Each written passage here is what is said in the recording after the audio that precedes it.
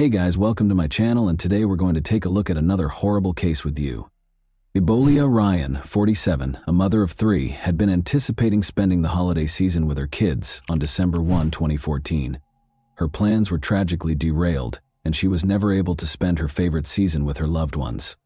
On December 4, 2014, 3 days after her murder, the Abu Dhabi Police Department made an arrest in the city, ending their ceaseless investigation into the ruthless killing. After the arrest, it became clear that this case wasn't as straightforward as it first appeared, and an unexpected motivation was discovered, which put the authorities on high alert once more. Who was this woman who had been arrested by the Abu Dhabi police?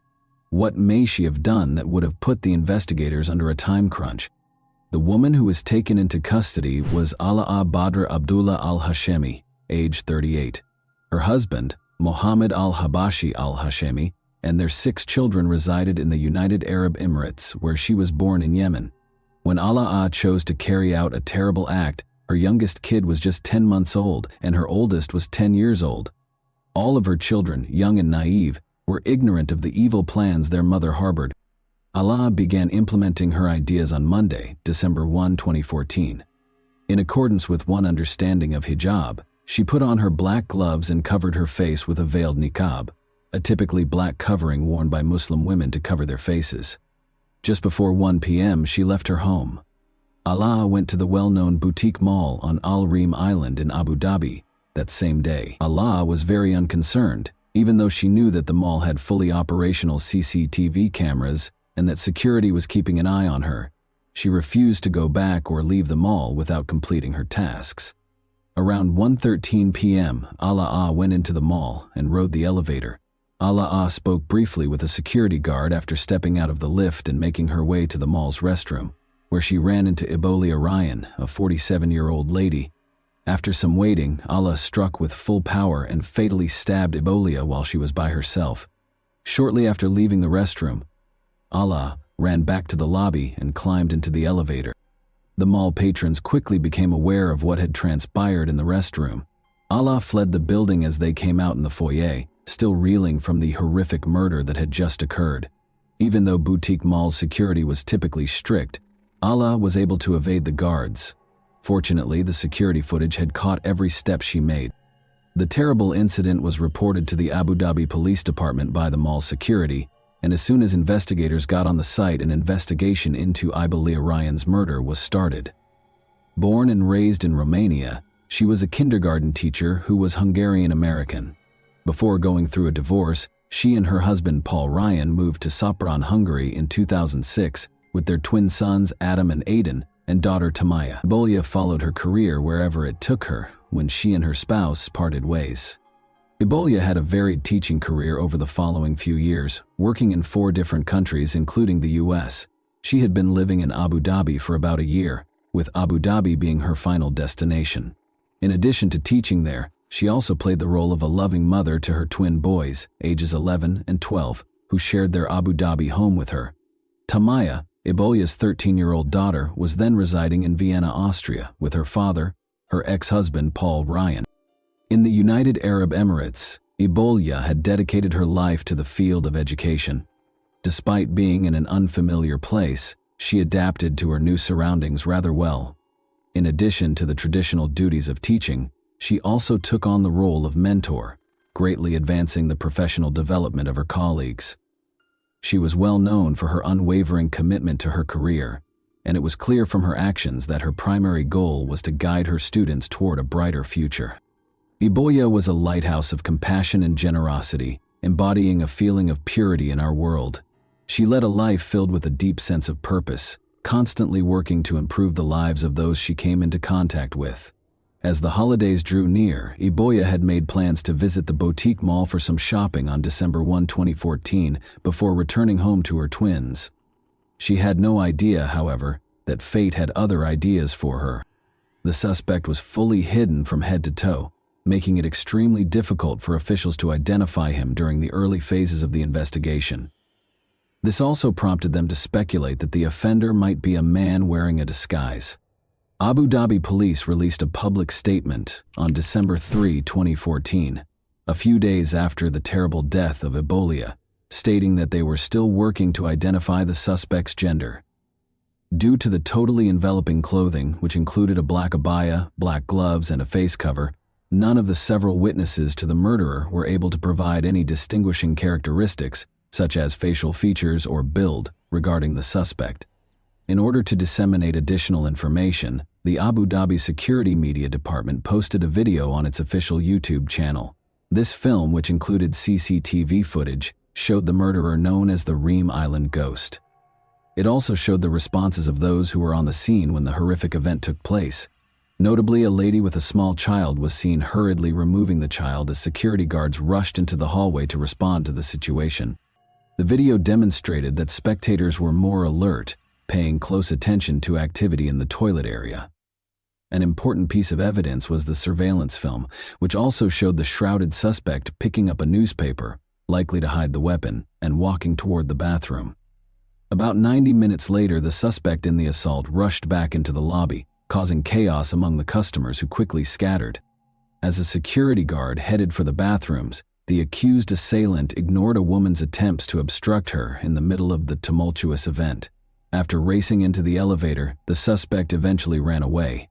A disturbing image of bloody footprints coming from one of the restroom stalls was shown on the film as it ended, providing a sense of the violent and gory nature of the murder.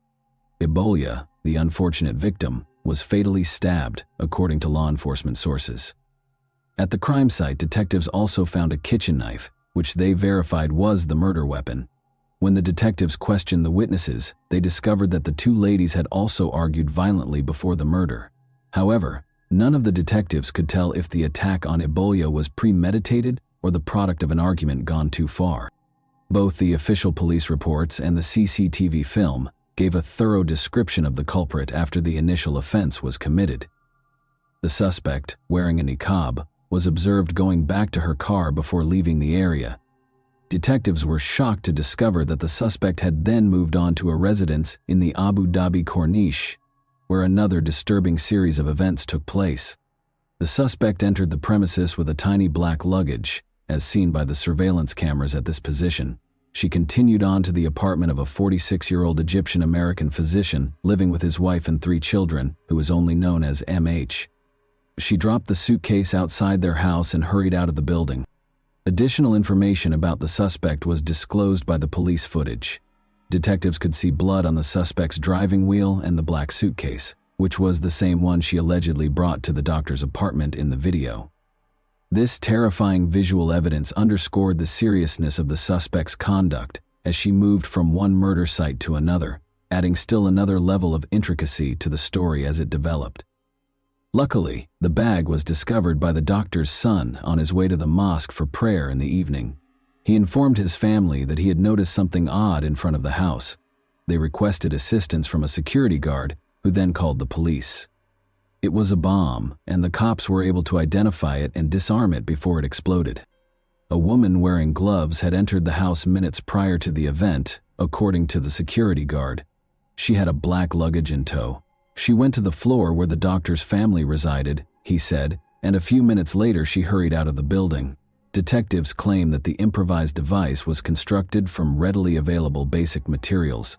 The bomb's components, a tiny gas cylinder, adhesive, nails, and a lighter, were designed to cause serious harm when detonated. The detectives continued their investigation to find the murderer, but they did not disclose many specifics regarding their progress or actions. The perpetrator was apprehended by Abu Dhabi police early on Thursday, December 4, 2014.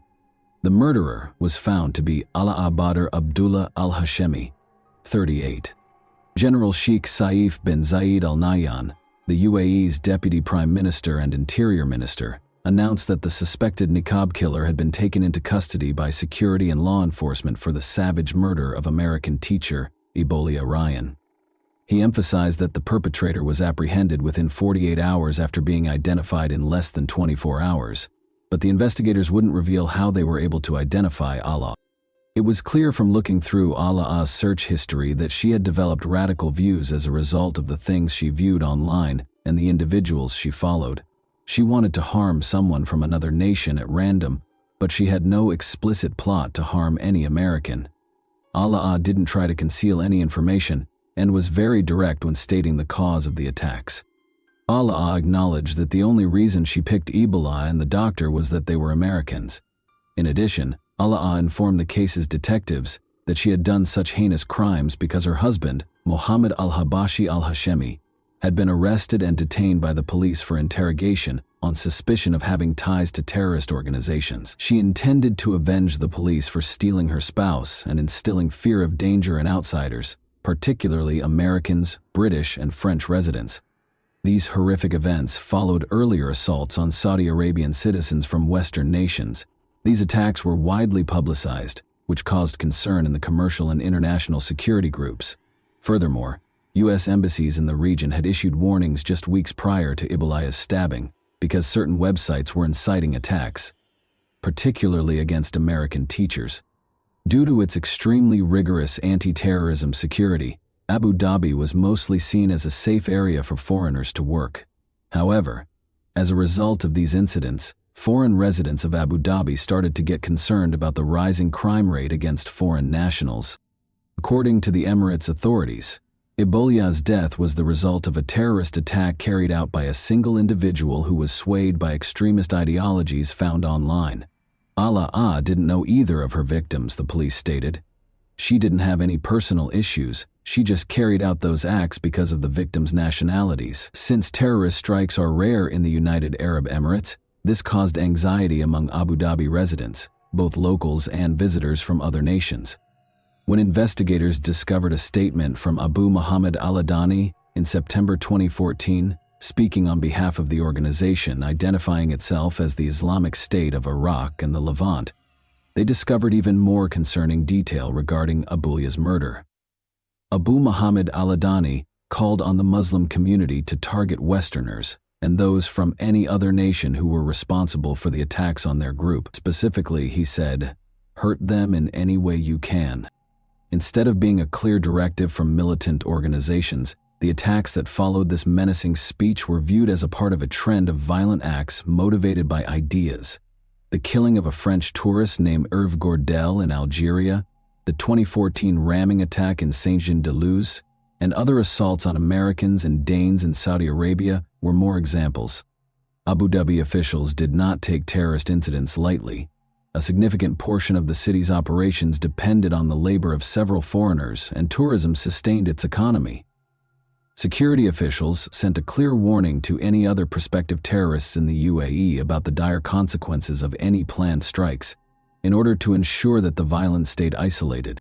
Prior to the attack, Allah had been browsing terrorist websites online, where she learned how to construct explosives and commit murder, according to an unnamed UAE security official who spoke to Emirates news agency WAM. Additionally, the investigators were eager to investigate the likelihood that Allah was not acting alone. In an interview with ABC News, the police stated that they had detained several individuals at Allah's residence, but they were unsure if they were directly responsible for the assault. Allah disclosed to the investigators that Mohammed al-Habashi al-Hashemi, her husband, had previously provided support to militant organizations. He forced her to view and listen to tapes of Osama bin Laden and other group leaders. Although her home was described as a base of operations, it was unclear if she belonged to any organizations. Allah was also found guilty of using an online account to disseminate information that disparaged and damaged the nation, according to additional research. Allah was also found guilty of providing money to Al-Qaeda, a Yemeni terrorist group, knowing that it would be used to finance terrorist activities, according to the news outlets that reported on her arrest. Judge Falah al-Hajeri stated that the United Arab Emirates, with all of its benefits, had been and would remain a safe and stable place on June 29, 2015, before issuing the ruling.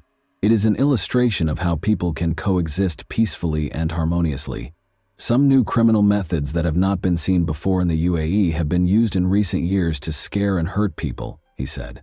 By doing destructive things, the intention was to upend the nation's system and endanger society.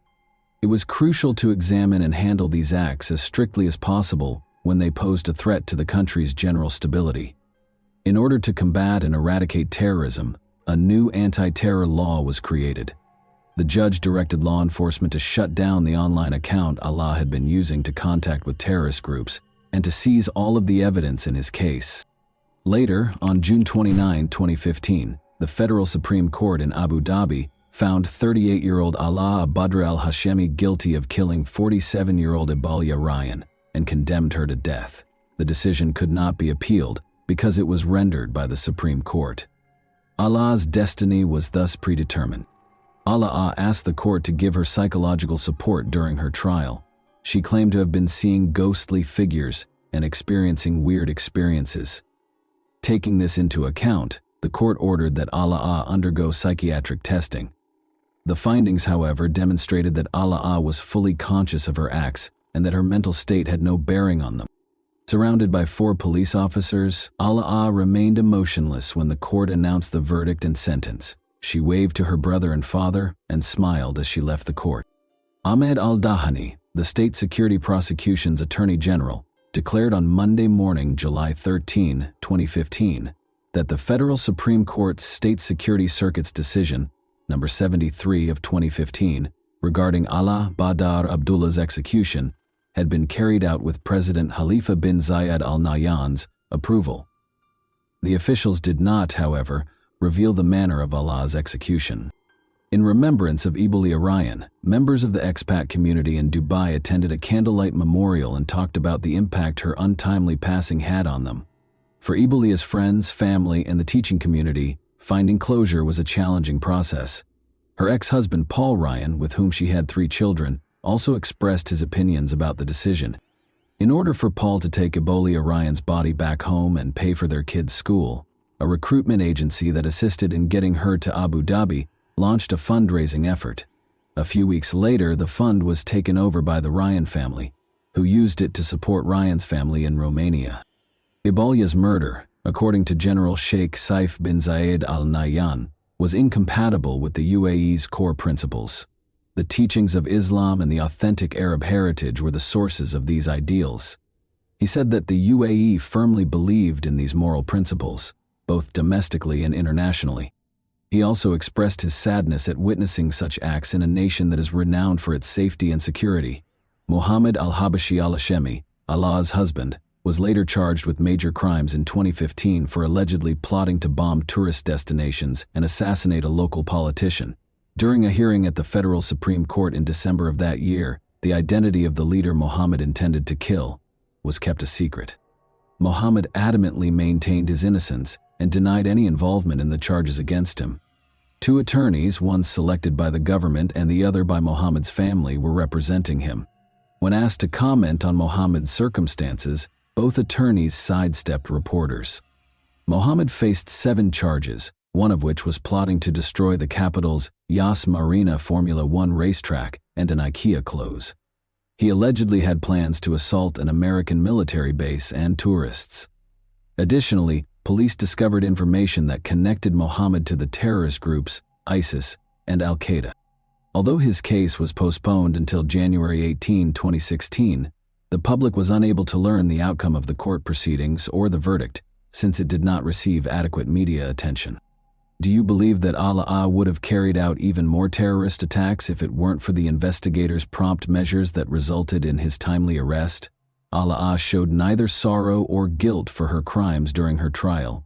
Do you believe that she was brainwashed by terrorist organizations as a result of this?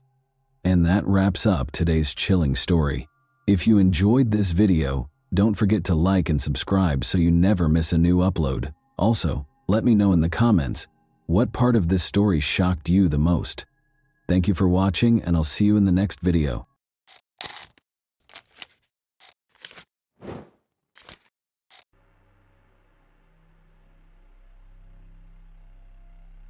The Beverly Liggett case exemplifies madness by inheritance when a favorite son becomes an executioner. Unfortunately, genetics is inextricably linked to a wide range of inheritable diseases. These include some mental illnesses. However, an existing predisposition is only a risk and probability, not a guarantee that the child will inherit this or that disease. Naturally, every parent hopes that his children will inherit only the best, and that diseases will avoid offspring. Many experts believe that there are no specific genes for the transmission of mental illness. meaning that no single gene is necessary or sufficient to cause the disease. Nonetheless, mental illness is often passed down through families. This is precisely the issue confronting our heroine today, Beverly Liggett, who sincerely believed that her children would be unaffected by such a condition. And while Beverly, his daughter, grew up to be a perfectly healthy and balanced woman, the son appears to have suffered a double blow, which he blamed solely on his mother. It should be noted that this man's intelligence was unaffected by his mental disorder. On the contrary, Beverly Liggett was very clever and calculating, which makes his atrocities even more sickeningly creepy. Beverly Liggett was born on October 1, 1956, in Colorado's capital, the picturesque city of Denver. She was raised with her older brother Stephen and sister Martha in a typical family of Barbara and Edwin Liggett, who spent their entire lives in their hometown, rarely leaving its borders. Beverly attended a local college after graduating from high school, but was unable to attend university for a variety of reasons, including her health and drug use.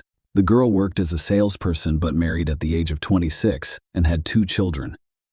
She devoted herself to her family for many years and was solely focused on raising heirs and building a home in 1988. Beverly gave birth to her long-awaited firstborn son Ra, followed by a daughter named Libby a few years later. The young woman genuinely didn't care about her heirs and lived for them. However, her marriage ended in the latter half of the 1990s. The husband abandoned the family and relocated to another state, no longer caring about his ex-wife's fate or participating in the lives of his children. Beverly was forced to work 2 jobs at once. However, thanks to her diligence and determination, the family of 3 did not require anything. She and her children relocated to the suburbs of Denver, a small and relatively new town founded in 2001 for the town's centennial, where they rented a cozy, spacious home. In the mid-2000s, Beverly met a man named Seth Miffy on one of the dating sites and began corresponding with him, which eventually led to a romantic relationship. He inspired her lover to finally pursue her dream of higher education.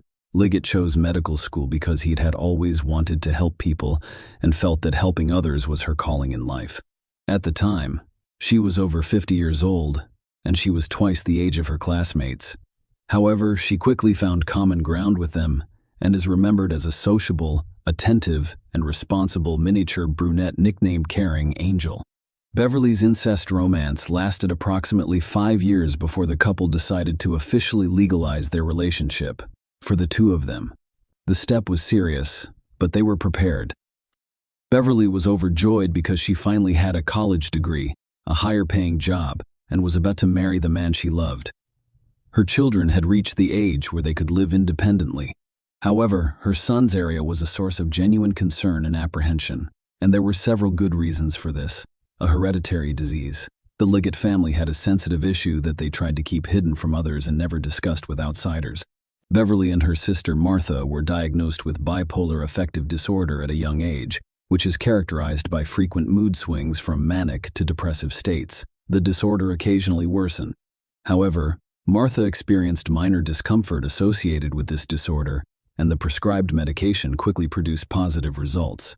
Beverly occasionally required hospitalization because she was on the verge of committing suicide. This was the reason she was unable to attend university at the time, and it was also the reason her marriage with her children's father ended. It's also worth noting that her mother, Barbara, suffered from long-term depression, but she had this problem in her 40s. After that, no one provided qualified assistance to the woman at the time. As a result, she spent almost her entire life fighting her illness alone. Beverly was certain that the mental disorder in their family was passed down exclusively through the female line, because the disease manifested itself in her mother, herself, and her sister, while her brother, Stephen, remained completely normal.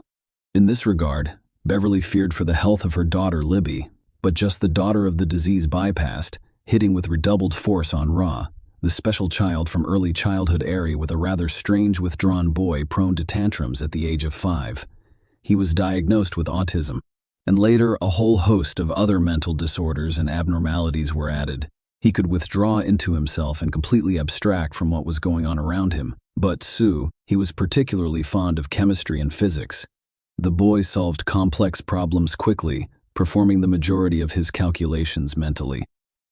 His intelligence was above average, but his social and communication skills were virtually non-existent. Flatmates avoided or mocked the strange and unsociable Pierre. Ari had no friends, was uninterested in learning about the world around him, and was aggressive and violent, resulting in animal cruelty and attacks on other children. The boy was repeatedly hospitalized and given medication to treat his condition. However, at home, he frequently stopped taking the prescribed medication and quickly returned to his previous state. His parents attempted to persuade him to take the necessary medications, but as he grew older, it became more difficult for him to ask or speak calmly, and he always got his way with tantrums. The boy could isolate himself and not speak to anyone for weeks, but he could talk for hours to himself or to an imaginary interlocutor. When things get bad, he became dangerous to others, and his relatives occasionally insisted on his mandatory hospitalization as a dangerous teenager. As a teenager, I learned that his mother and grandmother also had mental health issues, and his mother had to be hospitalized on occasion. During that time, Barry despised his mother and blamed her for all of his problems. He believed she had given him a disease that was ruining his life. The young man grew increasingly uncontrollable. He threatened his loved ones with violence and was constantly perplexed as to why his own sister's family curse had been ignored. Being with him under the same roof became dangerous, and the first couldn't stand the head of the family. He filed for divorce and literally fled. Despite his diagnosis, Ra was able to enter university with a high passing score. However, he was expelled in his first year after bringing a homemade firearm to campus and threatening a fellow student with death. At the time, he was arrested for the first time, but was only sentenced to an educational talk, the confiscation of the weapon, and expulsion from the university.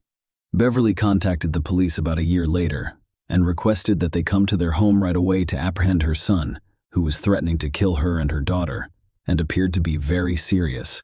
However, the police handed over the violent young man to psychiatrists, who, after a brief hospitalization, released him home and prescribed medication. Ari, of course, did not accept the hateful stepfather.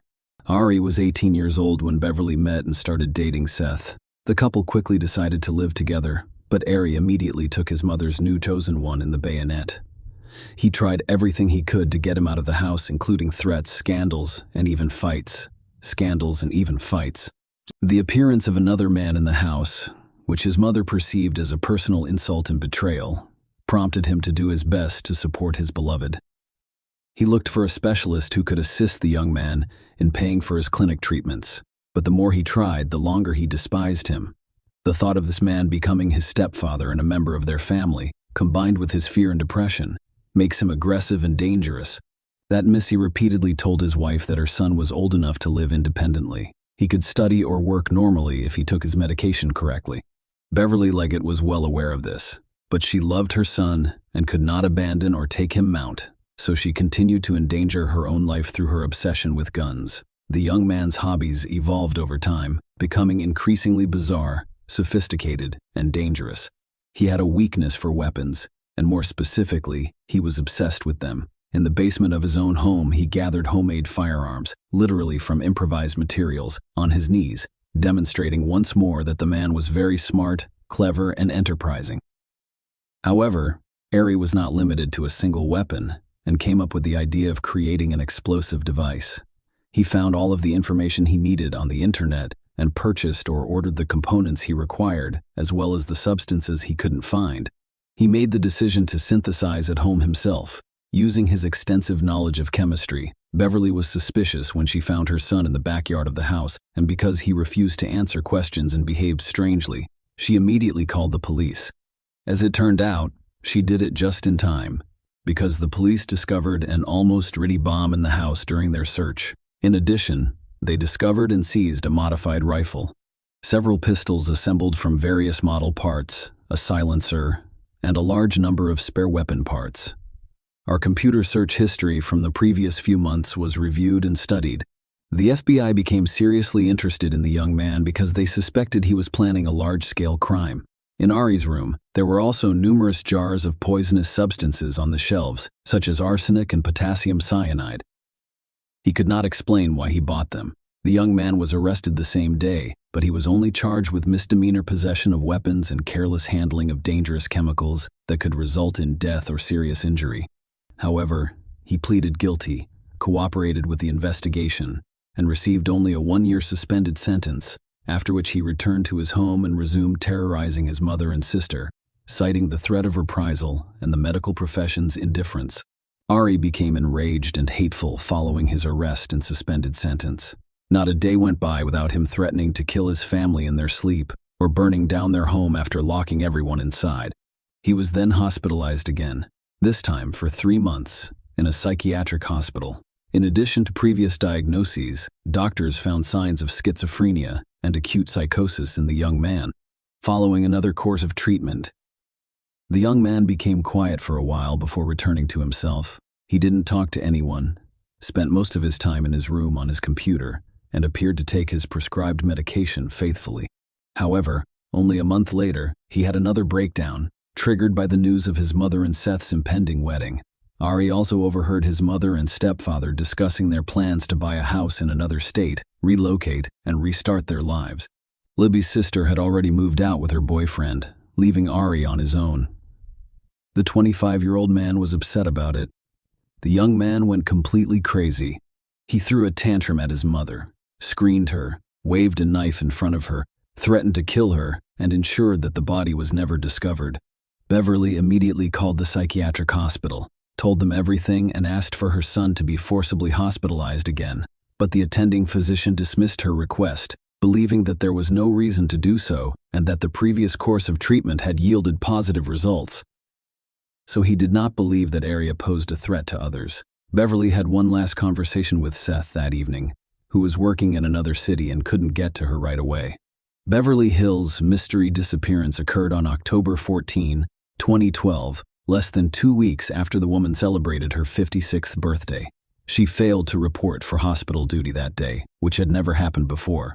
Colleagues were the first to sound the alarm after failing to call his lover and receiving no response to his numerous messages. Sat dialed Libby's number to find out when she last spoke with her mother. As it turned out, Libby had been attempting to call her unsuccessfully since the morning. He called the house phone and was horrified by what he heard. Ari picked up the phone and unsuccessfully attempted to imitate his mother's voice, pretending to be her and claiming that she was fine. Seth immediately called the cops and asked them to send a unit to their house as soon as possible. When the police arrived, they discovered that no one was home and that there was no reason to break in at that time. Therefore, the only attempts made that day were to trace Beverly's phone signal and check her bank card activity. Beverly's car had also gone missing, prompting a statewide manhunt, and it was the vehicle that led to a lead just 2 days later when a patrol officer saw it in a Denver suburb and decided to check the paperwork to see if it was the right car. A creepy discovery in the boot. Even before checking the license plate number to ensure it belonged to the missing woman, the police officer noticed something strange about the car. When the last outs were gone, the police officer approached the driver and requested identification. The driver was a young man whose long hair partially obscured his face. He was visibly nervous, and when asked to show his documents again, he simply pushed the gas pedal to the floor, accelerated, and sped down the road at full speed. The police officer began pursuing the fugitive and radioed for assistance. But only a few minutes later, while attempting to make a sharp turn at high speed, the car skidded, veered off the road, and struck a tree. The driver was wearing a seatbelt, and the airbags deployed, leaving him unharmed as he attempted to flee, but was thrown to the ground by police officers as soon as he exited the car. Upon inspecting the vehicle, the police discovered several large sealed plastic containers in the vehicle's boot, which they opened with shock and horror. Inside were fragments of a dismembered female body covered in a strange-smelling murky liquid, the interrogation, and the carrogation, and the killer's attempts to avoid responsibility. When Ari was brought to the station for questioning, he revealed that he had schizophrenia, autism, psychosis, and bipolar affective disorder, which his psychiatrist confirmed. He also stated that due to his diagnosis, he was unable to distinguish between right and wrong, and thus had no idea what he was doing. He then inquired about whether he would be tried if his diagnoses were confirmed, and what punishment he would face if he refused to plead guilty. During interrogations, he would refer to himself as a god or claim to be possessed by demons and needed an extra fist. At times, his speech became incoherent, as if he was talking to an invisible interlocutor while completely ignoring the police. The psychiatric examination confirmed that the accused suffers from a variety of mental disorders. However, It has been demonstrated that he is capable of providing an account of his actions. During the interrogations, the psychiatrist who observed the man's behavior concluded that even when he was talking to himself, he listened carefully to what was said to him and what questions were asked. This was evident in his reactions, clarifications, and abrupt mood swings. Ari's main motivation for displaying his insanity in such a vivid and demonstrative manner was to avoid severe punishment and minimize his responsibility before the law. He was clever and intelligent enough to attempt to confuse the investigation and persuade others of his insanity, the investigation, and the unexpected results of the search. Despite the fact that everyone knew he had committed a terrible crime from the start, his guilt had to be proven. This required hard evidence. It was decided to begin with a search of their family home, where, as expected, the murder occurred. The police discovered washed-up traces of blood on the kitchen floor, corridor, and bathroom. A bloody hacksaw was found in the dishwasher, which the young man had apparently used to cut up his mother's body.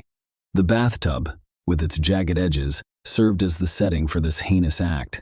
Beverly was poisoned with potassium cyanide, according to the expert examination, and her body was dismembered with a hacksaw before being packed into a container.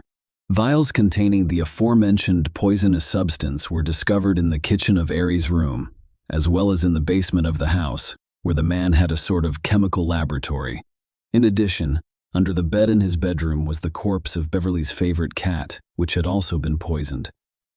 This implied that the perpetrator had practiced on the animal before killing the mother. Remember the strange liquid in which the dismembered body's fragments were placed. As it turned out, it had a special chemical composition that can accelerate the process of tissue decomposition. The killers had already found the recipe on the internet and decided to literally dissolve the corpse and hide the bones in the mountains so that they would never be discovered. Based on all of the evidence found, the following picture of the massacre emerged. On the eve of the tragedy, Ari had a heated conversation with his mother, threatening to kill her again.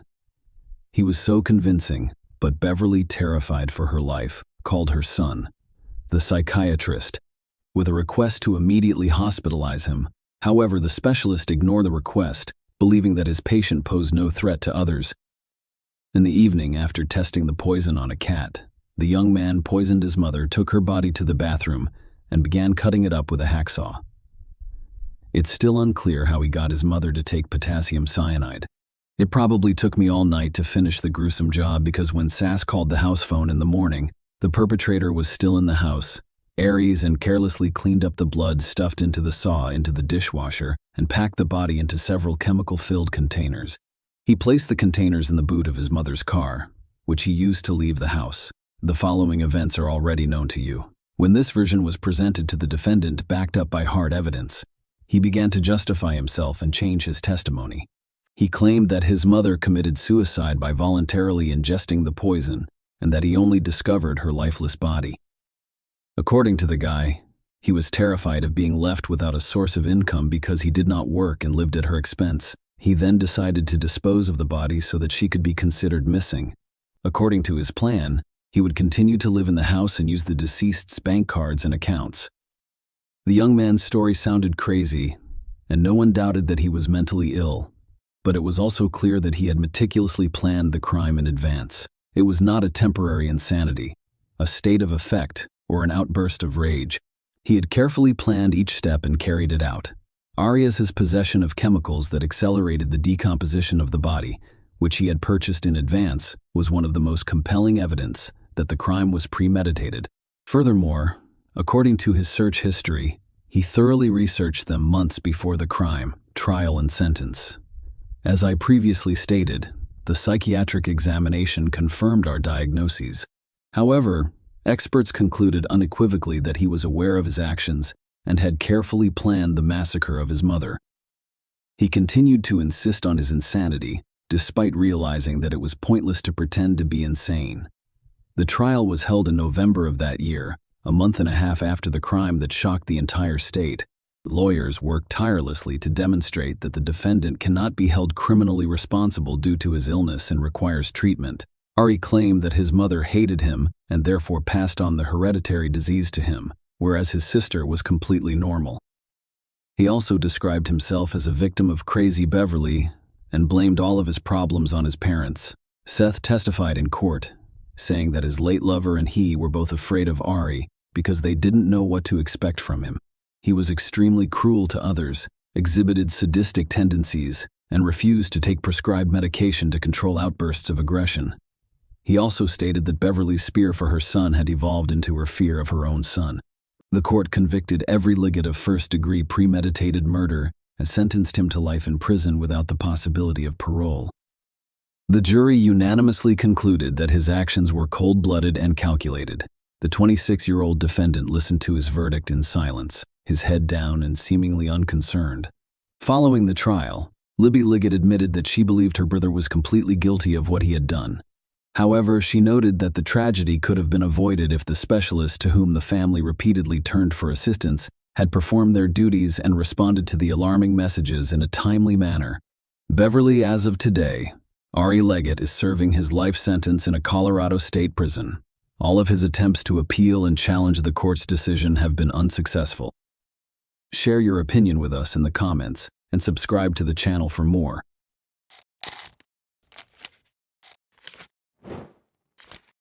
Hey guys, welcome to my channel, and today we're going to take a look at another horrible case with you. After meeting in high school, Lloyd and Michelle got married in 1991, not long after they graduated. After getting married and attending college, they soon began a family.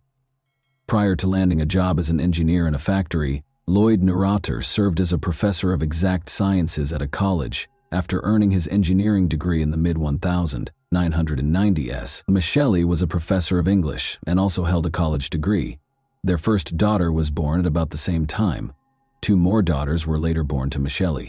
In the 1990s, as their lives were changing significantly, they moved to a large house in the charming town of Corning, New York.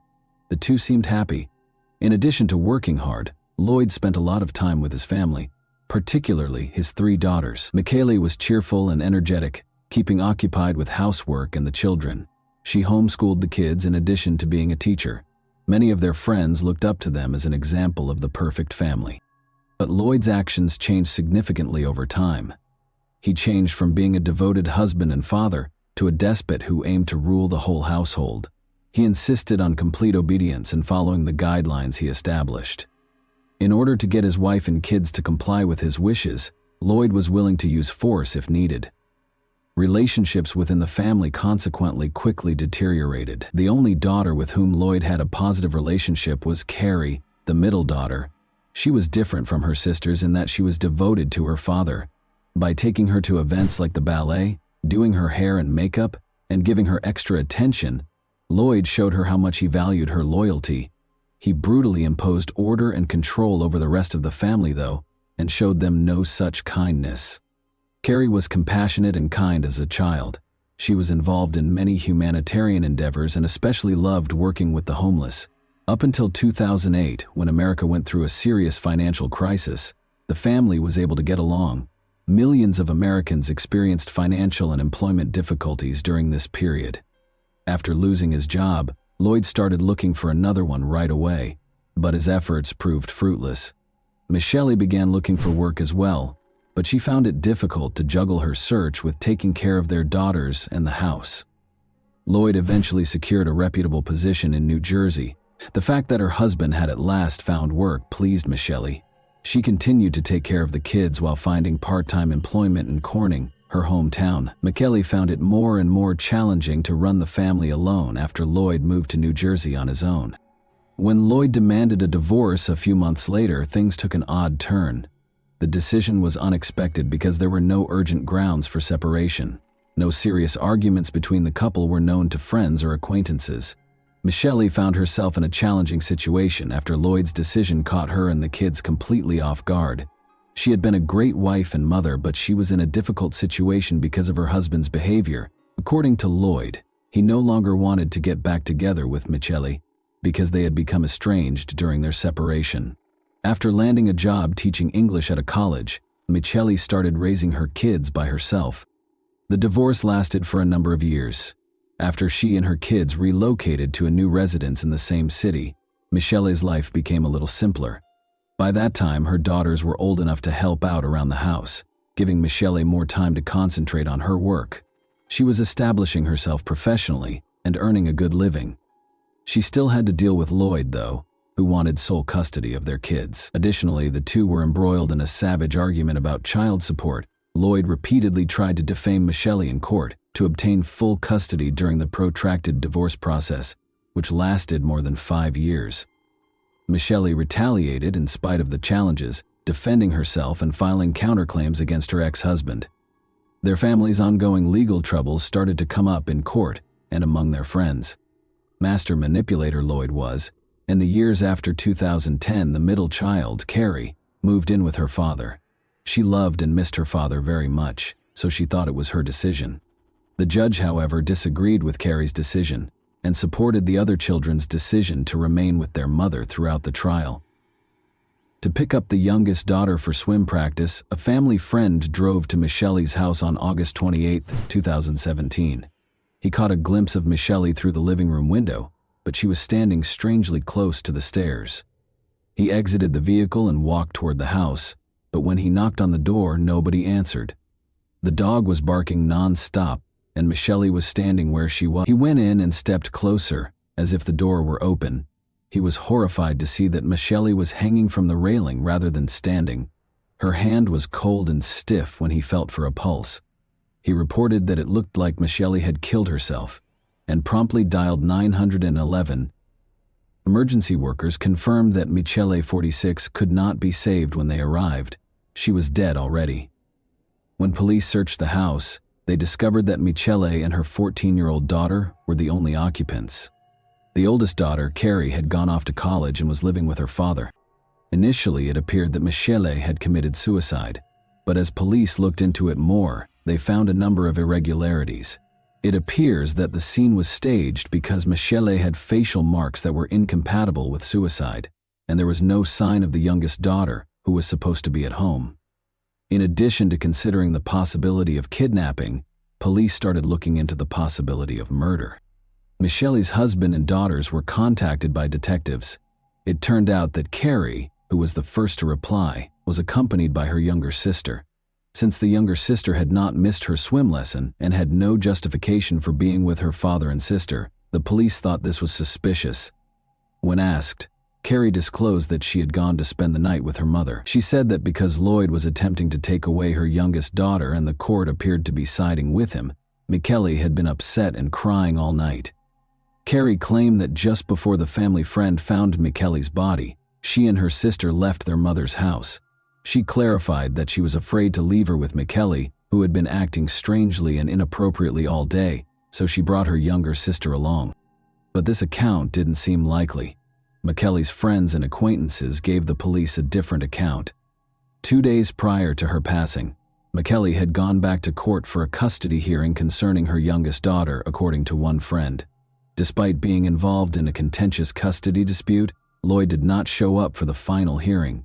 It was very unusual for him to not even answer or call his cell phone. Lloyd's absence shocked everyone involved in the process. However, Michele felt that the custody dispute had been settled in her favor, and she was truly happy. She was so sure that she would now have full custody of her daughter that she even celebrated with her lawyer. Her mother suspected Lloyd of being involved in Michele's death and promptly reported it to the police. Michele's decision to commit suicide and leave her children in the care of strangers was unthinkable to her. Given the contentious nature of their divorce and Lloyd's lengthy history of trying to deny Michele parental rights, he was made the main suspect. At first, it was hard to get in touch with Lloyd. He helped Carrie settle in before she started college, and she said he was with her when the murder occurred. In addition, Lloyd was lodging at a hotel in Rochester, which is roughly 160 kilometers away from Corning.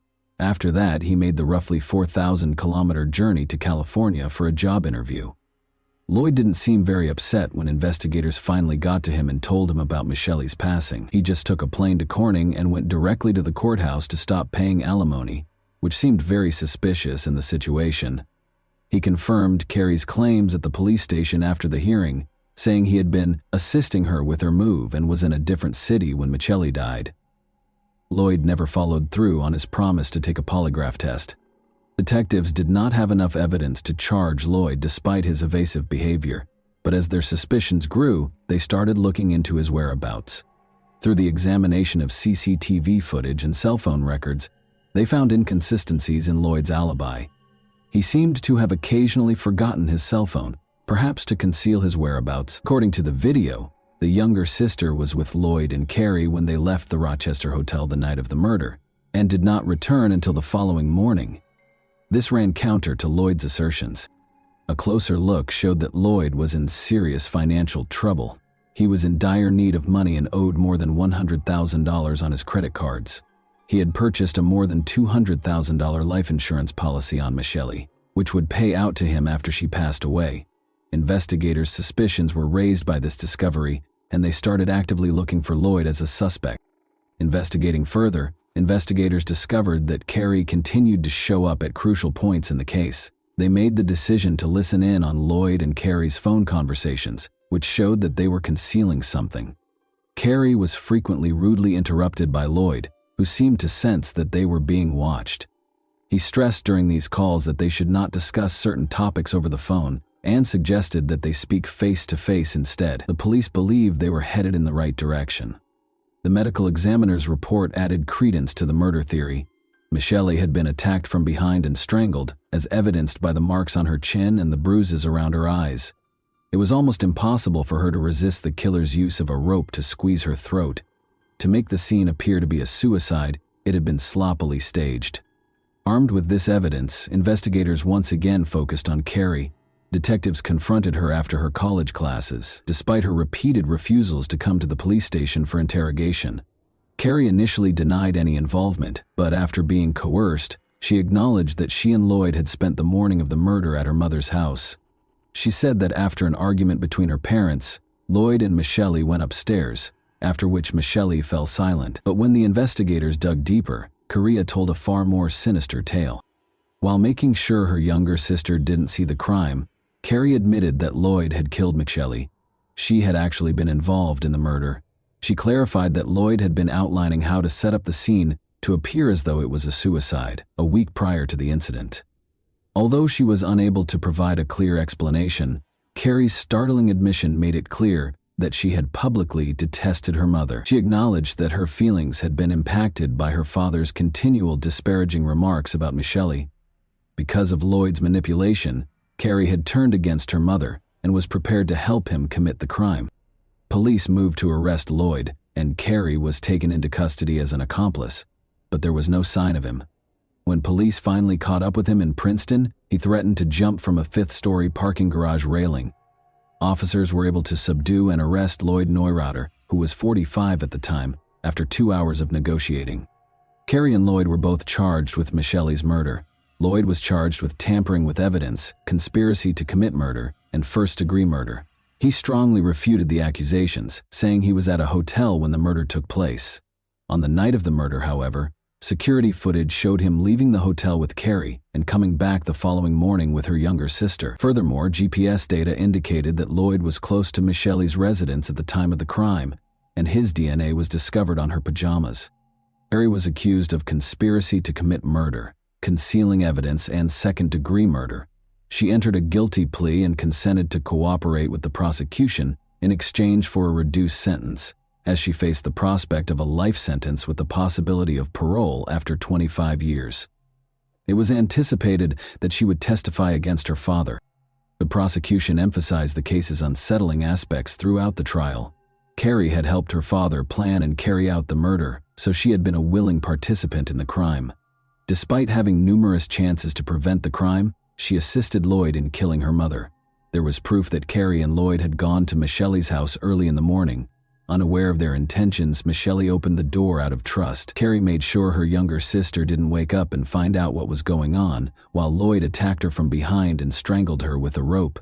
The younger sister was not aware of the tragedy, because they woke her up after the murder and fled through the back door.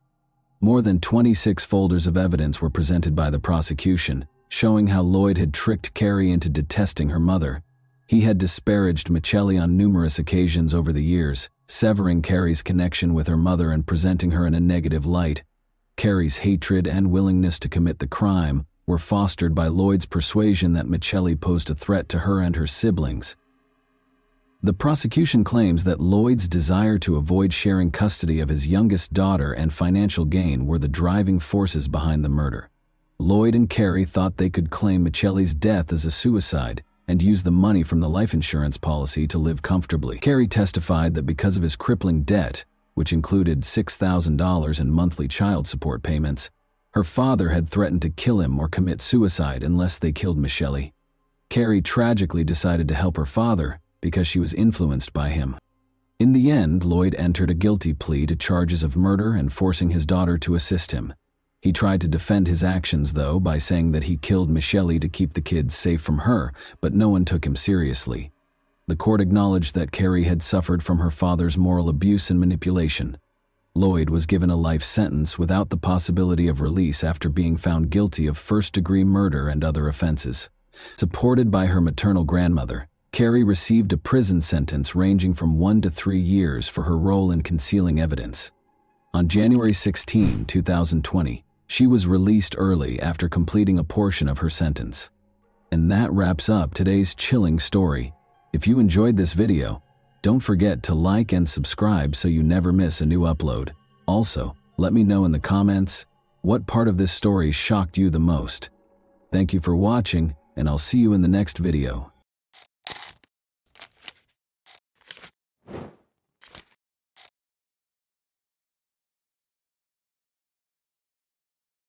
This is exactly what Kanyong's story is about.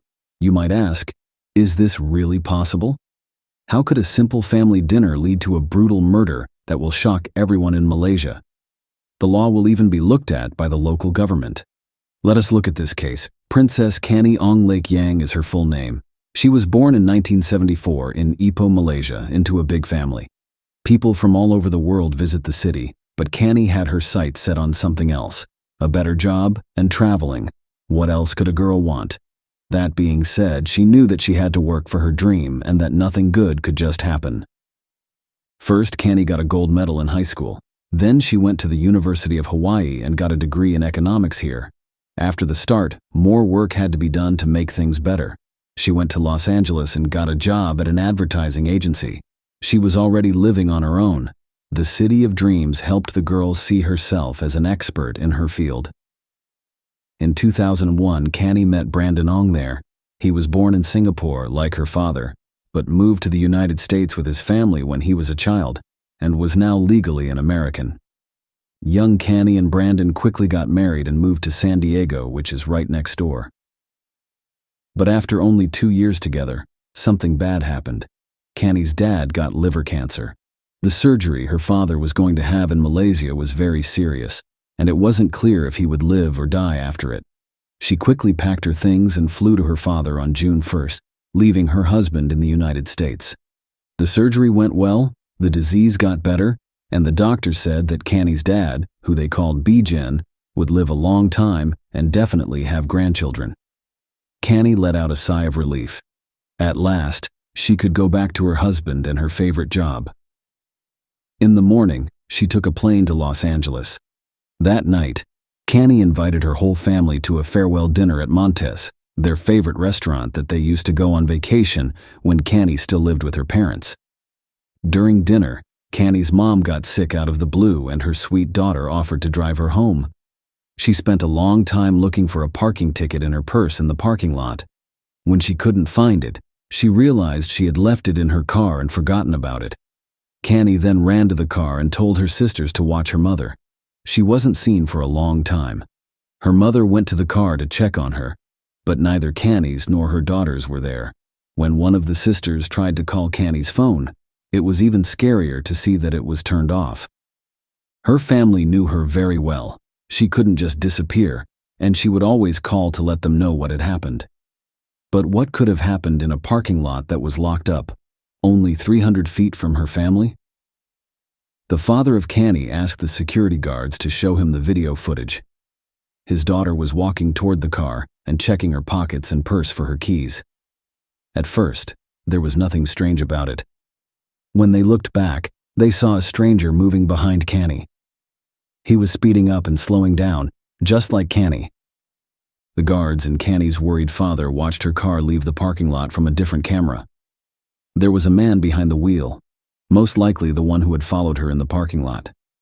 It was strange that Canny was sitting in the passenger seat. The family called the police right away because it looked like someone was taking their child. People should praise the Malaysian police for starting to look for the missing woman as soon as they learned that the car had been stolen. After a few hours, a highway patrol officer saw a car on the road that fit the description. The police stopped the car to look at the papers so as not to scare the possible kidnapper. At the time, they weren't sure if it was a kidnapping or not for sure. The driver of the car stopped and gave the police officer his license, even though he looked tense. He tried to show the policeman some signs while sitting next to him, but the officer was busy checking the driver's license. He didn't understand, which is a shame. Kidnapper, on the other hand, paid attention, stepped on the gas, and drove away from the police car. The police shot at the car, but it got away. They still had the kidnapper's papers, though. His name was Ahmad Najib bin Aris, and he was 27 years old. Let me give you a short history of this person. They were born in 1976 and raised in Muar, Malaysia. He was the second child in a family of 4. Ahmad Najib went to secondary school until the 3rd year, but then he quit. He didn't go to the last 2 years of secondary school. In Malaysia, secondary school lasts for 5 years. He had to work to feed his family, and he worked hard. He went from Muar to Kuala Lumpur in 1998. In the end, Ahmad Najib got married and had 2 kids. Ahmad Najib was a good man who did his job well, according to people who knew him. Now let's get back to our case. After some time, it became clear that the shooting at the car had an effect. A young man went up to the police and told them a strange story. He told the story of a stranger who approached him at a roadside cafe while he was eating dinner. The stranger said that he was on vacation with his wife but had a flat tire on the way and could not go any further. The young man was happy to help the stranger. He got a jack from the trunk and gave it to the traveler when they got outside. But he saw bullet holes in the car, and in the front seat, he saw a scared woman who didn't look like a wife taking a carefree vacation with her husband. But the so-called husband didn't change the tire himself. He just played around with the jack for a while, complained, and then gave it back. The police knew right away that it was Canny, and that Ahmad was the one who took her. But that was the last time anyone saw Canny alive. Not long after, on the 3rd day, Kanyong, or rather her body, was found in a sewer manhole near a construction site. It was almost completely burned to the ground. The autopsy will show that the woman was stabbed several times in the stomach and then choked to death. Another thing that was found nearby the construction site was Canny's car, which had a shot tire and blood on the back seat. Even though the police had the killer's paperwork, they didn't go to Ahmad's house until after the body was found. For some reason, really interesting thing about this story is that the killer was at home, acting like nothing had happened, like he had. It was like he hadn't stolen someone else's car, kidnapped a woman who had come to see her sick father, and then driven away from police officers who were shooting at him. After Ahmad was caught, forensic tests showed that the car also had Ahmad's DNA in it, along with Canny's blood. To be clear, we want to say that murders in Malaysia are very uncommon, especially ones that are so violent. According to the criminal code, someone who kills someone deserves the death penalty, not even life in prison in this case. Ahmad knew that the police had all the information on him, so it's not clear what he was hoping for. He admitted everything, and even agreed to help with the investigation because he thought that would keep him from being put to death. Of course, the cruel criminal hid his identity at the trial by pretending to be a sheep. In the parking lot that night, he said, he was looking for a different woman, but thought he saw the wrong woman. He didn't realize it until he was in the car with Canny. He even said that they laughed about it together, and he later tried to get her to have sex with him. Again, he said that Canny wasn't even against it, and the marks on her neck from being strangled were just part of the woman's sexual fantasy, which is why she died. Ahmad, who was scared, decided to get rid of the body by setting Canny on fire. From beginning to end, Ahmad's lawyers made up this story because if they had been proven true, they would have only been found guilty of abusing the dead or, in the worst case, negligently killing Canny during the sexual encounter. If this isn't true and the defendant's crazy thoughts are all this, the lawyer said, then why didn't the captive run away while her captor changed the tire? If the person hadn't been stabbed in the stomach, this story might even sound plausible. The defense fell apart like a house of cards at this point. It was clear because the investigation had a different, more reliable account of what had happened, which was backed up by the autopsy. Ahmad saw a woman by herself in the parking lot outside of Monty's and followed her. When Canny opened her car door, he pointed a knife at her and told her to sit in the passenger seat. He then got behind the wheel himself. After the incident with the police and the failed attempt to fix a flat tire, he took the car to a place with no one else around, put Canny in the back seat, and used her more than once. When Canny tried to fight back, she was stabbed several times in the stomach and then strangled with a coat belt. Ahmad took her already dead body outside, threw it into the first manhole, and then put tires over it so no one would find it. His plan was to finally hide the evidence of the crime. When he came back to this manhole the next day with several gas cans, he put gasoline in Canny's body and set it on fire. It turned out that Ahmad had also raped 4 women, luckily none of whom died. They did not report it to the police because they were afraid of being caught, though. After what seemed like years, the court finally found the murderer guilty on February 23, 2005. Among other things, they gave Ahmad 10 lashes. Was this any better for the parents who had lost their daughter for good? Ahmad tried to appeal his sentence while he was in jail.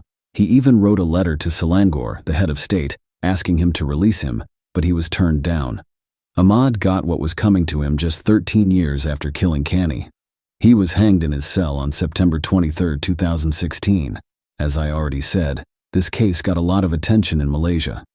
People in the area were scared, not so much by the brutality of the murder and Ahmad's seemingly false belief that he would not be caught, but by the fact that it is not hard to kidnap someone in a busy shopping center, even if it's in a parking lot. To make sure this didn't happen again, the Malaysian government started to put up as many CCTV cameras as they could all over the country. They also hired more security guards for shopping malls and even made parking spots just for women. For these reasons, it is very sad that the life of an innocent woman who flew from tens of thousands of miles away to be with her father for 2 weeks had to be sacrificed. Share your opinion with us in the comments and subscribe to the channel for more.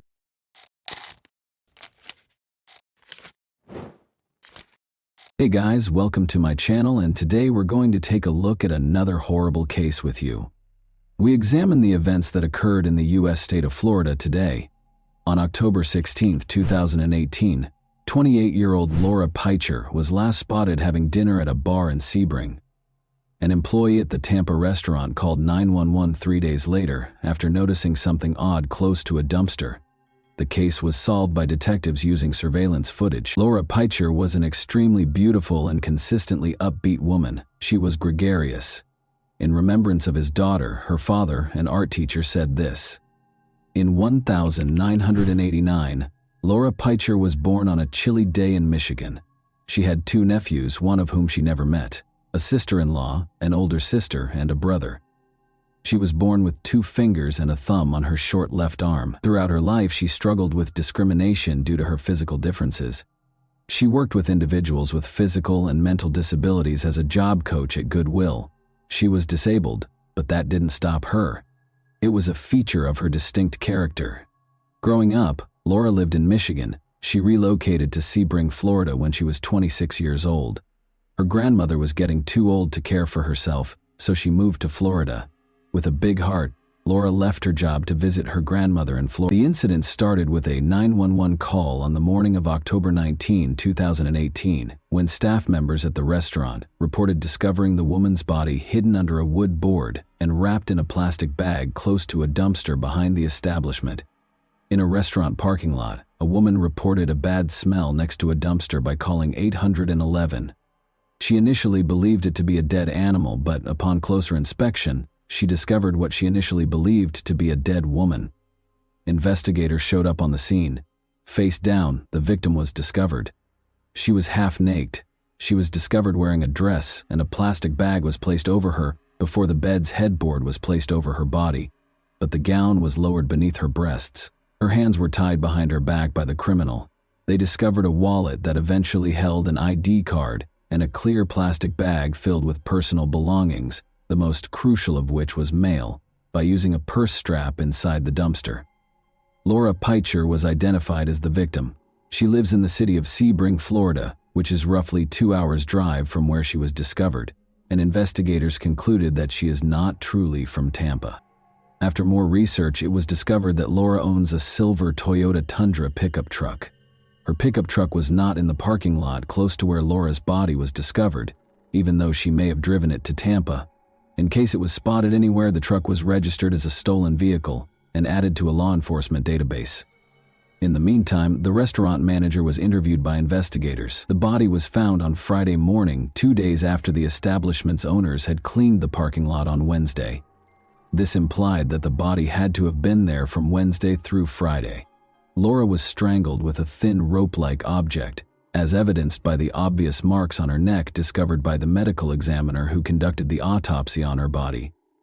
Laura's death date was determined by additional indicators found on her body. It was obvious that the body had been on the ground for a long time because the skin was discolored.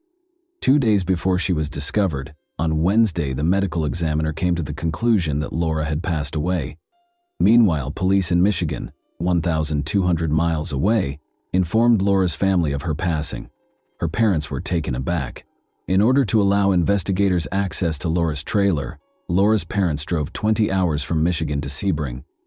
Investigators sought to determine whether the trailer was a scene of a crime. They entered and searched the house to see if anything out of the ordinary had occurred, but there was nothing there. Everything had a place. No sign of a struggle had occurred there, which might indicate that Laura had been attacked elsewhere, nor was Laura's pickup truck present.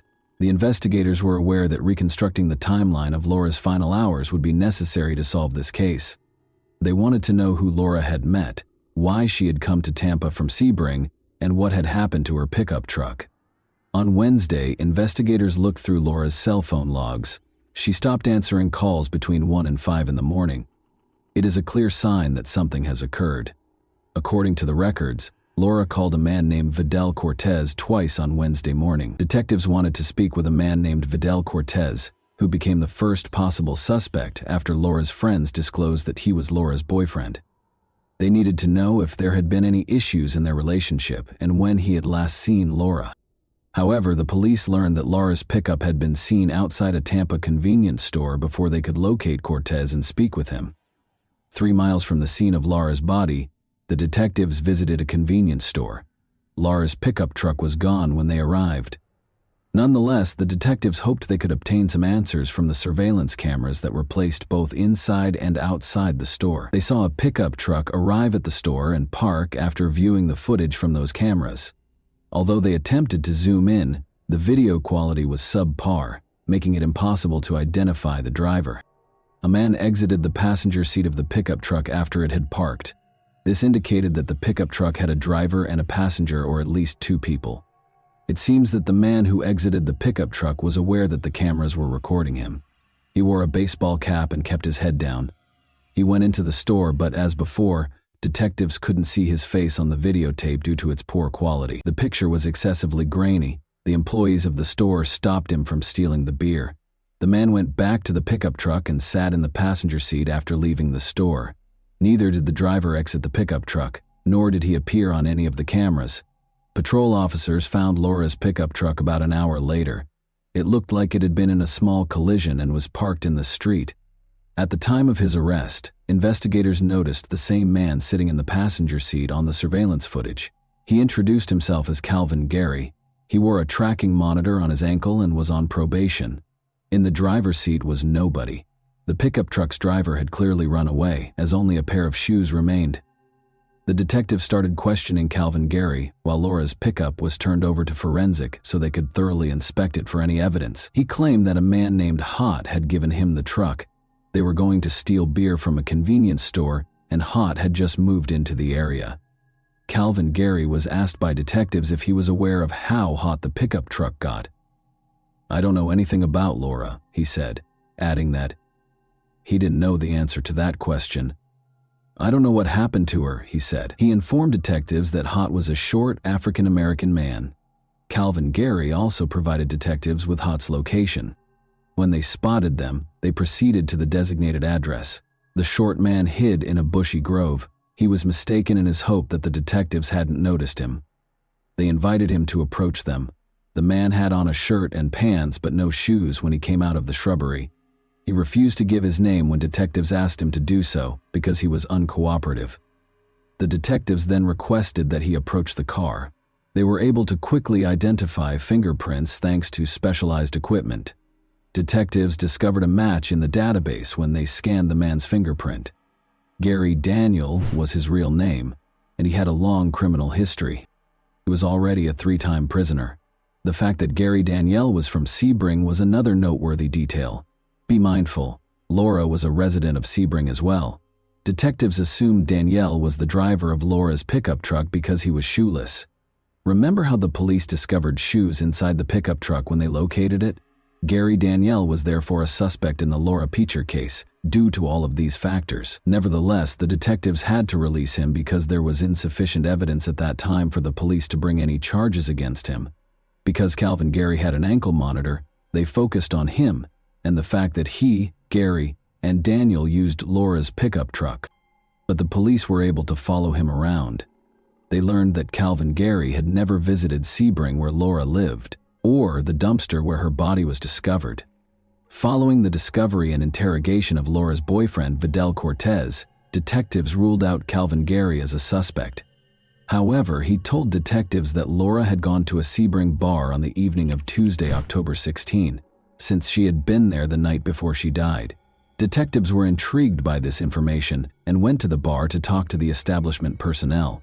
Since Laura lived nearby, the manager told detectives that she frequently stopped by the bar for a bite to eat.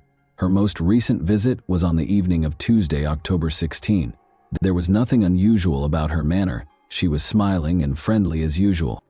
The existence of surveillance cameras within the establishment, which captured all events within the bar, was discovered by detectives. They viewed the video, which supported the bar manager's claims that Laura was wearing the same dress in which she was discovered. At the bar, she was seated. At the time, she was conversing with a waitress who was employed. She ate dinner.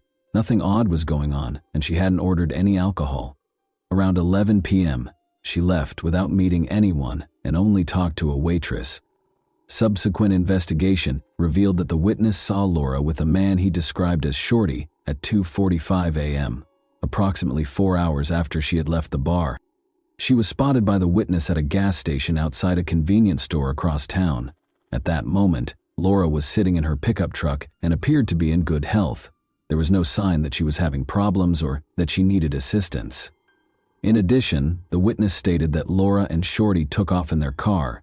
Since the gas station was the last known location where Laura was spotted alive, the investigators went there. At 2:54 a.m., when they began watching the security footage, they recognized a familiar face. Gary Daniel had entered to purchase cigarettes. Before he left, he chatted with another customer. Laura's pickup truck was seen backing out of the parking lot and onto the highway in footage captured by another camera.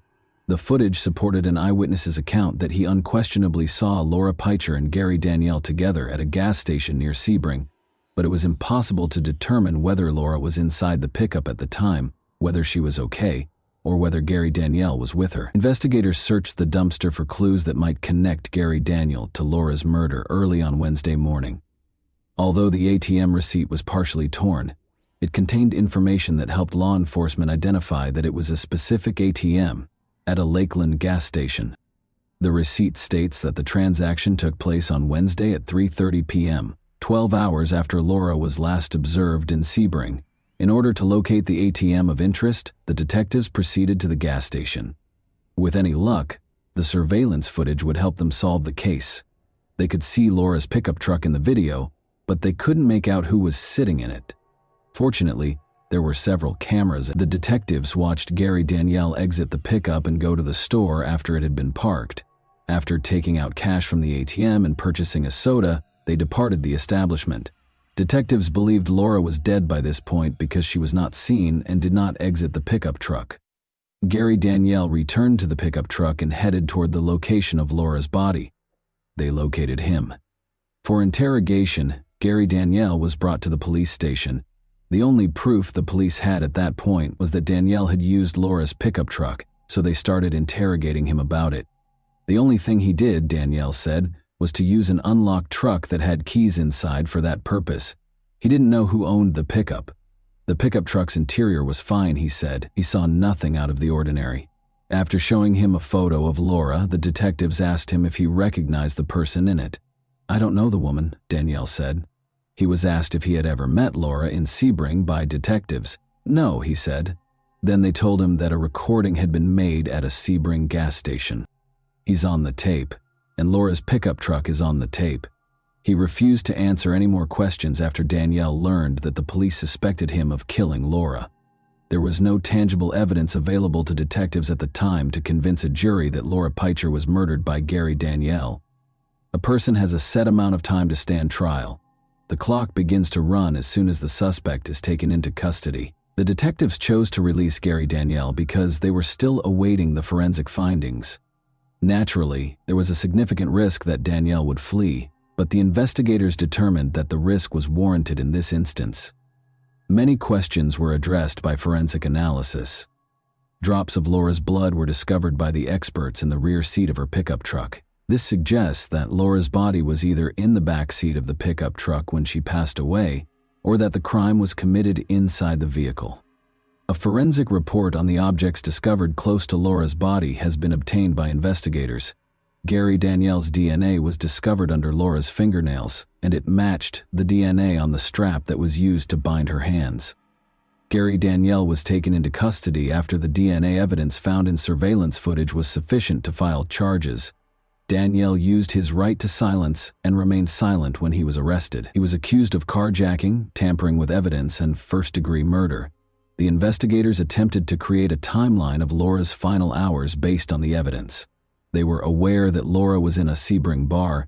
At around 11 p.m., she left the bar by herself and went to the town center, where she met up with friends. She met Gary Danielle that same evening. There was no connection between them, and they had never met before. Because Gary Danielle wouldn't answer questions, investigators think Laura agreed to give him a ride, perhaps in return for money.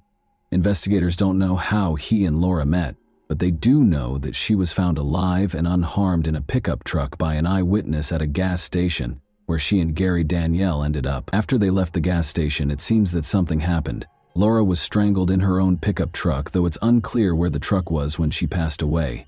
Surveillance footage showed Laura's pickup truck at a gas station 25 miles outside of Tampa, where Danielle was taking out cash from an ATM, 12 hours after it was last seen in Sebring. After that, Danielle took a car to Tampa. 2 days after, he hid Laura's body in a restaurant parking lot next to a dumpster. It was discovered. The trial didn't happen until nearly 3 years after Laura's passing. The global situation was the reason for the delay. It took a long time for Laura Peicher's father to go to court and face the man who killed his daughter. Rather than condemning Danielle, the father used his words to discuss the lost young woman. A young boy once pointed out her short arm, according to a story her father told. She was told by another boy that he had asthma. "Don't you know there's something wrong with everyone?" she replied. Her father brought some of his daughter's belongings to court, including her journal, which bore the inscription, "Live the life you've imagined." Because she lived alone and no one was around to do the dishes, she wrote in it that she detested cooking. She expressed her distaste for littering in her writing. On August 24, 2021, she wrote about her 4 tattoos, the most significant of which was a black bird in memory of a deceased sister-in-law and based on a Beatles song. In a deal with state prosecutors, Gary Danielle entered a guilty plea to second-degree murder. Danielle, 50, agreed to a 30-year prison term in exchange for a guilty plea to second-degree murder. He also acknowledged committing grand theft of a motor vehicle and tampering with evidence. In the brief court hearing, Danielle, who was short, gray, bald, bearded, handcuffed, and wearing orange, stood silently in a jury box. To Laura Peicher's family, he remained silent. The case was punctuated by a guilty plea, but it left many questions unanswered, including how Laura met Danielle and why she was murdered. And that wraps up today's chilling story. If you enjoyed this video, don't forget to like and subscribe so you never miss a new upload. Also, let me know in the comments what part of this story shocked you the most. Thank you for watching, and I'll see you in the next video.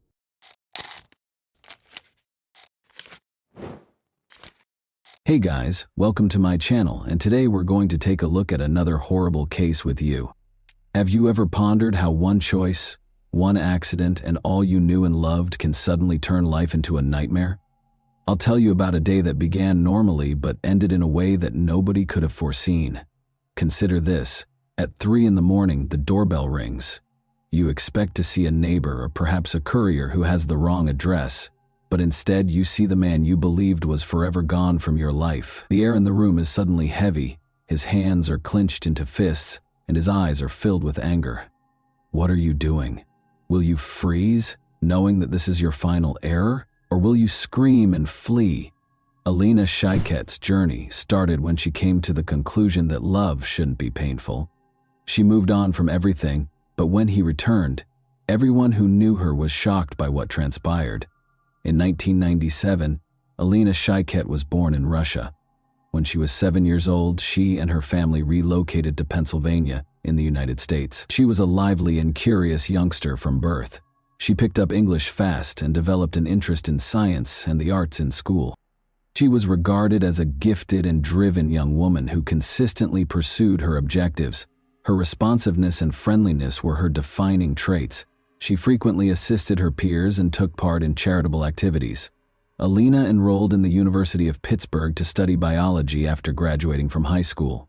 She was motivated to work hard and study because she wanted to become a doctor. Alina was well liked by her classmates and numerous friends, who characterized her as a cheerful individual who was always willing to offer guidance and support. She stood out from her friends because of her kindness and quest for fairness. Alina's pride and support came from her family, particularly from her parents, Ian and Ellie. She was the focal point of their lives as an only child. They had a close relationship and frequently spent time together, traveling and helping her with everything. The Shikets had never experienced such worry as they did in October 2017. 20-year-old Alina's parents, Ian and Ellie, had become used to her incessant texts and phone calls. Their kid was always in contact, particularly when they shared plans.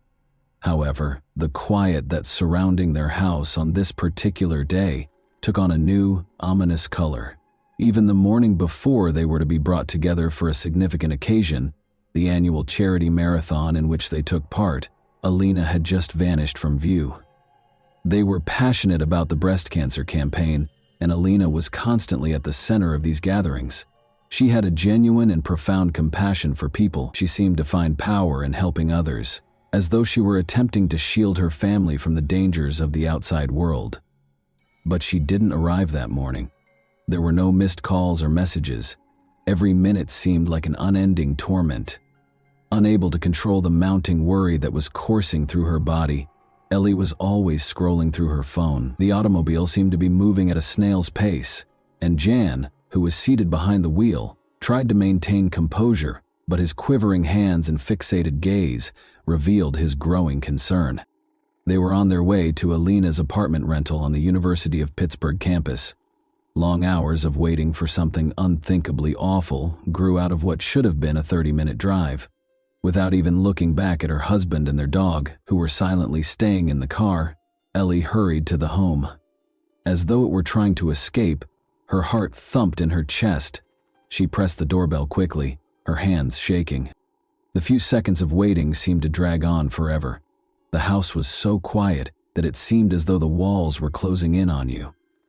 When Ellie and Jan arrived at their daughter's house, the usual warmth and noises of life were vanished, leaving behind the icy silence of unsolved problems. Even the air seemed to have become heavier, as if the whole world had frozen in expectation of something terrible. To make one final call to Alina, Ellie took out her phone once more. The lengthy rings rang in her heart, each one piercing it more deeply like shattered strands of hope. Nobody could have predicted that a seemingly normal morning would become the Shiket family's greatest nightmare. Ellie had been frantically attempting to contact her daughter just 30 minutes prior. She was now standing in front of Alina's locked door. The dull sound of her fists hitting the wood echoed throughout the house, but there was only quiet in answer. Her voice wavered and erupted into a cry as she called her daughter's name once more, but she received no answer at that very moment. Something inside her broke. Realizing that things had gotten out of hand, they panicked. Ellie called out for Jan. Fear gave him the strength to act, and he rushed into the house. He was aware that time was running out, an excruciating length of empty minutes every second. The sensation of approaching doom intensified with each blow to the door. The door finally gave way, opening with a jarring noise that allowed them to enter a scene they were neither ready for. Alina's neighbor, Zach, had been observing from the stairwell. All of a sudden, he felt alienated from this tragedy that was developing. The only reason he took the automatic step back was to protect himself from the horror that was suddenly leaking out of the still room. Ellie and Jan were met with a quiet that was no longer able to conceal what had transpired as soon as the door opened. Like a scene from a nightmare, the room was covered in dark stains. The walls and floor were marked by something unimaginable, as though the blackness had engulfed the light itself. At first glance, parents were unable to recognize their own daughter because of the horrifying sight of Alina's face. Ellie's voice broke the stillness and echoed through the home, causing the walls to vibrate as she yelled. Unable to comprehend the horror before him, Jan stood next to her, motionless. Nothing seemed to be able to return the world to normal at that point. It looked to have stopped. The dog added to the pandemonium that had taken over the house by barking hysterically when it sensed its owner's worry. It was as if an unbreakable darkness had engulfed the entire area. Jan eventually moved forward, but his legs were trembling as Ellie continued to scream. He was at a loss for what to do. The terror that had infiltrated their home left no one knowing how to handle it. When Zach heard the cries, he summoned up the bravery to go into the room. He hesitated to go through the doorway, knowing that what had transpired would permanently alter the course of this family's life. Alina lay on the floor in front of him. Her body was stretched out as though she had struggled for her life and defended herself until the end. As like something or someone had stolen not just her life but also her identity, half of her face was utterly deformed. With a start, Zach reached for his phone and dialed 911. His fingers were shaking as though the air had grown heavy and thick. The silence of the Saturday morning was soon broken by the sound of sirens. The fictitious quiet of the neighborhood was broken by the sound of sirens that were getting louder in the distance and filling the now empty streets. The paramedics, solemn and determined, hurried to the door as the ambulance screamed to a stop in front of the house. Every second felt hostile as their footsteps reverberated through the strange and chilly house. Ellie, who was still motionless at the entrance, welcomed the paramedics with a face that immediately made them realize that this woman would never be the same. She could hardly guide her trembling hands toward the room. As they passed the paramedics entering the darkened room, Jan, still mute and overcome, watched from the door. The gloomy scene is made even more intense by the draperies, which hardly let any light in. They dropped to their knees next to Elena's body. Everything moved swiftly, almost robotically, as they looked at each other and checked for a pulse. Time seemed to slow down for Jan and Ellie, even if it only took a few seconds. Their entire world fell apart as one of the paramedics shook his head. Ellie lost it, as though attempting to go back in time and bring her daughter back. She collapsed to her knees and let out a scream. Shock nearly paralyzed Jan. He did what he could. Even though he no longer felt like he had a firm foundation beneath him, he tried to keep his wife on the ground by embracing her. For a little while longer, the paramedics stayed in the room, getting ready to declare the death formally. However, that revelation felt like a sentence to Ellie and Jan, a blow from which they would never fully recover. Neighbors turned to watch as the roadway was illuminated by blue and red police lights. A group of people started to assemble, some of them muttering, some looking around anxiously, and some taking out their phones to take pictures. Alina Shiket's home was already surrounded by barriers and cop cars, and curious bystanders gazed at it, as if to protect the world from the terrible reality that awaited them inside the doors of that house. Officers with gloomy expressions were erecting barricades and gradually separating the crime scene from the rest of the city. The investigation was personally led by Police Chief Scott Schubert. He and a group of investigators carefully inspected the scene, taking pictures of me, a broken mirror, an overturned table, and every inch of the room. The haphazardly dispersed victims on the floor all indicated a frantic struggle. Alina died from multiple hits from a blunt object, the medical examiner's report stated. Every detail of this heinous act of aggression shouted rage, terror, and despair. It was not a calm crime of passion. Outside, rumors were circulating quickly. The throng was still expanding and the conversation was getting louder.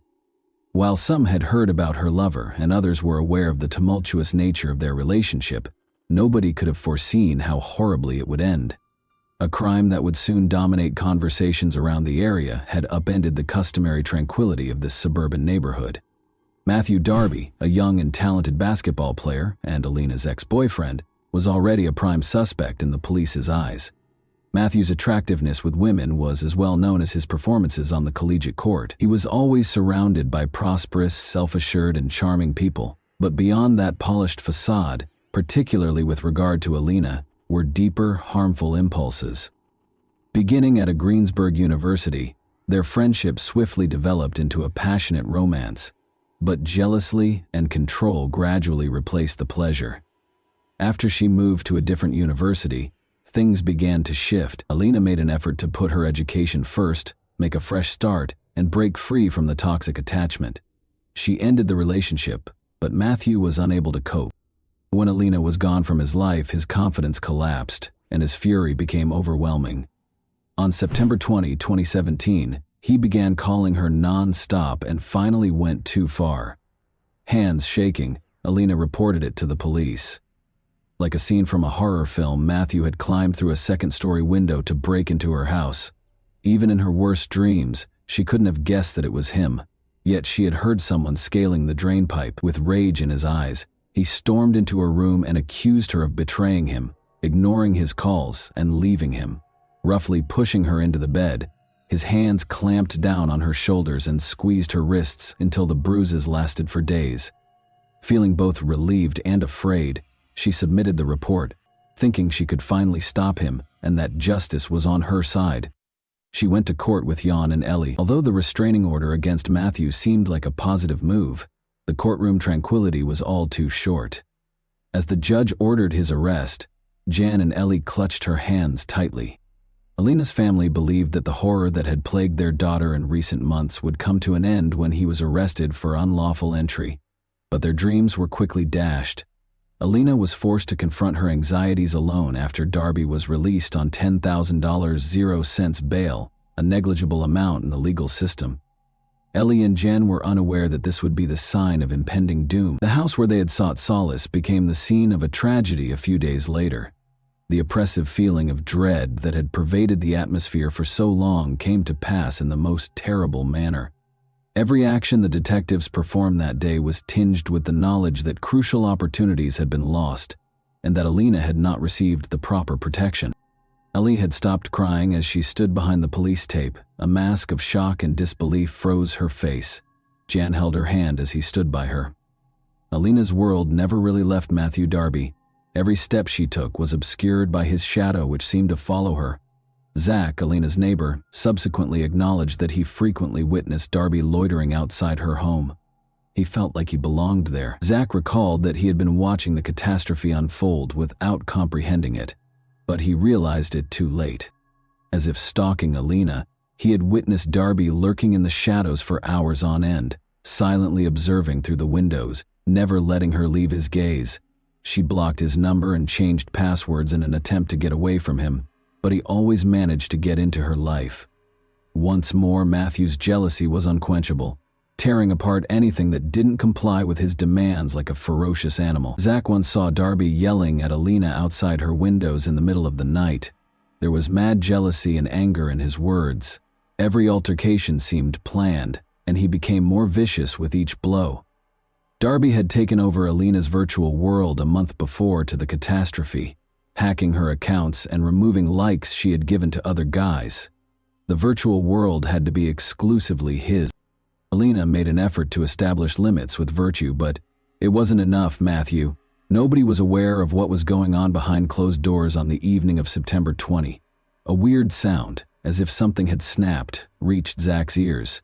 He didn't give it much thought. In old houses, things break all the time. But then, There was a scream and a smashing bang.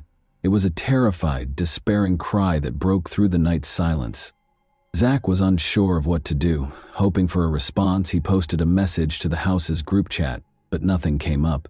It felt as though time had stopped. Zach wouldn't find out until much later that Matthew Darby had already broken into the house and started attacking Alina while the neighbors were asleep. Alina's phone records, which had vanished from her residence following the crime, were being examined by police. The data showed that she had been frantically attempting to save herself by phoning for assistance between 4:15 and 4:55 a.m. Alina's phone was traced to Route 76 close to the village of Irwin, and the most recent contact was placed from Darby's number. It was an unanswered last call for assistance. Police received a statement from a cab driver who became involved in this gruesome case. Around 4:21 a.m., he claimed to have driven Darby to Oakland's Seal Street and Ward Street crossroads. Darby begged him to wait for a few minutes, but that quickly increased to 10, and then 10 more. The driver started to feel nervous and he continued to experience fear. He eventually departed without his travel companion. Something was horribly off. The police kept reviewing the security footage in the meantime. They discovered video from a camera close to Alina's house that showed a man who looked like Matthew Darby strolling down the street while toting big black suitcases. Like a predator, he looked around warily, looking for a place to cover his tracks. The moment he came to a stop at a manhole cover was caught on camera. As though attempting to get rid of not only the evidence but also a piece of himself, his harshness and guilt, Darby carefully lowered the bags inside after lifting the lid. The case's main detective, Edward Fair, sent his team to the scene right away.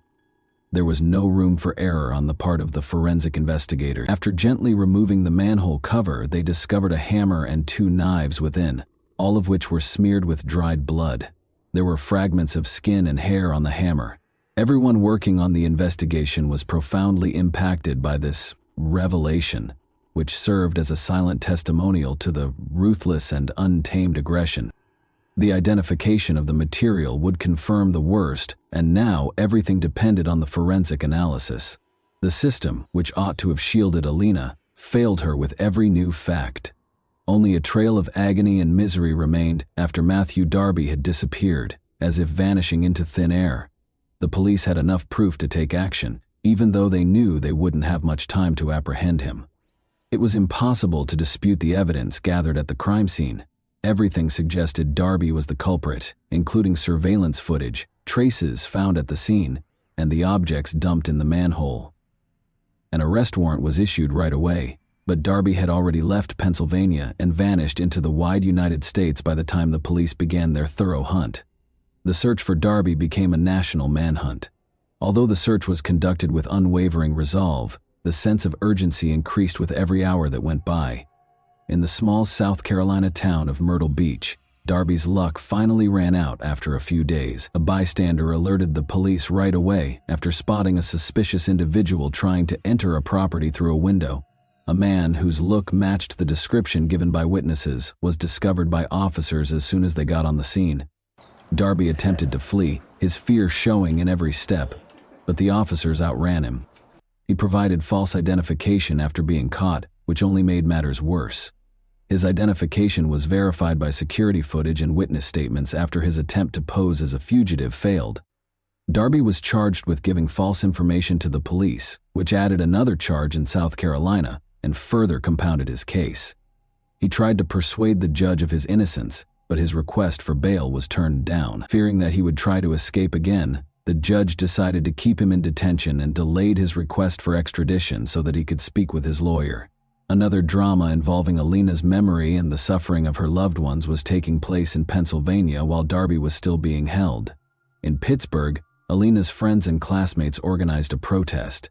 To show support for her parents and to promote awareness, hundreds of people gathered outside the courthouse, knowledge of an issue that had been neglected for too long.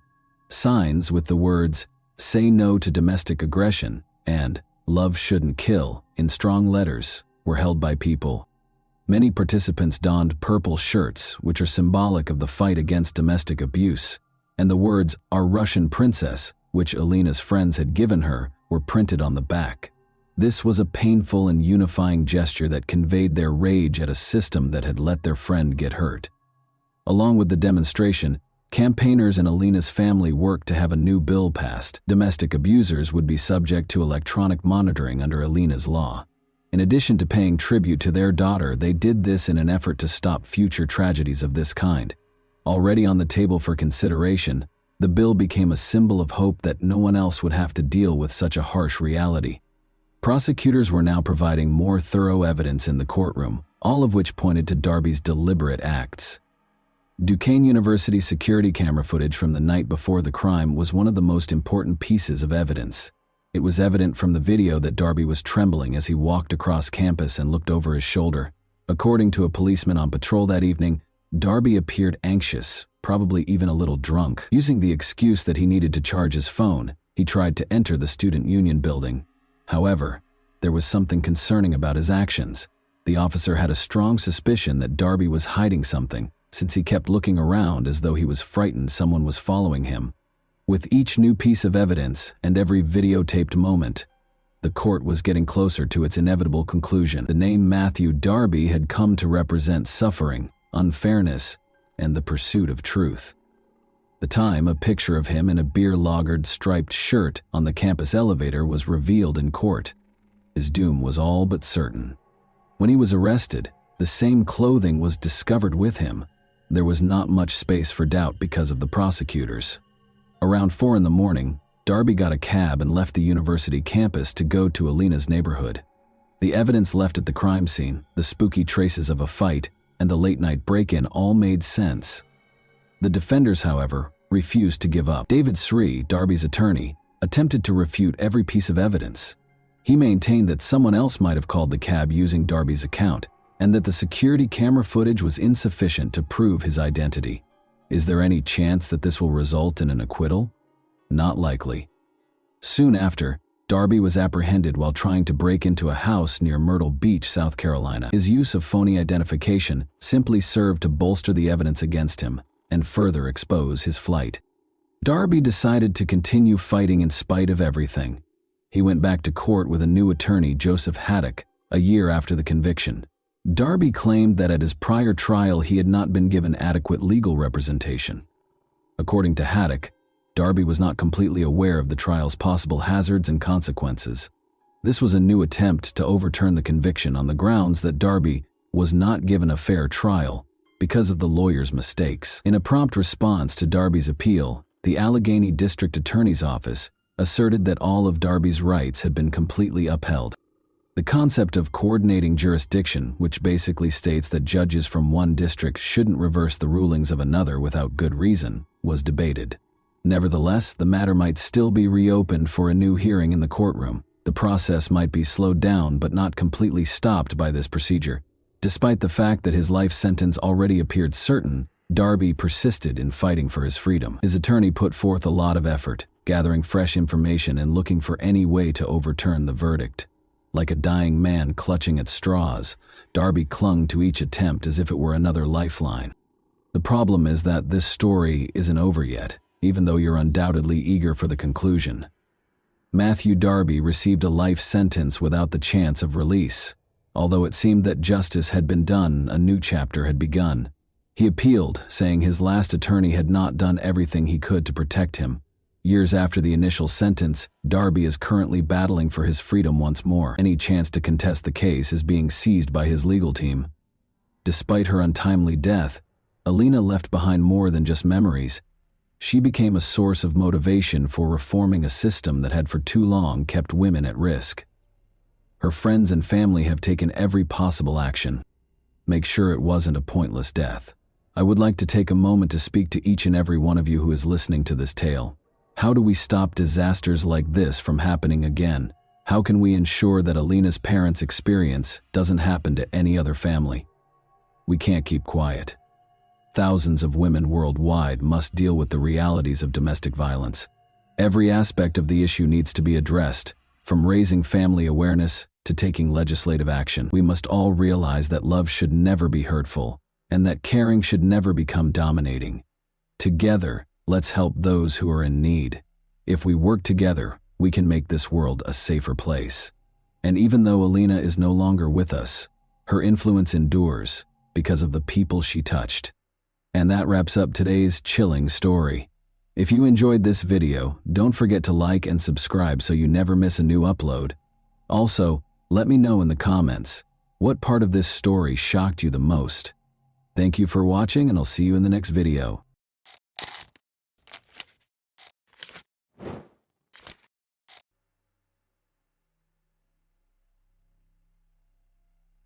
This is the story of a murderer who avoided punishment for years, despite numerous facts pointing to his involvement in a small town.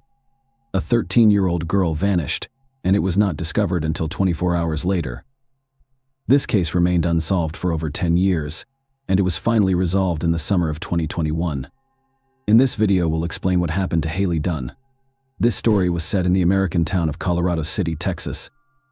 This location is typical of low-rise America, covering 14 square kilometers. On Christmas Day 2010, the town had a New Year's vibe.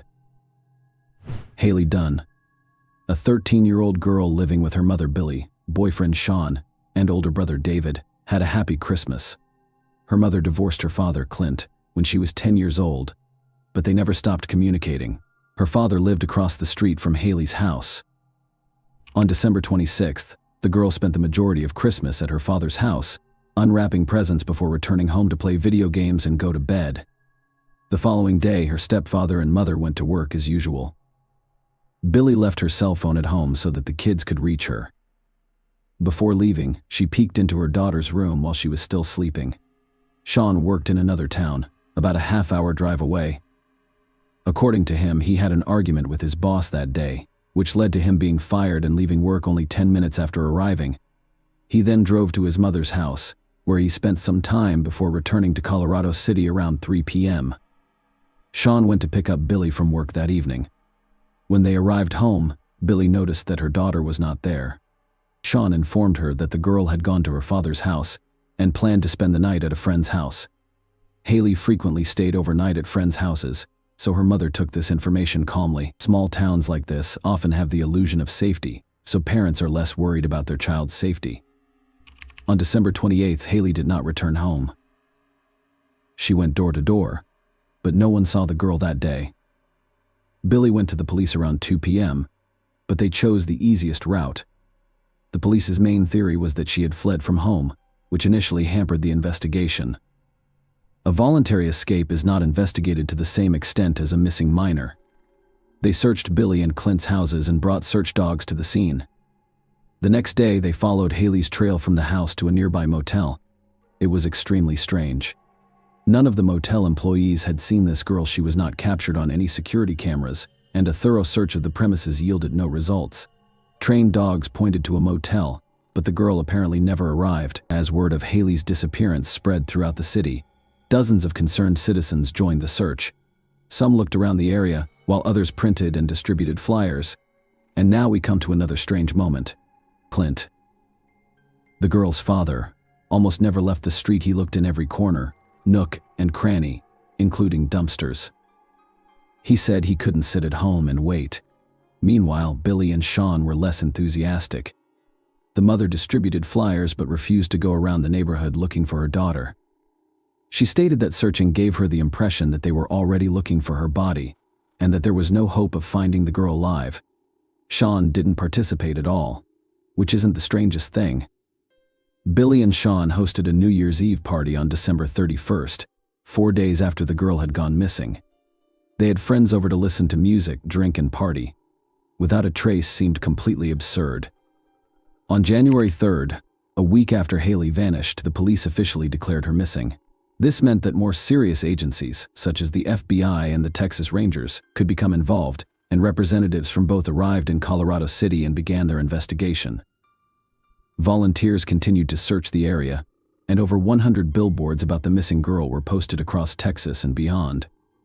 Detectives completely ruled out the possibility of an escape. For one reason, they couldn't figure out why Haley would choose to take such a step the day before her disappearance. She had been in a good mood, and for the rest of the time, the girl showed no signs of a desire to flee. Second, all of her belongings were left in the room. If the girl had decided to flee, she would have taken something with her. The detectives quickly realized they needed to look closer at Billy and Sean. Their passive response to the girls' search and the New Year's Eve party made one wonder if they cared about Haley. The detectives discovered that on December 27th, the same day Haley allegedly spent the night at a friend's house, Sean and Billy drew $140 from their bank cards. They admitted that the money was used to buy illegal substances, which the couple consumed that evening while their children were away. Billy failed on 2 attempts during the first interrogation. She was under the influence of drugs, and the second result revealed she was lying. Sean failed 2 interrogations and walked away before answering the third. Billy suspected Sean was involved in her daughter's disappearance and demanded that he leave her home. On January 12th, police officially announced that Sean was being treated as a suspect. Several factors contributed to this conclusion, including the couple's strained relationship. The police examined Sean's phone's geolocation data and discovered that his account of the day Haley disappeared did not match reality. He did arrive at work and stayed for 10 minutes before returning to Colorado City to Billy's house. It wasn't until later that he drove to his mother's house. It's worth noting that the police tracked the phone's location. The girl repeatedly mentioned being afraid of Sean. Haley told her best friend that she preferred to spend time outside or at friends' houses because she didn't feel safe with Sean. She once told her grandmother that she often saw Sean standing in front of her bedroom door in the middle of the night, and she was afraid he would come in. The police soon became aware of a conversation with Haley's uncle about the girl's disappearance. Her uncle said roughly the following: "I can't believe anyone would harm a child." Sean's response was extremely unusual. He compared it to killing a deer with all of this information in hand. The detectives concluded that Haley did not come from a wealthy family. Her mother and stepfather frequently drank and used illegal drugs, and Sean's behavior at parties appeared suspicious, but there was no direct evidence against him. Finally, the police contacted Child Welfare, who decided to remove Haley's older brother. On February 24th, police searched Sean and Billy's home, as well as his mother's. A massive discovery awaited them. They discovered over 100,000 obscene images of minors on a removable drive and a hard drive. The police also seized his laptop, but did not appear to have time to examine its contents. Sean's father arrived at the station and demanded his son's equipment back. It's unclear why the police did, but that's not the most interesting part. Sean received no punishment for having so much illegal content on his computer. On March 17th, police officers visited Billy's house to question Sean. A woman opened the door and said he wasn't home, but the officer showed her a pre-arranged warrant and entered the house, discovering Sean hiding there for concealing a suspect. Billy received 90 days in jail and a year in corrections. She was transferred to a Travis County correctional facility. Following her release, she remained in the area with Sean. In 2012, however, the couple eventually split. Billy suspected Sean was involved in her daughter's disappearance, but the case had stalled due to a lack of new evidence and volunteers' inability to identify the girl. On March 16, 2013, a hiker discovered human remains near Lake J.B. Thomas in Scary County. Experts conducted tests and determined that the remains belonged to Haley Dunn, whose body was approximately 20 miles away from her home. However, they had circumstantial evidence that the girl's body had been discovered only a few miles from Sean's mother's house, which matched the geolocation data on his phone as determined by the towers. Given the short distance, Sean could have easily left the body in that location without anyone knowing. Furthermore, he grew up in the area and was well versed in where to hide the body, but investigators were unable to uncover any additional clues, and the case was refrozen for several years. Despite this, the girl's family had to wait 4 years to bury her body. A memorial service was held in January 2017. In 2018, Haley's father, Clint, stated that he believed Sean and Billy were guilty. In his version, his mother either helped conceal the truth or was directly involved in the murder. During the same year, he began conducting numerous interviews and attempted to actively publicize the case. The man stated that in the early years of the investigation, he tried not to bother the police with constant questions, but his patience had run out. The detectives did little to investigate, and his last hope was to spread the word widely in an attempt to bring the perpetrators to justice, which paid off. In 2019, an unknown person wrote to Clint, informing him that in 2011, he discovered several items that could have belonged to Haley. This person was in high school at the time and had not heard about the missing girl, so he did not consider reporting his find to the police. True information about the items has yet to be revealed, and the police have not stated what they are. Clint only mentioned that they were discovered in an area that had been thoroughly searched by volunteers and police. Later, new information emerged. Private investigator Erica Moore, who was handling the Haley case and kept in touch with Clint, revealed some disturbing information about Sean. In October 2019, she began receiving messages from various women in Texas, all of whom claimed they were being aggressively harassed online by a man named Casey. Not only was he harassing them with lewd messages, but he was also sending them explicit photos and videos of himself, as Sean shared a middle name. Erica asked the women to send her photos and videos of the man sending the girls, and her theory was confirmed to be correct. She persuaded one woman to go to the police station and report Sean, but they refused to press charges and even accused her of falsifying the facts. Erica believed Sean was responsible for Haley's death and planned to arrest him for stalking women on the internet. However, the case remained quiet until May 2021 when Erica and Clint were summoned to the district attorney's office for an urgent meeting. Police arrested Sean and charged him with Haley's murder. He is currently in bail, awaiting trial on $20 million bail, but police have yet to reveal what new evidence led them to make this arrest. Apparently, this information will be kept secret until the trial. All we know now is that the police were granted permission to collect Sean's DNA sample shortly before his arrest. There may be a connection here to Haley's belongings, which were discovered in 2011. When Billy learned of her ex-boyfriend's arrest, she made a strange statement. She said she wasn't surprised Sean was involved in the murder, and she wanted to believe in his innocence until the very end. She also thanked God that the man would now be punished for his actions, which Billy had actively obstructed during the initial investigation while defending Sean. A date for the trial will be announced soon.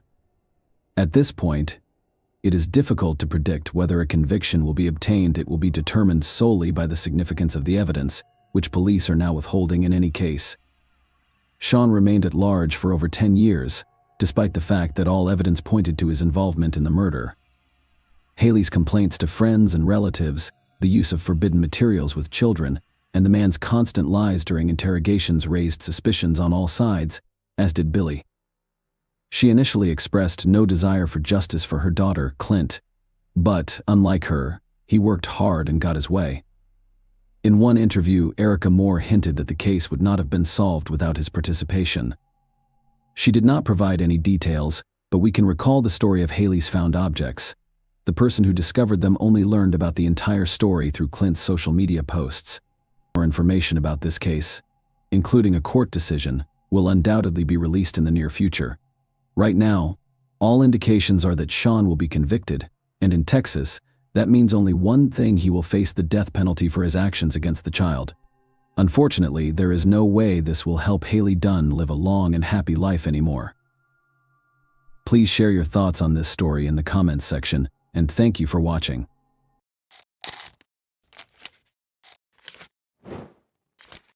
Hey guys, welcome to my channel, and today we're going to take a look at another horrible case with you. A prosperous physician living two lives, a future mother in need, a watchful twin sister. Additionally, an overheard conversation made the innocent victim aware of what was going on. This story had everything it needed to be one of the most dramatic. The media, however, mostly ignored it. The story, however, followed the finest traditions of Greek tragedy and took place in Ohio in the 2000s. It took not one, but two deftly placed traps to capture the offender, whose behavior and intentions will cause you to reevaluate your level of trust in the people you let into your home and your heart. Michelle Baker was prepared to become a wife and mother at the age of 33. When her friend introduced her to the amiable young physician Maynard Mincing, happiness appeared to be imminent. The 33-year-old Maynard had prior married life experience. They had similar interests in medicine and a desire to assist others, because Michelle was an EMT in the fire department. Because Maynard was the ideal woman, successful, attractive, and charming, Michelle thought she had won the lottery. The relationship between Michelle and Maynard was like a fairy tale from today. Her boyfriend moved into Michelle's home in Hoover Heights, Ohio within a month. Maynard's children from a previous marriage would visit on the weekends. Michelle saw how happy he was spending time with his children and knew he would be ecstatic when she informed him that he would once again be a father. She was right. There were no limits to his joy. Maynard started searching for a new house right away so that the young family could live together, and he paid $320,000 for a beautiful and comfortable nest. When Maynard proposed that they go to Key West, Florida, where they would get married at sunset while standing barefoot on the sandy beach, Michelle was ecstatic. The enamored couple left for Florida, but Maynard changed his mind on the first day of their romantic weekend.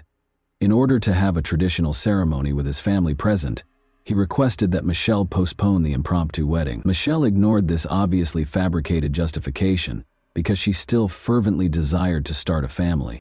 The two went to a restaurant for dinner that night. The meal went smoothly, but Michelle felt a sharp pain in her abdomen and saw some faint bleeding after she left. She was terrified that she might lose the baby, of course. She was relieved that there was nothing to be concerned about because her fiancé was a doctor. He asked her to try to fall asleep after putting her in bed. The pain went away the following day, but when she got home, Michelle thought it wouldn't hurt to visit Dr. John Shea, her physician. When the doctor confirmed that the fetus was developing normally, she exhaled with relief. Since it was Michelle's first pregnancy, he was sure she was just concerned. She was concerned that the fetus might be affected because she had endometriosis in the past. However, Michelle had a challenging pregnancy. Unidentified spasms and inexplicable bleeding became frequent occurrences, perplexing the medical staff who were unable to come up with a clear explanation.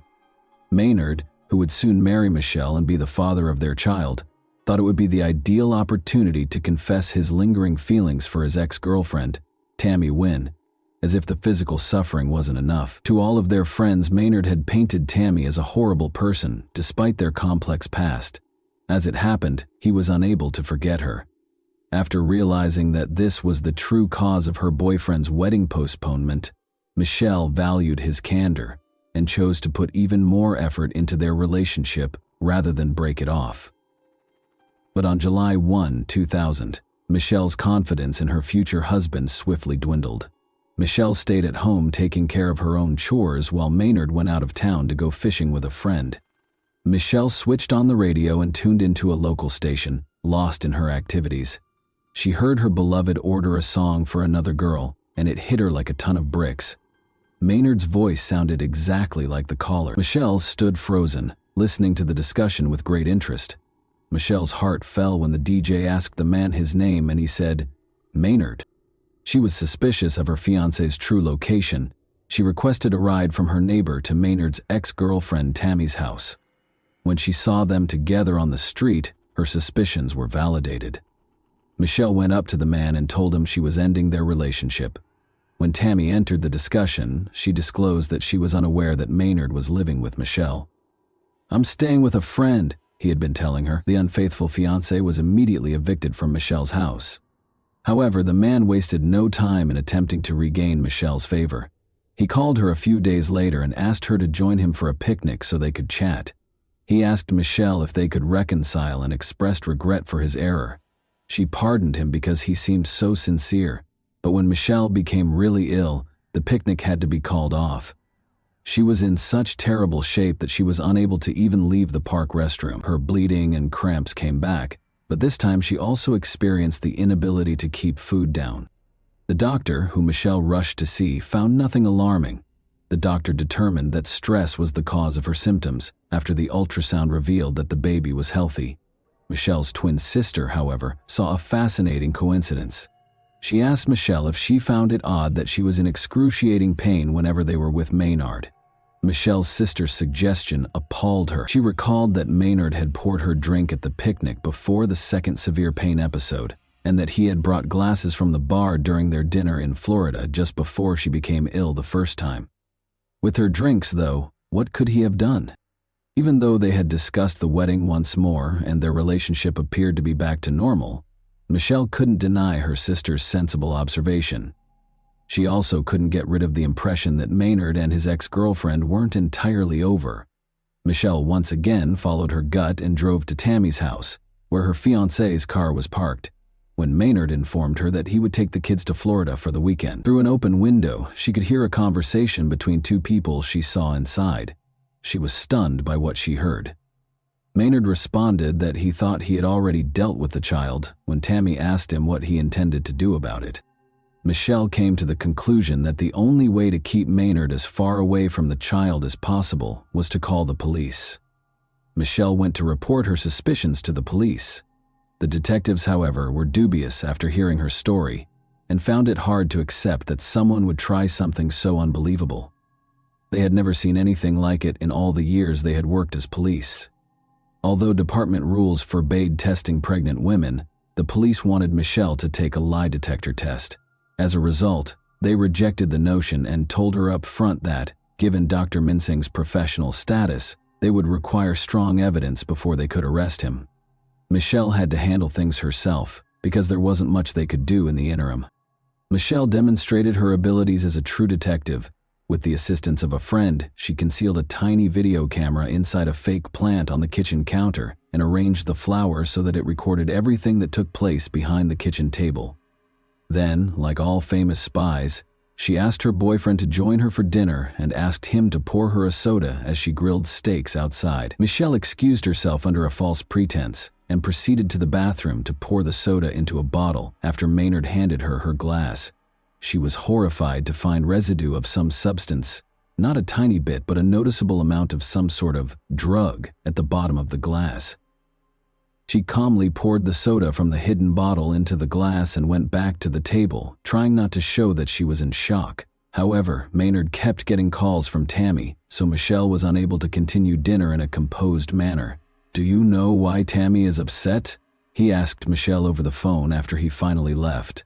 Michelle wasn't too worried about Tammy's feelings after finding out that her fiancé had been giving her drugs in her drinks, but when she gently inquired as to why Tammy was upset, Maynard surprised her once more by revealing that they had secretly wed earlier that week.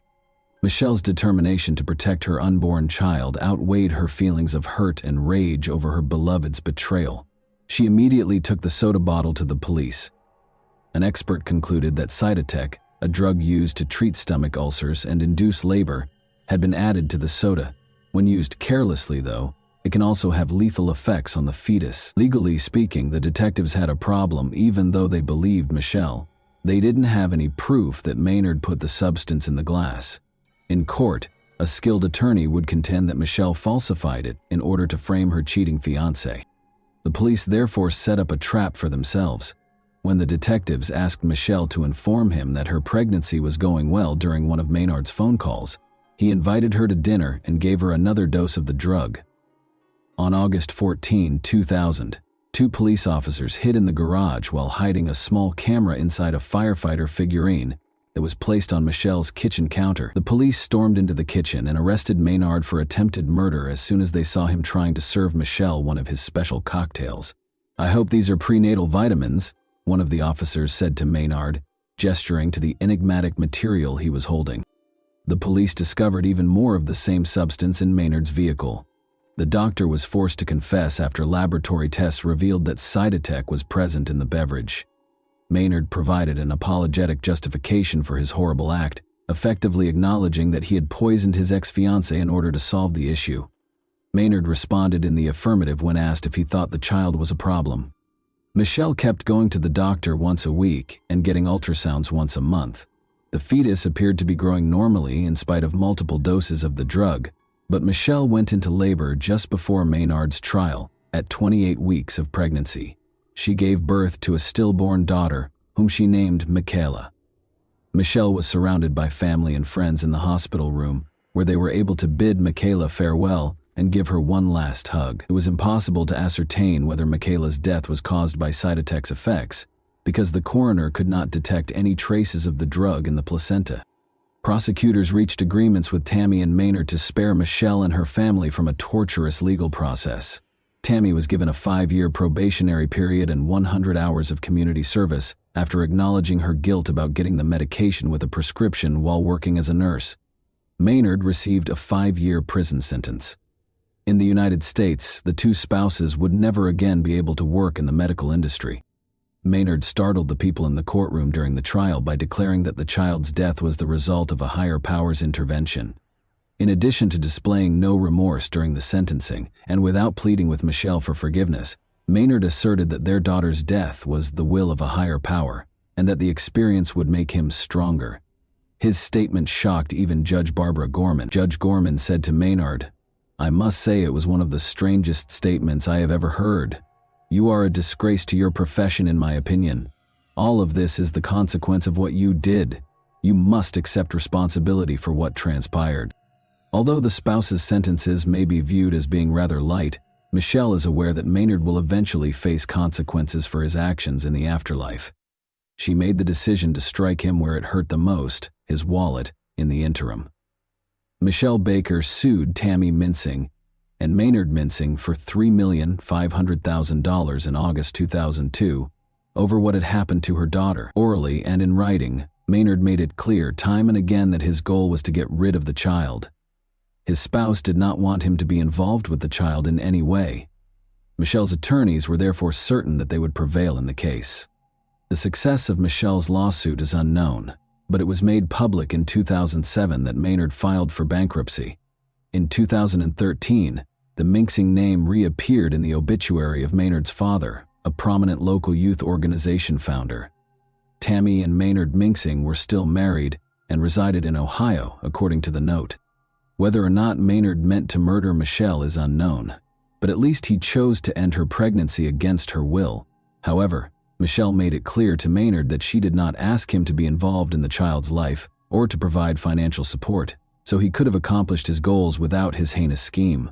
He must have been aware of Michelle's strong desire to have children and cruelly denied her the chance to begin a new family life with a fresh start. And that wraps up today's chilling story. If you enjoyed this video, don't forget to like and subscribe so you never miss a new upload. Also, let me know in the comments, what part of this story shocked you the most? Thank you for watching, and I'll see you in the next video.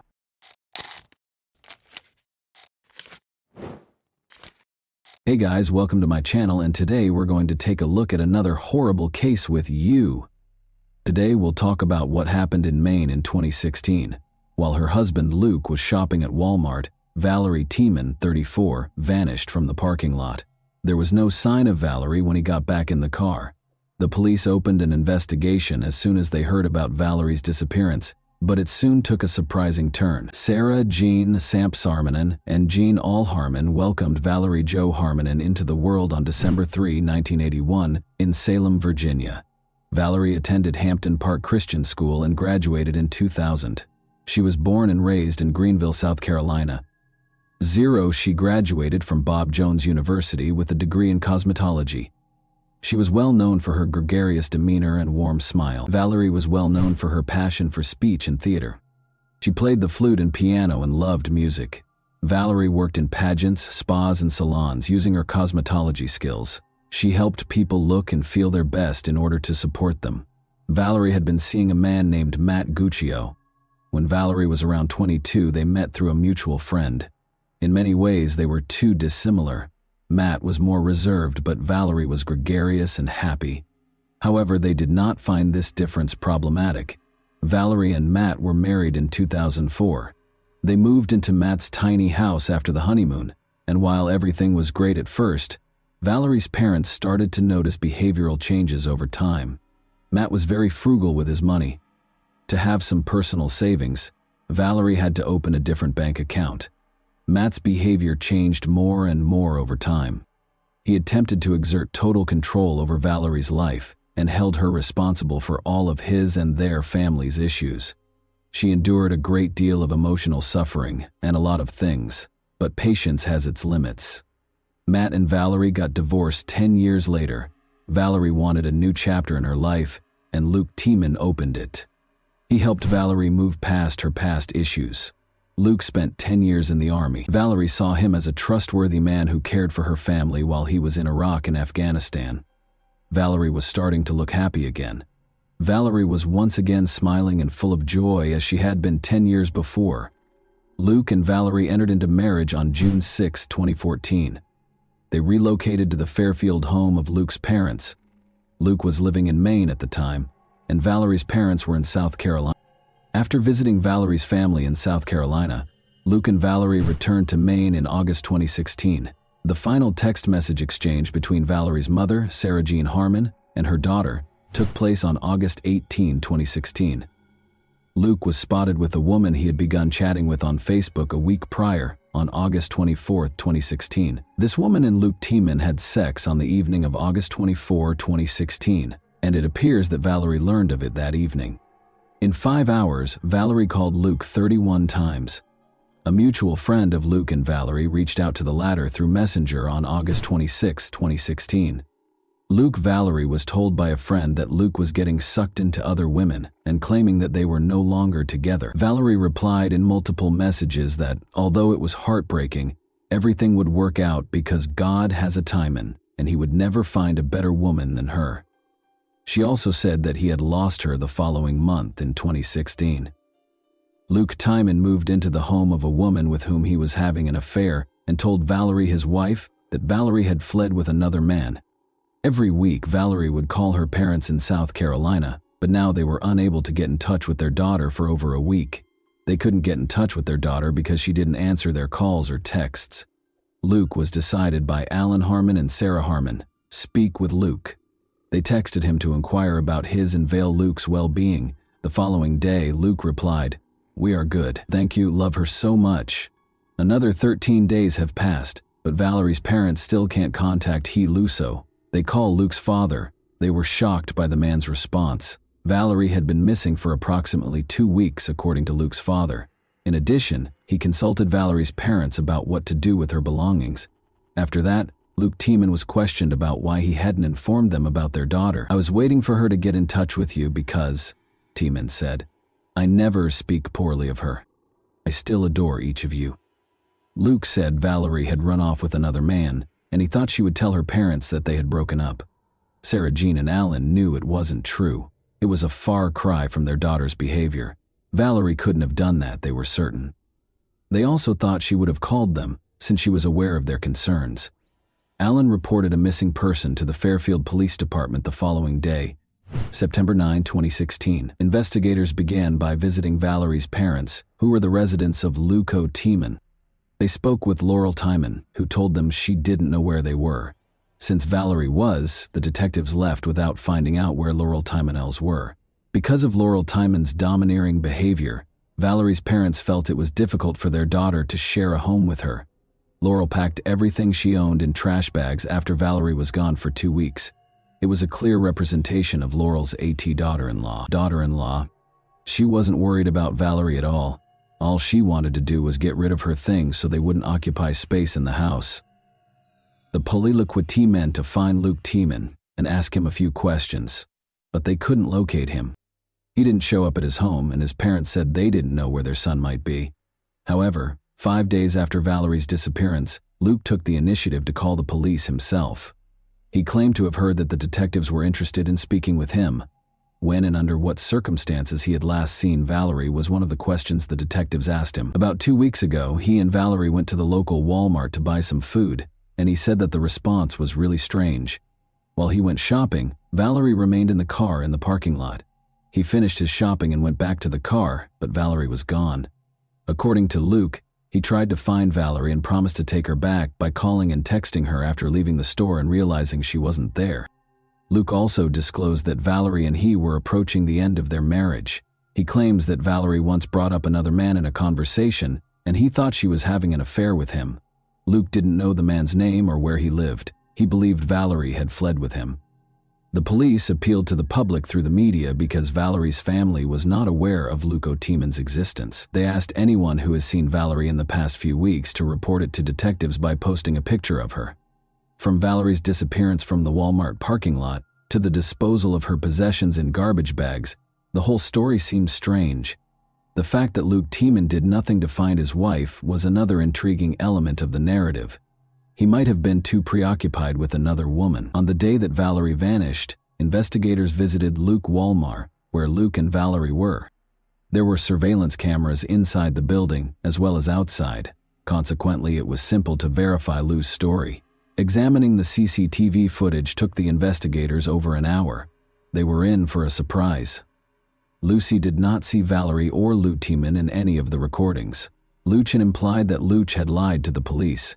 The police were now aware that he was concealing something. The investigators chose to have a face-to-face conversation with Luke. They did not, however, reveal all of the information they possessed.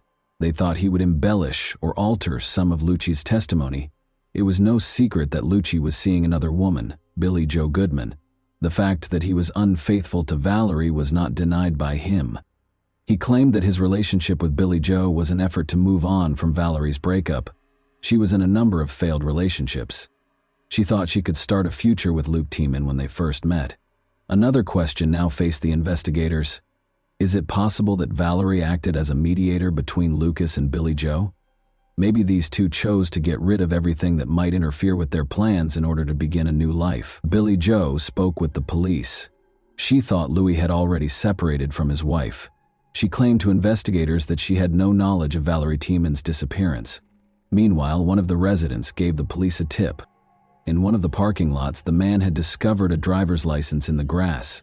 The driver's license that was discovered belonged to Valerie, and this parking lot was adjacent to Billie Jo's house.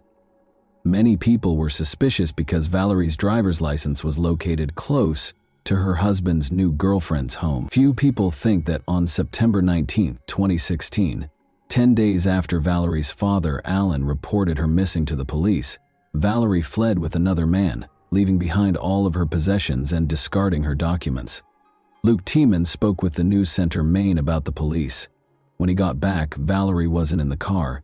He told reporters about Walmart. He didn't know Walmart had security camera footage. His story was not supported by footage. Without a doubt, after hearing Luke Tiemann's words and seeing his actions, each of you has drawn your own conclusions. On September 20, 2016, the following day, this case took a surprising turn. A.S. Luke warrant was obtained by detectives for the Fairfield property owned by Luke's parents. This was, after all, Valerie's last known residence. During the search, police dogs that are trained to detect human remains participated. Lot, his stream, and the land lot were to be checked. After searching the woods behind the house for about 5 minutes, a police dog discovered something. As the officer dug through the dirt with his hand, he noticed a shoe protruding from the ground. He was joined by other officers, who also began digging while wearing gloves. They discovered the body of a woman, wrapped in a blanket, and buried it with a number of odd items. These items included a package of sweet tarts, a bag of potato chips, a bottle of Gucci perfume, a flannel shirt, a handwritten note, a Mason note, and a wedding ring, an item that was not found until the evidence was being packaged for trial. While handling the con jar, Sergeant Scott Bryant, chief of Maine's evidence response team, testified that he discovered the ring. There were twigs and flower stems made of dirt in the mason jar. I knew there was something heavy in the envelope when I heard a thud. According to Bryant, it was still unknown if the ring belonged to a man or a woman. But according to Bryant, the discovered ring was significantly larger than his own wedding band. For my sole happiness, the police read, the soiled and soiled handwritten note that was discovered with Valerie's body. Joy, you will always bloom. I love you, Valerie, the note read. May you rest in peace with Jesus in my heart, Joy. I am looking forward to seeing you again. T. Lucio Bear, signed Lucy Bear. Tiemann Lucy Bear Sirs claimed in a police recording that he gave himself the nickname Lucy Bear and used it to sign a number of other notes discovered in Valerie's purse throughout the course of the investigation. Valerie's death was connected to all of Lucy's possessions. They took the body. For an autopsy and identification, the body was brought to the forensic medical examiner's office. Unfortunately, the body discovered behind the Tiemann family home actually belonged to their daughter, V. Lucre, so Jean and Alan Harmon had to worry about the worst thing their parents could hear. In addition to Valerie and Luke, the house was also occupied by his parents and younger brother Sam. Detectives discovered Sam's landscaping tools in the barn. Valerie discovered a contraband device in the same barn where Sam had dug up the burial site using these tools. Detectives soon discovered that Sam, Luke's younger brother, had engaged in illicit substance use. When Valerie visited her parents in South Carolina, she told them she used illegal drugs, which led the police to look into whether Sam Tiemann was involved in Valerie's death. When investigators searched Valerie's parents' bedroom, they found a .45 caliber handgun that Luke Tiemann had bought in 2015. Luke's parents told investigators they were unaware Valerie was buried close to their home. It's difficult to accept that this was the case, of course. Around the same time that Valerie was located, investigators found Luke and Billy Joe, his new friend. Luke Tiemann was taken into custody by investigators and taken to the police station to be questioned. He told the investigators Valerie had used illegal drugs and had overdosed and died nearly 25 months ago on August 25th. It is alleged that Lucien did not want Valerie's parents to be aware of their daughter's illicit drug use. He didn't tell them anything because of this. Since she was already dead, her husband knew that 911 would not be able to help her, so he chose not to call. As an alternative, he left Valerie in bed until nightfall. When it grew dark, he wrapped her in a blanket, left a note outside, and led her to the house in the woods.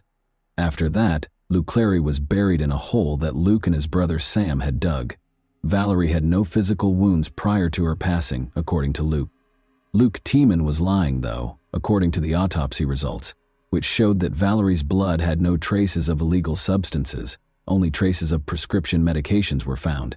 It wasn't the most unexpected thing, though. 2 gunshot wounds to Valerie's head and neck were the cause of her death.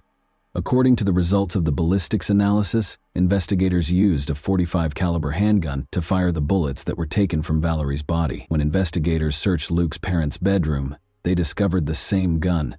He claimed to have purchased a Buga Gohei gun for his father approximately a year ago, but he did not deny owning one. He asserted that he was unaware that Valerie had a loop shot. Valerie's age is 32. Luke Tiemann was charged with the murder of Valerie Tiemann, 34.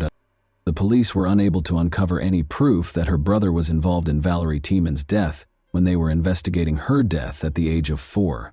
According to Luke, his younger brother, Sam helped him bury Valerie's body, but according to the police, Sam wasn't home when Valerie died, and it's still unclear if his parents knew about it or had anything to do with it. However, it's rather odd that they didn't hear 2018. The 5-day trial started with opening statements on April 2, 2018, at Somerset Skowhegan's principal court.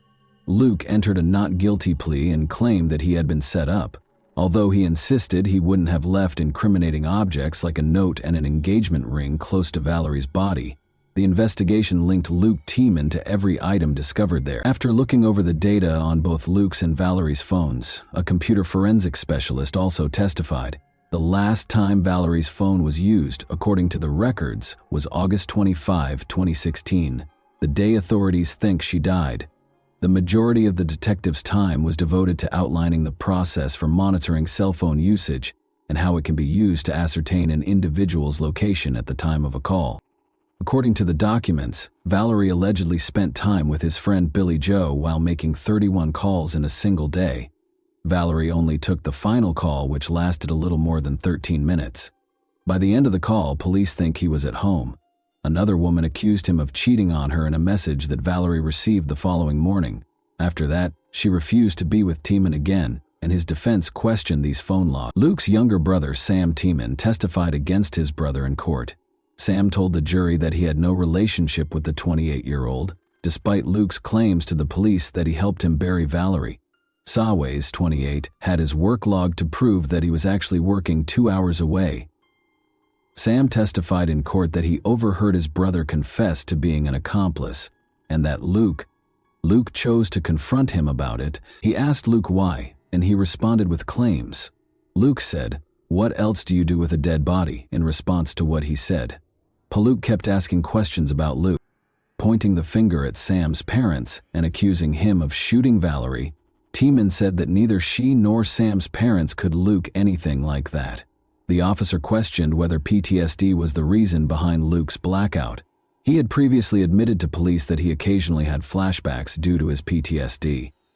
Afterwards, witnesses that the prosecutor brought to the court discussed Valerie's side of the story and Valerie's team behind closed doors. They testified that the couple used a lot of illegal substances and that Luke informed people that he was divorcing Valerie at the same time that Valerie's ex-girlfriend, Sam's girlfriend, was getting a divorce.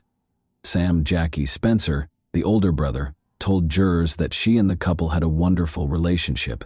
At their wedding, she even served as the maid of honor. Spencer testified that she saw Valerie and Luke using a variety of illegal substances together. Spencer claimed that, around the time Valerie disappeared, Luke began texting her frequently. She had always sensed that he was interested in dating her. "He used to tell me that he always felt a connection to me. According to Spencer, he has always wanted to get together or hang out. Jurors were shown additional evidence from the crime scene in addition to witnesses who knew the couple personally. 3 minutes after Valerie's body was found, a video showed the officer walking through dense forest on an overgrown ATV trail, a common sight behind many rural Maine homes, to Tieman's house. At the Tiemann Lucidance, members of the evidence response team gave testimony regarding their fee Tiemann. Luke's defense team quickly objected to a few items, such as a .45 caliber handgun taken from one of the home's rooms and gardening tools found in a property. Tiemann Smith, a team attorney, NC attorney, argued that the state assumed the gun and ammunition that Tiemann had taken because they were discovered in the house. They noted that they never confirmed who owned them, suggesting that someone else in the house might have had access to them. UC Tiemann gave his closing remarks on the 5th day of the trial. Despite his own objections, he testified. Tiemann admitted that he had made many changes to his version. To protect his clients, he provided investigators with multiple stories, he told the jury. According to Luke, he was forced to make a false statement by the detectives. He said he had no motive to take his wife's life and that there was no DNA evidence linking him to the crime. All the evidence pointed to Tiemann, the prosecutor, as the only person who could hurt Valerie. The jury deliberated for less than an hour before finding Tiemann guilty. On May 11, 2018, the jury announced the verdict. Valerie T. Mothers Mothmog Thayed acknowledged her sincere grief and heartache in her statement at the sentencing hearing. Luke is an evil-hearted man who should be sentenced to life in prison because of his persistent denial of the events, which disgusts me greatly. In addition, Luke's mother spoke for her son. She requested that the court take into account Luke Ken Tiemann's entire life. She said, "I don't ask you to ignore evidence, but I ask you to consider the whole person and balance justice with me." When his parents pleaded for the judge's pity, Tiemann sobbed. His mother, La Tiemann, claimed that her son was changed after returning from 3 combat tours in Iraq and Afghanistan. "I'm asking for understanding," she said, adding that she wasn't trying to use post-traumatic stress disorder as an excuse. Valerie's parents wanted Luke Tiemann to receive a life sentence, but he was given a 55-year sentence. The attorney for Harmon's family was shocked to learn that Demon's defense did not use post-traumatic stress disorder to obtain a lighter sentence for him. Demon changed his testimony once more, but this did not help him either. Demon appealed, but it did not have the desired effect while he was incarcerated. Why, in your opinion, did Luke Tiemann bury Valerie's body with other items? And that wraps up today's chilling story. If you enjoyed this video, don't forget to like and subscribe so you never miss a new upload. Also, let me know in the comments what part of this story shocked you the most. Thank you for watching, and I'll see you in the next video.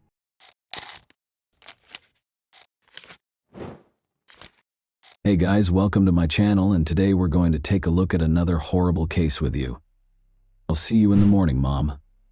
Misty Morse never spoke to her mother again after making that unfulfilled promise. What would motivate someone to take such action? How will Misty Morse never spoke to her mother again? Now is the time to start looking for answers. On April 10, 1978, Misty April Morse was born in Springfield, Ohio. When her family finally relocated to Indian Harbor Beach, Florida, it was a significant turning point in her life and gave her the opportunity to develop and discover new interests. Misty had an exciting and adventurous childhood in the Sunshine State, but when her parents divorced in 1996, her life took a dramatic turn. Misty and her mother, Linda, moved to a new house in Brevard County following the divorce. She stayed close to her father in spite of the change. Misty found work at a number of local bars and clubs during her late teens and early 20s, working a variety of jobs to make ends meet. After some time, she made the decision to continue her education and enrolled in a nearby college.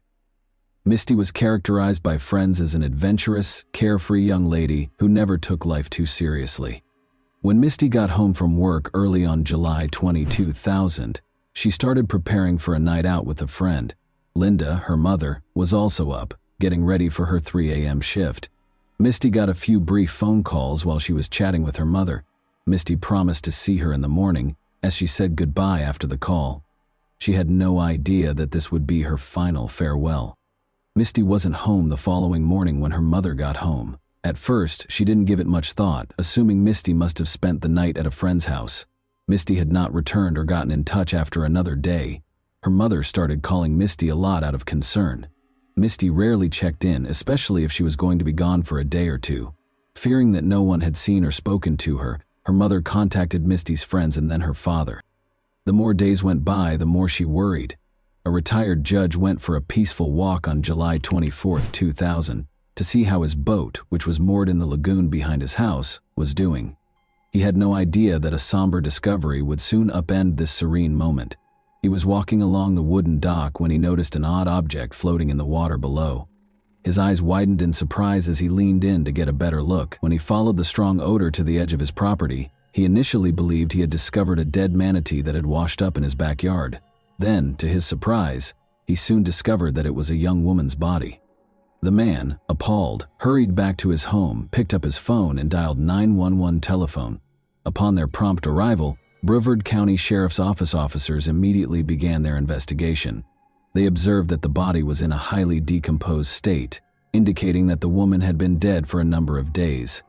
Her death was clearly not a coincidence. A marine rope was used to tie her hands and feet, with elaborate knots holding her wrists to her ankles, and white duct tape was used to firmly bind her mouth, eyes, and neck.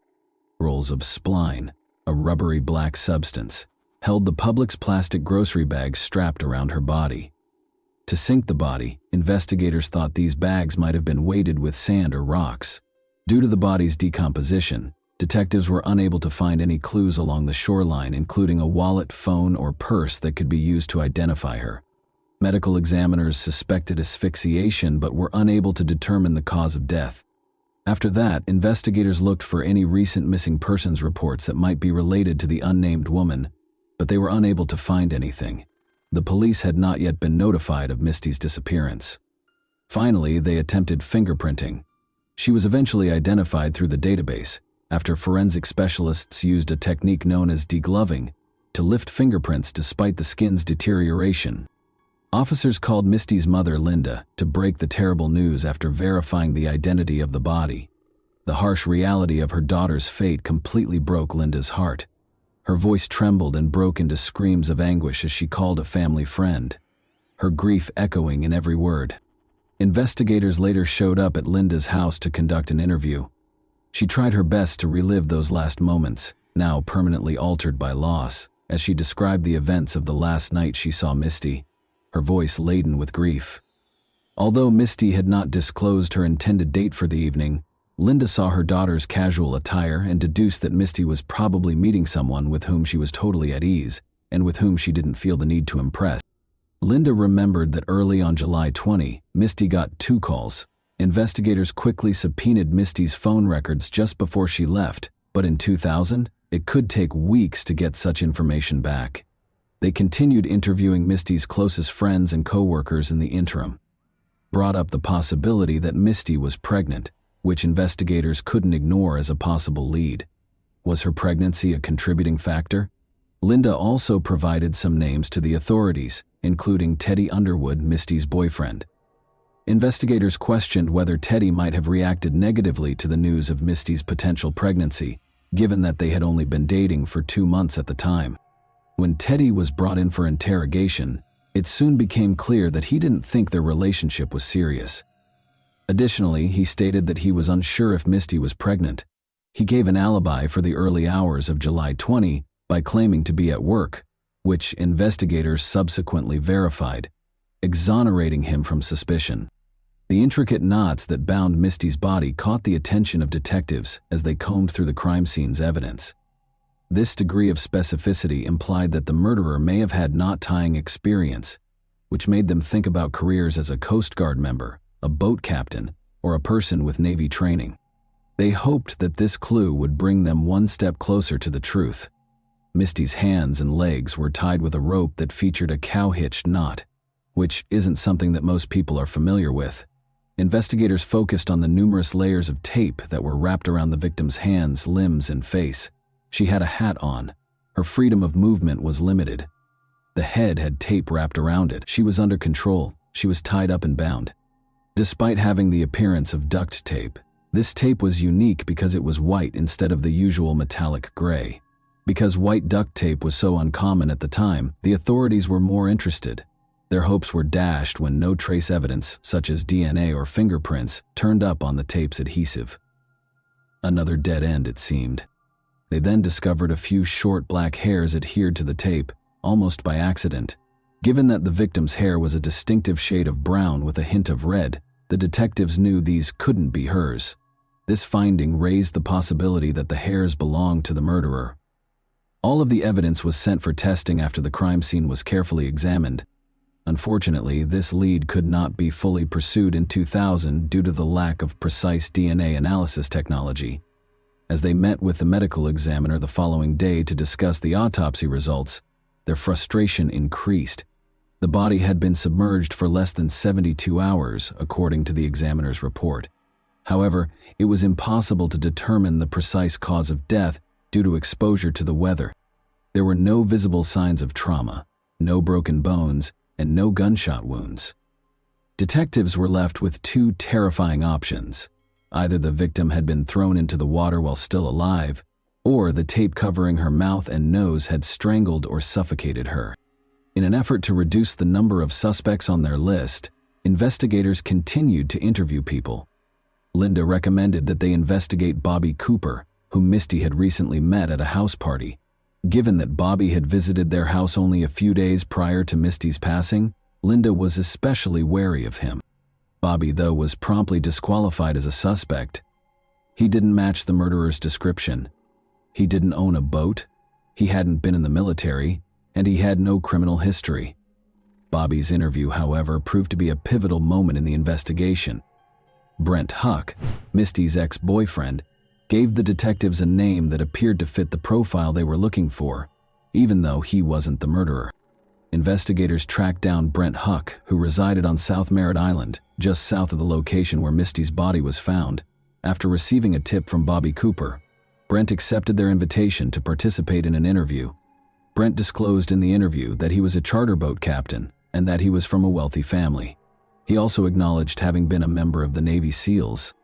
Brent acknowledged that he had kept up his relationship with Misty after their breakup, even though he was now in a new one. Brent admitted that he was the likely father of Misty and that he had spoken to her the night before she vanished in the early hours of July 20, 2000. He also acknowledged that he knew she was pregnant. Brent was a prime suspect because of his background as a former Navy SEAL and charter boat captain, his relationship with Misty, and his contemptuous demeanor during the interview. After that, Brent gave the authorities permission to search his house. When investigators arrived, they saw a Rottweiler with short black hair that matched the duct tape that was used to bind Misty. According to Brent, Misty gave him the dog as a gift. A roll of rubber spline, which is usually used to weatherproof windows, was found during their search, an odd item for a home.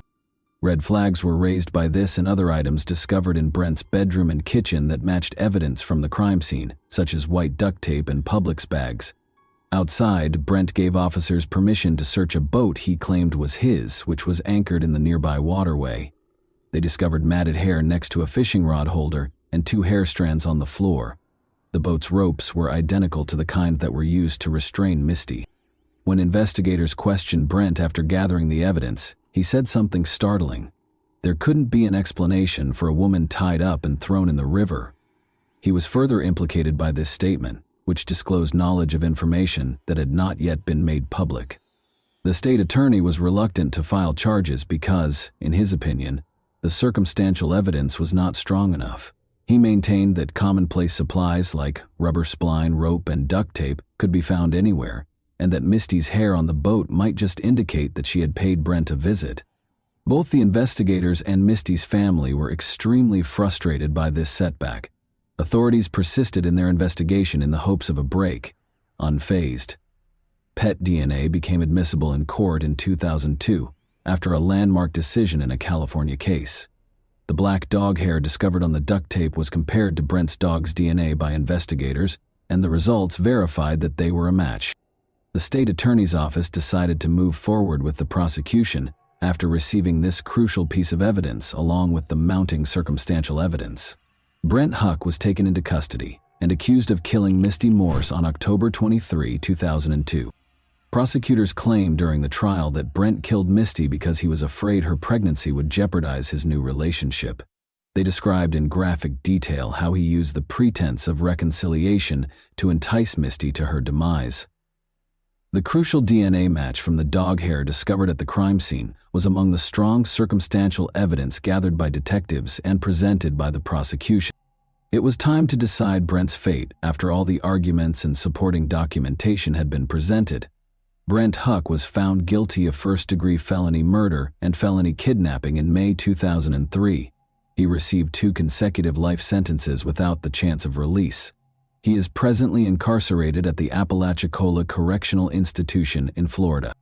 This decision ensured that Misty's terrible death was not unanswered and gave her family a sense of justice and closure. This case emphasizes how crucial it is to persevere in pursuing justice despite obstacles.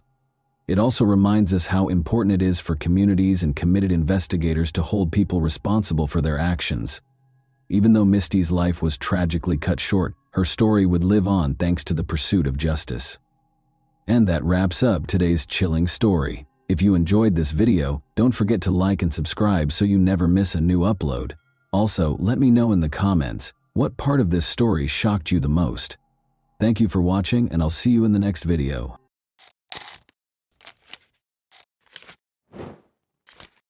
Hey guys, welcome to my channel, and today we're going to take a look at another horrible case with you.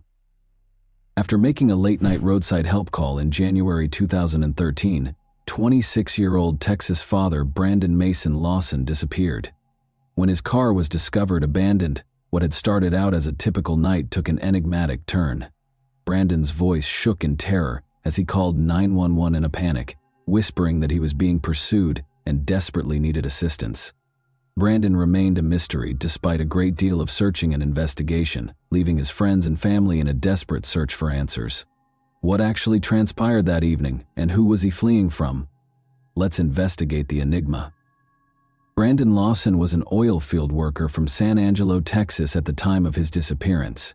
According to reports, he was a devoted partner to his girlfriend, Ledessa Lofton, whom he had dated for 10 years, and a loving father to 4 children. Ledessa was the stepmother of Brandon's oldest daughter and the mother of their 3 children. Brandon's recent drug relapse, which resulted in his inexplicable absences, caused Ledessa great concern. Their bond was forged over years of shared experiences and the difficulties of raising a family together, despite the usual ups and downs in their relationship. But Brandon, like a lot of young people, had his share of difficulties. He had previously abused drugs, particularly methamphetamines, but according to reports, he had been clean for roughly 6 months prior to the night of his disappearance. His friends and family knew him as a strong, industrious man who was trying to change his life. However, he had previously been overcome by the hold of addiction, and he was burdened by the strain of juggling his demanding work in the oil industry with his family life. The events leading to Brandon's disappearance began on the evening of August 8, 2013, when he and Ledessa got into a fight. It started off like any other evening. After a long day of work, Brandon got home in San Angelo between 10:45 and 11 p.m. Brandon and Ledessa got into a heated argument. Although it was initially unclear what specifically started the argument, Ledessa later disclosed that she became irritated and suspicious when Brandon failed to come home the night before. After the argument grew more heated, Brandon made the decision to leave the house at 11:30 p.m. About 3 hours' drive from San Angelo, he called his father and said he was coming to his home in Crowley, Texas. He left Ledessa behind and climbed into his silver Ford F-150 at 11:54 p.m. At the time, she didn't think much of it and assumed he would calm down and come back. Ledessa later reflected on the altercation in a 2018 interview, explaining that it was caused by a number of factors: the recent birth of their youngest son, which created additional stressors between them, and Brandon's rigorous work schedule, which involved more than 60 hours per week, were major contributing factors. Ledessa acknowledged the emotional weight of her words and conveyed her sincere regret for the argument. She acknowledged that she put a lot of the blame on herself. The memory of their most recent altercation still plagued her, and she remarked, I will never get those words back. Brandon called his brother Kyle at around 12:30 a.m. on August 9 to let him know that he had run out of gas on Highway 277 close to the tiny town of Bronte. The town of Bronte is surrounded by a broad, rocky region of desert and hills. It is surrounded by rough, harsh terrain, including dry riverbeds, rocky outcrops, and steep hills. There aren't many people living there, and it's secluded. There aren't many services in the area, and cell phone service is scarce. During the night, the sky is so dark that only the stars can be seen. The wind is the only thing breaking the heavy silence. Being stuck in a location like this can quickly turn into a major issue. Brandon Lawson experienced precisely this on the evening of August 9, 2013. Just outside of Bronte, on Highway 277, his truck ran out of gas. All of a sudden, he found himself isolated in a remote location, vulnerable to the hostile surroundings. All he could do was wait for his brother. Kyle remembered that Brandon sounded uncontrollable during one of their calls. He informed Kyle that he was being pursued, which clearly caused concern. Brandon clarified that the Mexicans in the neighborhood were pursuing him when Kyle asked for more information. Kyle, still perplexed, inquired as to whether Brandon was hallucinating as a result of drug use, but Brandon denied it. Kyle didn't know what was happening, but he was worried. In order to assist Brandon, he hurried to Ledessa's house with his wife and their 4-year-old child to get a fuel can. Kyle continued to try to contact his brother while they were driving. However, Brandon never seemed able or willing to engage in a full conversation when they spoke.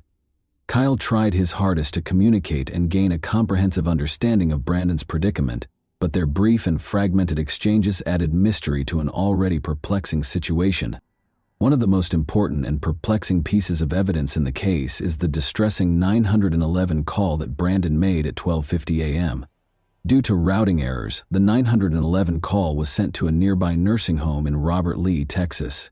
Brandon's voice was erratic and panicked during the call. Some phrases stood out among his difficult-to-understand words. The dispatcher tried to question Brandon, who was obviously perplexed by the call, but his answers were jumbled and ambiguous. He appeared to be in a panic and said that he was being chased into the woods and that he needed help right away.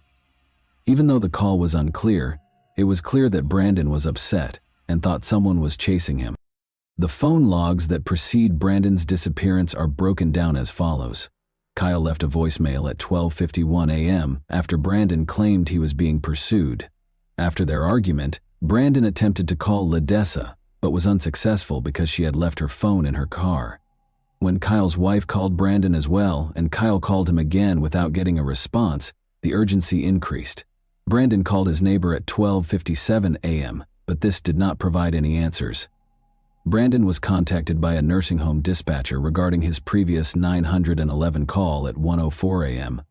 Brandon then called Kyle 3 more times at 1:09 a.m. He informed Kyle that he was bleeding while running through a field during one of these calls. In a subsequent interview, Kyle stated that he didn't believe Brandon was gravely injured. He thought his brother had just tripped or been in a small mishap. Brandon then called Kyle one last time at 1:15 a.m. This would be the final calls he made from his phone before it became silent.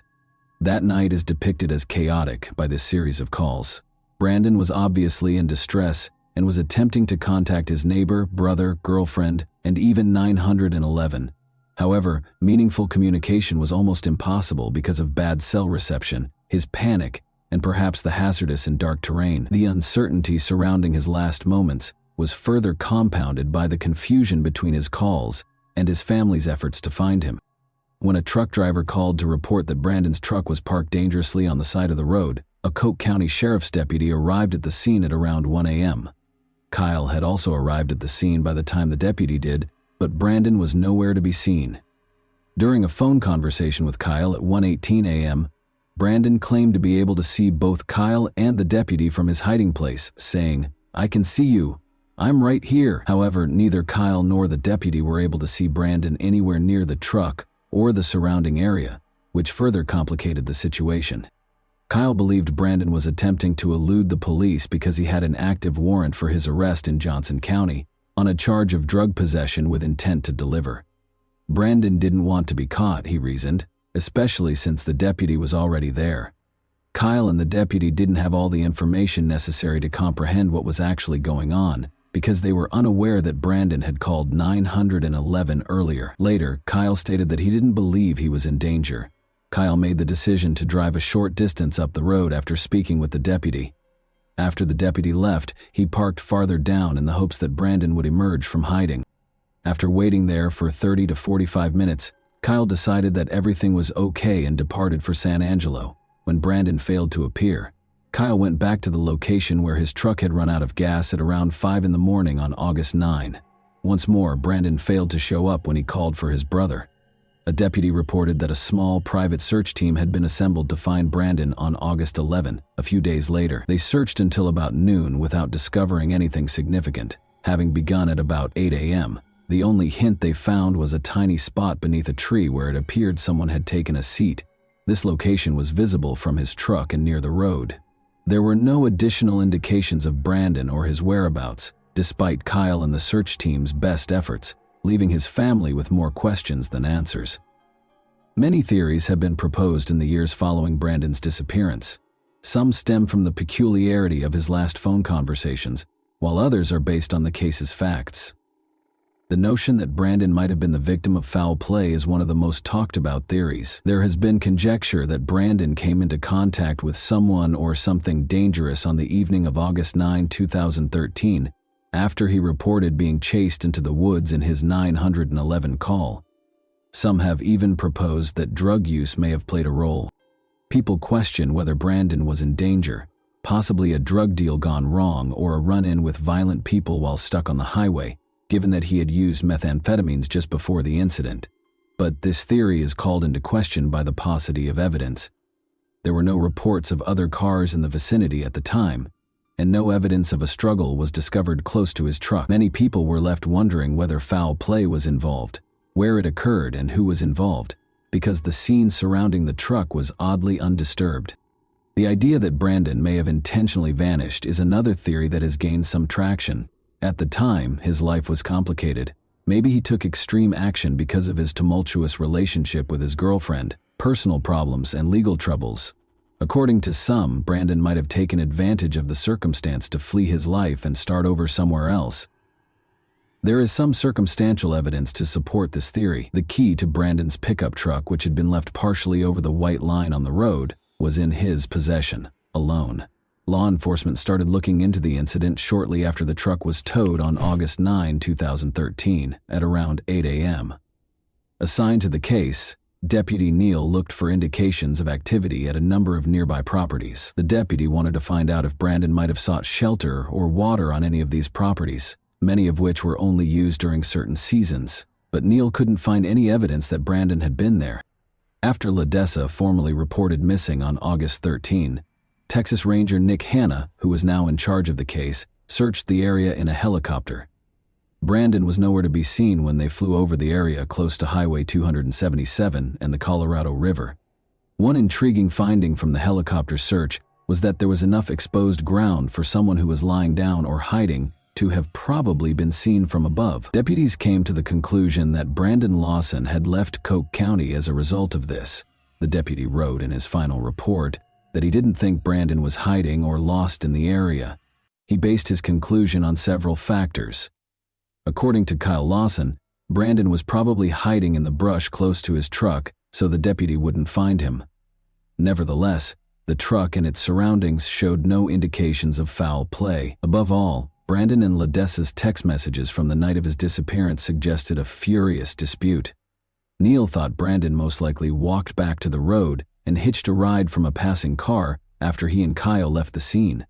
The idea that Brandon purposefully vanished has only grown stronger as a result of his ongoing absence over the years.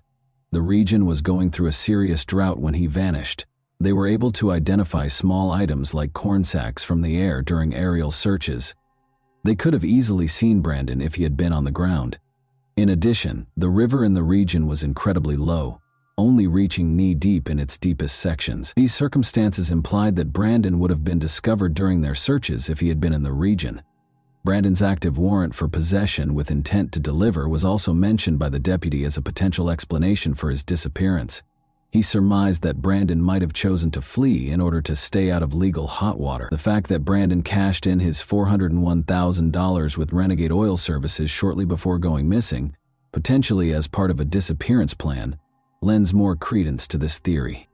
Kyle Lawson was asked to meet with Sheriff McCutcheon, Ranger Hannah, and a Johnson County investigator at the same location where Brandon's warrant had been issued several months after Brandon vanished. They interrogated Kyle about his role, asking whether he had hurt or assisted his brother in getting away. In the end, Kyle asked for a polygraph to clear his name. Kyle claims that he passed the test on hurting his brother, despite some inconsistencies brought on by coughing during the exam. The accidental death or lost in the wilderness theory is another explanation for his disappearance. Arid and rocky, Highway 277 is home to cacti, thorny bushes, and dangerous creatures like wild hogs and rattlesnakes. This belief appears to be supported by the thorough searches that have been conducted, but every lead has ended in disappointment, with no sign of him. According to the final theory, Brandon's recent use of methamphetamines may have caused him to suffer from drug-induced hallucinations or paranoia. Severe paranoia, disorientation, and unpredictable conduct are all possible side effects of methamphetamine, especially if the user has been up for a long time. Brandon may have fled into the wilderness in a confused state, and his references to people chasing him may have been the product of a drug-induced hallucination. The term paranoia describes a strong mistrust or fear of other people, frequently coupled with illogical ideas or convictions that someone or something is trying to hurt them. Even when there are no actual external threats, paranoia in the context of drug use can show up as an elevated sense of threat or danger. Brandon's strange phone calls may be explained by this theory, but it doesn't address the question of what happened to him after he fled his truck. Did the weather get to him? Did he get stuck somewhere inaccessible or fall into a ravine? His family was left in a difficult position after Brandon Lawson vanished, caught between hope and the harsh realities of life. Brad Lawson, his father, struggles with mixed feelings. He is plagued by nightmares in which Brandon is still alive, possibly coerced into slave labor by a cartel. Even though he is aware that the likelihood of Brandon surviving is remote, the possibility of foul play seems limitless, and Brad can't get rid of the thought that his son might still be out there somewhere. Is it possible that Brandon was being followed that evening? Did he encounter death when he entered private property? Or was it a crime of opportunity, where someone walked by, saw his weakness, and took advantage of him? Lisa Lofton can't stand the uncertainty. She worries that her kids won't ever know what happened to their father when they grow up, get married, or even start a family of their own. She is troubled by the memory of that night, particularly the altercation they had before he vanished. She battles this guilt every day after hurtful words were exchanged. The odd 911 call Brandon made that evening serves as their final connection to him. It serves as a painful reminder of his last moments for Ledessa and her kids. His two older daughters try to understand his words as they listen to the recording on YouTube, but it only makes their heartache worse. Brad is adamant that his son did not simply flee. He contends that Brandon was not forced to leave his family because the arrest warrant was insufficient. Brandon was always prepared to accept the consequences because he had previously dealt with legal issues. He actually had plans for the future, including beginning a new job the Monday after his disappearance that would pay more and come with the fact that none of Brandon's possessions, including his phone, wallet, keys, or even his shoes, have ever been located only serves to further complicate matters. How someone could vanish so totally without leaving any trace is beyond his brother's comprehension. The family's suspicion that foul play was involved is only strengthened by this. Ledessa is hopeful that someone will eventually come forward because she thinks that someone out there is aware of what happened to Brandon. She is still plagued by unresolved questions, such as the identity of the dispatcher who spoke to Brandon that evening and the trucker who reported his pickup. Ledessa thinks that these individuals may possess important hints that could ultimately clarify what transpired. Ledessa can't help but notice the ominous tone of Brandon's 911 call, even though she tells herself that his disappearance might have been an accident. She finds it hard to accept that someone would hurt the man she cherished so much. Help Find Brandon Lawson, a Facebook page created by Brandon Lawson's friends and family, has received a lot of support and attention since it was created. The The page has more than 2.0000 followers as of 2024, indicating that Brandon's unsolved disappearance has generated a lot of interest and concern. This website is a vital resource for disseminating news, details, and appeals pertaining to Brandon's case. It gives Brandon's family members a place to communicate with supporters, reminisce about Brandon, and coordinate efforts to keep his story in the public eye. The page encourages anyone with information regarding Brandon's whereabouts or the circumstances surrounding his disappearance to come forward, and plays a crucial part in the ongoing search for answers. Paula Boudreau, LaDessa's hired private investigator, has also been putting in a lot of effort to find hints. The sizable community that follows the Help Find Brandon Lawson Facebook page frequently provides her with leads. Boudreau has encountered challenges while searching the land with cadaver dogs and helicopters. On their property, some landowners have refused to permit searches. Prior to 2022, there had been no leads or noteworthy advancements in the hunt for Brandon Lawson. But at Brandon's last known location, a small search team made a breakthrough in early 2022. They notified the authorities after finding a pile of his clothing. Human remains were discovered nearby shortly after. The Help Find Brandon Lawson Facebook page announced in October 2023 that the clothing discovered and initial DNA results suggested the remains were probably Brandon's. To compare the genetic markers from the remains with Brandon's father's DNA, more tests were being conducted. The Texas Ranger in charge of the case said he was cautiously optimistic that the remains would be identified. There have been no new developments regarding the identification as of October 2024. 11 years have passed since Brandon vanished, and his family is still looking for answers. Unfortunately, because of their advanced state of decomposition, these remains have not yet been definitively identified, leaving little material for identification. A portion of the remains are destroyed each time a sample is taken out and examined. For upcoming DNA testing, it is therefore imperative to preserve as much as possible. In an attempt to extract enough DNA, the remains have been sent to 2 labs, but the results have been negative thus far. The family is unable to provide additional information regarding the investigation's current status or the other options the Texas Rangers were considering in June 2023 for identifying the remains. The finding of Brandon Lawson's remains is likely to put an end to the tragic and enigmatic case of his disappearance.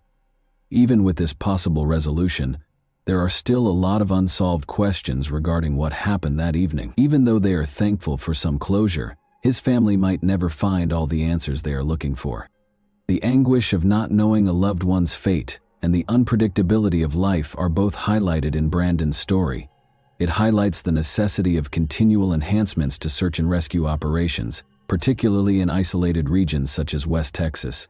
The memories of Brandon Lawson will live on in the hearts of his loved ones and everyone who has followed his tragic story, even though the whole truth may never be known. And that wraps up today's chilling story. If you enjoyed this video, don't forget to like and subscribe so you never miss a new upload. Also, let me know in the comments what part of this story shocked you the most. Thank you for watching, and I'll see you in the next video.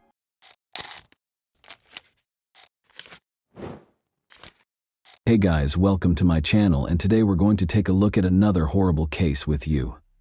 We examine the events that transpired in Jacksonville, Florida in this video. The body of Kim Dorsey was discovered in her house. Detectives discovered during the scene that she had attempted, but failed, to flee through her bedroom window. With multiple suspects, detectives had to put in a lot of effort to solve this case. Kim Dorsey was 38 years old in 2012. She earned a degree in civil engineering from the University of North Florida. She owned her own construction company, was a certified general contractor, and served as the director of training for Inspection Depot's Quality Assurance Division.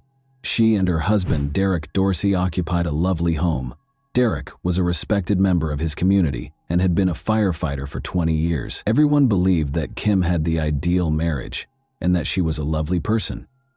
But when the front door of a perfect couple's house closes, nobody knows what happens inside. When Derek returned home from work on October 28, 2012, he found Kim's lifeless body. He dialed 911 right away. Though he believed Kim was dead, he told the operator that he was performing CPR on her. Derek responded that Kim might have hurt herself when the operator asked him what had happened to her, Police and an ambulance arrived on the scene. At the scene, Kim was declared dead. Derek suggested that Kim might have hurt herself to the 911 operator, but detectives investigating the scene knew right away that foul play was involved. Derek covered his wife's body with a blanket after locating her. Upon the arrival of the medical examiner, they took off the blanket and witnessed the severity of Kim's ordeal. Detectives were informed by Derek that he had left for work the morning before. Firefighters are on duty all day and all night. He expected to find Kim in bed when he entered the bedroom on Sunday morning just after 8 o'clock. It was very dark in there because of the heavy curtains. At the foot of the bed, he noticed Kim sprawled on the floor. Kim had already passed away when he dialed 911. Experts concluded during the autopsy that Kim Dorsey had passed away about 24 hours prior to Derek dialing 999. Police discovered a lot of evidence at the crime scene. Kim had a plastic tie around her wrists and ankles. On the floor was a broken pool stick. On the floor beside it was a gun. In addition, there was a knife on the ground near Kim's body. Both the bedroom doorway and the wall had bullet marks on them. The bedroom appeared to have been the scene of a firing incident. There were numerous things that required clarification. By examining the remainder of the house, investigators were able to determine the cause. The contents of drawers had been dumped out by someone who had gone through the kitchen. There was definitely someone searching. It was quite strange that the kitchen sink had a keypad that was connected to a surround sound system and 3 or 4 remote controls. The front door was undamaged and showed no signs of having been broken into. Nevertheless, investigators did observe an oddity. It was knocked over, a ceramic dog statue by the front door. They immediately reached their first conclusion. It didn't seem possible that a stranger could have broken into the house, stabbed Kim, beat her with a pool stick, and bound her with plastic ties. Either the intruder knew how to enter the house, or Kim Dorsey knew who had attacked her. The fact that Derek was the first suspect and brought to the police station to be questioned was not surprising. Derek was asked to provide more details about his work, his wife, and the previous weekend by the detective. He claimed that Kim spent a few hours shopping on Friday after leaving the house. They watched a movie at home in the evening. Derek rose early on Saturday and headed to work at around 7 in the morning, as he usually does. At 8 a.m. on Sunday, he concluded his shift. Kim was at home by herself during those 24 hours that he was away. He made multiple attempts to reach her on her cell phone on Saturday. In the far north of the county, Derek was employed at a fire station. The call didn't go through, and the cell coverage wasn't always good. With one exception, he is an experienced professional with years of experience. Everything Derek had told them so far made sense, but when he called 911, he informed the operator that Kim most likely hurt herself. How could he have failed to recognize that this was a crime? Did he know? Derek discussed his relationship with Kim, saying that it was basically free. They permitted one another to have relationships with other people. However, Derek went on to say that Kim stopped because she was grieving the loss of her mother, who passed away 3 or 4 years ago. Kim sought medical assistance from a professional. She may not feel as attractive as she once did because she gained a little weight while taking medication. Detectives needed to know whether Derek had adopted a more relaxed lifestyle since Kim had stopped doing so. Frequently, someone dies as a result of marital infidelity. Derek acknowledged that he was seeing another woman at the moment. Investigators wanted to know if Derek intended to divorce Kim. Would her passing have brought him any financial gain? Kim's life was uninsured when Derek was asked if his wife had a life insurance policy. For example, the detectives considered the amount of time it would take Derek to drive home from the fire station. It would take nearly an hour to travel the 15 miles between the two places. He was employed at a small fire station. After speaking with every firefighter, detectives came to the conclusion that Derek had a perfect alibi. The investigators then made the decision to consider an alternative. They were aware that Derek was referring to a girlfriend. Perhaps this woman wished to remove Kim from the situation. Someone may believe they were treated unfairly in a love triangle. Perhaps Derek didn't follow through on his promise to his girlfriend that he would divorce Kim. After being questioned by detectives, Derek's girlfriend was promptly ruled out as a suspect because she had a strong alibi. To examine everything again, investigators went back to the crime scene.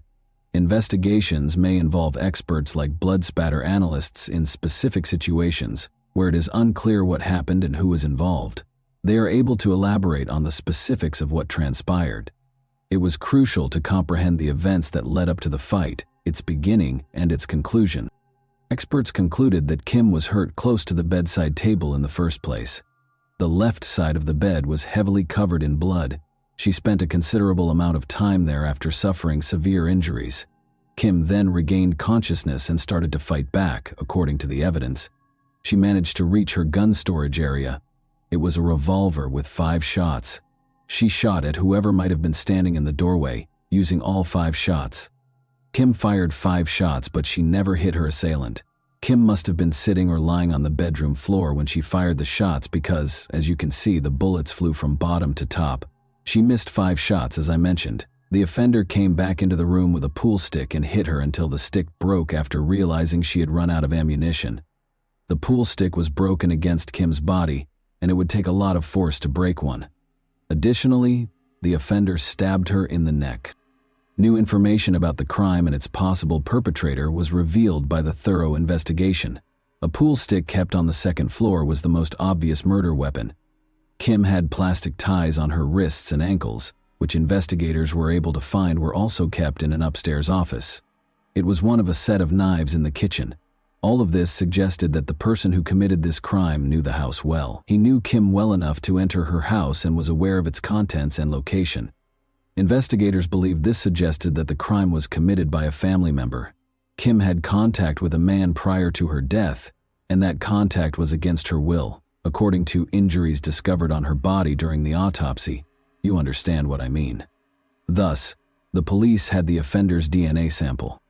There might have been other men in the house while he was at work, according to what Derek Dorsey told them. This increased the number of possible suspects, and all of them needed to be tested by the police. Derek was asked by detectives to provide the names of any men who might have been in the house. Derek worked as a general contractor at a construction site in addition to being a firefighter. Derek's home was once occupied by some of the people he used for his contracting business. According to Derek, he used to work with a man named Lance Kirkpatrick, with whom he became friends. Derek allowed Lance to stay in his home for a few months while he dealt with his issues. Derek, however, requested that Lance leave after he began abusing drugs. Derek claims that Lance was on a boat in the Atlantic Ocean the weekend the crime was committed. Derek mentioned a man by the name of Joshua Veal as the second individual. Derek tried to assist Joshua, made friends with him, and gave him some work. After some arguments, Derek and Kim allowed Joshua to live in their home before Joshua eventually moved out. However, Derek stated that he was still supposed to meet Joshua the morning he found Kim's body and continued to hire him for odd jobs. Derek was going to pick up Joshua Veal on Sunday morning after he got off work. Joshua failed to show up for their scheduled meeting at a convenience store.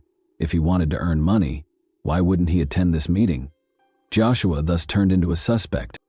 Joshua Veal's criminal history was found by the police, primarily for drug offenses. After being arrested, he was brought to an interview room. Joshua was asked to explain his weekend activities by the detective. He stated that he had spent the entire weekend, including the moment the detectives thought the crime was committed, having a party at his house. The investigator then inquired as to whether he and Kim Dorsey were romantically involved. Although he said no, he made it clear that he thought Kim was a very attractive woman and that he wouldn't mind dating her. The detective eventually told Joshua that Kim had passed away. The detectives were surprised by his response. He broke down in tears. But was he pretending, or were his feelings real? They released him, after obtaining a DNA sample from him. The DNA discovered on Kim Dorsey's body was not Joshua's, according to forensic analysis. The police have one less suspect as a result. Derek gave the police the names of other people who knew his house. They were all excluded after submitting DNA for analysis. After that, investigators made the decision to go back to the crime scene once more.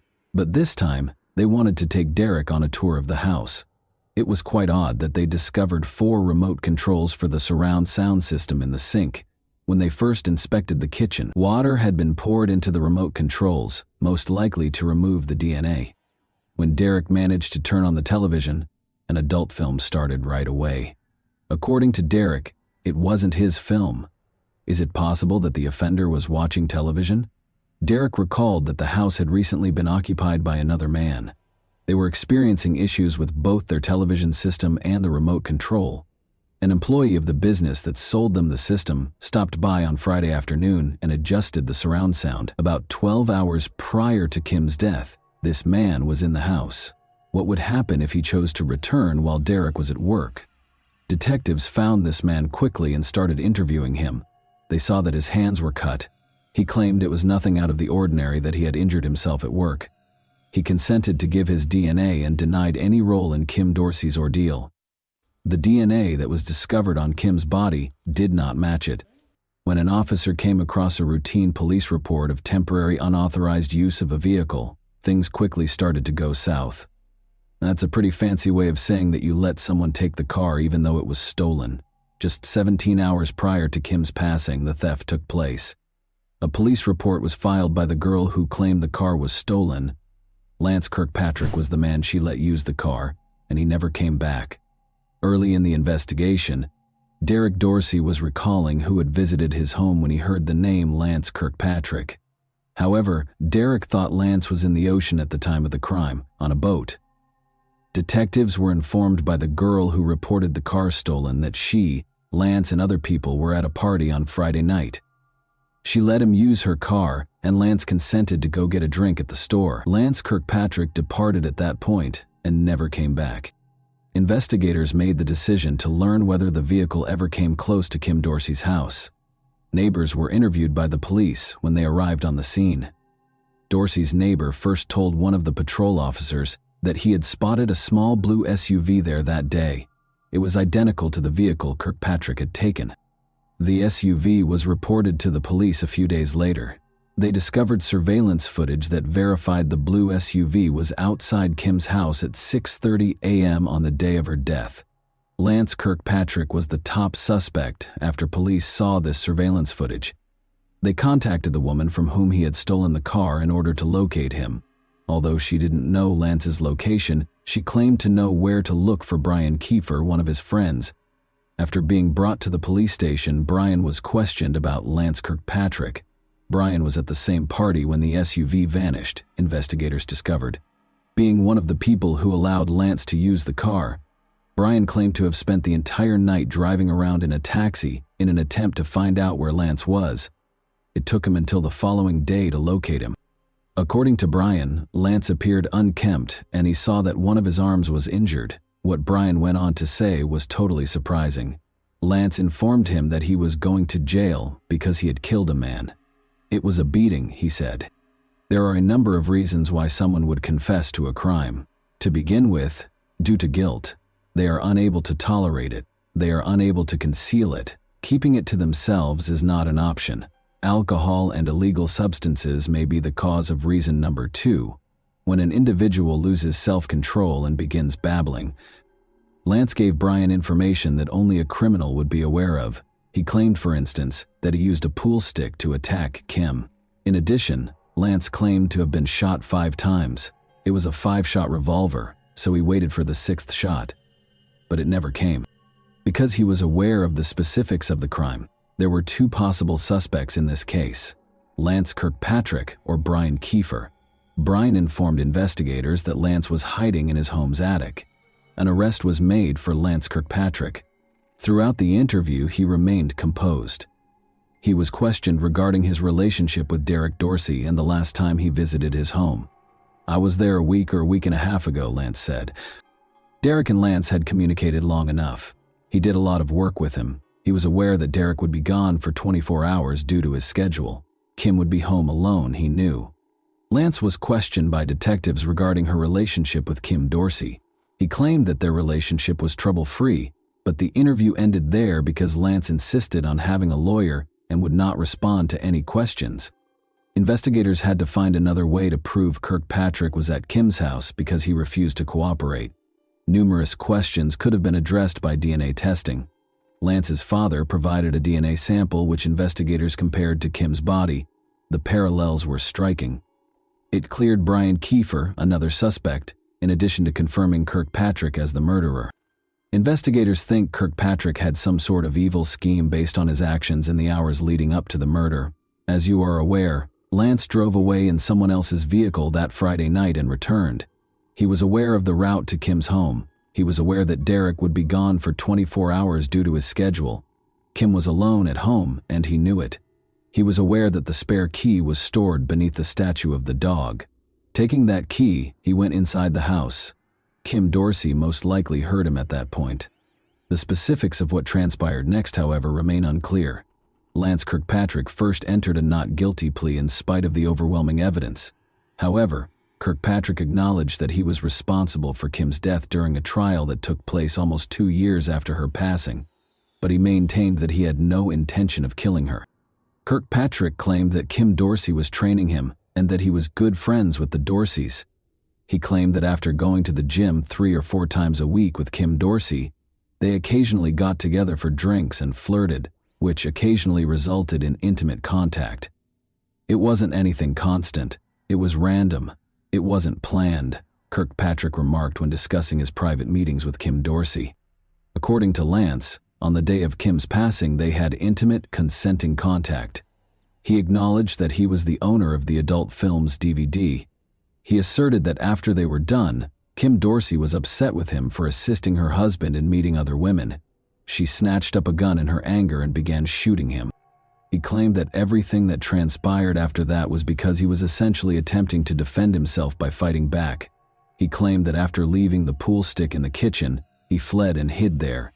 He claimed that in an attempt to seize the gun from Kim, he dashed over and swung the pool stick wildly. He claimed that after knocking her unconscious, he tied her up with plastic ties and placed the gun in his back pocket.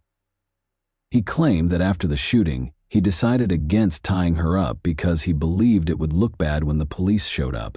He claimed to have located a knife to cut the plastic ties, but they began to struggle when Kim eventually grabbed the knife. He claims that he stabbed her by accident. The police never showed up, and he fled because he was too scared to dial 911. I was frantic. I didn't know what to do. I was scared. I just sat and was waiting for the police, Kirkpatrick recalled. The prosecutor tried to expose Kirkpatrick's deceit and inconsistencies in his testimony to the jury during cross-examination. Finally, the state wanted Kirkpatrick to explain to the jury the punishment he believes he should receive. "I'm guilty," revealed Kirkpatrick. "I don't know what I want right now." Lance Kirkpatrick received 3 life sentences without the possibility of parole in May 2015. The jury suggested life in prison, but he could have received the death penalty. His mother pleaded with the jury to spare him from death. With tears in his eyes, Derek Dorsey delivered a victim impact statement following the sentencing. According to Derek, Kim Dorsey was much more than just a firefighter's spouse. All of her achievements, including earning a degree in civil engineering from the University of North Florida and launching her own company, were attributed to her intelligence, strength, and hard work, he said. Derek expressed his disappointment with the sentence in an interview, saying he had hoped for the death penalty. And that wraps up today's chilling story. If you enjoyed this video, don't forget to like and subscribe so you never miss a new upload. Also, let me know in the comments what part of this story shocked you the most. Thank you for watching, and I'll see you in the next video.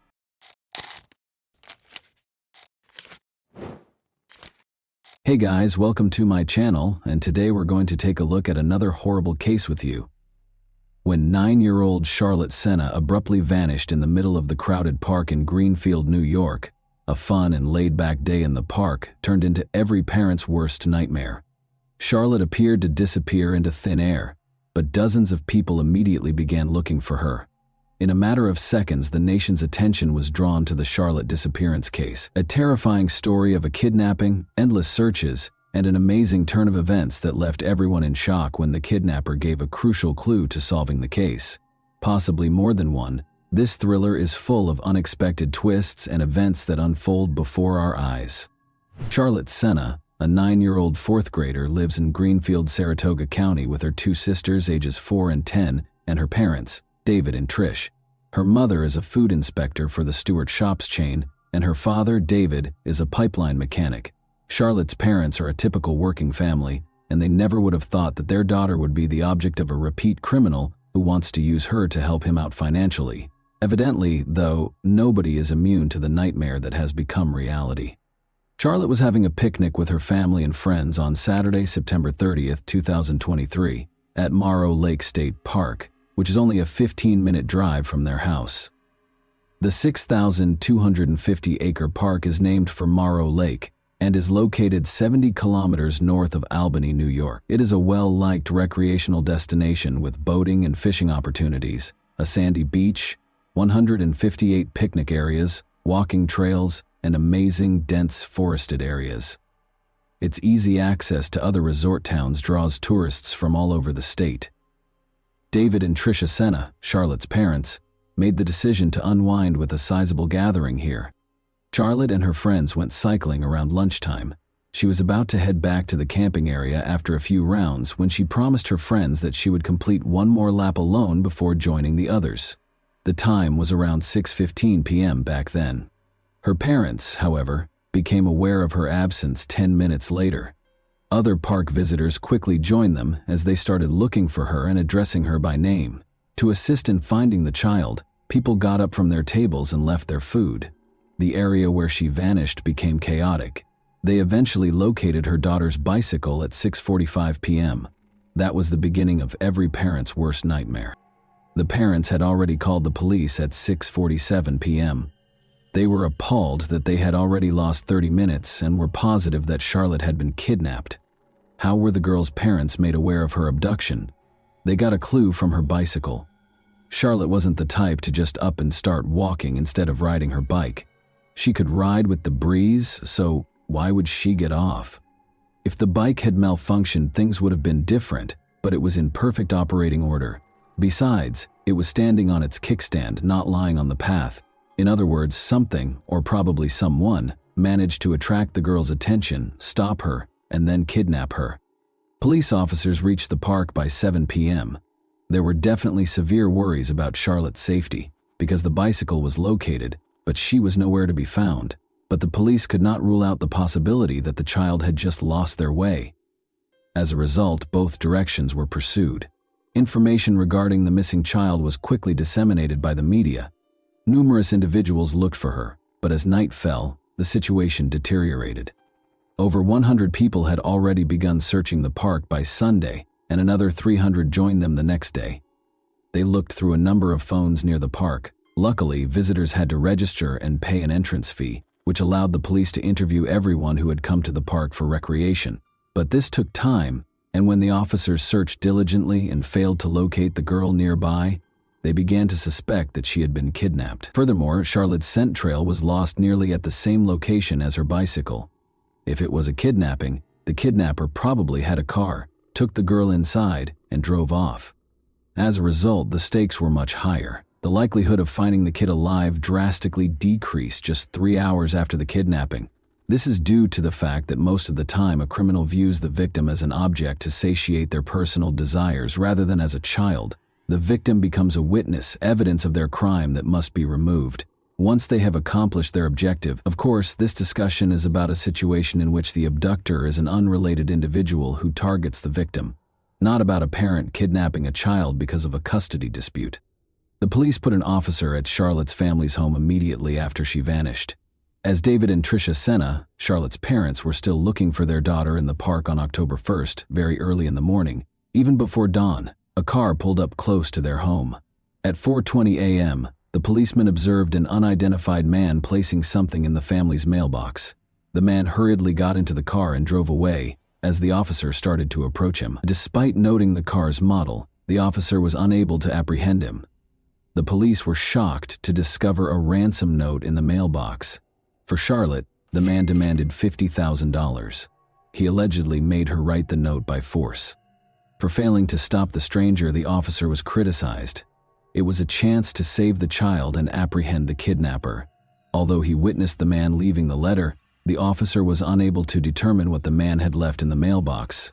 Many people send the parents cards, flowers, and letters of support after learning about a child's disappearance. But this note proved to be very important in saving Charlotte's life. The kidnapper must have arrived so early because he thought no one would be home and no one would notice him. However, he left a crucial hint. The case made an unexpected breakthrough at 2:30 p.m. on Monday, October 2. A fingerprint was discovered on the note by forensic specialists. They found a match after running the fingerprint through the database. Craig Ross, who was previously charged with driving under the influence in Saratoga Springs in 1999, owned it. Craig was among the people in the park when Charlotte was kidnapped, and his phone ping matched theirs. Additionally, a car registered to Craig was tracked by the police back to his mother's house in Bolton Spa, New York. Craig lived behind his mother's house in a tiny motorhome. DNA frequently plays a big part in cases like this, but in this instance, the letter contained an old fingerprint that was found to match a prior drunk driving case. Given the fingerprint, DNA would undoubtedly be present on the note, but fingerprint comparison is 1,000 times quicker. 2:30 p.m. was when the match was found. The FBI and police had already encircled Craig's home by 6:30 p.m. When a child's life was on the line, they didn't need a warrant. Craig's neighbors said they never expected to see something like that, and that the suspect's capture was more akin to a crime thriller. Approximately 6 p.m., about 200 meters from their home on Monday, Charlene and her 11-year-old daughter Bella spotted a number of police officers. Around 6 p.m., a neighbor of Craig's reported that she saw 2 cars stop on her lawn and went outside to eject the rude drivers. Then, out of the cars came police officers fully armed and wearing bulletproof vests. At least 15 police and apprehension team vehicles gathered close to Craig's residence. Armed with weapons and flash grenades, at least 30 officers in full uniform poured out of them and went into action right away. The neighbors at the time found it incomprehensible that their neighbor was detaining the missing girl against her will, but when they saw a convoy of police and FBI cars close to their homes, an ambulance and a helicopter hovering overhead, all of their doubts were dispelled. When the suspect was apprehended, the neighbors were afraid he would rush them and kidnap them and their kids. However, the officers took prompt action and prevented the situation from getting out of hand. Craig was taken into custody after 20 members of the apprehension team barged into the house. During the arrest, he resisted and was slightly hurt. The man was only wearing his underwear when they caught him. It was difficult to find the girl. She was also covered and concealed in the man's bedroom in a tiny closet. Charlotte realized right away that the officers were there to save her. When she realized that everything would be all right and that she would soon be seeing her parents and sisters, it was an extremely emotional moment. The girl was wearing a sweatshirt that was too big on her, which is interesting. One can only be thankful that Craig's motivation was financial, given that he was wearing his underwear and the girl was wearing a sweatshirt.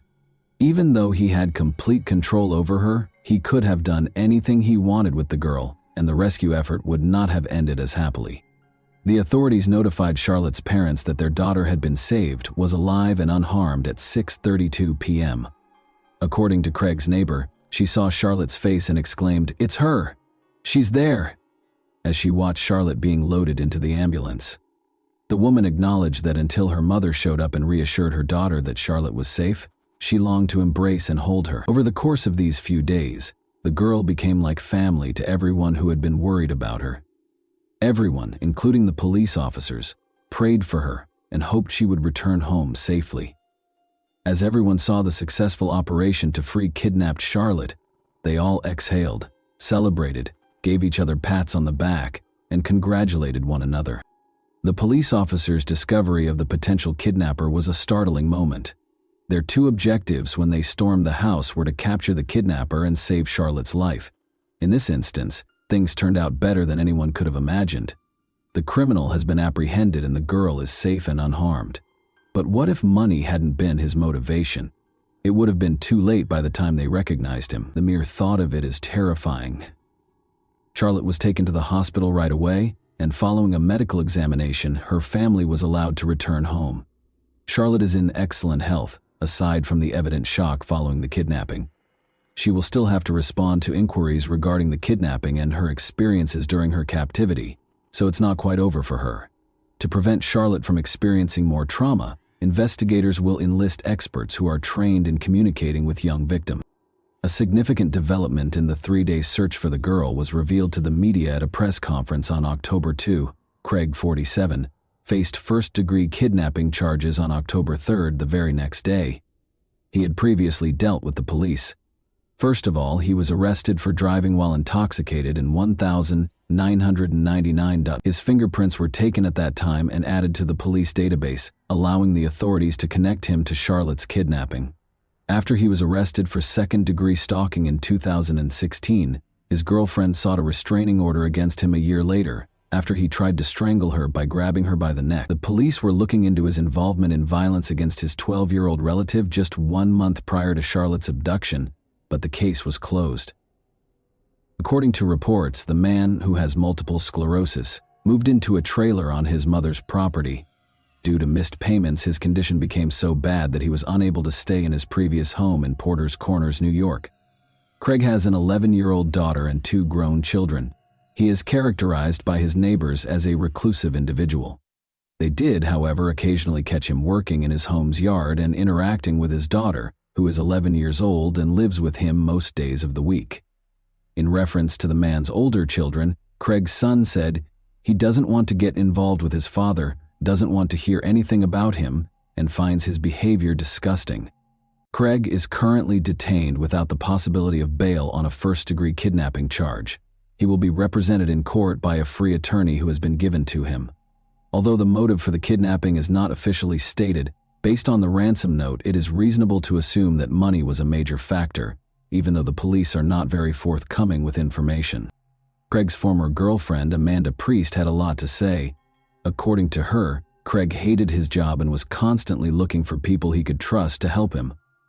Amanda is certain that money was the driving force, but it's interesting to note that Craig appeared to have targeted Charlotte in particular, rather than just any child. The problem stems from an incident in which Patrick Senna, Charlotte's grandfather, sued Greenfield after a sledding accident in 1998. The $2 million settlement he received was well known among Saratoga's citizens. Given this knowledge, Craig may have been monitoring the family to learn more about their residence, regular locations, and other details. This is exactly why Craig kidnapped the man's granddaughter and demanded a ransom, Amanda claims, in an attempt to obtain funds to help him out financially. Amanda also mentioned that Craig had covered his trailer's windows with tarps not long ago. She is certain that everything was carefully planned as a result. He kept an eye on the family, observed them, was aware of Charlotte's routine, probably followed them from their house to the park, and waited for a chance to see the girl by herself. Investigators are looking into whether the suspect in Charlotte Senna's case is connected to any other crimes, such as the kidnapping and killing of 18-year-old Jennifer Hammond and 19-year-old Christina White. As is customary, investigators are looking into his involvement in any significant incidents in the area, even though there is currently no evidence connecting him to these cases, since their disappearances in 2003 and 2005 respectively, from Milton, the same town where Craig spent decades. The cases of Jennifer and Christina, whom investigators believe to be connected, have remained unsolved. On November 2, 2003, Jennifer went missing according to her boss. No one saw her after co-workers dropped her off at the Creek and Pines trailer park, where she was supposed to sell magazines. Later, all of the girl's possessions were discovered in an Albany hotel room where she was lodging with co-workers. After Christina's family last saw her in the evening on June 30, 2005, 2 years later her disappearance came to light. 5 kilometers from her home, witnesses reported to investigators that they saw her strolling down a road. In March 2006, hunters discovered Christina's remains, which were essentially just a skeleton, 16 kilometers from her last known location in the D-Town forest in Greenfield. According to the autopsy, Christina's chest and abdomen were fatally struck by the murderer. In October 2009, Jennifer's remains were discovered a few kilometers away. Although the cause of her death is unknown, investigators concluded that considering the location of their kidnapping and the location of their bodies, the girls were most likely murdered by the same individual. According to criminal profiler John Kelly, who was familiar with the area and probably liked red-hamed girls, Craig Ross presumably abducted Charlotte, but we know that the best predictor of present or future behavior is past behavior. Therefore, it's always important to find out if a person has committed abductions in the past. There may be a connection because Craig's path from the park to his house apparently goes through wooded areas connected to these 2 unsolved murders. He was keeping an eye on the family and may have believed he could kidnap them again because he had done it successfully in the past. However, he could demand ransom and simultaneously improve his financial situation rather than committing murder. In any event, the inquiry is still ongoing to determine whether he is connected to any other crimes. He has been questioned by the police in the interim to determine whether he was keeping an eye on Charlotte and whether his motivations extended beyond his need for money. The Senna family thanked everyone who put in so much effort to bring their daughter home. Naturally, they expressed their relief at Charlotte's return home and recognize how lucky they are that things turned out this way. They are aware that not all kidnapped children make it back home safely.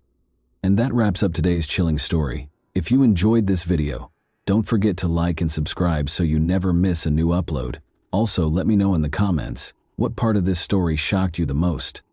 Thank you for watching, and I'll see you in the next video.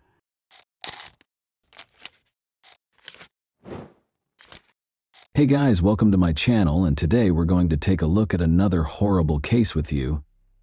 The seemingly stable world of the Craig family from Colorado took an unexpected and devastating turn in March 2023, amid the everyday routines of family life. Once seen as the epitome of stability, their marriage and careers started to fall apart as long-kept secrets and a lack of trust came to light. New information created even more questions as friends and family tried to make sense of the situation. What actually transpired in this seemingly ideal family behind closed doors? On March 15, 2023, at approximately 11 a.m., Angela Craig was taken to the hospital due to severe headaches, nausea, and dizziness. She was admitted to the hospital for the third time in 10 days, but this time the circumstances were much more concerning. In an attempt to stabilize her condition, which was rapidly declining, medical personnel put her on life support. Her family, including her husband James, was in disbelief at how quickly and abruptly her health had deteriorated. Angela was born in Dodge City on April 15, 1975, and from a young age she had played a significant role in her family and community. Despite having allergies, she grew up in a big family with 10 siblings and fell in love with animals. Her hobbies included woodworking and reading, and both friends and acquaintances were won over by her easygoing demeanor and charisma. Angela was a successful interior designer who was well known for her cozy and welcoming designs. She also loved genealogy and helped people find long-lost family members. James Craig, who went on to become a dentist, married Angela on December 18, 1999.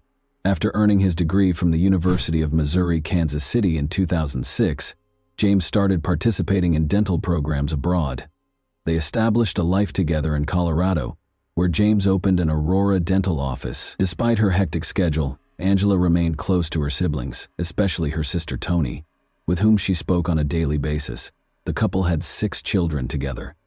Angela's life appeared to be ideal. She oversaw a choir, ran youth programs, and was very active in church activities. But everyone was taken aback by her unexpected health problems in March 2023. She had complained of a headache only a week before, but the symptoms had gone away quickly, so there was no reason to be concerned. The doctors and her family were unable to explain why her condition was now getting worse so quickly. James, meanwhile, stayed by her side, as always attentive and considerate. 2 p.m., Angela experienced a severe episode that same day, leaving her loved ones feeling scared and powerless. The cause of her condition was still unknown despite the medical team's tireless efforts to save her, which increased the already existing stress and anxiety. Doctors put in endless effort to stabilize Angela after she lost consciousness, but things got out of hand. Her stroke on March 15, 2023, was a pivotal moment in her life. She was already in a serious condition when they got to the hospital, according to her brother, who had driven her there that day. Her symptoms, which included severe nausea, excruciating stomach pain, and dizziness, had gotten worse. She had visited a hospital 3 times in 10 days, but this time the situation seemed to be very serious. Just 1 day after returning from a trip to see her sister Toni in Utah, Angela was admitted to the hospital for the first time on March 6. Her symptoms were considered minor by the doctors at the time, and following an evaluation, she was released. But on March 9, she went to the doctor once more. James, her husband, a longtime dentist with years of experience who had always been there to support her through tough times, was very worried. He turned to the wife of his doctorate-holding colleague and friend, Ryan Redfern, for advice. Ryan and his spouse continued to be involved in the days that followed, keeping tabs on Angela's health. They suggested more tests and consultations, offered their support, and shared their knowledge of possible causes of her symptoms. James shared test results and updates with them on a regular basis. MRIs, ultrasounds, blood tests, and CT scans of different body parts were among the tests that were performed on Angela. All of the results were within normal ranges in spite of these efforts. Despite receiving intravenous fluid therapy, Angela's abnormally low blood pressure remained the only consistent anomaly. James realized how serious the situation was by the time Angela had a stroke on March 15th. He sent Ryan's wife pictures from the hospital room as he broke the heartbreaking news. The pictures showed Angela surrounded by medical equipment while being watched closely by a group of experts. Even so, the doctors were unable to come up with a conclusive diagnosis, which left everyone feeling overwhelmed and powerless. A desperate phone call on the morning of March 15 would make James even more anxious. Angela's brother told him that her condition had drastically worsened and that he was taking her to the hospital. James was treating patients at his clinic at the time. He left as soon as he heard the news to be with her. Desperate for answers, James decided to speak with Ryan's wife once more, after realizing that the traditional diagnostic techniques were not working. The events leading up to March 15, 2023, were tense and unnerving because Angela's health was continuing to deteriorate at an alarming rate. Angela was admitted to the hospital for the second time on March 9 and was monitored overnight. Doctors hoped she would get better, but they couldn't figure out what was causing her symptoms. Even though the test results were always normal, the growing anxiety among her family and the medical staff was concerning. Despite all of these changes, Ryan and his spouse remained influential. James's longtime friend and financial partner, Ryan, had previously helped him through difficult times, including rescuing James's dental practice in 2021 during a financial crisis. Their help was equally important this time, since Angela's life now depended on it, and the cause of her pain was still unknown. At James's dental clinic, Caitlin, the new office manager, couldn't get rid of the feeling that something strange was going on with her boss. After multiple incidents in the days preceding March 15, when Angela's condition deteriorated to a critical level, her suspicions started to grow. After speaking with James's close friend Ryan, she was able to piece together her observations and uncover an unsettling pattern. Everything began on March 6. Caitlin was working late that night when James showed up at the clinic out of the blue. He had no appointments with patients, and his actions appeared unusual. James went into one of the exam rooms and used the computer there rather than using his office computer. Although Caitlin thought this was strange, she didn't give it much thought at the time. On March 13, a package reached the clinic a few days later. James had made it clear that Caitlin was to accept it herself and that no one else was to open it, but when she went to pick up the delivery, she found that the box had already been opened by another employee. A cylindrical container bearing the warning label "hazardous materials" and the words "potassium cyanide" was found inside. Startled, but aware of James's instructions regarding confidentiality, Caitlin promptly resealed the package and gave it to him without question. She witnessed James carrying the brown paper-wrapped container out of the office later that day. Her suspicions were strengthened by this incident. She looked into potassium cyanide because she was becoming increasingly uneasy, and what she discovered was terrifying. The dizziness, nausea, and low blood pressure that Angela had been experiencing for days closely matched the symptoms of exposure. Angela was in critical condition by the time Ryan and his wife got to the hospital to help James. Ryan was surprised when Caitlin told him about the odd things that happened at the clinic, even though he was already aware of some of the family struggles. He was so horrified by her story that he called the police and told them what she had told him while he was on his way to the hospital. Nevertheless, Caitlin observed other peculiar actions from James. She remembered something else. As she was leaving the office on the evening of March 6, James texted her to ask her to personally make sure that a package that was scheduled to arrive was delivered to her. This request appeared to be merely a formality at the time, but in the context of later events, it became more significant.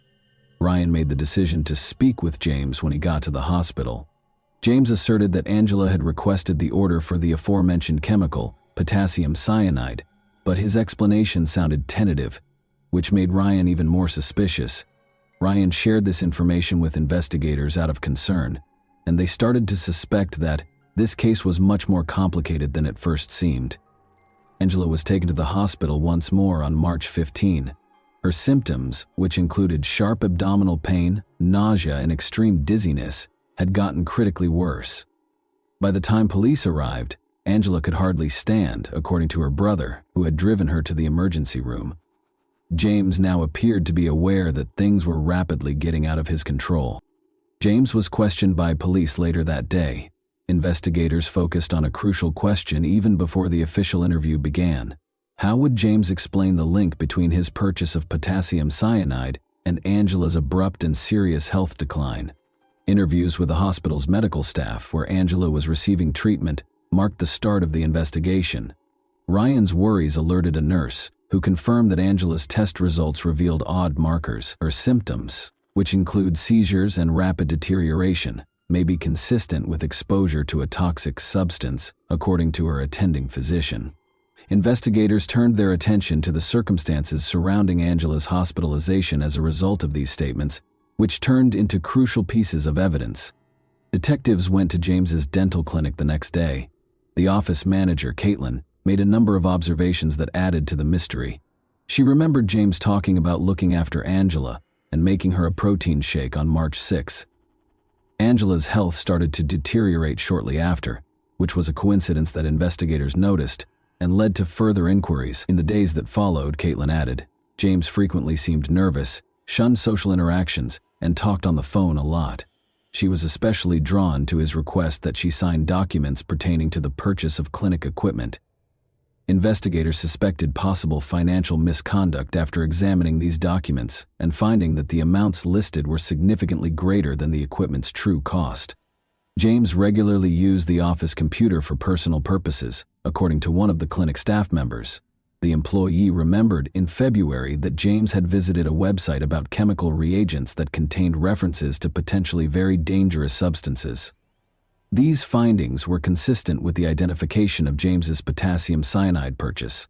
James's financial activities were soon the subject of the investigation. Investigators discovered that James had sent a sizable amount of money to an unidentified supplier connected to the sale of chemicals on March 4. James was able to conceal the order from his family because it had been shipped to the clinic's address. Investigators linked the package Caitlin had seen to the delivery when they tracked it down. She explained the warning-labeled container and mentioned that James had retrieved it and taken it home. The focus soon shifted to James's clinic office. James has been locking his office door during lunch breaks, which is not something he usually does, according to another employee. Investigators discovered traces of packaging materials that seemed to match the delivery of the potassium cyanide while searching the office. Hospital personnel persisted in trying to save Angela's life in the interim. Doctors ruled out accidental poisoning because of the high levels of toxic substances in her system. The foundation for additional accusations against James was established by this crucial detail. In the hopes of discovering more evidence connecting James to Angela's declining health, detectives secured warrants to search James's house and car. In her additional testimony, Caitlin noted that Angela's symptoms were consistent with those of potassium cyanide poisoning, which include nausea, vomiting, and low blood pressure. She added that even in tiny doses the chemical could be fatal. Investigators' suspicions grew stronger with each new piece of evidence, which led them to believe that intentional actions caused Angela's health crisis. James's computer was examined as part of the inquiry. Detectives discovered notes on it that listed the times and dates that Angela's symptoms worsened. The nature of the records suggested that James may have been using them to track and control her condition, even though the entries seemed to document her health problems. Further information was uncovered by looking through the couple's messages. Angela thanked James via text on March 6, 2023 for making her coffee. She reported feeling weak and lightheaded shortly after. In response, James advised her to take her blood pressure. During the same conversation later that day, James mentioned strong medications and blamed her symptoms on possible triggers, which investigators later saw as an effort to avoid suspicion. James' longtime friend and business partner Ryan revealed that James had confided in him about significant marital and financial difficulties in 2021. James was even thinking about getting a divorce at the time. James subsequently stated that Angela had been experiencing extreme depression and related an instance in which he allegedly prevented her from hurting herself. Their 6 children's testimonies, however, ran counter to these assertions. They characterized Angela as a lively, upbeat individual who displayed no symptoms of depression or odd conduct. Investigators also investigated James's divorce demand. In December 2022, he had mentioned Angela's mental health in conversations, but he did nothing to get her professional help. James's habit of hiding important information and this inconsistency increased suspicions that his actions might have been a part of a premeditated scheme. Additional evidence was found during the search of James's house and car. Investigators discovered pieces of packaging thought to be connected to the cyanide delivery in his home office. Traces of a powdery substance were found in his car and sent for examination. As the evidence grew, investigators were able to concentrate on James's possible double life. Even though he presented himself as a loving family man, he was starting to show signs of secretive behavior and hidden problems. A clearer picture of what might have been going on behind the scenes was emerging from the financial difficulties, marital strife, and thorough notes about Angela's symptoms. One of the most important aspects of the investigation was the history of James and Angela's marriage. According to Angela's sister, Angela had often confided in her about feeling pressured and manipulated by James. According to her, he could talk about his issues for hours on end without taking responsibility or demonstrating any desire to change. According to reports, Angela felt stuck in the circumstance and lacked the strength to escape. These reports corroborated remarks made by James's co-workers, who observed his repeated grievances regarding family issues. James once remarked that life would be simpler without all of these responsibilities, according to one co-worker. Throughout the investigation, Angela's medical records were extremely important. She had seen doctors more often than usual over the previous 2 years, complaining of inexplicable symptoms like weakness, dizziness, and stomach pain. Investigators suspected a potential link between her health problems and James's behavior, because these visits fell during times when their relationship was more tense. James's search history showed meticulous preparation. He had studied the uses of toxic substances, such as cyanide and arsenic, and discovered ways to cover up their taste in food and beverages. Articles about avoiding suspicion in poisoning cases also piqued his interest. This digital trail demonstrated a high degree of intentionality and preparation. The situation was further clarified by financial records. Investigators discovered that James had been paying for a mailbox he rented in a far-off location, which he used to accept some deliveries. According to delivery service staff, James regularly picked up packages, usually in the evening. His cyanide purchase, which was already being investigated, coincided with one of these deliveries. Additional leads were obtained through interviews with Angela's friends. According to one friend, Angela had complained of odd symptoms weeks prior to being admitted to the hospital, and she had expressed concern that they might have been caused by something she had eaten or consumed. Nevertheless, she ruled out James's involvement, blaming her illness on fatigue or other medical conditions. Investigators sought the opinion of toxicologists, who tested Angela's hair in order to shed light on the matter. Traces of arsenic and other harmful substances were found during the analysis, suggesting that the person had been exposed to poisons for a long time. These results clearly indicated that Angela's declining health was not a coincidence. A coherent story started to emerge from the gathered evidence, which included witness accounts, financial transactions, and the outcomes of medical tests. Long before Angela was admitted to the hospital, James had not only carefully planned his course of action, but had also started carrying it out. Nevertheless, investigators persisted in their efforts to dispel any remaining uncertainties. Investigators also looked into James's financial circumstances and found some concerning information. With more than $2 million in debt, his dental practice was in terrible shape. This was made worse by his gambling habit. James's financial situation was already unstable because he had lost a significant sum of money in Las Vegas. These disclosures provided a fresh viewpoint on James and Angela's marital problems, which, in the words of Angela's sister, had been anything but ideal for years. According to Angela's sister, James had consistently persuaded her to stay in the marriage, despite her attempts to leave it for 16 years. Those close to her claimed that despite feeling emotionally spent and stuck, Angela lacked the willpower to break up with him. Investigators suspected James of employing manipulation techniques to keep control of the situation as a result of these accounts. Another aspect of James's life was illuminated by emails discovered during the investigation. An intimate relationship that started in 2022, when Karen, a Texas orthodontist, filed for divorce, was disclosed in correspondence with her. Investigators were drawn to one specific detail. James had purchased airline tickets for Karen on the same day he was issued an arsenic order. Karen apologized for not being with James in an email on March 16 and said she hoped to see him soon. Investigators looked into life insurance plans that were obtained in Angela's name in the interim. They found 3 policies that paid out a significant sum of money. This discovery heightened concerns that James might have included money in his purported scheme. At 4:29 p.m. on March 18, medical professionals pronounced Angela clinically dead. James was charged with first-degree intentional homicide a few hours later. Investigators claim that on March 6, 2023, James, who regularly made protein shakes for his wife, tried to put arsenic in her beverage. After that failed, he told the supplier that he needed potassium cyanide for a medical procedure and ordered an expedited shipment. James was arrested the next day. He was charged with several offenses, including tampering with evidence, at his first court appearance. The judge imposed a $10 million bail amount. Prosecutors charged James Craig with solicitation of murder and solicitation of perjury shortly after. An Aurora police detective was the alleged victim, according to Aurora police spokesperson Joe Moylan, even though the indictment didn't say who James was supposed to hurt. The trial of James Craig has been postponed indefinitely. Craig is scheduled to appear in court with a new lawyer after entering a not guilty plea. Craig was also accused of surreptitiously delivering a jail letter to a fellow prisoner who was freed on bond with the help of an adult daughter.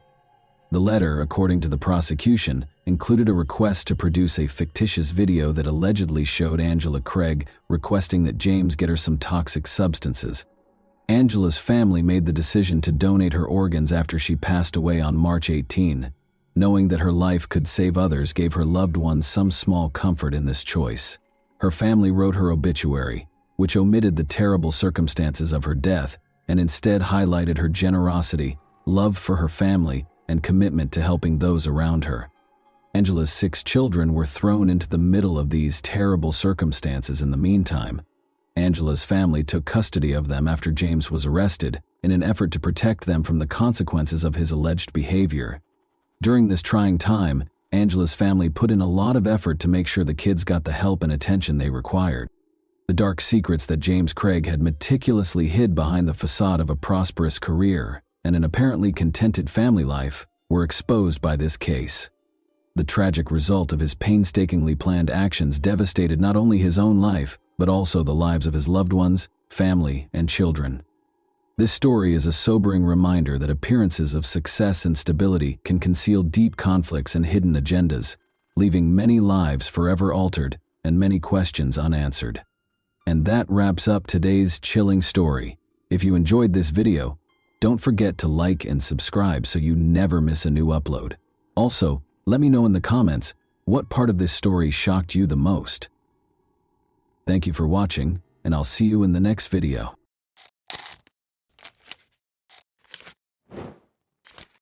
Hey guys, welcome to my channel, and today we're going to take a look at another horrible case with you. Little Bria had only ever been frightened by imaginary monsters.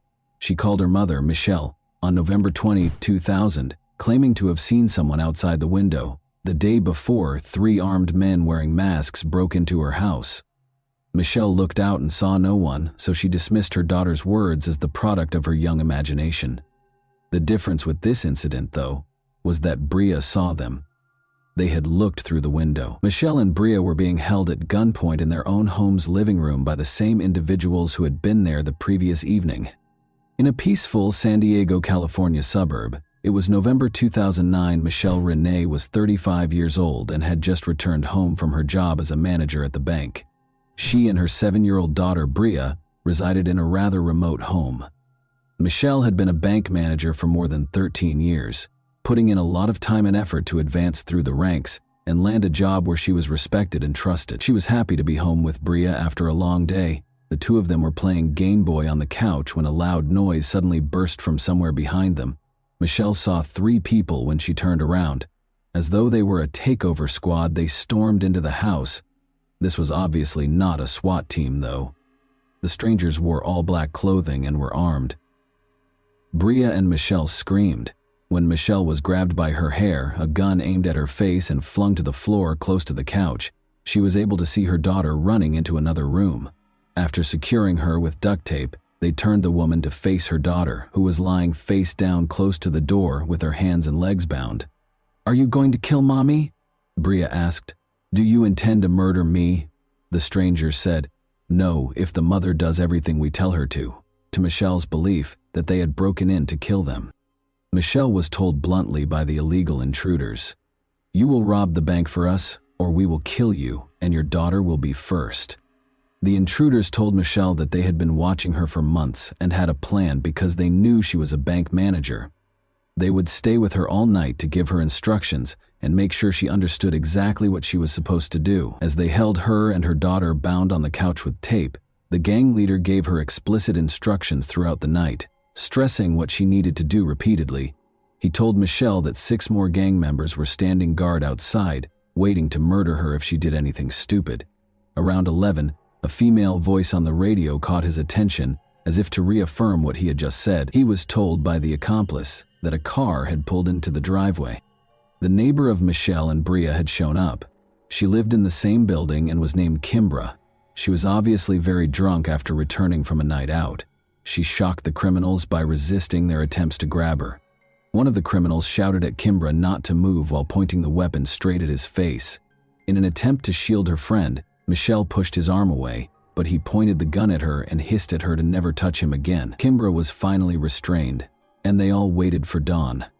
Michelle became aware that she might be spending her final evening with her daughter. She needed to share everything with Bria. Thinking that this might be the last time she would ever touch her daughter's hair or see her sleeping, the mother smoothed her hair to give her some space to rest. The nightmare persisted in the morning. The robbers' leader told her to get up and prepare for work at 6 o'clock. He interrupted her to apply dynamite to her as she was getting dressed and arranging her hair. She was in excruciating pain as he taped it firmly to her back. Kimbra and Bria were also outfitted with sets of explosives by the criminals. The girl sobbed and asked what it was, but the mother merely muttered something because she didn't want her to become even more terrified.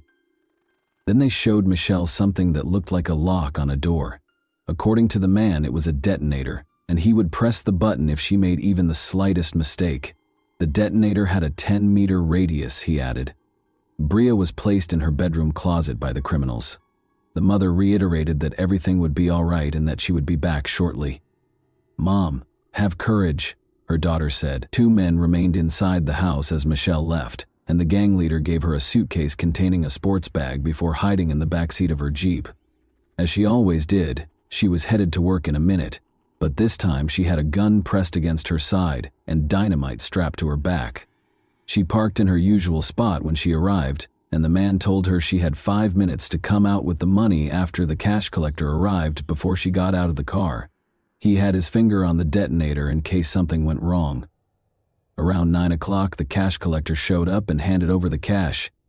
Michelle was in charge of getting the money because she was a bank manager. Michelle asked her colleague to go with her to the vault as soon as his car pulled away, and she explained the situation. Michelle was left with no choice but to stuff the bag full of cash while her colleague watched in horror as the bank manager did something so unthinkable. Her heart pounded. Was she moving quickly enough? Naturally, Michelle's co-workers informed the police about the incident, but first she took $360,000 out of the bank. She climbed into the Jeep and got ready to do whatever was asked of her. The criminal told Michelle that she would find her Jeep further down the street and told her to get out of the car after a few blocks. And so, it came to pass. She located her vehicle, got into it, and drove quickly home. The woman didn't know if she would find her daughter alive when she got home. She saw Kimbra's car was gone as soon as she pulled up to the house. She called for Bria as she entered the house, but the silence was uncanny. At last, she heard a small voice. From the other side of the house, Bria was calling to her. Her mother had left the girl in the closet, and she was still there. Relieved, the woman gave her daughter a hug, but it wasn't quite over. Bria saw her mother's expression change to one of panic. The The gang leader had departed without taking the dynamite away from her. What if the detonator was used remotely by the criminals? Before departing, Kimbra informed Michelle that they had just cut the tape and thrown the explosives against the far wall, removing the dynamite from the girl and her back. They all rushed to the nearby homes after that. Investigators from the FBI, police, and even a bomb disposal team quickly swarmed the street. The officers soon realized that the dynamite was a fake, consisting only of 2 sticks painted red. However, no one would risk their lives assuming they were fake, given the low lighting and the fact that they were on the victims' backs in such a dire situation. However, Michelle made an effort to commit every detail that might aid in identifying the criminals to memory during the incredibly terrifying 14 hours that she was held captive. It made it possible for her to concentrate on something else rather than the situation's horror. Actually, it was her special talent for picking up on subtleties in people's looks and actions that others might miss. She committed the criminals' physique to memory, attempted to gauge their height from the house's furnishings, took note of their footwear and jeans, and examined the appearance of their weapons. She eventually had to use the restroom, so the gang leader accompanied her. She flipped the switch, brightening the man's face as he led her to the restroom.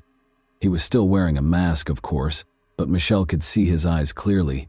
They were big, expressive, and a little red at the corner. All of a sudden, she recognized this person from her bank office. She frequently handled new client accounts in her role as bank manager, and on that particular day, a man had visited her office. He clarified that he needed information about opening accounts and making investments because he would shortly inherit a sizable sum. He repeatedly asked the same questions while seated at her desk. The man introduced his companion as Lisa, and they departed when a woman finally came in and said, "Chris, we need to go."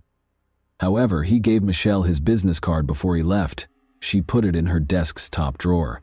Michelle's mind was racing with all of these ideas, and she felt that she needed to be extremely careful and not even hint at her recognition of him. Additionally, she recognized his accomplice because she occasionally heard Lisa's voice on the radio. They wouldn't let her die if she messed up. Michelle then requested that the officers immediately check her desk's top drawer. The business card wasn't a fake. It was there. Christopher Butler was the man's name. Butler's conviction as a bank robber was quickly discovered by the FBI. They discovered his residence and placed him under observation. The bank was only a few kilometers from Butler's home and that of his fiancée, Lisa Ramirez. The other 2 men, Robert Ortiz, who had his sights set on Bria, and Christopher Higgins, a big man who protected Michelle, were soon recognized by detectives.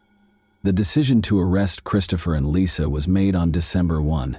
They were allegedly pulled over for document verification during a routine traffic stop. There was just so much evidence in the car.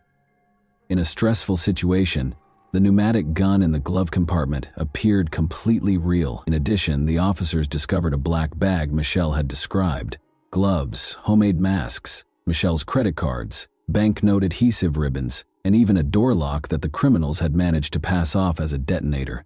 2 investigators waited for more evidence in the house.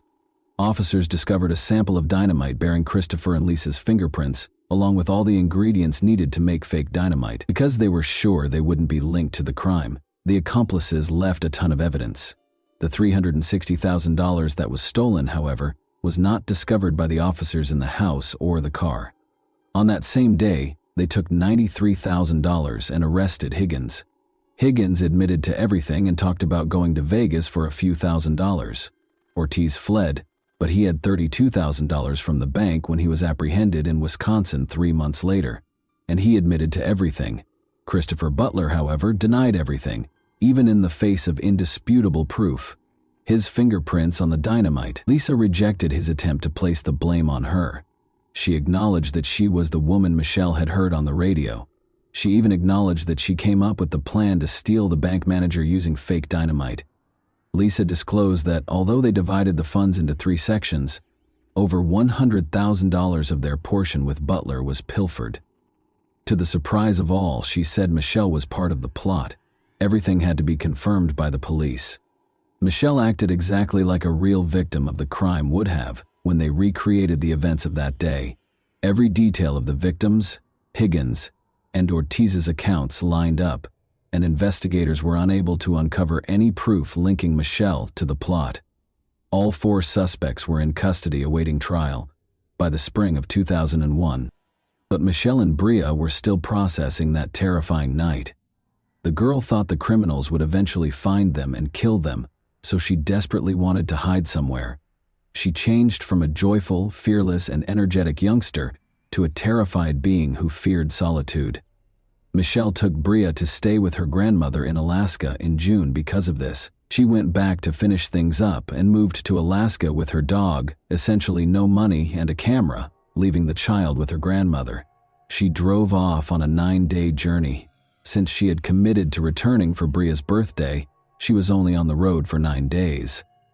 Their healing really started only after they relocated. Michelle and Bria were prepared to confront their criminals when they returned to San Diego for the trial a year later. Michelle believed the trial was merely a formality because the investigators had gathered so much evidence. How foolish she was. Together, Christopher and Lisa were put on trial. Lisa would find it challenging to maintain her innocence because she confessed during a videotaped interrogation. In order to spare her from life in prison, her attorney made a deal with prosecutor Tom Manning, but he turned it down. However, the judge was compelled to forbid using Lisa's statements in court because she incriminated Christopher as well as herself during the interrogation. The case depended almost exclusively on Michelle's statements in the absence of Lisa's confession. The attorneys for Christopher and Lisa made the decision to pursue Michelle in an effort to damage her reputation. The jury doesn't think angry witnesses are trustworthy. Michelle did not do well on the witness stand and they were successful. The problem was that Michelle wasn't your typical victim. She had been a stripper for many years. It was a decision she had to make in order to live, and the woman didn't hide it. Michelle left home when she was 15 years old and put in a lot of effort to rise from bank manager to regional vice president before taking a bank manager position to spend more time with Bria. She kept up her exotic dancing for a while even while she was employed at the bank. However, Michelle's integrity as a witness was called into question by something else. She falsified her resume and other documents, listing experience and skills she didn't have in order to obtain a job at the bank. This appeared to be less than ideal from a legal standpoint. Butler's attorney also probed her personal life in an attempt to paint her as a careless, egotistical mother who would stop at nothing to get money. Her financial troubles might have served as a catalyst for the conspiracy. Since the FBI reports made no reference to Michelle recognizing Lisa's voice on the radio, Lisa's attorney asserted that Michelle had lied about it, and there was nothing stopping him from adamantly declaring that the voice on the radio was not that of his client, because Lisa's admission was not heard in court. He then asked Michelle about marked bills, which are traceable banknotes that banks store in safes in case of a robbery. She didn't intend to endanger her daughter's life, and the criminals cautioned her against taking such notes. However, the attorney now asserted that it was suspicious. In addition, he questioned her maternal instincts, knowing that her daughter is wearing dynamite. Would a mother rush to the house where she is? Following Michelle's 3-day testimony, Christopher took the stand. He testified that he had a romantic relationship with Michelle and that she was behind it all. He had no proof, of course, but his plan was obvious. First and foremost, he was committed to keeping Lisa safe at all costs. Second, compared to kidnapping for robbery, the robbery was deemed less serious. However, his plan only partially succeeded. After 5 days of deliberation, the jury found Christopher guilty of robbery and kidnapping Kimbra and Bria, but they were unsure about Michelle's abduction. 2 jurors abstained, and 1 juror thought Butler was right. He received 3 consecutive life sentences plus an extra 64 years in prison. Lisa was acquitted of all charges.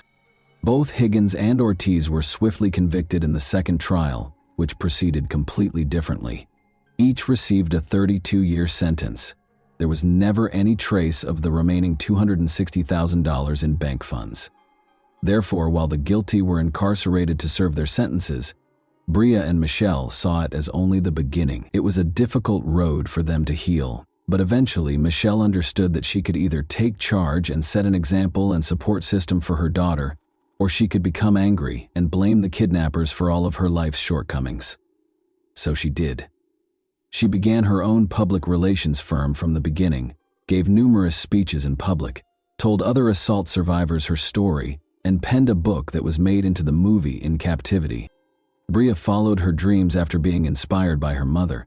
Despite receiving a multiple sclerosis diagnosis at the age of 18, She went on to attend college and join the school cheerleading squad, but they had to confront the past once more after their world was destroyed 20 years ago. Christopher was granted parole in June 20. Tom Manning, the prosecutor, made the decision to attend the hearing. He had a strategy. Christopher Butler was questioned by him regarding all of his false statements made in court. Christopher could have insisted on his version and carried the truth to his grave, so it was a dangerous plan. However, he acknowledged that Michelle was never a part of the conspiracy and that they did not have a relationship. He blamed his ex-girlfriend Lisa Ramirez for the crime, but he refused to accept responsibility for it. He conveyed his profound apologies for the suffering his victims had endured as a result of him. Christopher acknowledged that he felt deeply moved by Michelle's book and that he regretted what he had done.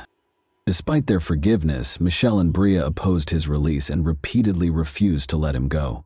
They had a fundamentally different attitude toward Ortiz and the other two men. In court, he was the one who expressed regret to Michelle. Ortiz was released in January 2021 after Brea spoke favorably during his parole hearing. Working together in Michelle's newly established business, Michelle and Brea are now closer than ever. Michelle's 9-day healing journey to Alaska altered her worldview, and she wrote another book about it. And that wraps up today's chilling story. If you enjoyed this video, don't forget to like and subscribe so you never miss a new upload. Also, let me know in the comments, what part of this story shocked you the most? Thank you for watching, and I'll see you in the next video.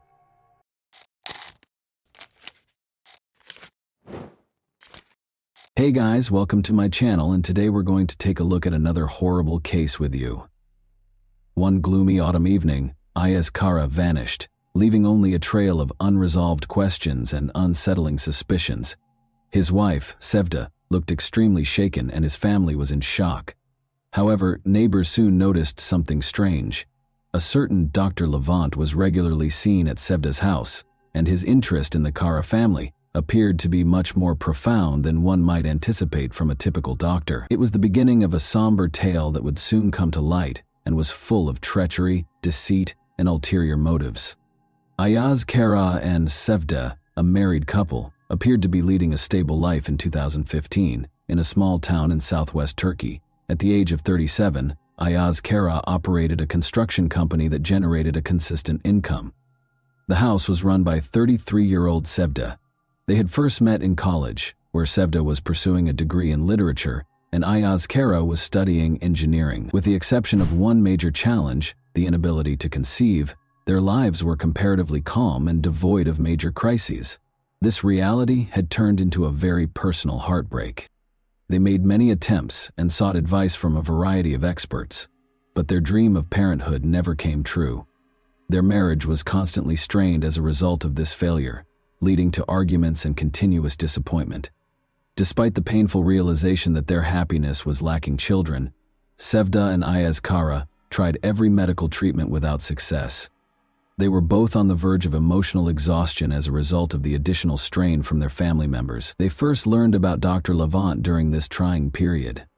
Levant was known for being an accomplished doctor who focused on infertility problems. He was 42 years old and highly respected in the medical community for his knowledge and non-traditional methods of treatment. His approaches attracted patients who had given up on conventional treatments by fusing aspects of alternative therapies with conventional medical procedures. Despite its small size and location on the outskirts of town, his clinic was very popular with the locals. Sevda thought this might be their last chance when she heard about Levant from a friend. At first, Ayaz Kara wasn't convinced, but he decided to give it a try after seeing his wife's anguish. They turned to Dr. Levant for assistance.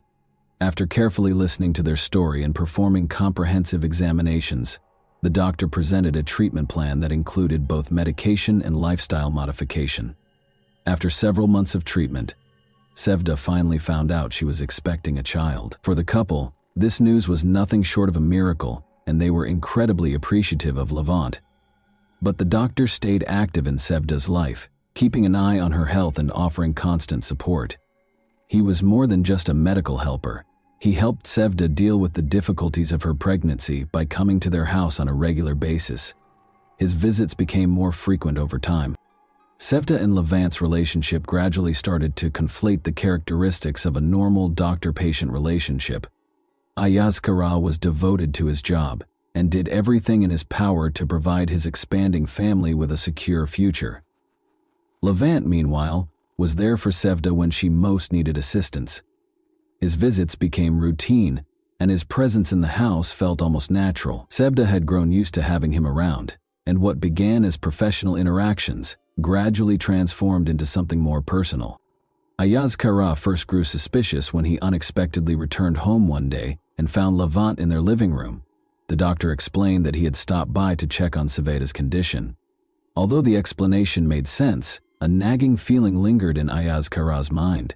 He soon began to notice that Levant's visits were becoming more frequent, and his wife's behavior grew more distant. Conversations between Ayaz Kara and Sevda became strained, and the initial joy of expecting their baby started to give way to an unsettling sense of anxiety.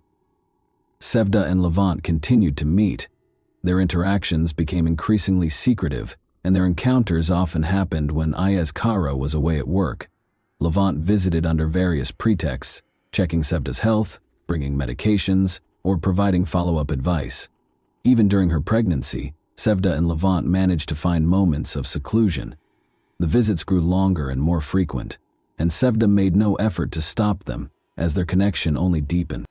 Meanwhile, Ayaz Kara could not shake the feeling that something was amiss. He observed that his wife was hiding things from him, but he struggled to figure out how to address his suspicions. One afternoon, Ayaz Kara came home earlier than usual and once again found Levant there. The scene seemed ordinary enough, but the tension in the air was unmistakable. Levant offered another plausible explanation for his visit, and Ayaz Kara had no choice but to accept it. Yet, the unease he felt was growing. He began paying closer attention to small details. How Sevda lingered in the kitchen when Levant was around. How she avoided answering his questions directly. The relationship between Ayaz Kara and Sevda grew colder, and Ayaz Kara felt trapped by unanswered questions and growing doubts. Levant, for his part, was well aware that the situation was becoming more precarious.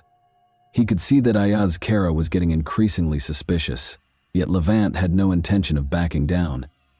Maybe he had reasons for remaining involved, and he knew more than Ayaz Kara could have imagined. He kept pushing boundaries, testing how far he could go before everything spiraled out of control.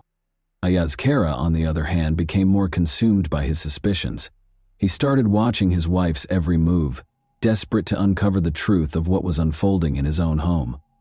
The tension within the family had reached a breaking point. Sevda and Levant continued to meet in secret, despite the escalating risks. Ayaz Kara could feel his family slipping through his fingers, but was at a complete loss as to how to stop it. Meanwhile, Levant showed no signs of backing down, even as Ayaz Kara's suspicions grew. He seemed determined to play out his dangerous game, not knowing where it might lead. As time passed, the atmosphere in the house grew increasingly tense. When Sevda's pregnancy became more noticeable, she and Levant finally stopped their clandestine encounters. The risk had become too great, and with Sevda's pregnancy now obvious, Levant ceased his visits under any pretext, and their connection abruptly came to a halt as if it had never happened. Yet this did not bring peace to Ayaz Kara and Sevda's home. The relationship between the couple became even more strained, consumed by suspicion and inner turmoil. Ayaz Kara tried to stay home as much as possible, searching for ways to reconnect with his wife. Despite his efforts, he couldn't shake the feeling that something between them had been irrevocably broken. Sevda, on the other hand, couldn't understand why Ayaz Kara had grown so distant and cold. She struggled to make sense of his change in behavior, as the tension between them only deepened. After another quiet dinner one evening, Ayaz Kara abruptly vanished. Since he always informed her if he would be late to work or had errands to run, Sevda realized he was gone from the house, which was very unusual. There was no note, no phone call this time. Sevda tried to control her anxiety, but worry started to bite her. After several days passed with no sign of Ayaz Kara, Sevda was forced to notify the authorities that he had vanished. Sevda was taken in for interrogation after the police began their investigation. The investigators were immediately alarmed by her actions. She frequently sidestepped direct questions about the status of her marriage, and gave off the impression of being extremely nervous. She found it difficult to respond clearly when asked what could have caused her husband to disappear. She was clearly uncomfortable when asked about her affiliation with Levant. Although Sevda denied any connection to Levant other than medical consultations, her claims sounded tentative and unpersuasive. Investigators started looking into all of Ayaz Kara's connections, including his personal and professional relationships. They found that, in contrast to his usually rigorous work schedule, Ayaz Kara had been spending an unusual amount of time at home. The mysteries surrounding his disappearance are only becoming more complex in light of this detail. Even though Sevda insisted she didn't know anything, the investigators were still bothered by her nervousness and unpredictable behavior. While closely examining the surveillance footage from the cameras placed throughout the house, one of the investigators noticed a number of instances that didn't match Sevda's claims. He observed that Levant visited often, and that their interactions seemed far too familiar for a straightforward doctor-patient relationship. This finding encouraged further research into the nature of the relationship between Sevda and the Levant. Investigators soon suspected Sevda of being involved in her husband's disappearance, making her a prime suspect. She was still being called in by the police to be questioned about her interactions and activities in the days before Ayaz Kara vanished. Sevda's responses became increasingly erratic, and her anxious manner only served to heighten law enforcement suspicions. Levant became involved in the investigation as well, and investigators started looking for him to learn more about his role in this complicated case. It had been months since Ayaz Kara vanished. Despite a lot of work, the search produced very few tangible results. Investigators pursued a variety of avenues, including following Ayaz Kara's contacts, examining his business transactions, and going through his private correspondence. But each lead appeared to come to a standstill. Interviews with friends and coworkers revealed that none of them had any insightful information to share. Red flags were still raised by Sevda's peculiar behavior during interrogation. The suspicions about her were only heightened by her propensity to contradict herself and avoid direct responses. Life continued while the investigation stalled. A baby boy was born to Sevda. There was no celebration, despite the fact that the delivery went well and the child was healthy. The police and the community continued to keep a close eye on Sevda, and the baby's father was still missing. Neighbors whispered about what had happened, and rumors spread like wildfire throughout the small town. Sevda was frequently spotted with her baby, but there were always signs of worry and stress on her face. In an attempt to avoid attention, she maintained a low profile, but her actions only fueled further rumors. Soon after, neighbors noticed that Dr. Levant, who had previously only come to Sevda's house for medical visits, was now frequently there. It soon became apparent that he had essentially moved in after he was spotted spending the night there. The townspeople were outraged by this. Such behavior did not go unnoticed in a small community where everyone knew one another.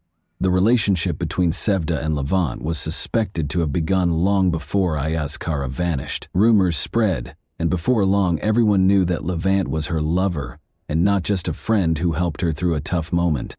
Sevda's home came under more and more critical scrutiny. Her behavior was the subject of gossip from neighbors, who conjectured that she and her new friend may have been complicit in the disappearance of Ayaz Kara. Some even said they had witnessed Levant visiting Sevda often while she was pregnant, and that his visits had appeared much too frequent for a mere doctor.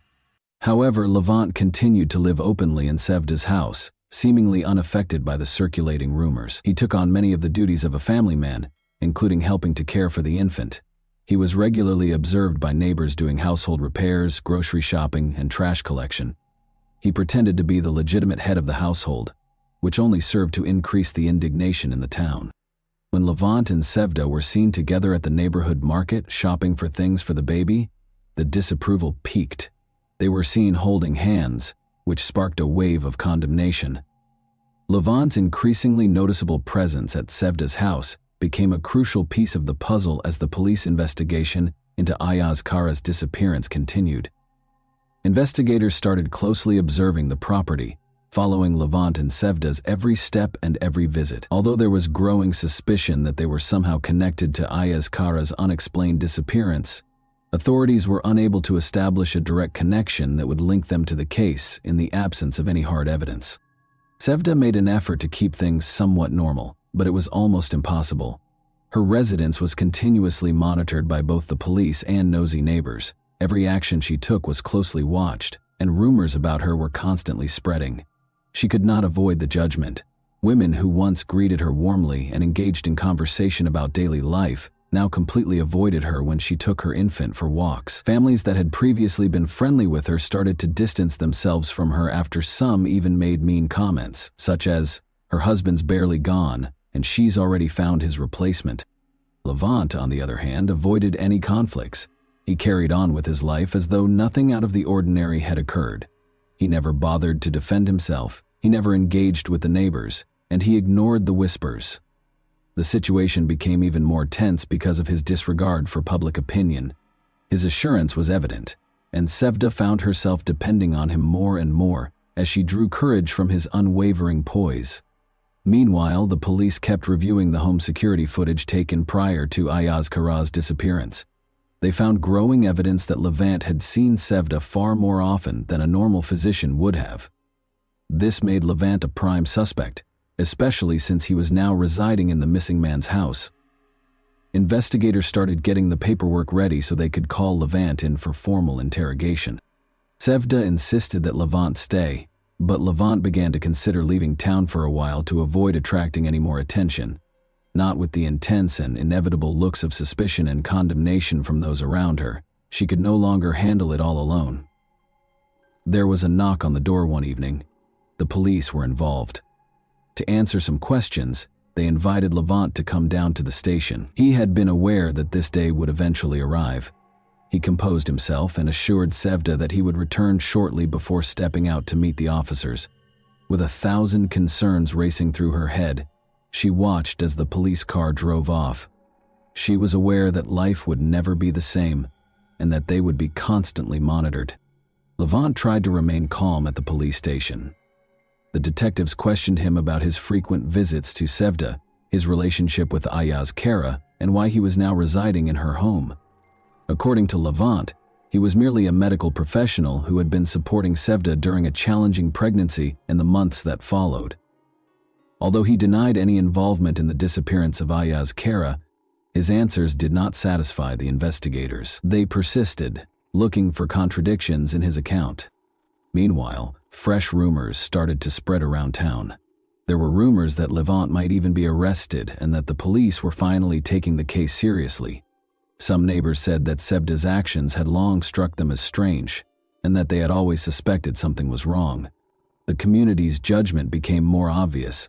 People shunned Sevda, and those who had previously supported her now abandoned her. After being questioned for several hours, Levant went home. He attempted to hide the fact that he was tired. At the door, Sevda greeted him with a strained and pale face. Even though she didn't ask any questions, it was clear that she was afraid. Levant realized that the situation was more serious than they had anticipated and that they were now in actual danger. Every action they took would be closely watched by the police, who obviously weren't going to let them off the hook. The tension only increased in the weeks that followed. Levant made an effort to continue as though nothing had changed, but the community's and the authorities' pressure was getting to be too much. Sevda avoided interacting with neighbors and rarely left the house.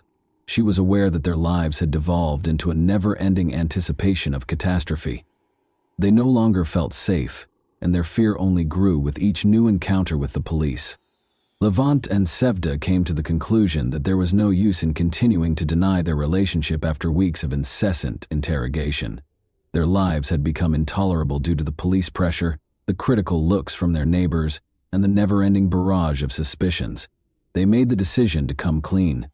They maintained that they had nothing to do with Ayaz Kara's disappearance, despite the fact that they were living together and had become romantically involved. They freely admitted during a follow-up interrogation that they were now a couple, and that Levant had moved in with Sevda to assist with babysitting.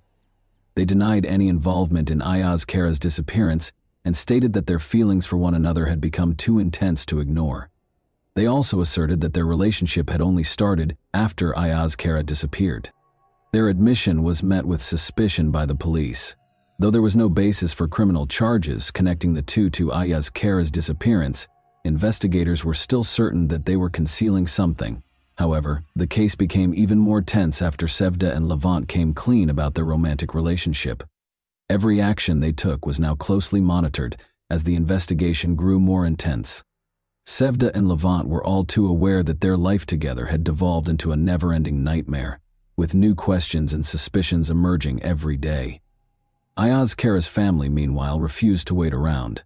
Mehmet, his younger brother, and his parents decided to take matters into their own hands and started their own investigation. They were convinced that Ayaz Kara couldn't have vanished without foul play, and that Sevda and Levant knew more than they were confessing. Especially Mehmet was unrelenting. He spent hours interviewing neighbors, compiling data and examining it to find any possible leads. He clung to the hope that Sevda and Levant were somehow involved in his brother's disappearance and was determined to find out the truth. One day, Mehmet got a tip from a neighbor who said that a suspicious van had been seen close to the house the night Ayaz Kara vanished. No one had given it much attention at first, but now that detail seemed important. Mehmet started to inquire, and a number of neighbors attested to seeing the van. There were people inside the house where it had been parked. The timing coincided with the abrupt disappearance of Ayaz Kara, but no one knew who they were. Mehmet followed up on every lead pertaining to the van and eventually located a source who could provide a more thorough account. It was a white van that was old and unmarked. The witness also reported seeing individuals that evening loading heavy-looking objects or big bags into the van. For Mehmet, this realization felt like a breakthrough. After compiling everything he had learned, he gave it to the police. The tip was taken seriously by the authorities, who started investigating. The investigation took a crucial turn when they learned that a van that fit that description had previously been reported for suspicious activity in the neighborhood. The investigation was starting to put the pieces of the information they had collected together. The police began looking through town-wide security cameras that might have recorded the van's movement. They soon discovered video from one of the cameras, which showed a white van traveling late at night along a road close to the residences of Ayaz Kara and Sevda. This video turned into an important piece of evidence that might help explain Ayaz Kara's disappearance. The authorities' efforts to find the owner of the van were soon successful. They found that a man named Emre, who had previously been a driver for Levant's clinic, was the van's registered owner and had a connection to Levant. This discovery changed the course of the inquiry. They quickly brought Emre in for interrogation. He initially vehemently denied any wrongdoing, but when pressure mounted, his story started to fall apart. Detectives narrowed their line of inquiry by pressing him further after noticing discrepancies in his account. After a while, Emre broke down and acknowledged that he had helped Levant that evening. He said he had only been instructed to assist with moving some things and had not been fully informed of the situation. He claimed that because he assumed he was helping his boss with a personal issue, he didn't ask questions. Emre denied any direct involvement in the disappearance of Ayaz Kara and maintained that he had no idea what was in the bags he had assisted in transporting, but his admission only made Levant and Sevda seem more suspicious. The police were aware that they needed to move quickly.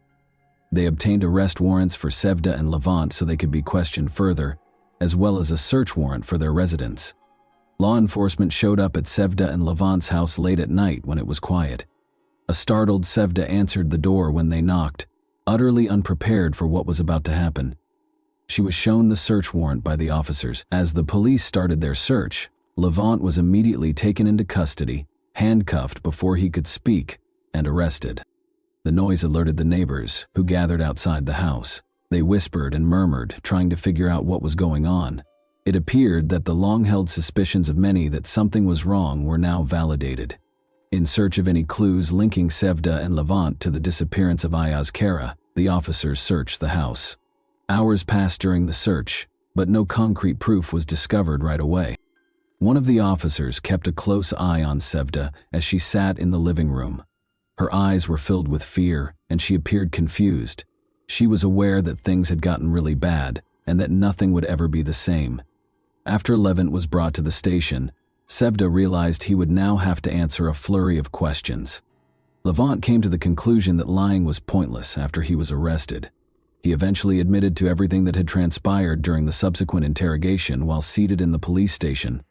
The investigation took an unexpected turn with his admission. He explained how the whole plan had come to pass, how he and Sevda had intended to get rid of Ayaskara, and how they hoped to start a new life together. The puzzle pieces fit together with every word, and the reality of what had happened was eventually exposed. Levant acknowledged that learning that Ayaskara couldn't conceive was the catalyst for everything. When doctors confirmed this, Sevda was devastated, but Levant saw an opening. He started providing Sevda with emotional support and positioned himself as the answer to her problems. They developed a romantic relationship over time.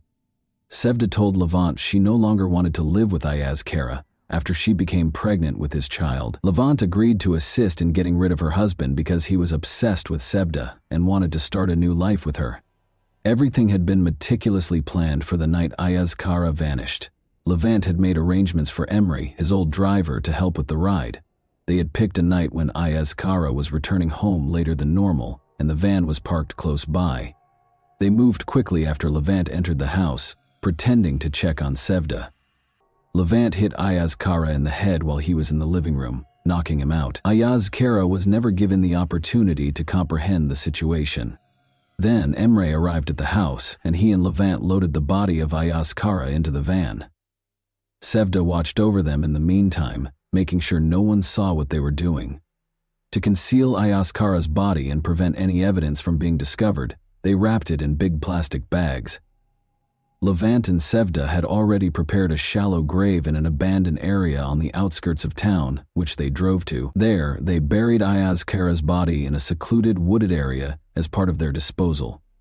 Neighbors had seen the bags being loaded into the van, and they were used to hide any evidence and make sure the body was not in direct contact with the bags. They did it to be together, Levant clarified. Sevda had been extremely dissatisfied with her marriage, and he would stop at nothing to help her and their unborn child.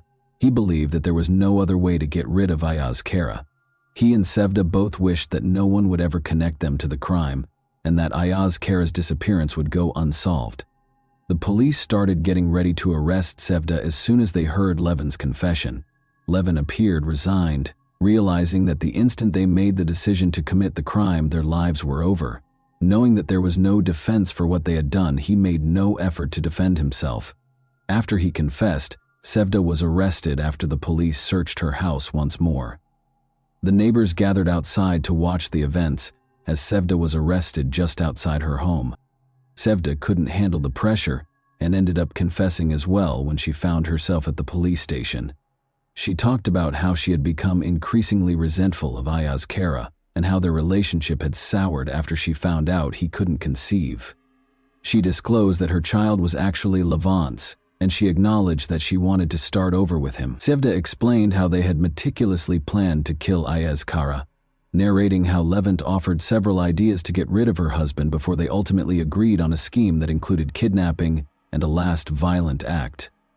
Equipped with this new knowledge, the police searched the forest Levant had pointed out for Ayaskara's body. They discovered a grave after searching the woods for hours. Despite the fact that Ayaskara's remains were badly decomposed, the discovery offered sufficient proof to establish his demise and formally establish the case against Sevda and Levant. According to the results of a forensic investigation, Levant struck Ayaskara during the assault, causing a fatal head injury. Ayaskara's body was given back to his family for burial after the autopsy was finished. The funeral was a heartbreaking and solemn event.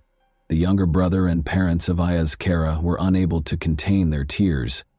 They had the small comfort of being able to bury their brother and son, even though they knew that Sevda and Levant were to blame for his demise. There was a sense of collective shock and grief in the air as many townspeople came to pay their respects. People found it difficult to understand how two people they had known could have committed such an unimaginable crime, and how such a horrible act could occur in their peaceful community. The public and media took a keen interest in Sevda and Levant's trial. Levant acknowledged his guilt in court, saying he had done it because he loved Sevda and wanted to give her and her child a better life. Sevda acknowledged her role as well, but she made an effort to present herself as a victim of her circumstances by saying she was coerced into following the plan. But the court rejected her justification. Levant and Sevda were both given life sentences without the chance of release. Ayaskara's parents were granted custody of the infant. Ayaskara's parents decided to raise the boy as their grandson, despite the fact that he was Levin's biological son. Even though they knew he wasn't their biological grandchild, they couldn't bear the idea of leaving him. Despite the heartbreaking reality of his origins, they promised to provide the child with a loving and secure future because he was their only remaining link to Aya's Kara. And that wraps up today's chilling story. If you enjoyed this video, don't forget to like and subscribe so you never miss a new upload. Also, let me know in the comments what part of this story shocked you the most. Thank you for watching, and I'll see you in the next video.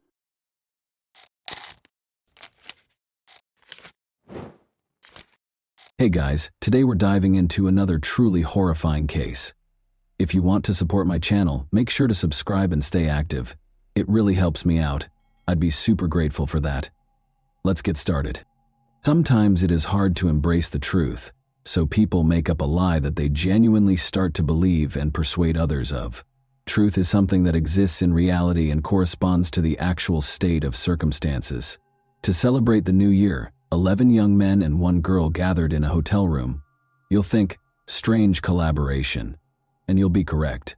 But hold on, one information will totally alter your perspective. Since all of the men at this party belong to a sexual minority, the 12 friends who got together to celebrate the year 2021 did so with great joy. In fact, they celebrated so well that on January 1st, the company had to take the only girl to the hospital, where doctors declared her dead. However, who was she? How did she pass away, and did anyone face charges related to her demise? However, everything is in order. You'll realize why we began this story with the idea of truth, as we dive into the previous party, practically minute by minute, and learn what transpired on that fatal night. Thus, John Paul de la Serna arrived at the 4-star City Garden Grand Hotel in Manila, the Philippine capital, around 11 a.m. on December 31, 2020. 9 additional men booked into rooms 2207 and 2209, which were on the same level, during the day, and Christine DeSera checked in later. Shortly after midnight, John Paul Kalili, the hotel manager, joined the merry company. The focus of New Year's Eve night was dancing, having a good time, and drinking a lot of alcohol. When Rommel Galida awoke at approximately 10 in the morning, she saw Christine dozing off in the bathtub. He wrapped a blanket around her and returned to his slumber. She was unconscious and starting to turn blue when he woke up a few hours later. 3 friends and hotel employees drove Christine to the hospital, but when they arrived at the emergency department, the physicians just declared her dead. The only girl was dead in the morning after spending the whole night in the hotel room with the 11 guys. News. The public was outraged by the crime's headlines. Since it was clear what a bunch of young men and 1 female could do all night, everyone had the same idea of what the story would be about. The investigation's task was to determine what actually transpired on that New Year's Eve night, and the cause of Christine DeSera's death. Born on April 13, 1997, Christine Angelica DeSera was raised in Barangay San Isidro, General Santos City, into the prosperous household of John Nestor de la Serna and Sharon Rose Faba de la Serna. She developed into a bright, independent, and gregarious young woman. For her 3 siblings, Monica, Chloe, and JJ, Kristen was a devoted sister. She relocated to the bigger and more promising city of Davao, which is located on the shores of the bay of the same name. After completing high school, she enrolled in a university there. Christine was active on social media, danced, modeled, and studied hard. In addition, Christine was the pinnacle of knowledge and beauty. She received a Bachelor of Arts in Communication, Arts with a major in Media Arts from the University of the Philippines, Mindanao, in Davao City in 2017 with honors. The girl has taken an active part in both acting and modeling. She faced off against 8 other contestants for the title of Ms. Silve Davao 2017 in the Davao City Mall run by the New City Commercial Corporation. In June 2018, she placed 2nd. From September 2017 until January, she took part in the yearly fashion show. She served as a marketing consultant for Gaisano shopping centers in Davao City, General Santos City, Tagum, Toro, and Digos in 2019. Christine has had a rich and satisfying life. Her life's ambition was realized in February 2019. She relocated to Manila in order to begin working for Philippine Airlines subsidiary, PAL Express, as a flight attendant. Desserts from Christine. December 28, 2020, was my last flight as a flight attendant. Since Christine's passing was widely reported, a lot of debates and theories were developed among the community. At first, authorities believed that Kristen was probably murdered and abused by a group of men she was hanging out with on New Year's Eve. Makati City Police charged 11 men with assault and murder in the early stages, despite the lack of autopsy results and a toxicology report. The case was deemed closed by the Philippine National Police. Suspects were identified and charges were brought against those arrested. Although 3 of the partygoers were arrested, after turning themselves into the police, the forensic medical report provided the primary explanation for Christine's death. On January 3, 2021, Forensic Medical Officer Police Major Michael Nick S. Sarmiento oversaw the autopsy of Christine's remains at the Rizal Funeral Home in Pasay City. After the body of Christine de Serra was examined, a forensic report was released, concluding that the ruptured aortic aneurysm was the cause of death. But it also noted a linear abrasion on the girl's right thigh, along with bruises on her right arm, right thigh, knees, ankles, and right foot. During the genital examination, deep-healed cuts and abrasions were also noted. A special investigation team was established to investigate the crime, according to the National Capital Region Police Department. However, Christine's family refused to believe that a lively young girl could pass away too soon from natural causes. The family of Christine de Serra revealed at a news conference on January 5, 2021, that they had read the autopsy report indicating that she died from an aneurysm. They did, however, claim that the autopsy was not complete and asked for another one. The deceased's parents have been attempting to figure out how Christine's aorta was torn. After all, the aneurysm was caused by violence or abuse, according to the police and the de Serra Family Council, so it was not a natural death, and the offenders ought to face consequences. All 11 of the guys who spent the night with Christine were recognized by the prosecutor's office. She worked with some of them. Christine was meeting other young men for the first time. They were friends of her friends. As it happened, this party was started by Christine. She organized this party with her friends and had reserved the hotel room herself a few days beforehand. Although she was aware of her daughter's friendship with men, her mother Sharon never voiced any opposition. In their family, it was accepted as normal, since Kristen had always found it easier to interact and form friendships with men.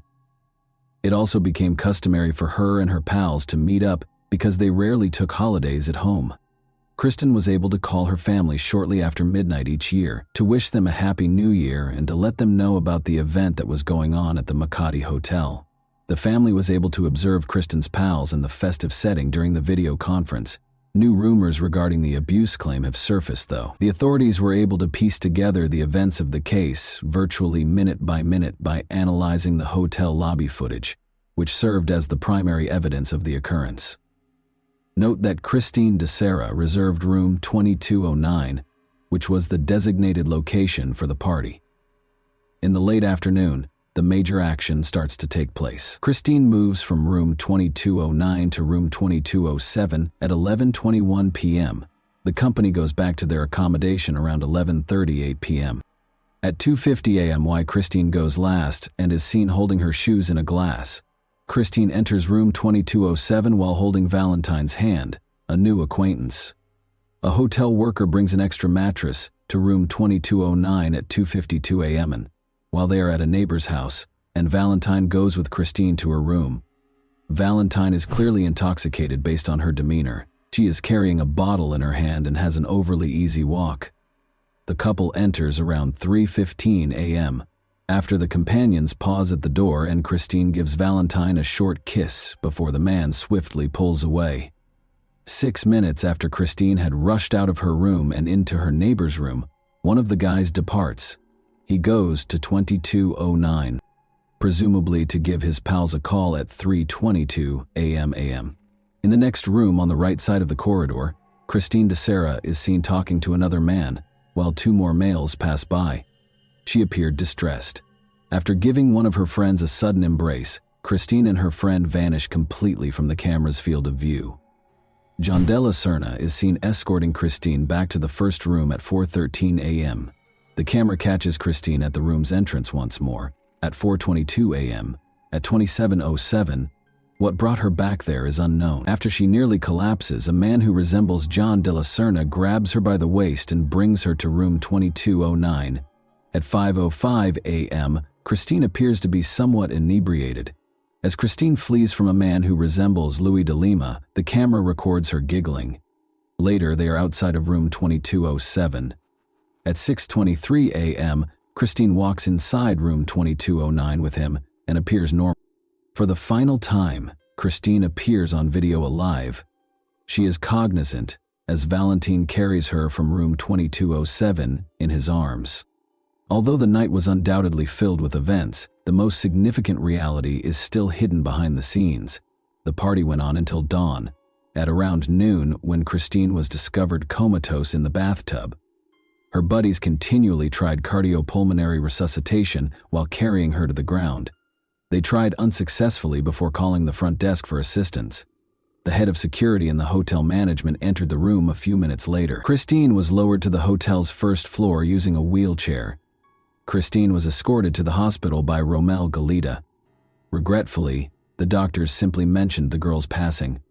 Romel delivered the dreadful news to Christine's mother over the phone. Despite the fact that it appears to be a fun party and that it is difficult to fit so many people in one room, the investigators suspected that the young people were using illegal substances to increase the effects of the alcohol as they frantically moved from room to room throughout the night.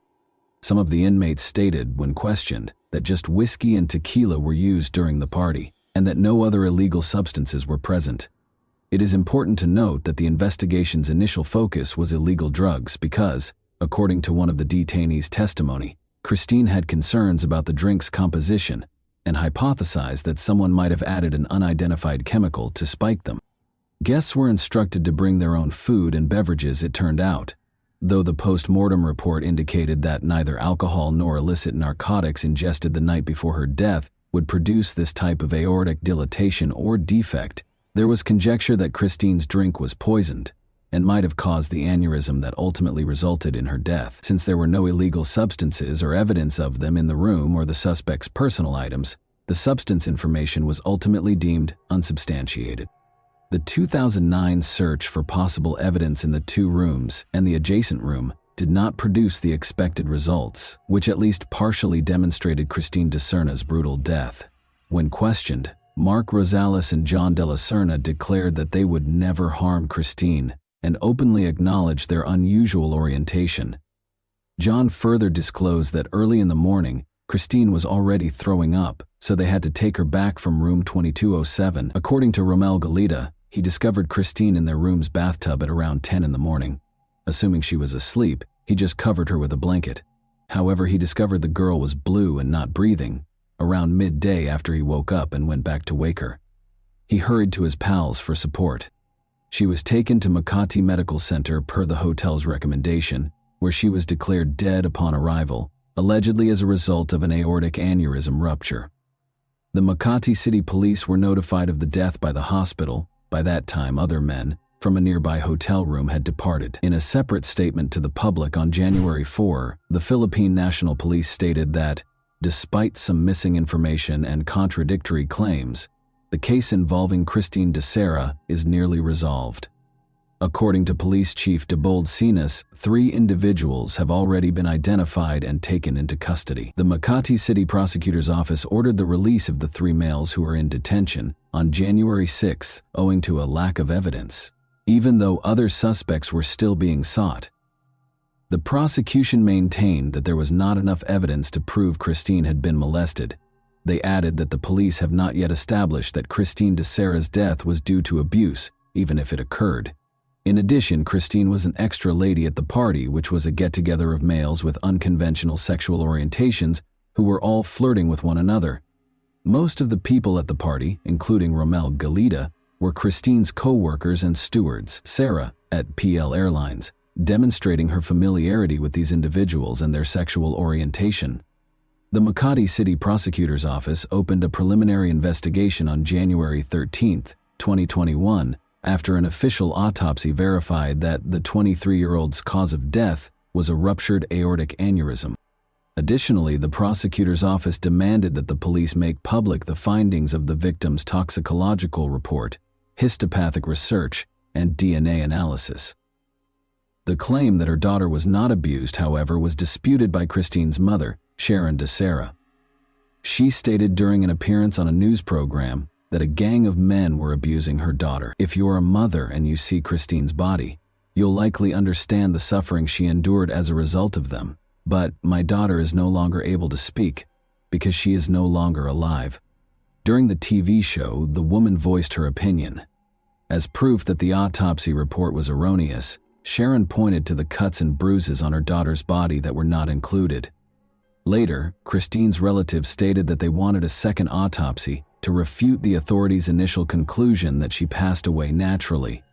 The foundation was bruising and injuries that weren't noted in the initial report. Brick Reyes, a family representative, stated that there would be enough proof of Christine's torture from the wounds on her arms and legs, as well as from her remains. Additionally, according to Rick Reyes, they think the young lady was assaulted and drugged before to her passing. During the New Year's Eve celebration, Christine, who was already drunk, claimed that her drink appeared to have been tampered with. According to Christine's parents, they have lodged a complaint calling for Michael Nix Armiento to be fired immediately for egregious carelessness and incapacity in creating Christine's death certificate and forensic report.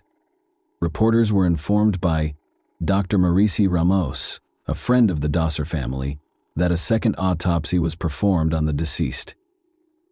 He also underlined that the Death Investigation Unit has received the biological fluids retrieved from the second autopsy and will furnish further information following a final review and compilation of all the forensic team's results.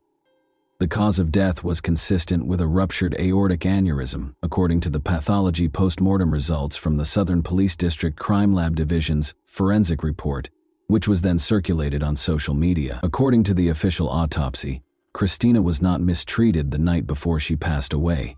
The aorta was the real cause of Dysera's demise. The deficiency weakened as a result of the aorta's continuous rise in blood pressure, and ultimately, the aorta burst. There was blood loss at the moment of the aortic rupture, according to the Philippine National Police Crime Lab report. Christine thus had a number of symptoms, including nausea, weakness, and perspiration. Within a few hours, she died from the blood loss brought on by the aortic rupture. According to the report, this indicates that the girl had an aortic aneurysm that ruptured, causing the lower portion of the aorta, the primary vessel that delivers blood to the entire body, to grow. This conduit passes through the chest and belly after leaving the heart. The aorta is the largest conduit in the body, so if it bursts as it did in this instance, a person could lose a significant amount of blood and possibly pass away. The fact that Christine's aneurysm did not happen recently was also mentioned. It began many years ago. According to the article, dilatation existed long before she passed away and is a chronic illness. Even if she hadn't passed away that tragic night, she would have perished in any situation when her blood pressure would have increased to the point where the aneurysm ruptured. Christina Dysera's undetected hypertension was further confirmed by the autopsy, which also showed that her heart was larger than a healthy heart. Although it is generally accepted that the girl died of natural causes, the 11 young men who attended the party and genuinely attempted to provide Christine with first aid were shamed and persecuted as criminals as a result of the pervasive false information. Since then, all 11 of the men who were initially charged have been freed. In an attempt to correct the problem, the Makati City Prosecutor's Office stated that suitable proof could not be obtained at the time of the publicity and that the evidence offered was insufficient to prove that Christine Dysera had been abused. As a result, they had to construct a version based on indications of the victim's physical decline. 2 further suspects also claimed that they were coerced by the police into making up a story about the presence of illegal narcotics at the scene. Party on New Year's Eve. Another tale participant described how his kiss with Christine, which was caught on camera the night before she passed away, was captured. The man claimed that Christine was the one who started it, but he made an effort to push her away. When the flight attendant's body was discovered, law enforcement officials came under fire for failing to do a comprehensive toxicological analysis. The men's charges were ultimately withdrawn for lack of evidence, due to suspicious circumstances that appeared to contradict the Philippine National Police's findings. Christine Dysera's death garnered a lot of public attention. As further information emerged from Christine's family, who were unable to accept the reality and believe in their daughter's natural death, her story began to garner a lot of attention online. In an attempt to secure justice for her daughter Sharon, the girl's mother, made a plea to President Rodrigo Duterte. "I'm just a regular person. You have a daughter as well. Since I don't want anyone to suffer from the same brutality and cruelty as my Christine, I want to speak out publicly." More than a week after Christine de Serra's passing, her friends and co-workers sent condolence messages, reposts, and farewells over social media. She was interred at Forest Lake Memorial Park, in her birthplace of General Santos. In the end, Christine de Serra's unusual situation is a perfect illustration of how the media may disseminate false information and how it can influence both the public and the individuals involved. The story's goal as it nears its conclusion is to return to the truth, which will eventually, in one form or another, assume its rightful place. Even though there is just one truth, Christine's family continues to believe that these individuals killed the girl and that there is a mystery behind this tale. For my part, I don't understand, and couldn't find any information regarding Christine's body wounds and bruises. Why was it kept quiet? Despite having cuts and bruises, it appears that Christine's death was caused by an aortic rupture, brought on by heart disease rather than by those injuries. As a result, they ignored her body's wounds. You guys are the judge. However, I think there are a lot of strange and inconsistent things in this case. I hope Christine's family comes to terms with the irreversible loss, because young men, guilty or not, will spend the rest of their life remembering the same depressing tale and coming up with justifications. Thanks for watching, everyone. Your support means a lot to me, and you can help my channel grow by hitting that like button, dropping a comment, and sharing this video. Your engagement really makes a difference. See you soon.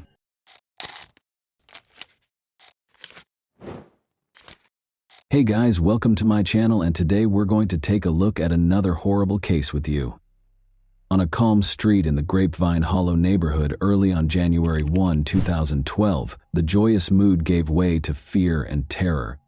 Ashley Fallis, a young mother who had been shot in the head, was being transported in an ambulance to the hospital, her life in shambles. When her parents returned from a brief absence, they were shocked to see paramedics and police encircling the house. Only a few hours before, there had been a lot of happiness and celebration in the house. What had transpired on this particular New Year's Eve? Her husband, Tom, who was present in the room when the tragedy occurred, was the only person who could know the answer. However, his account of what happened left more questions than it resolved. Although Ashley's family was certain they knew the truth, investigators had to deal with a lot of inconsistencies and odd information. Nobody could have predicted the depth of the mystery that existed behind those houses' doors. Ashley Fallis, then 28 years old, was shot in the head and taken to the hospital early on January 1, 2012. Ashley's family thought they knew what had happened right away. It was clear to them that her husband Tom was the only possible culprit. When the gunshot was fired, he and Ashley were in the room. Tom was Ashley's family's main suspect because of his short fuse and domineer. For the police, though, the story was less straightforward. A detailed investigation was necessary because contradicting evidence was discovered at the scene. Ashley's past turned out to be as complicated as her present, and witness accounts continued to change. It would be years before fresh information surfaced that would provide a new perspective on what happened that night. The festive evening that started on December 31, 2011, was intended to be peaceful and centered around the family. At their Zinfandel Street residence, Tom and Ashley Fallis threw a New Year's celebration. They celebrated, danced, and drank. Ashley and Tom appeared to be a contented couple. To the delight of their guests, they had been dancing together and gazing affectionately at each other just an hour before. However, as midnight drew near, Ashley made the announcement that she was going outside with her family, which infuriated Tom. Ashley's family was the last group of guests left at the house when the argument broke out. Ashley and her family attempted to defend her, but Tom started shouting at them. Tom demanded that the relatives leave after their attempts at mediation failed. Tom withdrew to the bedroom and slammed the door. The couple was left alone when Ashley's parents also made the decision to move out. Tragic events occurred several hours later. Ashley's family's intrusion into their private lives irritated Tom. Ashley and her parents had been drinking all evening, so he thought it was inappropriate for them to go outside. He insisted Ashley's parents get out. Tension between the couple only increased after they left. The argument resurfaced in the bedroom after the guests had left, leaving Tom and Ashley alone. According to Tom, their argument stemmed from old grievances, but Ashley was adamant that she would live her life as she saw fit, regardless of what he thought. Tom claimed that her family had an influence on her. Tom claimed to have heard Ashley handling the gun stored beneath the mattress while he was getting into his pajamas and standing by the closet. Tom started to ask her what she was doing, but the shot went off before he could finish. On January 1, 2012, early in the morning, emergency personnel arrived on the scene. After Ashley's family made accusations, the police enlisted the help of Colorado Bureau of Investigation investigators. Jenna Fox and Joe Ridden, her parents, blamed Tom for the incident right away, pointing to his hostility and rage earlier that night. Ashley appeared to have committed suicide based on the evidence found at the scene, but investigators found information that cast doubt on the situation. Items strewn all over the floor and crooked picture frames on the walls suggested a potential struggle prior to the gunshot. Unsigned divorce documents discovered on a dresser appeared to support rumors of marital discord. An online dating site had brought Ashley and Tom together in the spring of 2007. Ashley was gregarious and energetic, and Tom fell in love with her right away. Their relationship progressed swiftly, and Ashley already had 2 daughters from a prior marriage. The couple married 2 weeks after the birth of their son, who was born a year after they first met. Ashley's daughters were adopted by Tom in 2010, and the family moved in together. But the family was becoming more tense by the end of 2011. Ashley's youngest son had just turned 3, and their 2 older daughters were 6 and 9 years old. The boy needed multiple surgeries after being diagnosed with hydrocephalus. Ashley, who was finding it difficult to manage her duties as a mother and the challenges in her marriage to Tom, was severely impacted by the stress of his illness. The tragic events of that New Year's Eve were predicated on the tense atmosphere created by these difficulties. Ashley Follis was let go from her job at North Colorado Medical Center in 2010. Aggressive behavior was cited as the official reason, which was insubordination.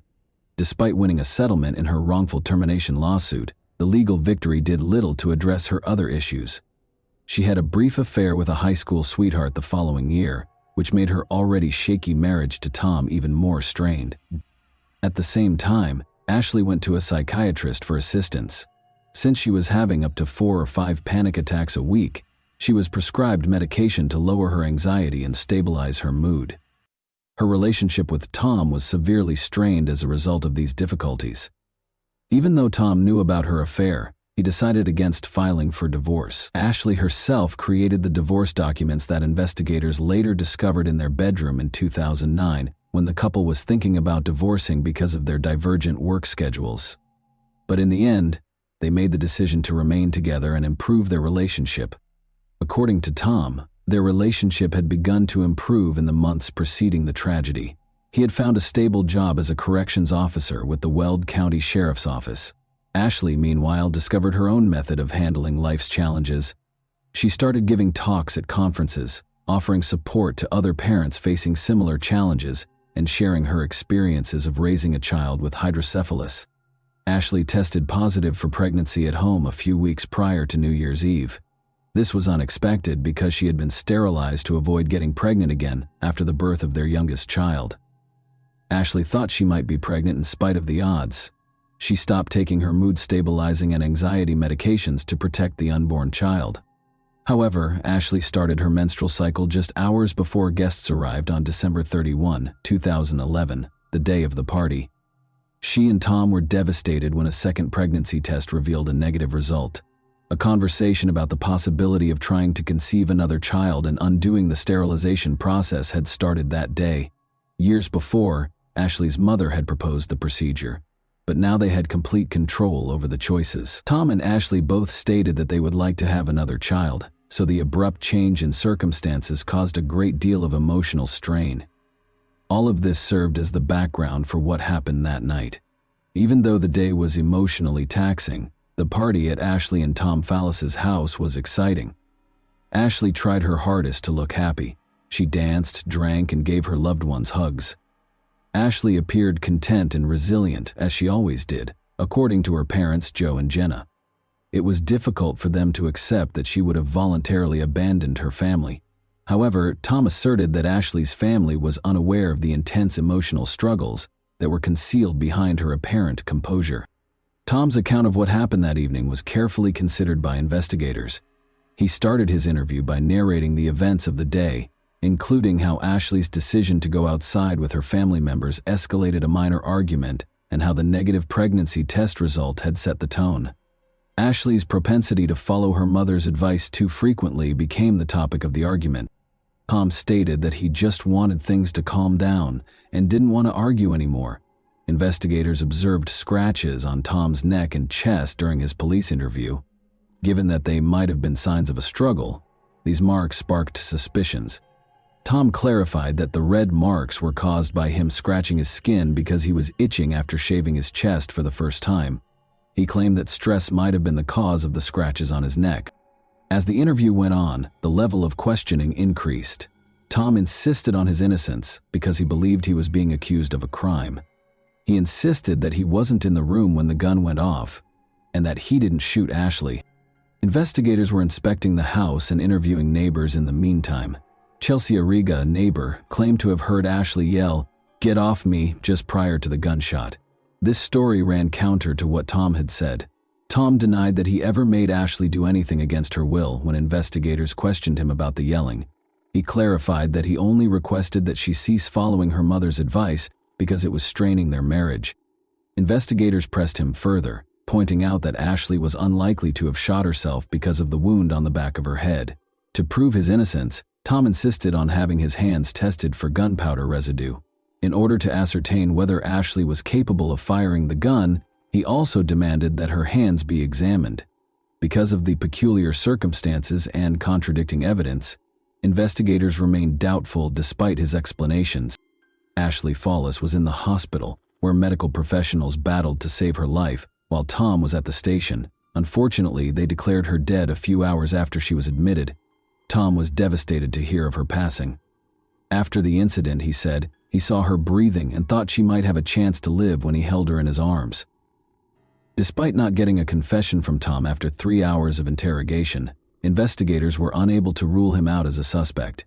Tom grew more and more upset, insisting on his innocence and saying over and over that he could never hurt his wife.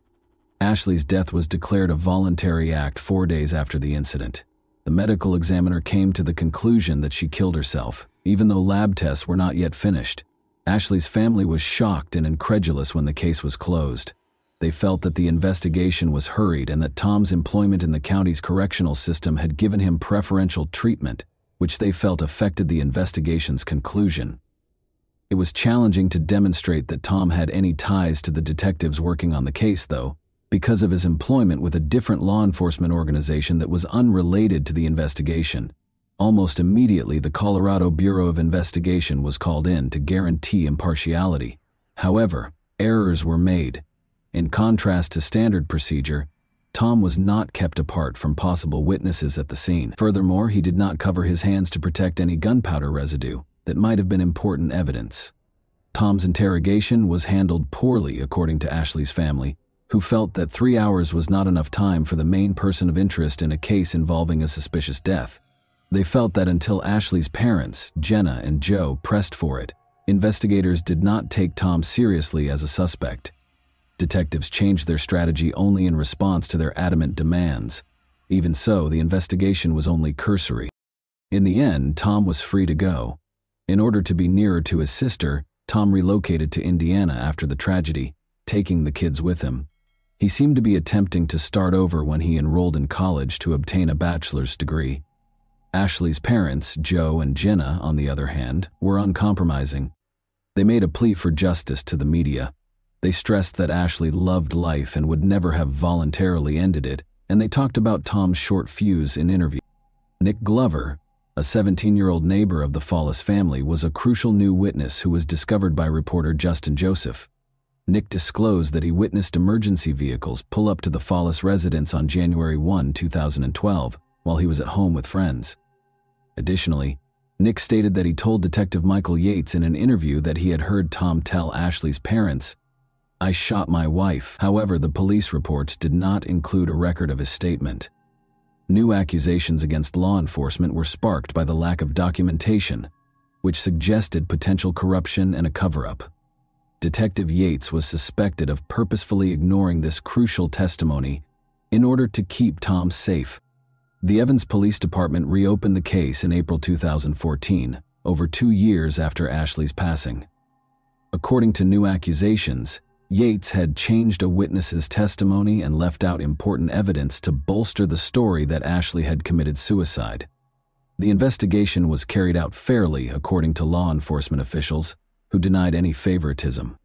Tom Fallis was taken into custody close to his Indiana home on November 18, 2014. He insisted on his innocence even after being accused of second-degree manslaughter. Many questions remained about the case, which had received a lot of public attention because of Justin Joseph's investigation. Ashley's leg bruises, for instance, raised questions about a flashlight that was discovered at the scene and possibly used during a fight. It was eventually discovered, however, that the flashlight was not connected to the crime and had belonged to an officer who had tried to administer first aid. According to the prosecution, Ashley kept a Taurus 9mm handgun under the mattress, which Tom took during a confrontation, put to her head, and then fired. After that, he called emergency services and lowered her body to the ground. Jenna Fox, Ashley's mother, testified during the trial that Tom had used harsh language and behaved aggressively during the New Year's Eve party, resulting in a fight. Tom refuted these claims. Jenna revealed later in the trial that there was a family history of mental health problems. Both Ashley's uncle and grandmother had committed suicide. This evidence was used by the prosecution to bolster their hypothesis that Ashley might have taken her own life voluntarily. Ashley's psychiatrist, however, stated in her testimony that she did not exhibit any symptoms of depression as of December 2011. Ashley was receiving overlapping prescriptions as a result of seeing 2 psychiatrists and a therapist concurrently, according to information later presented by the defense. Testimonies from forensic experts regarding the crime scene were inconsistent. Tom couldn't have shot his wife, according to Dan Gilliam, who had devoted hundreds of hours to examining the evidence. People who fire weapons in a fit of rage seldom stop after a single shot, Gilliam said. Gilliam was called as a witness by the prosecution, despite his findings.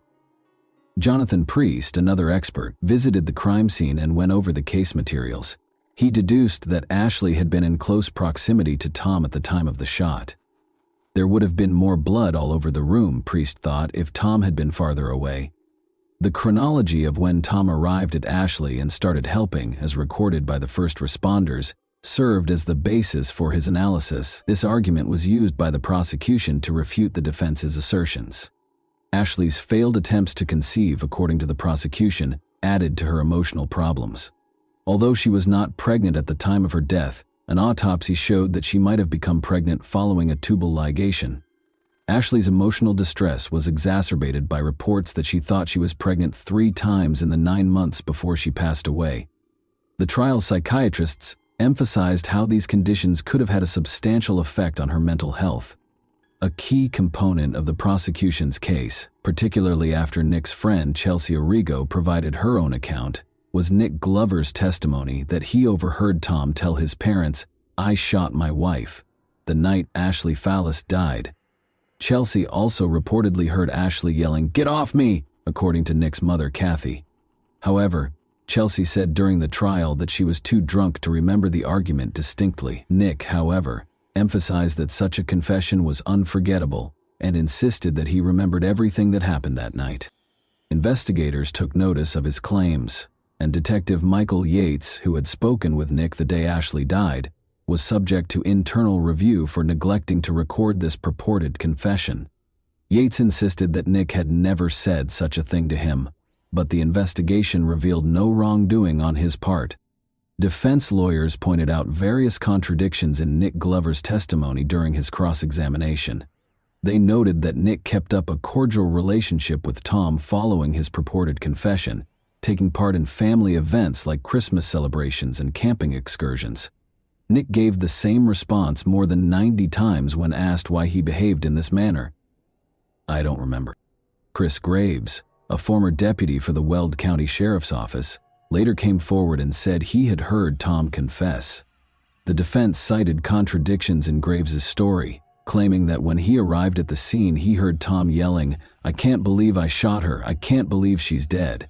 Despite the fact that the crime scene was packed with neighbors, family members, and law enforcement officers, nobody else claimed to have heard Tom's alleged outburst. Additionally, Graves did not arrest Tom on the spot, stating that it was outside of his authority. The defense also pointed out that for 3 years after the incident, Chris Graves had not submitted any reports regarding his statements. His credibility was further damaged when he was later fired for dishonesty from the sheriff's office. These elements call into question the prosecution's story. The prosecution's theory was also not supported by a large number of tangible pieces of evidence. Tests for gunshot residue on Ashley's 2 hands revealed residue, but tests on Tom's hands revealed no traces. Neither nail scrapings from Ashley nor scratches on Tom's chest, which could have been signs of a struggle, contained any evidence of Ashley's DNA. The idea that the couple had a physical altercation prior to the shot being fired was seriously called into question by these findings. In his own defense, Tom Fallis declined to testify. Over 40 witnesses were called to testify during the trial, which lasted for several weeks. Ashley's mental health and the major obstacles she had encountered in the months before her death, repeated pregnancy tests, her son's illness, prescription drugs, losing her job, and having an affair, were the main topics of the defense's closing arguments. The defense argues that these elements may have played a role in the tragedy. Ashley's purported farewell letters were introduced during the trial, which was a startling development. She wrote that she could no longer live, called herself a failure, and apologized to Tom in these letters. Since they were only made aware of these letters years after Ashley's passing, her family questioned their veracity. According to her family, they thought the letters were fake and had never seen any indication that Ashley might have written them. The jury deliberated for 3.5 hours, including an hour for lunch, before rendering its decision. Tom Fallis was acquitted of all charges, including second-degree manslaughter. Ashley's family was devastated by the decision. Jenna Fox and Joe Ridden, her parents, were adamant about Tom's guilt and sued the Evans Police Department, alleging that investigators had fabricated or hidden evidence. They contended that other officers who may have heard Tom's purported confession stayed silent, and that Nick Glover's 2012 testimony had been disregarded. In the end, their cases were dropped. Ashley's family remained adamant about Tom's guilt and insisted on accepting the acquittal. Nevertheless, they were able to keep up a relationship with the kids and obtain visitation rights that let them continue to be active in their lives. As he works to rebuild his life and further his education, Tom Fallis is still struggling financially as a result of legal fees. Tom continued to look after the children after the tragedy. To start over and be nearer to his sister, he relocated them to a different state. He informed them that their mother had died in an accident, but he would like to give them more information when they are older. The case is still cloaked in mystery despite every attempt to find the truth. Doubt seems to grow with each response, and questions persist. Ashley Fallis's story is one of those instances where it becomes difficult to distinguish between truth and deceit, leaving only suspicion and unsolved mysteries in its wake. And that wraps up today's chilling story. If you enjoyed this video, don't forget to like and subscribe so you never miss a new upload. Also, let me know in the comments what part of this story shocked you the most. Thank you for watching, and I'll see you in the next video.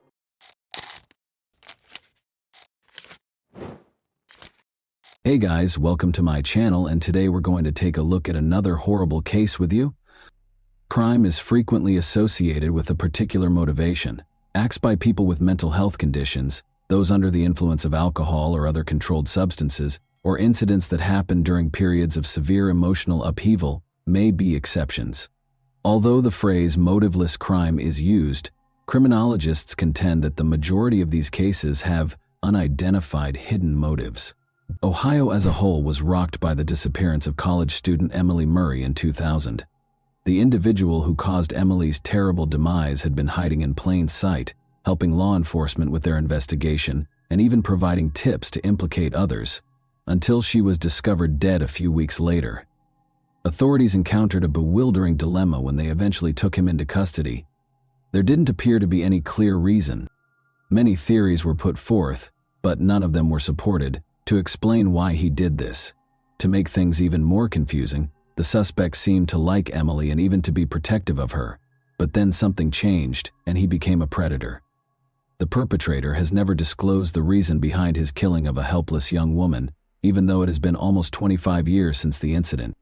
On February 19, 1980, Emily Miranda Murray was born in Sleepy Hollow, a small town in Westchester County, New York. She came from a wealthy family and was the youngest of 4 siblings. Growing up with her 2 older brothers and 1 sister, Emily remained close to them all of her life. Emily's family moved to Shaker Heights, Cuyahoga County, Ohio, when she was 2 years old. Her father quickly rose to the position of head of one of the scientific university's departments after receiving an offer of a distinguished position there. The family's financial stability allowed them to live comfortably, and her mother devoted herself to raising the kids and providing a cozy home environment. The Murray children achieved academic success, graduating with honors from high school and attending prestigious universities. Emily in particular had a strong interest in biology and medicine and hoped to work in these fields. She frequently placed at the top of her class and was acknowledged as a gifted student. Interestingly, Emily was also able to work part-time jobs and donate her earnings to worthy causes. Emily's parents' strong Christian beliefs had a significant impact on her upbringing. Emily followed the family's example by attending church on a regular basis and being always willing to lend a helping hand to those in need, both verbally and physically. She spent a year traveling the world with different humanitarian organizations after graduating from high school. She visited New Zealand, Australia, Japan, and a number of European nations during this trip. Emily Murray moved into the campus residence halls at Kenyon College in Gambier, Ohio, in 1998 to start her studies. According to those who knew her, she was a positive influence on everyone around her, full of vitality. Emily was very driven, kind, sympathetic, and personable. She did, however, have a sensitive side and frequently displayed moments of melancholy and vulnerability. She wrote down her deepest worries, dreams, and thoughts in a private journal. Emily was in her junior year of college by 2000. She continued to be actively involved in church-based charitable work and worked evening shifts as a waitress at a nearby restaurant in addition to her rigorous academic schedule. She appeared to manage her enormous workload with poise. She even managed to make time for her personal life, going to events that she loved. But soon, it would be evident that her life was more complicated than it seemed. Emily's bed was empty when her 2 roommates in the dorm woke up on Tuesday, November 3, 2000. They couldn't figure it out. Emily was always thoughtful and informed them if she would be spending the night somewhere else.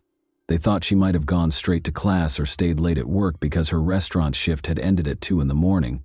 However, things started to feel strange when they discovered that her notes and textbooks were still on her shelf. The roommates asked friends if anyone had seen Emily before leaving for their lectures in the morning. As it happened, she hadn't been seen since the day before and hadn't attended any of her classes.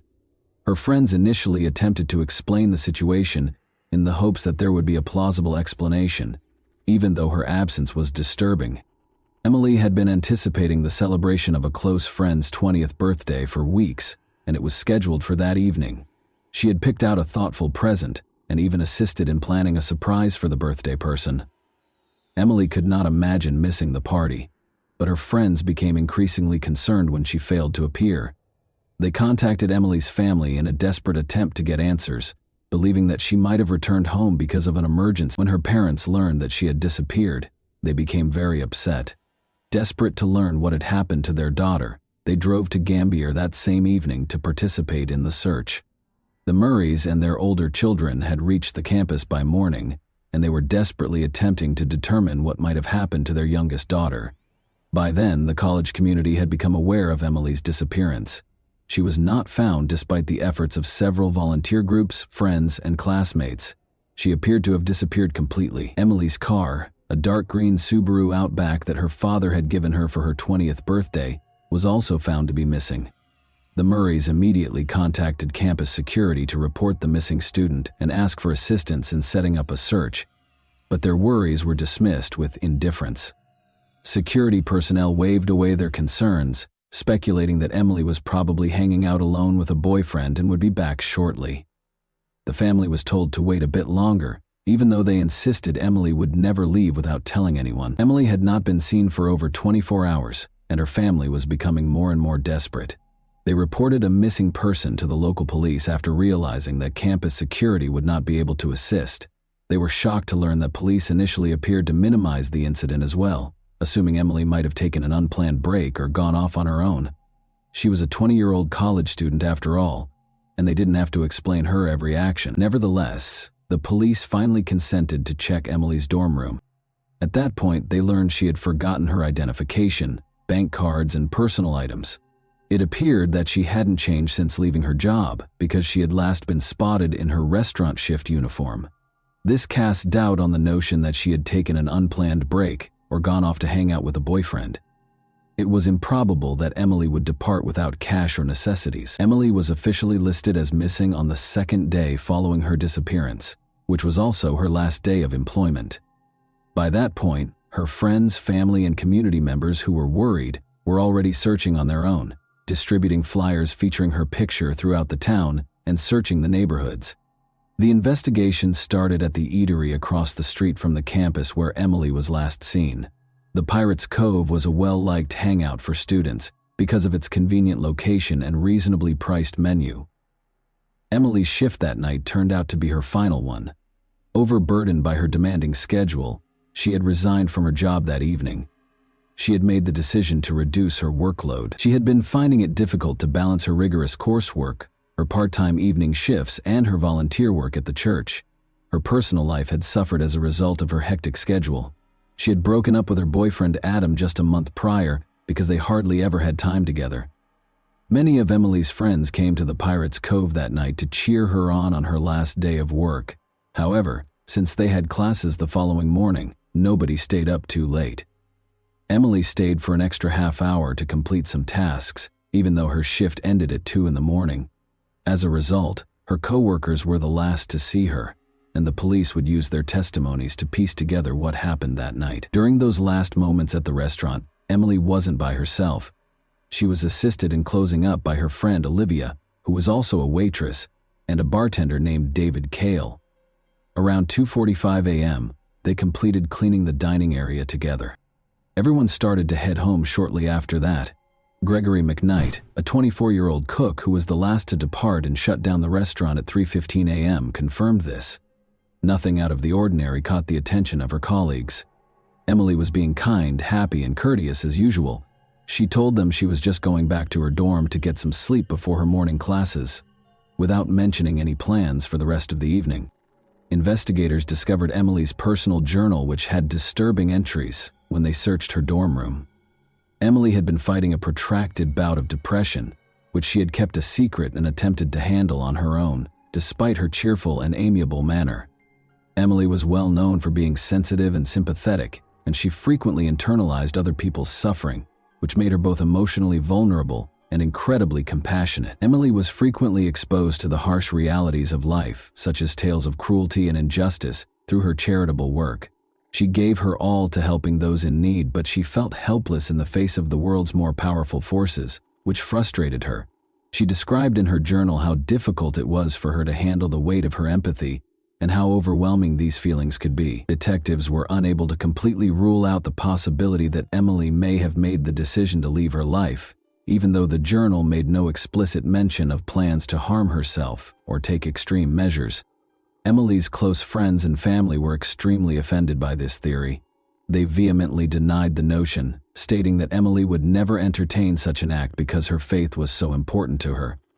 Because of her strong religious convictions, such behavior was considered an unforgivable sin.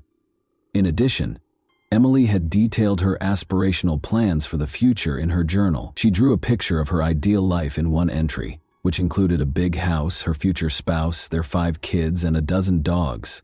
Her desire to create a life focused on community, family, and love seemed to inspire her daily. At first, investigators thought Emily might have run away because she had vanished along with her car. They speculated that she may have chosen to leave town to contemplate her life due to her battles with depression. This is a reasonable explanation for her disappearance, because it could have been made worse by her recent breakup with her boyfriend and resignation from her job. Adam, Emily's ex-boyfriend, was the first person investigators focused on, which makes sense in situations like this. Their relationship had been turbulent, with several breakups and reconciliations, but it had lasted for roughly a year and a half. But this time, Emily had made the decision to permanently break things off, and she had told Adam so in what seemed to be a peaceful and friendly exchange. Investigators couldn't help but wonder what if Adam hadn't been able to let her go. They decided to stay friends. When contacted, Adam voluntarily went to the police station. He seemed truly upset and genuinely concerned about Emily's welfare. He clarified that he and his roommate had visited the Pirates Cove the night before Emily vanished, but they had departed at midnight. Other students attested to seeing them when they returned to their dorm. According to two other roommates, Adam and his roommate spent the remainder of the night inside. Adam was promptly ruled out as a suspect because he had a strong alibi and no evidence of involvement. After that, investigators focused on Emily's colleagues.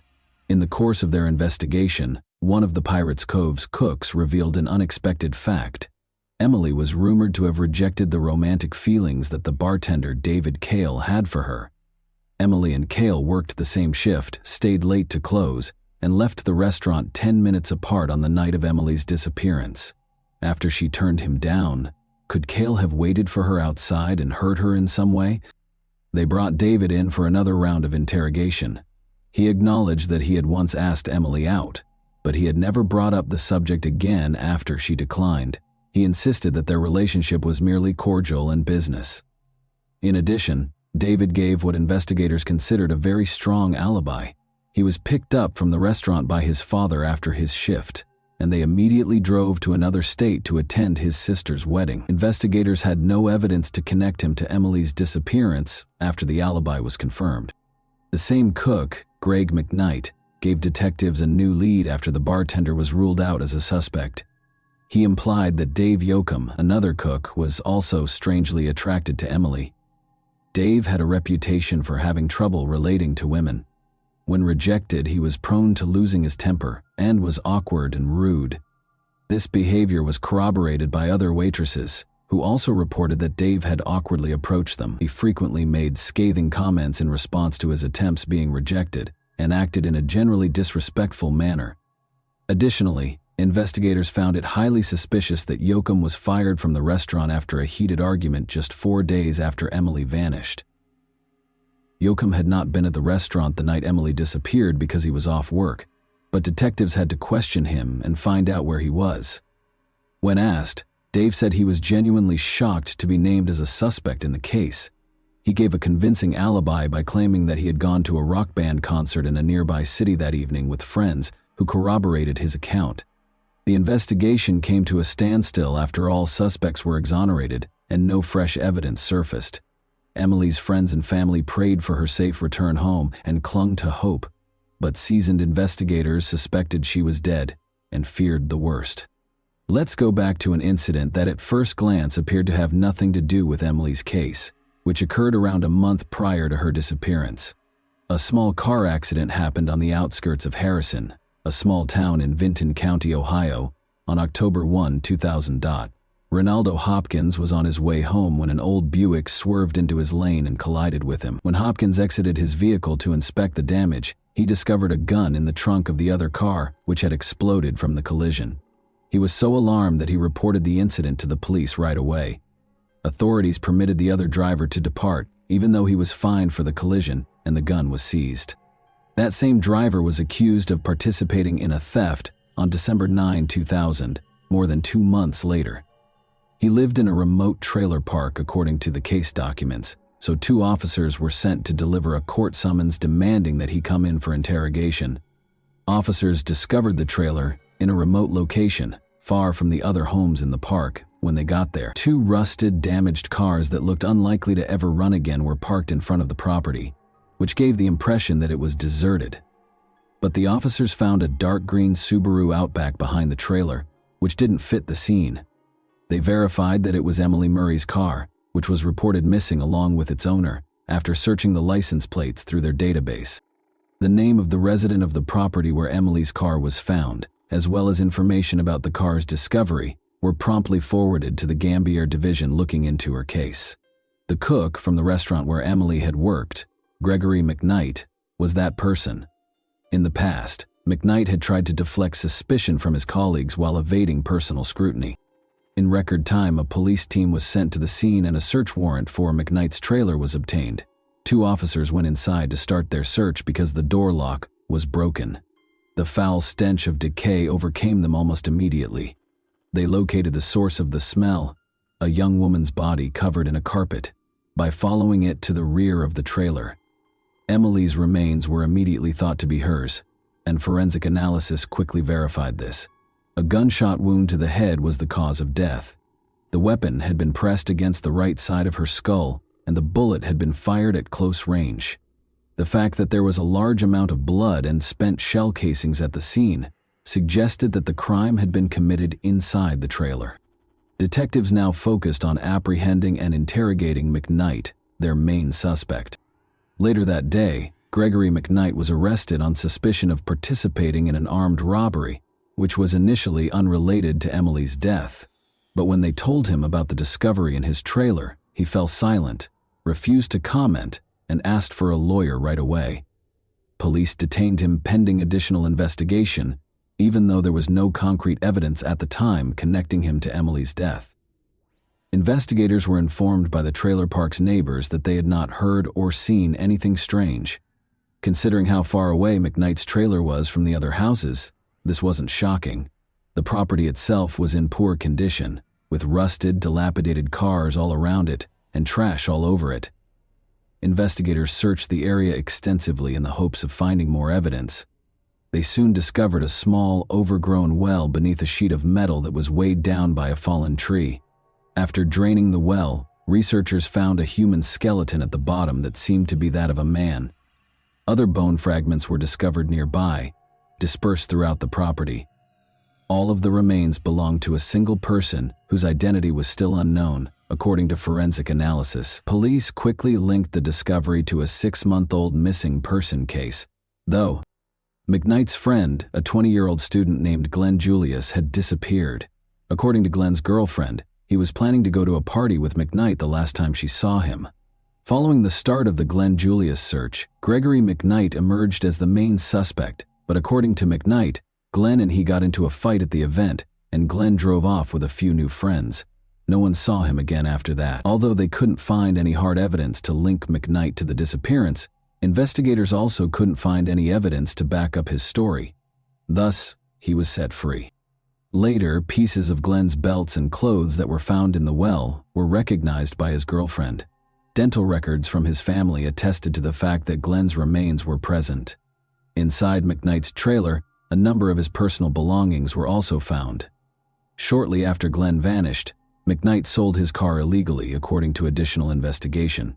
Associates who were also connected to an armed robbery case purchased the car. The car's license plates had been replaced with fake ones, and it had been hurriedly repainted. Authorities found the car after one of McKnight's accomplices was taken into custody. They discovered sizable amounts of cleaned-up blood in the trunk, which forensic analysis verified belonged to Glenn. This implied that Glenn had been carried in the trunk, either injured or dead. The work had been done sloppily, probably with homemade tools, and Glenn's body had been partially dismembered. The bones were deeply scratched, like saw marks. Investigators discovered an axe, a shovel, and several other tools inside McKnight's trailer. These were all removed for forensic analysis. Although unidentifiable marks were left by other tools, it was definitively established that the axe had been used during the dismemberment. On November 12, 1976, Gregory McKnight was born in a poor Columbus, Ohio suburb. He was raised in a big, impoverished family without a father, where everyone was left to fend for themselves. McKnight began stealing when he was a young boy, and at the age of 14 he first came to the notice of the police. He had committed his first deadly crime at the age of 15, a poorly executed robbery. The jury was lenient toward McKnight because his accomplices were older, and he was given a comparatively light sentence. He was placed in a juvenile detention center and given a sentence of only 6 years. After being freed in 1997, he quickly wed Catherine, who went on to have 2 children. Before McKnight saved up enough cash to purchase his trailer, the couple briefly resided with Catherine's parents, but they never made the move to their new home. Gregory McKnight killed Glenn Julius in May 2000 and concealed his body in the well behind his trailer. He then abducted and murdered Emily Murray in November of that year, leaving her body to decay inside the trailer. Catherine, McKnight's wife, acknowledged during interrogation that she had begun to have doubts about the trailer. Her husband refused to allow her to visit or even come near the property, and he often went there by himself. She believed that he was either using the area to meet potential lovers or to hide his criminal associates from the authorities. She had thought of a lot of things, but she had never thought of him keeping human remains there. The majority of the evidence against McKnight was circumstantial, despite the fact that it was substantial. The precise manner and location of Julius's death were unknown to the authorities. Consequently, the prosecution was unable to pursue the death penalty for that specific offense. Emily's case appeared to be simpler. There were obvious traces connecting her and McKnight to the trailer when her body was discovered at the scene, but there was no apparent reason for such a heinous act, and the murder weapon was never found. Emily had not been robbed, she had not been assaulted, and even her car had been left behind the trailer. Why McKnight would perpetrate such a heinous act against the young college student was still a mystery. Several colleagues attested that McKnight had consistently treated Emily with dignity. He was said to be courteous, and once he had even intervened to shield her from an inebriated patron who had mistreated her. Even McKnight declined to assist investigators. He gave no information about either crime and denied all charges.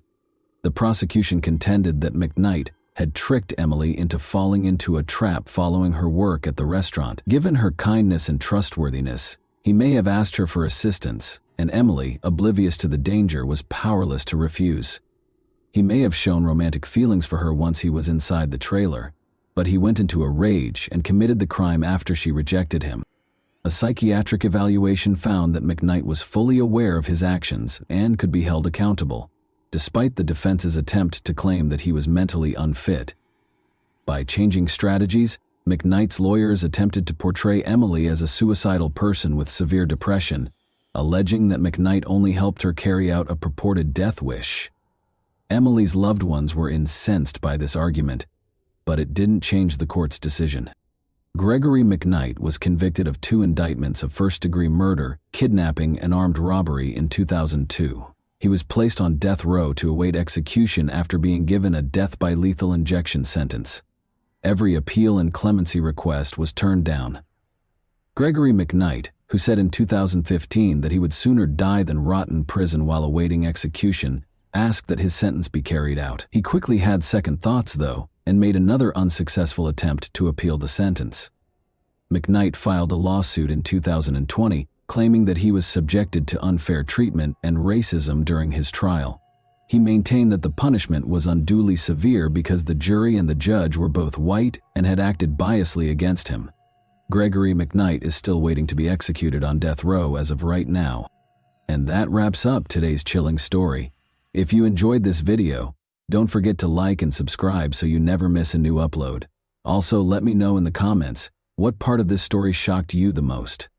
Thank you for watching, and I'll see you in the next video.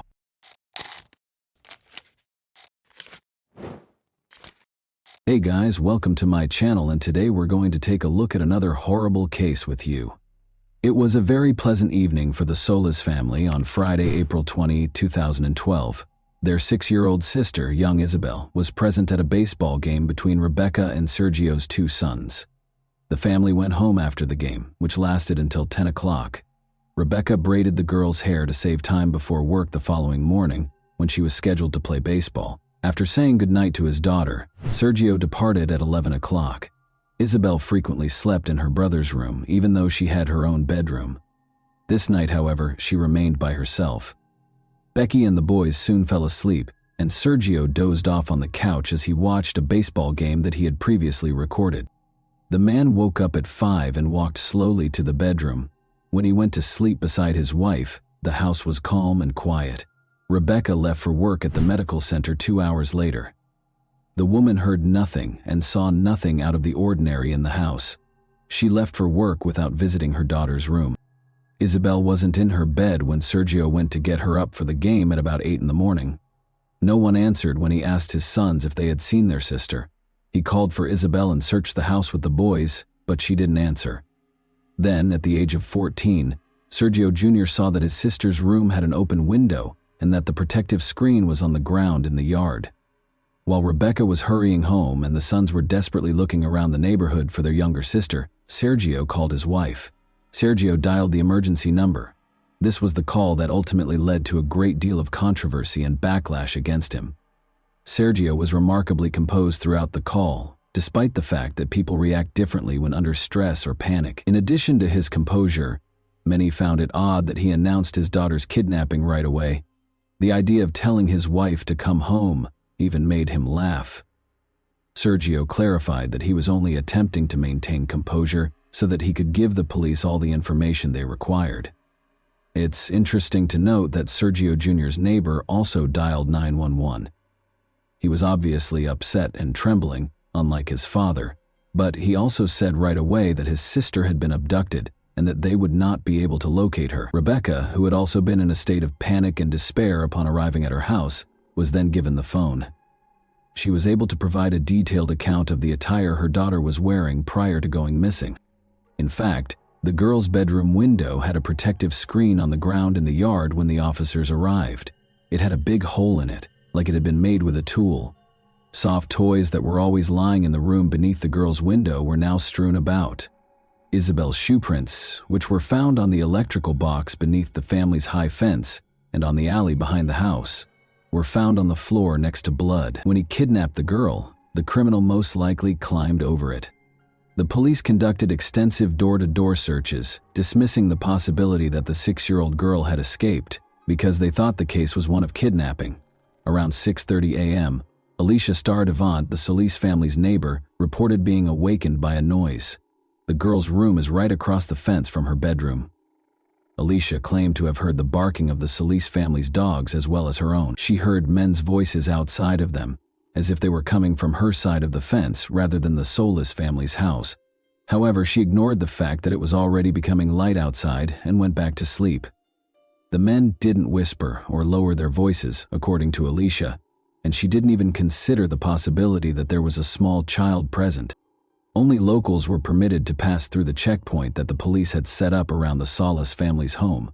Since children are typically killed within 100 meters of the scene of the kidnapping, the search initially concentrated on a small area surrounding the house.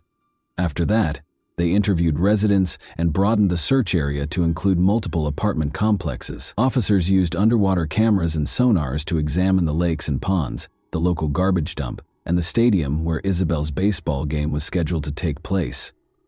The Solis family's house was searched by forensic specialists and search dogs, and border guards handed out pictures of Isabel. There is a significant likelihood that children who disappear in Arizona wind up on the Mexican border. Furthermore, 16 criminals who had harmed women and children resided close to the family's residence in 2012. At the time, they were all questioned and turned away. There was a theory that someone had followed the family after spotting Isabel playing with her brothers in the evening and kidnapped the girl from the house at night. Officers followed this lead by looking up the registration numbers of every vehicle in the parking lot. The family's home was close to surveillance cameras, which revealed an exceptionally bustling nightlife. A car belonging to a private security firm pulled up in the alleyway close to the house at 2:36 a.m. 10 minutes later, 2 more cars were spotted in the parking lot. All of a sudden, there were a lot of people walking around the house, some of them curious about the trash cans. A car sped around the corner next to the trash can an hour before the 911 call, but during the 10 hours of filming, the girl did not show up anywhere. However, when the police searched the house, they found something intriguing. Inscriptions were discovered by the officers on Isabel's wardrobe doorframe. Rebecca said she was unaware of the inscriptions, which were written in a child's handwriting and contained phrases like "bad father," "I don't love father," and "bad day." Nevertheless, the police chose to thoroughly question Isabel's family. According to one of the sons, their father got violent, cursed, and struck him twice after drinking. Concerned about the Solis sons, investigators invited Child Protection Services staff because, as it turned out, the agency had been called to the family's residence multiple times. One of the boys left a glass in the detergent while doing the dishes in January 2012. Sergio reprimanded his son for his error and drank water from that glass. The boy told his friends about the incident the following day, and someone's parents called Child Protection Services, despite Rebecca's insistence that they laughed about it. In any case, Sergio willingly left the house in May 2012 at their request, despite Rebecca's assertion that her husband was a great father and that all questions would be addressed when Isabel got home. Sergio was able to return home to his wife and sons after the incident was quickly resolved, but the family was disappointed that the investigation produced no findings. The police kept focusing on them, Sergio in particular, even though they were never named as suspects. "It feels like the investigation never went beyond this house," the man later said. "That is the reason it is so distressing." They therefore engaged private investigator Jerry Snyder to look into Isabel's kidnapping objectively, and he suspected Rebecca's cousin Justin Master Mourinho. Initially, Justin spoke to reporters and conducted interviews as a spokesperson for the family. However, 2 weeks after Isabel vanished, he sent his car to Florida, hired the top attorney, and departed without responding to inquiries from the police or media. The private investigator found such behavior odd. Furthermore, Justin still had the key to the house after living there for a long time with the Solis family. According to one version, Justin might owe someone money because he had previously spent the night in Isabel's room. The criminal would come for him, but instead of Justin, they would find Isabel in the room and take her as leverage, or as ransom. Sebastian Hartsfield, a friend of his, is certain that Master Mourinho made the correct decision and would have left as well if he had the money. The problem is that Justin was fed up with the public's and media's invasive attention. Sebastian claimed that he and Justin spent the night of the kidnapping together. He reluctantly acknowledges that he and Justin smoked and drank all evening because it was April 20, National Cannabis Day. Sebastian is certain that his friend is innocent, even though there was a 6-hour lapse while they were sleeping, and he is unsure of Justin's whereabouts. The police chief stated that the investigator the family had hired had no evidence, but the police were certain of Justin's innocence when they finally questioned him.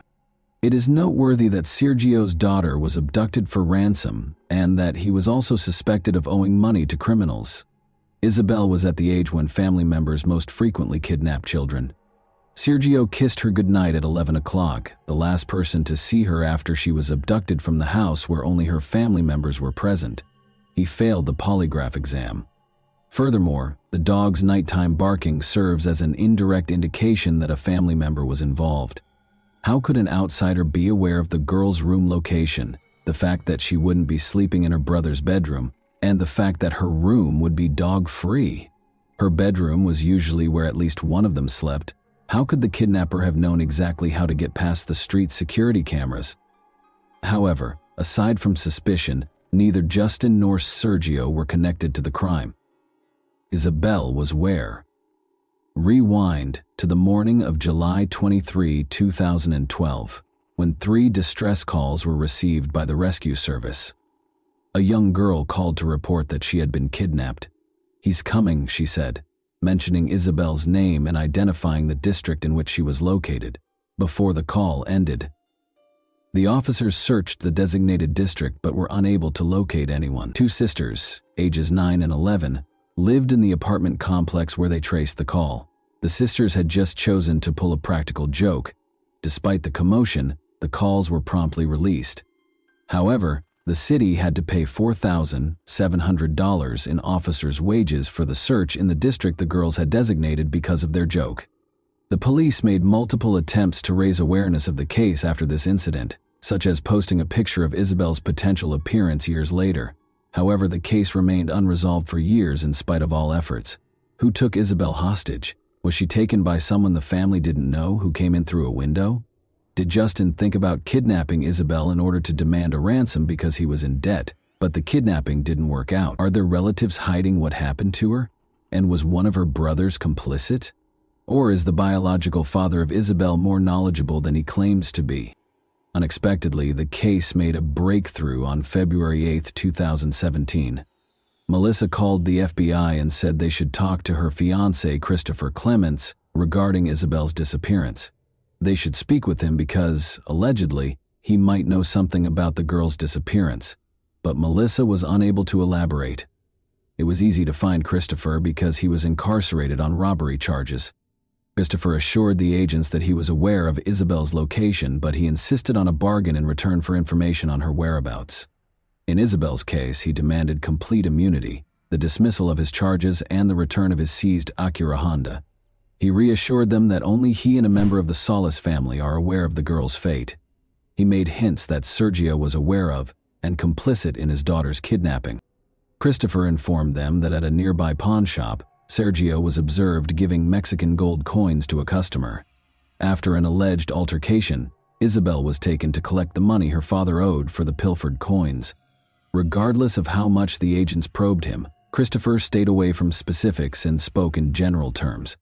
The man refused to back down, a deal in exchange for information. He achieved his goal.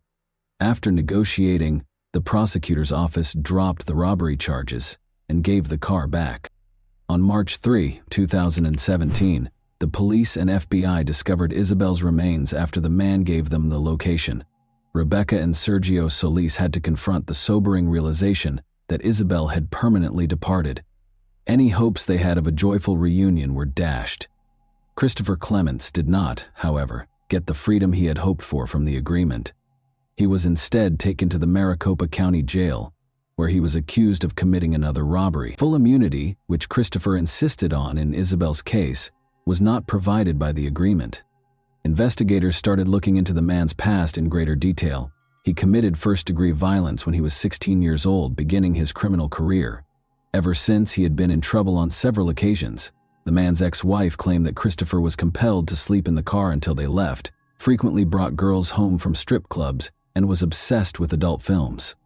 He was employed at a shopping mall just 2 kilometers from Isabel's residence when she vanished. Detectives definitely looked into Sergio's relationship to the local pawn shop that Christopher had mentioned. 2 months prior to Isabel's kidnapping, they learned that 21 gold coins had been taken from a woman's home, and they assumed Christopher was the thief. Hours after the theft, he was seen on the security camera entering the pawn shop, delivering the items, and taking the cash. Sergio's involvement or any connection to the case was not implied in the video. Christopher was probably merely researching the charges against Sergio that were reported in the media and speaking with agents in an attempt to discredit the girl's father. A search warrant for the home where Christopher and his fiancée Melissa previously resided was among the many that the police were issued. Investigators discovered a sheet of plywood in one corner of the yard, beneath which was a plastic container filled with ashes and a number of gory finds, such as a faded, lilac child's hooded hoodie and a very young child's school assignment with the name Mercedes on it. She was Isabel Mercedes Solis in full. On Christopher's devices, they also discovered explicit images of girls between the ages of 3 and 13. His computer was searched for Isabel Solis, unsolved cases in Arizona, and child killer acquitted. According to a former acquaintance, Christopher discussed the Isabel case and hinted that there might be evidence in his car's trunk. Thus, its return was essential. The vehicle, a Honda Acura, was reportedly given back to the man in return for details regarding Isabel's location. Although Isabel's cause of death is still unknown, the same acquaintance claims that she was suffocated and that chemicals were poured over her body. The man recalled that Christopher had concealed pictures of the Solis house in a Bible in his room and showed them to him. In addition to obtaining a warrant for this Bible, investigators did discover images of the house. After 2 months, the Tucson police chief declared that they had a suspect, Christopher Clements, 36, who was accused of 2 murders. The problem is that when Christopher told 2 agents on March 3, 2017, where they would find Isabel, he pointed out a crucial marker, a stack of tires that obviously did not appear there in a single day. The agents were immediately alarmed by this instruction, because the police had discovered the body of a teenage girl from Tucson near that same tire pile a few years prior. Maribel Gonzalez was the girl's name. Isabel had been missing for 2 years when a rescue service dispatcher received a terrifying call in June 2014. A woman reported seeing a body by the side of the road. When the police arrived on the scene, they discovered a naked body buried beneath the tire pile, the smell of decay and evidence that someone had been dragged on the ground. The place was a long way from the closest residences. In an attempt to identify the girl, the police sent a picture of the tattoo on her collarbone and a chain with an anchor that she was wearing to the media. In fact, a number of people reported that it was 13-year-old Maribel Gonzalez to the police. According to Maribel's relatives, she was seeing Mariano, a man in his 20s. A month before Maribel vanished, they ended their 3-year relationship. Around 11 or 12 p.m., Mariano told the police she sent him a message. She had a fight with her mother the day she vanished, so she asked him to come get her. He had to get up early for work, so he disregarded her message. she was never seen by him again. Even at night, she enjoyed taking solitary walks, according to her boyfriend. She also enjoyed visiting the mall, which is the same one where Christopher Clements worked and is close to Isabel's house. Because the bodies were discovered close to one another, the police were able to connect these cases. Maribel's DNA and Christopher's DNA were compared, and they matched. 2 years prior to Maribel, Isabella was abducted and murdered. Could Maribel's death have been avoided if the offender had been apprehended following the initial crime? As it turns out, Christopher's name was mentioned multiple times during the investigation prior to his 2018 conversation with the agents. As is already known, the officers got in touch with everyone who lived close to Isabel and committed sexual offenses, which are violent crimes against women and children. Christopher was one of 16 names on the list. He was classified as a Class 3 offender, which means that he has a very high chance of committing the same crime again. He spoke with the police, but he clearly managed to persuade the officer that he was unrelated to the case. Maybe he had an alibi from his girlfriend. In addition, Isabel's parents requested that anyone who might raise suspicions, such as traders, distributors, advertising agents, unannounced visitors, or unexpected meetings, be remembered after Isabel vanished. Rebecca thought of the man who had shown interest in their red Acura right away. Despite his 2 visits, he never entered the house, and the woman was unaware of his name. It's interesting that during the interrogations, Christopher also brought up that encounter. On February 10, 2017, he told FBI agents this. He claimed that 2 individuals feigned interest in the vehicle. Actually, they had to confirm that Sergio actually resided at that address. Rebecca gave them her phone number and insisted that they speak with her husband Sergio about the possibility of purchasing from him. The men thus verified their desire. Christopher claimed that although he was aware of the visit, he had never gone to the Solis residence. However, he repeatedly used the pronoun we rather than they throughout the conversation, seemingly admitting that one of the men was actually him. With one exception, the woman described only one man who fit Christopher's description and drove the same car as him. Her account of the visit deviates slightly from her husband's account, but otherwise, it is consistent with Rebecca's account. What if this lead had been pursued by the police right away after Isabel vanished? Would they have found Christopher Clements as a result? Investigators think Isabel was not abducted on her own initiative. Christopher's crimes were premeditated. When the woman from whom he had stolen gold coins was not home, he called her house several times. As early as October 2011, he also made a call to the seller's family residence. Christopher washed his car and changed his phone number the day after the kidnapping. He usually pays about $10.35 to have his car cleaned, but this time he paid $110. However, since phone records connected Christopher to 2 crimes, changing his number did not help. The shoes that Christopher was frequently spotted wearing and even photographed in, but which none of the Solis family wore, matched the footprints discovered at the scene of Isabel's abduction. Investigators also examined images on his devices and discovered a small snapshot. It was a selfie of a man who resembled Clements, sitting in the front seat of a car, and a young girl who was lying on the back seat and looked a lot like Isabel. Rebecca and Sergio saw the picture.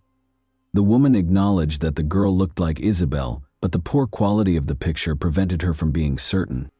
When Melissa, his fiancée, saw the picture, she started to shake, despite Christopher's claims that the child in it was his son. The child did not seem like her own. The 1.5-year-old boy with the fair hair did not look like the child in the picture. Rather, it resembled a girl with dark hair who had her hair braided, a style that Isabel's mother had adopted shortly before the abduction. The defense contended that Christopher was not carrying his phone when he made those calls. The footprints were first identified as work boots, and the blood in Isabel's bedroom most likely existed prior to the kidnapping.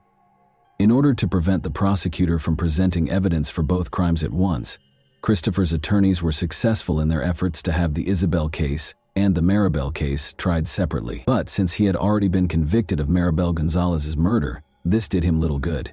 He is still awaiting trial for Isabel's abduction. And that wraps up today's chilling story.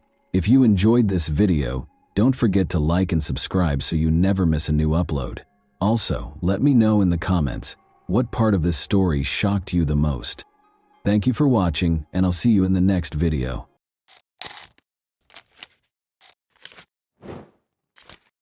Hey guys, welcome to my channel, and today we're going to take a look at another horrible case with you. Generally speaking, psychopath is not a recognized diagnosis. Rather, it describes a variety of personality disorders that range in severity from mild to severe. Individuals with these conditions frequently exhibit a pronounced imbalance in their behavior and character. While some feelings and emotions are totally dominant, others are noticeably absent. These people are all characterized by a poor capacity for impulse and emotion control. Today's story perfectly captures the good and pleasant appearance of someone with these qualities, as well as the true nature of their uncontrollable and excessively strong emotional reactions. Young Australian Danielle Finlay Jones was looking for her own happiness when she came across the ideal man online, someone who vowed to love her no matter what. What resulted from this, you will soon learn. On October 20, 1991, Danielle Finlay Jones was born in Cranebrook, Western Sydney. Growing up with her older brother Blake, who had always protected and cared for her, she was the youngest of two siblings. When she was only 4 years old, her parents got divorced. Danielle and Blake remained with their mother Jacqueline following the divorce, and their father was hardly involved in their lives or upbringing. Sports were Danielle's passion from an early age. Although she engaged in multiple activities concurrently, soccer was always her favorite. She joined a neighborhood soccer team when she was a schoolgirl. Since the majority of the girls in her neighborhood preferred dance or gymnastics, she initially had to play with boys. Danielle went on to become the team's captain, win multiple major sporting honors, win the respect of her teammates, and win the admiration of the supporters. She eventually began coaching young teams, and in 2017, she even served as the face of a significant marketing campaign for women's soccer. Danielle studied education and social work at the University of Sydney after graduating from high school. After graduating, she continued to play sports while working as a teacher at a nearby school. By nature, Danielle was a fighter who never gave up and consistently succeeded in her endeavors. She excelled in both fields and was able to build a successful career in both. Danielle was described as bright, well-read, and gregarious by those who knew her. She effortlessly became the life of the party and had a great sense of humor. Danielle cherished fun, dancing, and raucous parties. She was regarded as an endless source of energy and a creative powerhouse. More than her attractive features and toned athletic body, Danielle Finlay Jones was well known for her generosity and readiness to assist those in need. Not surprisingly, she attracted attention, and numerous men attempted to win her love.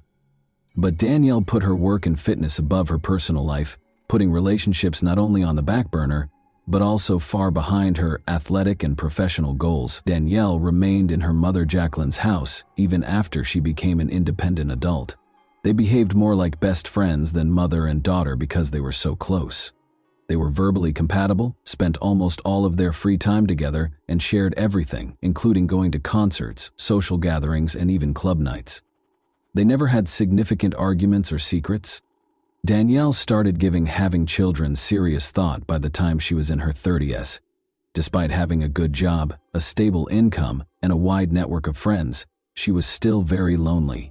She yearned for love and a fulfilling relationship with someone she could fully trust, someone she could spend her days with and grow old with. Danielle had a lot of admirers, but she had no experience in committed relationships. Despite dating and getting lots of attention, she had never considered her boyfriends to be life partners. She didn't hesitate to end the relationship if it ever got in the way of her professional or personal objectives. She was prepared for something more substantial and long-lasting now, though. Danielle regularly engaged with friends and acquaintances on the various social media platforms she actively maintained. Although she got a lot of messages from men who wanted to chat or ask her out, she thought that sincere relationships were more likely to occur on specialized dating sites. On the recommendation of her friends, she made a profile on the well-known app Tinder. Following months of chatting and swiping through various men, Danielle got a message from Ashley Gaddy, a handsome man. He was affable, kind, and charming, and he was 4 years her senior. Ashley proposed that they go on a date in person after a week of texting. Everything went well on their first date. They shared personal stories, laughed, and talked endlessly. They clicked right away and had a lot in common, making it seem like they had known each other for ages. With his warmth and sense of humor, Ashley won Danielle over with his charm and charisma. Danielle was so taken with Ashley after just a few dates that she chose to present him to her mother, Jacqueline, who was equally enchanted, fully approved Ashley, and thought he would make a wonderful husband and eventually a loving father. But it didn't take long for Ashley's actual character to emerge. He was intensely envious and domineering. Danielle was surprisingly unconcerned by this. She actually thought it was flattering. Before, no one had ever attempted to control her or dictate her choices, so this new dynamic felt novel and fascinating to her. Danielle interpreted Ashley's jealousy as an expression of affection and love. She even thought it was flattering. Ashley, however, was attempting to take complete control of her life and social relationships within a month of dating. Danielle did not raise any concerns, in spite of these warning signs. Rather, she chose to play the part of the ideal girlfriend and comply with his actions. Danielle made the shocking decision to ignore the clear indications that Ashley was not who he appeared to be. Ignoring his problematic behavior, she started to seriously plan their future together, even thinking about getting married. Her inexperience in committed relationships most likely contributed significantly to the course of events. Ashley kept up his portrayal of being compassionate and kind, telling Danielle that he had always wanted a family. She was greatly moved by this and became even more trusting of him. But the first person to notice that something was amiss was one of Danielle's closest friends. She observed that Ashley's jealousy occasionally turned into unpredictable actions, giving the impression that he was someone entirely different. However, Danielle ignored her friend's worries because she was too preoccupied with her own feelings. Danielle introduced Ashley to her mother and several close friends during their month-long relationship, but the majority of those in her social circle were only aware of him through her tales. Danielle intended to introduce Ashley to more of her friends at a friendly get-together at a well-known city bar on Saturday, December 17, 2022. The group got together at the bar to enjoy drinks, dancing, and light conversation during the evening. Ashley left a lasting impact. He was gregarious, courteous, and amiable. He and Danielle sat together all evening, frequently holding hands and grinning at each other. There was no sign of any impending conflict, and they appeared to be a happy and loving couple. Since Danielle had never intended to enter into committed long-term relationships, she had never introduced her previous boyfriends to her friends. However, things were different this time. Considering that they had only been dating for a little more than a month, she surprised everyone by presenting Ashley almost like a fiancé. Nevertheless, her friends recognized the significance of this relationship for her. Everything appeared to be going well until someone in the group proposed a game in which everyone would respond at random to daring and thought-provoking questions. People spontaneously came up with original and eccentric questions, and it was all in good fun. Danielle was asked if she had ever had a one-night stand with a stranger when it was her turn. There was silence in the room. Danielle paused, then smiled shyly and confessed that she had, obviously embarrassed. At that point, Ashley's attitude changed significantly. He became hostile and unpredictable, and his face hardened. He grabbed Danielle by the arm, twisted her around, and started shouting at her in front of everyone. Using harsh and derogatory language, he accused her of being careless and immoral. The other guests were taken aback and couldn't tell if Ashley was kidding or taking it seriously. As they observed Danielle, who seemed equally perplexed and taken by surprise, the atmosphere became awkward. Ashley's sudden outburst at her was beyond her comprehension. Ashley asserted that Danielle had denied answering a similar question about brief romantic encounters when he had asked her about it on their first date. Ashley took it personally, because she had now responded differently and in public. He experienced an uncontrollable and intense emotional reaction as a result of her thoughtless response in the playful game. He just blew up with rage, and his condition almost went out of control. Danielle felt bad about what had happened and attempted to defuse the situation, even though Ashley's response was wildly out of proportion. Ashley angrily shoved her away and hurried out of the bar when she tried to make amends. He persisted in the argument even outside, sending her a string of derogatory texts. Danielle expressed regret to her friends for the incident and promised to speak with Ashley in person to try to soothe him. She found him outside and stayed away from him for 15 minutes or so before they went back to the bar together. They resumed their seats with the group as though nothing had occurred. Although the awkward tension among those who had witnessed it persisted, it appeared that the argument had been settled. In an effort to prevent more confrontation, No one brought up the incident again. The group attributed it to stress, alcohol, and anxiety related to meeting new people. Ashley remained composed throughout the rest of the evening, which went by without incident. At midnight, the group started to disperse. Danielle had already made plans to spend the night with Ashley at her friend Taylor's house because she had a long way to go home. Taylor didn't mind because the bar was only a 20-minute drive from his suburban home. Rachel, Taylor's girlfriend, offered to drive them there since she hadn't had any alcohol that evening. On the lower level of his house, Taylor set up a comfortable guest room for Danielle and Ashley. It was a large bedroom with a separate bathroom. It was quiet and comfortable, with a few small windows near the ceiling that let in very little light. Thanking their host for his hospitality, Danielle and Ashley took their seats for the night. The couple appeared to be calm and collected, as if nothing had happened, and the earlier argument had apparently been forgotten. Taylor awoke to odd sounds emanating from the guest room at around 3 a.m. Rachel, his girlfriend, also stirred and gave him a curious look. They heard what sounded like muffled cries and faint thuds. They ignored the sounds and returned to their sleep, assuming the couple had made up and were having a private moment. The house became quiet in a matter of minutes, and they slept peacefully until Taylor and Rachel woke up at 10:30 a.m. Their guests had not yet left the room, which surprised them. The couple chose not to bother them out of respect for their privacy and the assumption that they were getting some rest after the night before.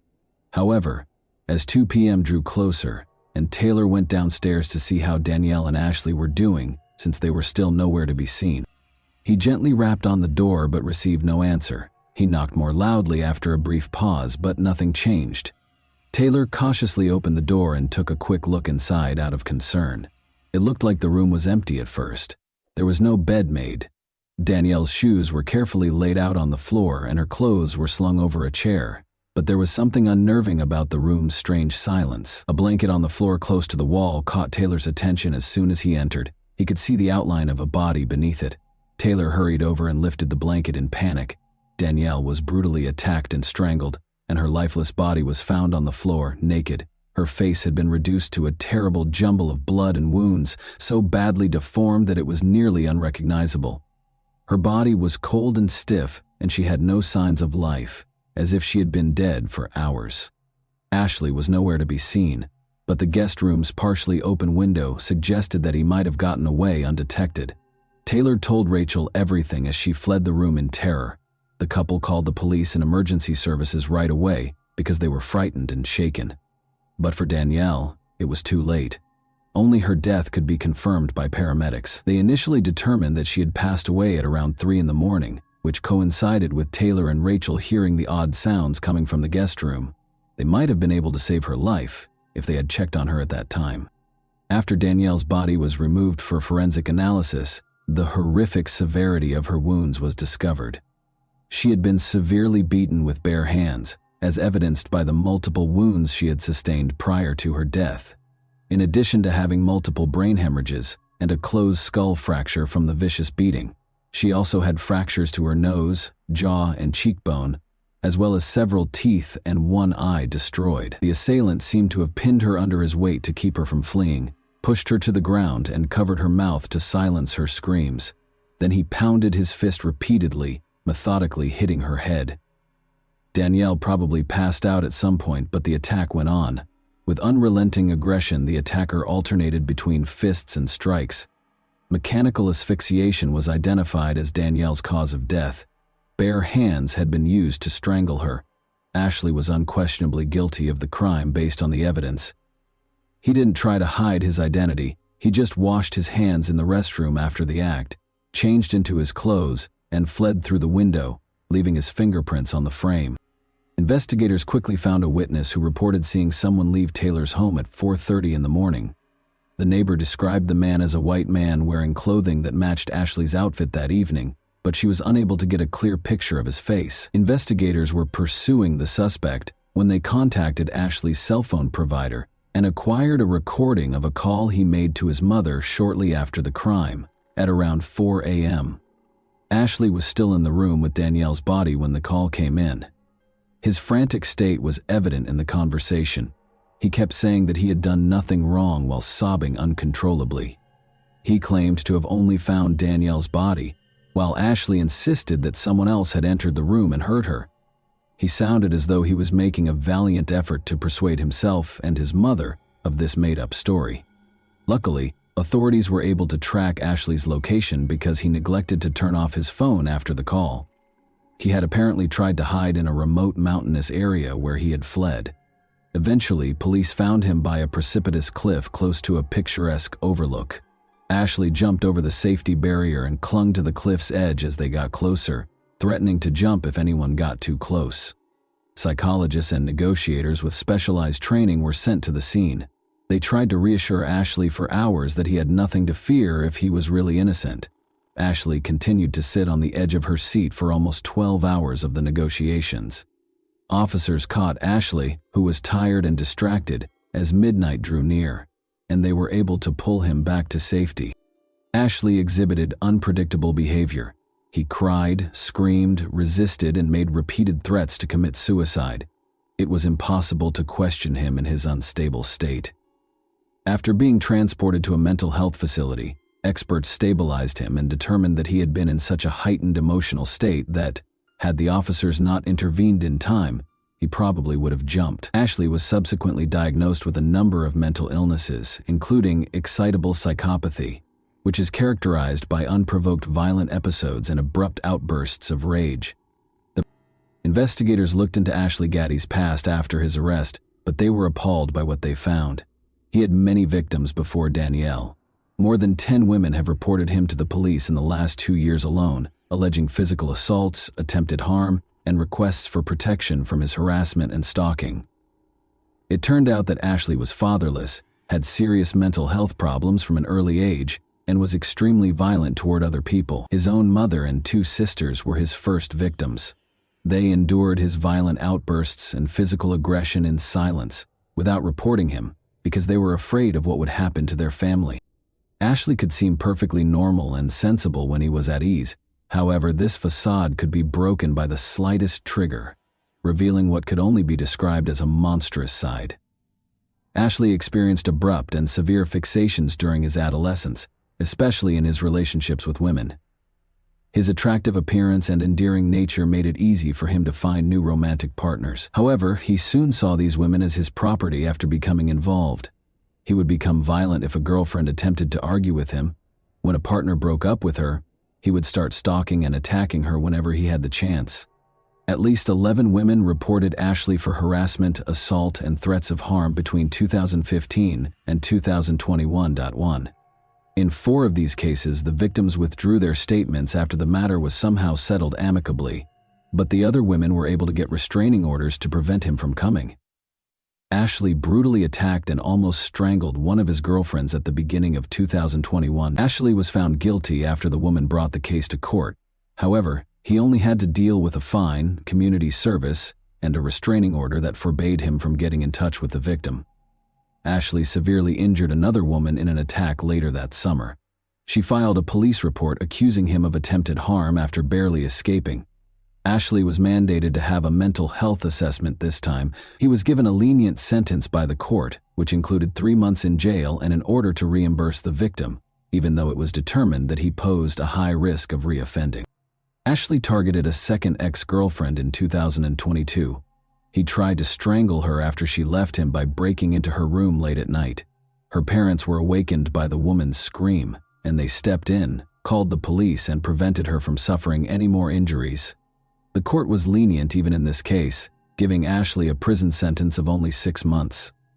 Only 3.5 months into his sentence, just before he met Danielle Finlay Jones, he was released.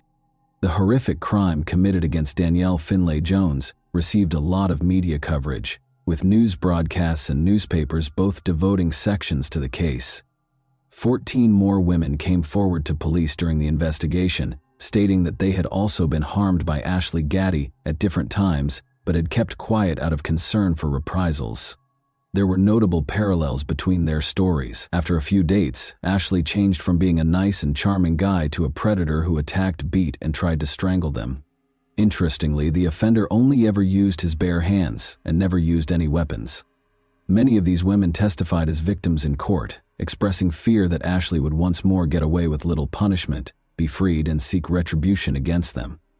Given how frequently the repeat offender had been given light sentences or administrative sanctions for serious offenses, their concerns appeared to be well-founded.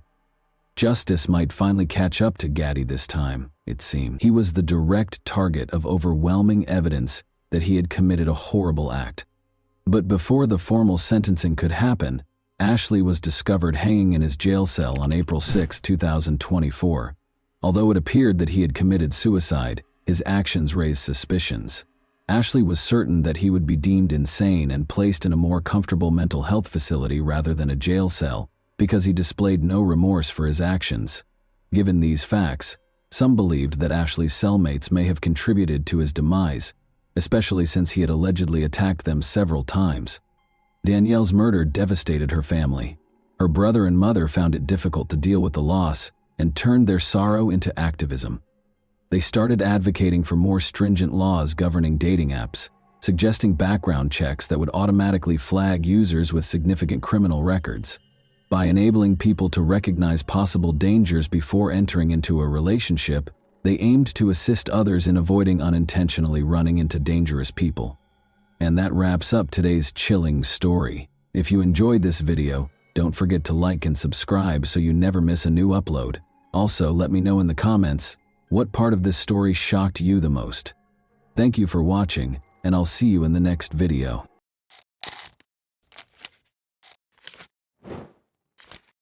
Hey guys, welcome to my channel, and today we're going to take a look at another horrible case with you. A woman who was determined to return home safely to her children risked her life to get out of a predator's grasp. She had no idea that her courage in assisting in the kidnapper's capture would reveal a much more sinister force and save the lives of innumerable others. By working with the police, she was able to expose the rapist's true identity as well as that of a serial killer. Her testimony's credibility was called into question, though, given the process used to retrieve her memories of the assault. Shackled in chains, the prisoner paced the field, moving across the ground with deliberate steps. He lost himself in recollections, his gaze never leaving the tall yellow grass.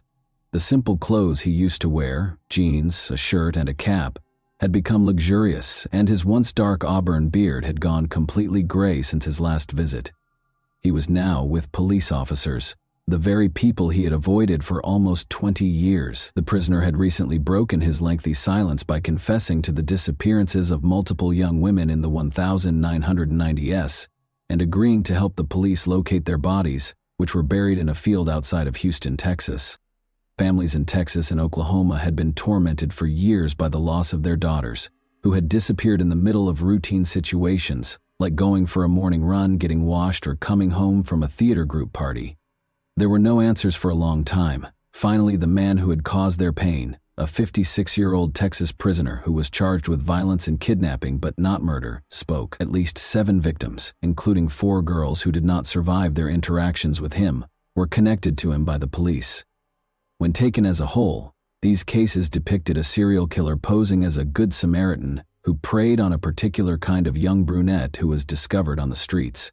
Although his surprising admission helped reveal the truth about what had happened to some of the victims, the family's most important question was still, why? Sandra Soppel, then 19 years old, completed her high school education and began working as an exotic dancer in May 1997. She was bringing up 2 kids and getting ready to have a third.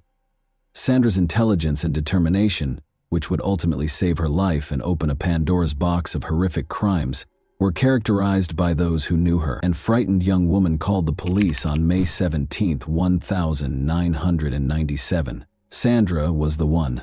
She described the nightmare she had just gone through. She had been abducted and had thrown herself out of a moving car in a last-ditch attempt to get away. She was taken to a nearby hospital after reporting the crime, and despite her severe injuries, she insisted on talking to detectives. Keeping the kidnapper from hurting anyone else was her top priority. But the fall from the car had messed with her memory, and she had forgotten important details of the crime in her subconscious. Later on, Sandra's recollection would prove to be crucial in cracking the case. After failing to find any early leads, the police changed their strategy and had Sandra put under hypnosis. She remembered specifics of the attack after the session. She remembered the kidnapper's face in addition to the make, model, and color of his vehicle. The police's suspicions about a possible suspect were confirmed by this discovery. Sandra was asked to choose her assailant from a lineup a few weeks following the hypnosis. A man named William Lewis Rice was indicated by her gesture. The police had seen Rice before. He had long been of interest due to his criminal past and actions. Although Rice had a challenging upbringing, he had a strong bond with his mother, who would stop at nothing to help him. Rice was born and raised on a farm in Yukon, Oklahoma. He left school to work as a horseshoer in the 9th grade. He married Judy Fleming, a shy girl he met in Anadarko, Oklahoma, when he was 19 years old. Judy remembered that if she didn't date Rice, he would shoot himself. She initially thought he had good intentions, but she quickly discovered he was capable of extreme cruelty. Their turbulent marriage was characterized by violence and adultery. After Rice broke into her new house, beat her, and put a knife to her throat, Judy finally filed for divorce. Even after getting married and getting divorced once more, Rice's violence spiraled out of control due to his growing hatred of women. Rice's first attack is known to have occurred in the spring of 1986, when her Mustang broke down on Interstate 35. The 19-year-old aerobics instructor, daughter of a sheriff's deputy, found herself stranded. Rice offered to help, but instead he kidnapped her, taped her hands together, and pushed her into his truck's sleeper cabin. After saying he loved her and that they would live together in Houston, he later attacked her. By calling her family from a payphone and feigning the need to use the restroom, the girl was able to get away. For the kidnapping and assault, Rice was taken into custody and given a 25-year prison term. However, because of prosecutorial misconduct, an appellate court lowered his sentence to 10 years in October 1996. Following his release, Rice went back to Anadarko to live with his mother, where he assimilated. His background was unknown to many locals, and he came across as modest and courteous. But by the spring of 1997, local young women were starting to go missing. Now in his late 30s, Rice had relocated to Houston, where he continued shoeing horses and working on construction sites. Although his actions raised suspicions, there was no hard proof that he was responsible for the crimes. When Sandra Sapal identified Rice, it was the last straw for the police. By connecting him to Sandra's attack and other unresolved crimes, they compiled evidence against him. Rice's trial took place in April 1998. In her testimony regarding her kidnapping, Sandra described how Rice had threatened her with a knife, cut her tire, and enticed her to his vehicle. She talked about how she thought her risky escape had saved her life. The defense, however, contested her testimony, claiming that Rice's name and photo might have distorted her memory and that hypnosis was unreliable. In spite of these defenses, the jury convicted Rice of aggravated kidnapping and gave him a 60-year prison term. The community experienced brief respite after Rice was imprisoned, but it wasn't until years later that he came forward with his most sinister secrets. Detectives were able to re-examine cold cases in the mid-2000s thanks to developments in DNA testing. In one instance, Tiffany Johnston, a 19-year-old recently married woman, was kidnapped in July 1997 from a car wash in Bethany, Oklahoma. Although her body was discovered the following day, the case wasn't resolved until 2015, when Rice was connected to the crime by DNA evidence. In order to avoid being executed, Rice consented to assist law enforcement, which helped them locate the remains of two additional victims, Kelly Cox and Jessica Kane, who were interred in the Texas killing fields. Although Rice's motivations were still unknown, his confessions gave his victims' families closure. Some saw his cooperation as a perverted form of pride, while others thought it was motivated by a wish to avoid the death penalty. In any case, his crimes left a path of destruction, and those he had harmed received some justice when he was ultimately sentenced to death.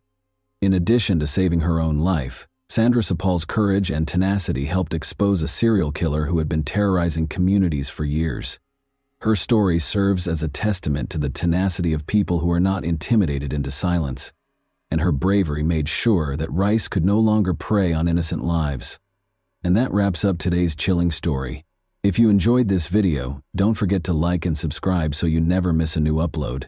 Also, let me know in the comments what part of this story shocked you the most. Thank you for watching, and I'll see you in the next video.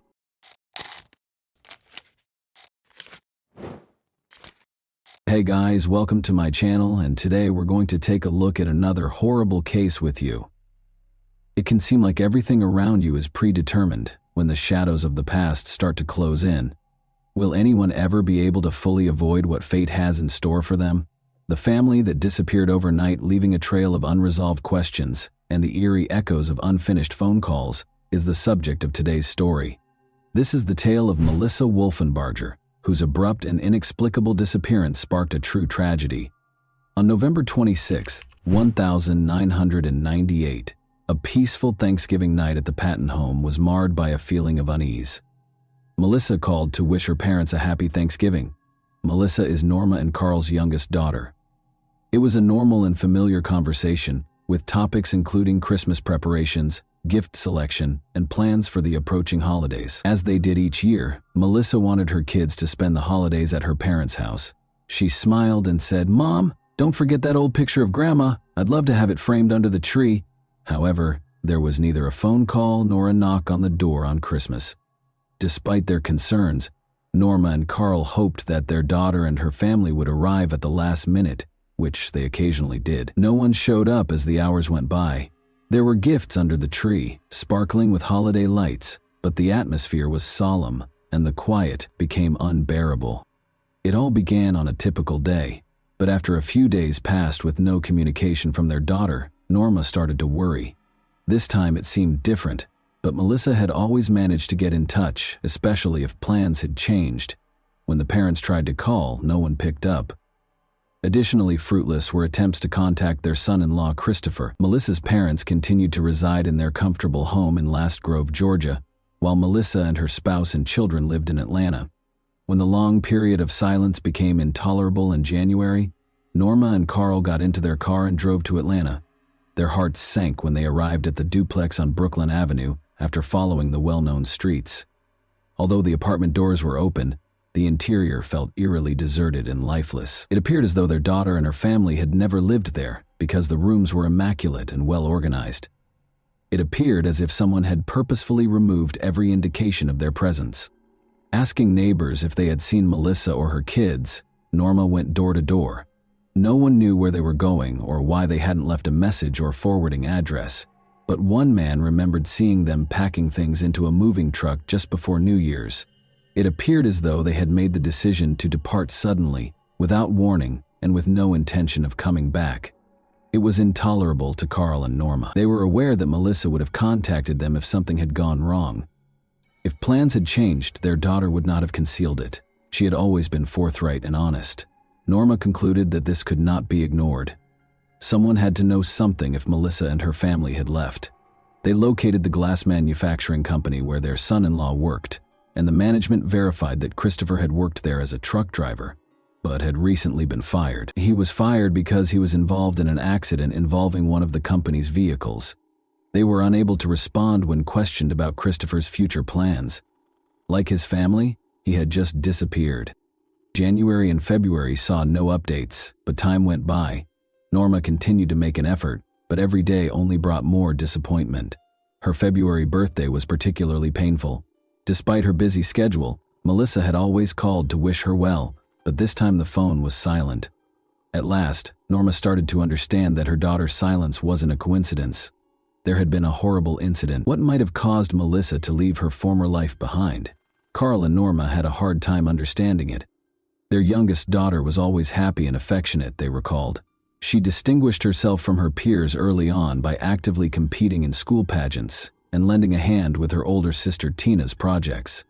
Their dreams of starting a veterinary clinic and helping as many animals as they could were dashed when Melissa's adolescent misbehavior landed her in legal troubles, running away from home and falling in love with Christopher for the first time. During those tumultuous years, when she was caught between her desire to discover herself and her parents' expectations, he became her only source of stability. She was altered by marriage. Everything appeared to be coming together at last. She and Christopher seemed to have a happy life together after they moved to the city and had kids. However, her parents continued to feel a subtle, unnerving feeling, as though there was a deep crack beneath the surface, the calm. Those uneasy feelings had now become a terrifying reality as I stood in that empty apartment on Brooklyn Avenue in January 1999. The questions continued to mount. How had their daughter and her family fared? Why did their searches for answers only result in dead ends? And why did all the leads go nowhere? Where had Melissa's kids disappeared to? And why hadn't any of the neighbors seen her since New Year's? What did that picture she had requested for Christmas represent?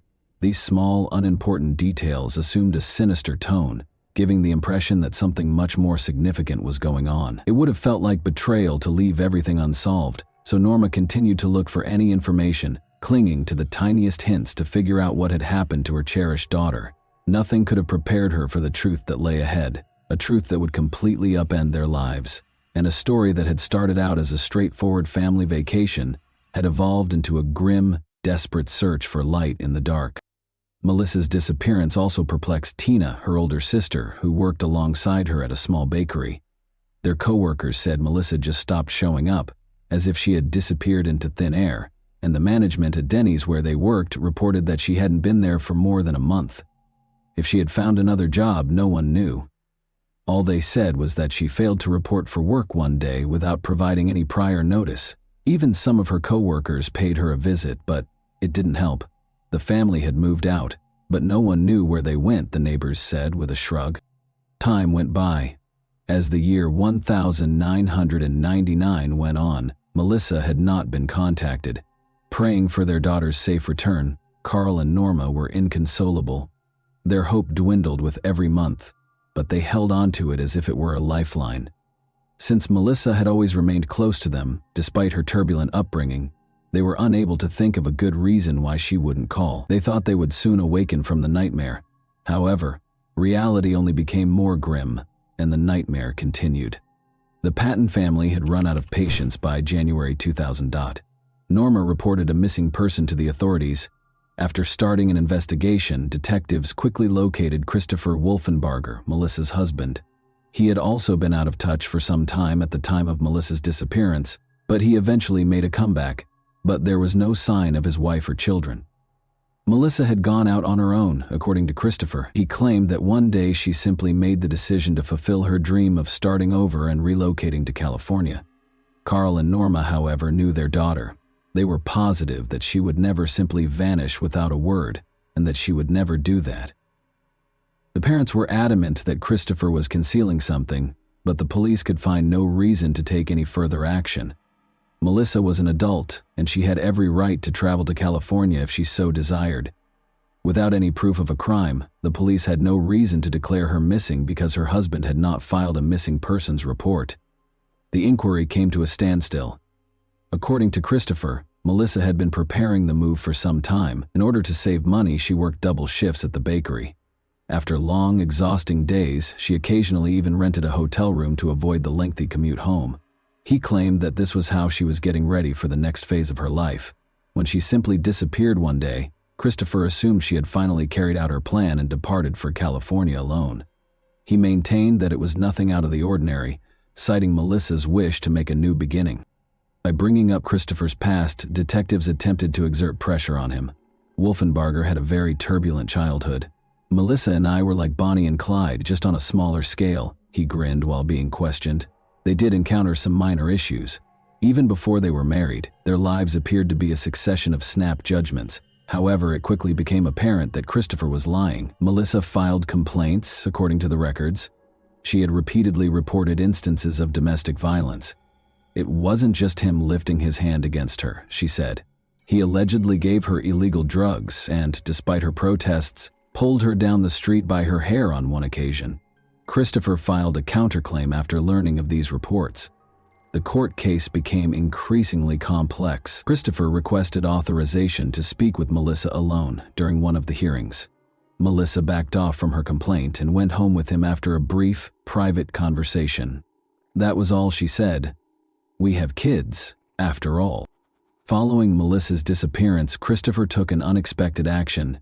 He left the house they shared and went to live with family. Christopher rarely paid them a visit. The children lived with their paternal grandmother. He appeared to be making an effort to put his former life behind him. Joy and little Christina adapted to life without their mother very fast, and they only ever thought about their father when he would arrive at his mother's house. Christopher had never been liked by Norma Patton. She thought that shortly after graduating from high school, Melissa fled her home because of him. She saw this marriage as nothing more than a source of heartache and disappointment. "He was never who he pretended to be," she would frequently say while gazing at pictures of her daughter. It felt like a terrifying prophecy now that Melissa was gone. Her parents found it hard to believe that their daughter had just up and left her life behind. Why were people who might have known the answer keeping quiet? And what actually happened to Melissa? A darker and more unsettling image of the Wolfenbarger family, where happiness was merely an illusion, began to take shape as the haze of the past gradually cleared. During an interview with detectives, Tina Patton recalled a previous incident. She had seen a handprint-like bruise on Melissa's neck. Normally calm and collected, Melissa started crying and pleaded with Tina to keep it a secret. Following that, one of Tina's friends attempted to speak with Christopher directly, but it was never successful. Things appeared to have calmed down, but this was a facade. The thought that their daughter had just decided to disappear without saying anything was unacceptable to Carl and Norma Patton. Melissa would have found a way to get in touch with her parents even if she had felt the need to leave them. However, days and months stretched into years, and Melissa was nowhere to be found. It appeared as though a young mother of two had vanished into thin air. Melissa's husband, Christopher Wolfenbarger, was constantly rephrasing his claims. When questioned in the spring of 2000, he abruptly revealed that he had seen Melissa on the street close to their house in March or April of 1999, despite initially claiming that he had last seen her in December 1998. This discrepancy did not clarify the case. Rather, it only increased suspicions. The Patton family returned to the public eye in 2003, 5 years later. This time, Carl Patton himself was at issue, not Melissa. They had taken him into custody. As it happened, Carl had already had a run-in with the law in the middle of the 1980s. He was released on parole after serving a brief sentence for theft. He had made an effort to avoid trouble ever since, but over 20 years after the crime, his past finally caught up with him. His participation was verified by DNA analysis. Carl was taken into custody on February 23, 2003, in connection with the death of Liddy Mae Evans, age 31. Her body was discovered in a river in 1977, chained to a concrete block and wrapped in a sleeping bag. A gunshot wound to the head was the cause of death. However, Carl was linked to other crimes as well. Carl's wife, Norma, made the startling declaration that she would testify against her husband in exchange for immunity as soon as he was arrested. After the agreement was reached, Norma started providing in-depth testimony that astounded everyone. She claims that Carl and his friend Joe Quint were involved in several crimes between 1970 and 1977. The murder of Carl's uncle, Fred White, and his lover was the beginning of it all. Carl persuaded Norma to assist in removing any possible witnesses because he knew too much. Norma described how Carl used a shotgun to kill his uncle and his uncle's lover after luring them to their house on December 17, 1977. After that, he and Norma placed weights on the bodies, wrapped them in sleeping bags, and disposed of them in the river. Carl burned the blood-stained couch in the backyard, while Norma cleaned the house and cleaned up the blood. However, their van's blood-stained trunk was not cleaned. Investigators questioned Carl and Norma after discovering blood traces in the trunk that matched the victim's blood type, but there wasn't enough proof to file charges at the time. Carl's involvement was not confirmed by DNA testing until 25 years later, and Melissa's father was arrested on February 23, 2003.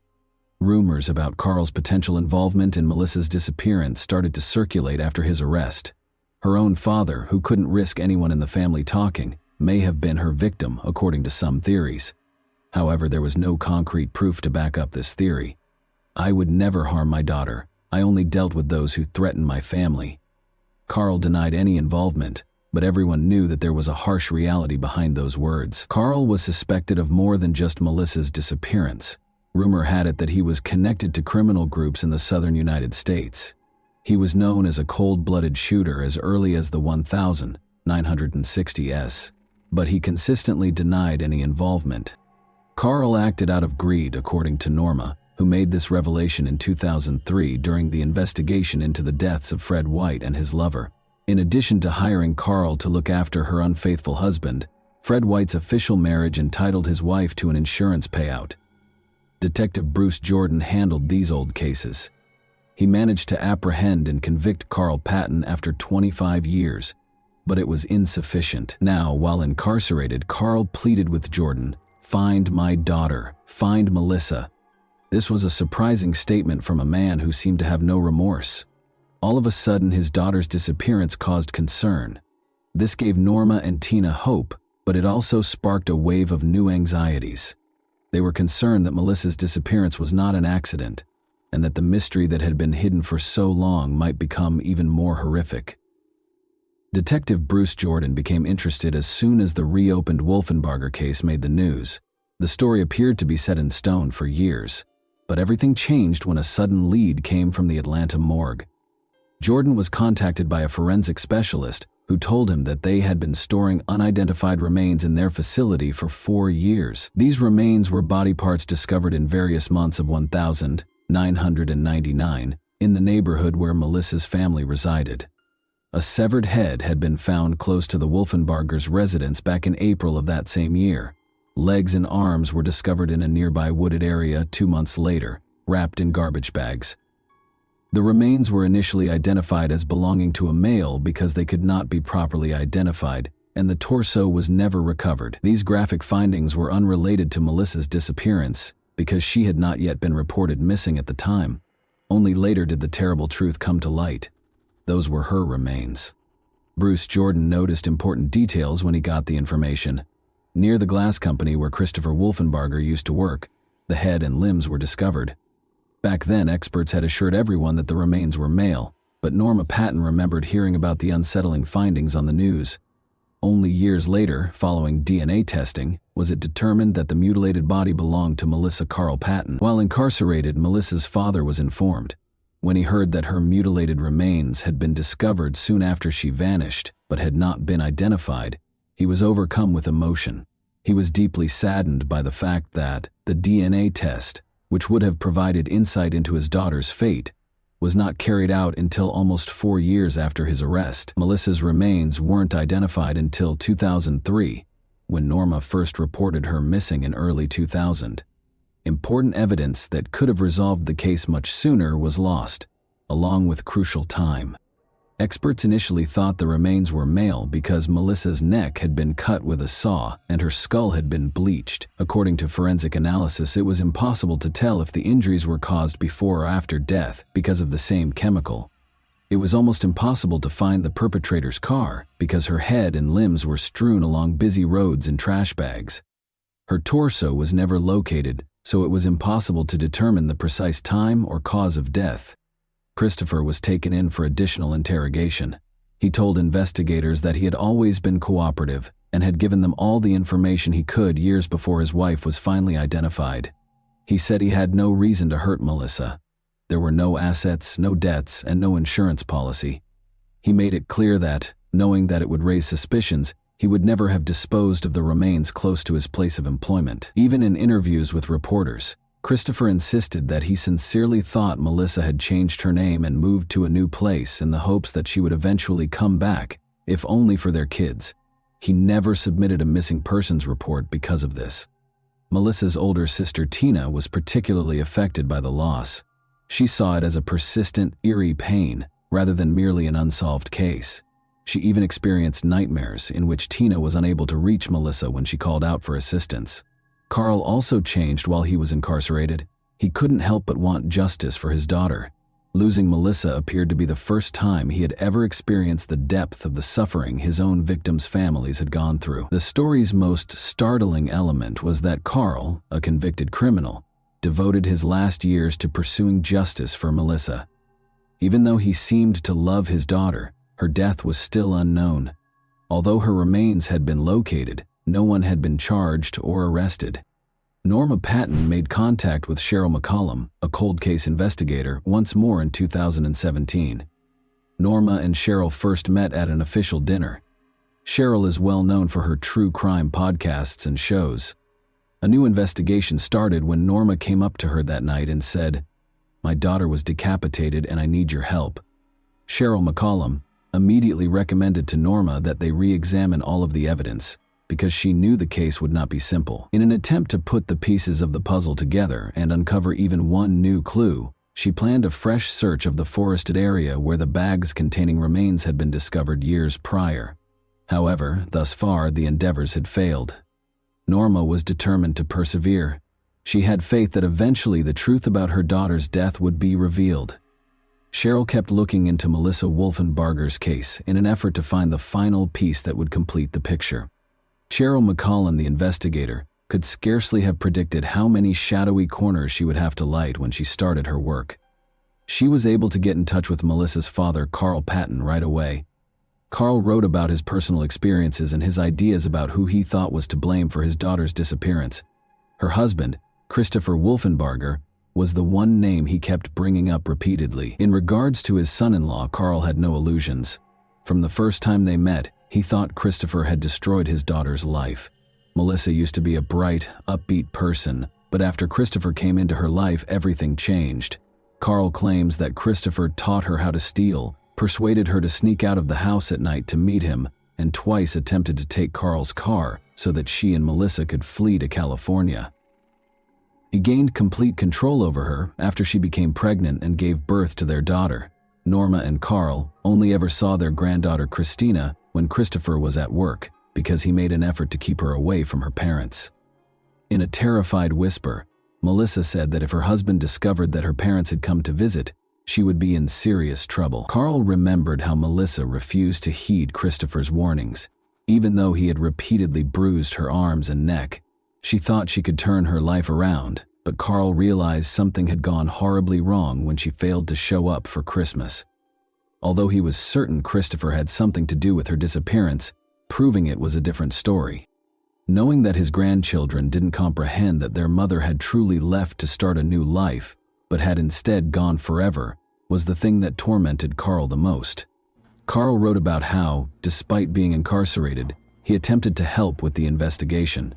He suggested that whoever tied the knots might have left evidence, and he asked the experts to check the trash bags containing the remains for any DNA traces. Although he wrote, "There's no such thing as a perfect crime," the police were never able to find any evidence that connected Christopher to the case. Carl clung to the hope that the inquiry would eventually produce something. Norma detailed her suspicions to Cheryl McCollum during multiple meetings. Norma believed Christopher was responsible for the death of her daughter. Carl's desire to learn the truth was evident in his letters. Despite his reputation as a convicted criminal, he was prepared to assist. Detectives were still unable to link Christopher to Melissa's disappearance, though. Carl thanked Cheryl for her efforts at the end of one of his letters, stating that he had only realized the seriousness of his own crimes after losing his daughter. To understand the feelings of his victims' families, he had to go through that kind of loss himself. One day, he hoped, his grandchildren would discover the truth about their mom. In order to determine whether any family members might have had a reason for seeking retribution, Cheryl McCollum also looked into the possibility of enlisting the help of Liddy Evans' children, one of Carl's victims. The idea that someone involved in Carl's previous crimes might have sought revenge was entertained by the police, but it was soon disproved.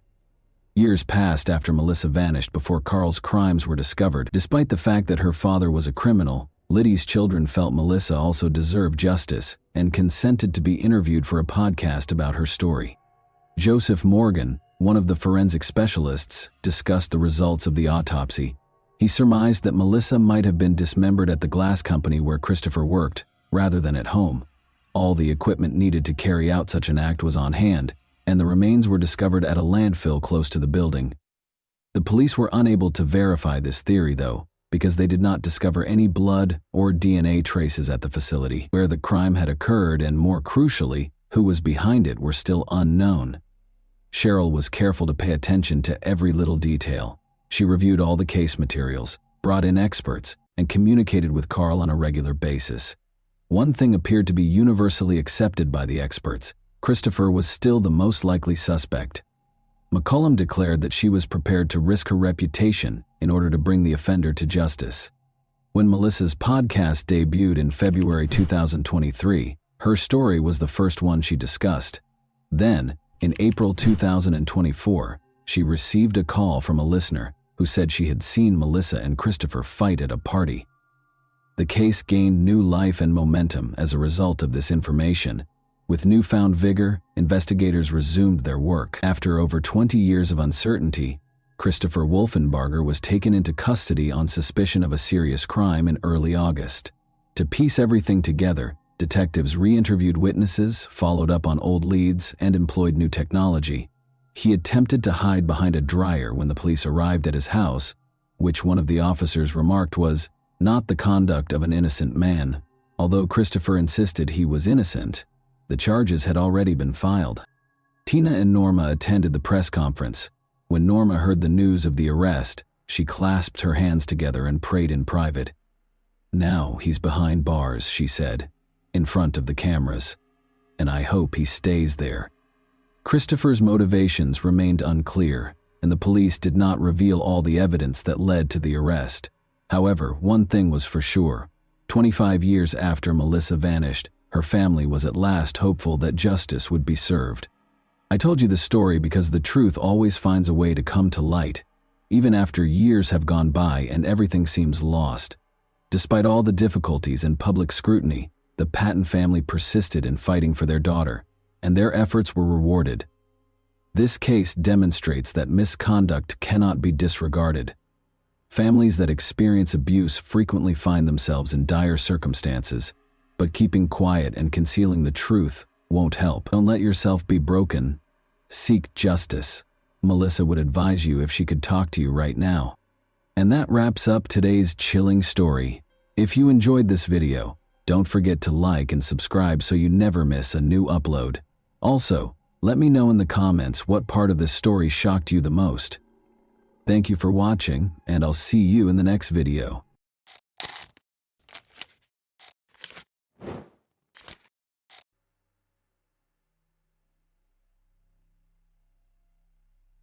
A 19-year-old woman was discovered dead in her own apartment. Investigators quickly discovered several disturbing facts, but they were unable to solve the case for several years before revealing the truth. Everyone was shocked and outraged by the unexpected outcome. Nona Dismayed was born December 26, 1985, in Russellville, Arkansas. She grew up in a large family with 4 brothers and 1 sister. When Nona was 10 years old, her father died. This event was a tragedy for the entire family, but they were about to receive an even more devastating shock. Later, the young woman told her mother that her father had repeatedly subjected her to violence. She was afraid to speak up while he was still alive, and her confession shocked her mother. Even after such a tragic experience, the woman had no idea what her husband was capable of. Nona found the strength to move on and eventually decided to assist other young women who had been victims of similar crimes. She joined a volunteer organization to help children in need during her school years. Nona started dating a guy named Kevin Jones. The young woman also competed in beauty contests and achieved significant success. Nona won several local contests, qualifying her to compete for the title of Miss Arkansas. In addition, the young woman was an active member of the local church and sang in the choir. When Nona was 19, she and her boyfriend enrolled in Arkansas, which launched an attack on a university in their hometown.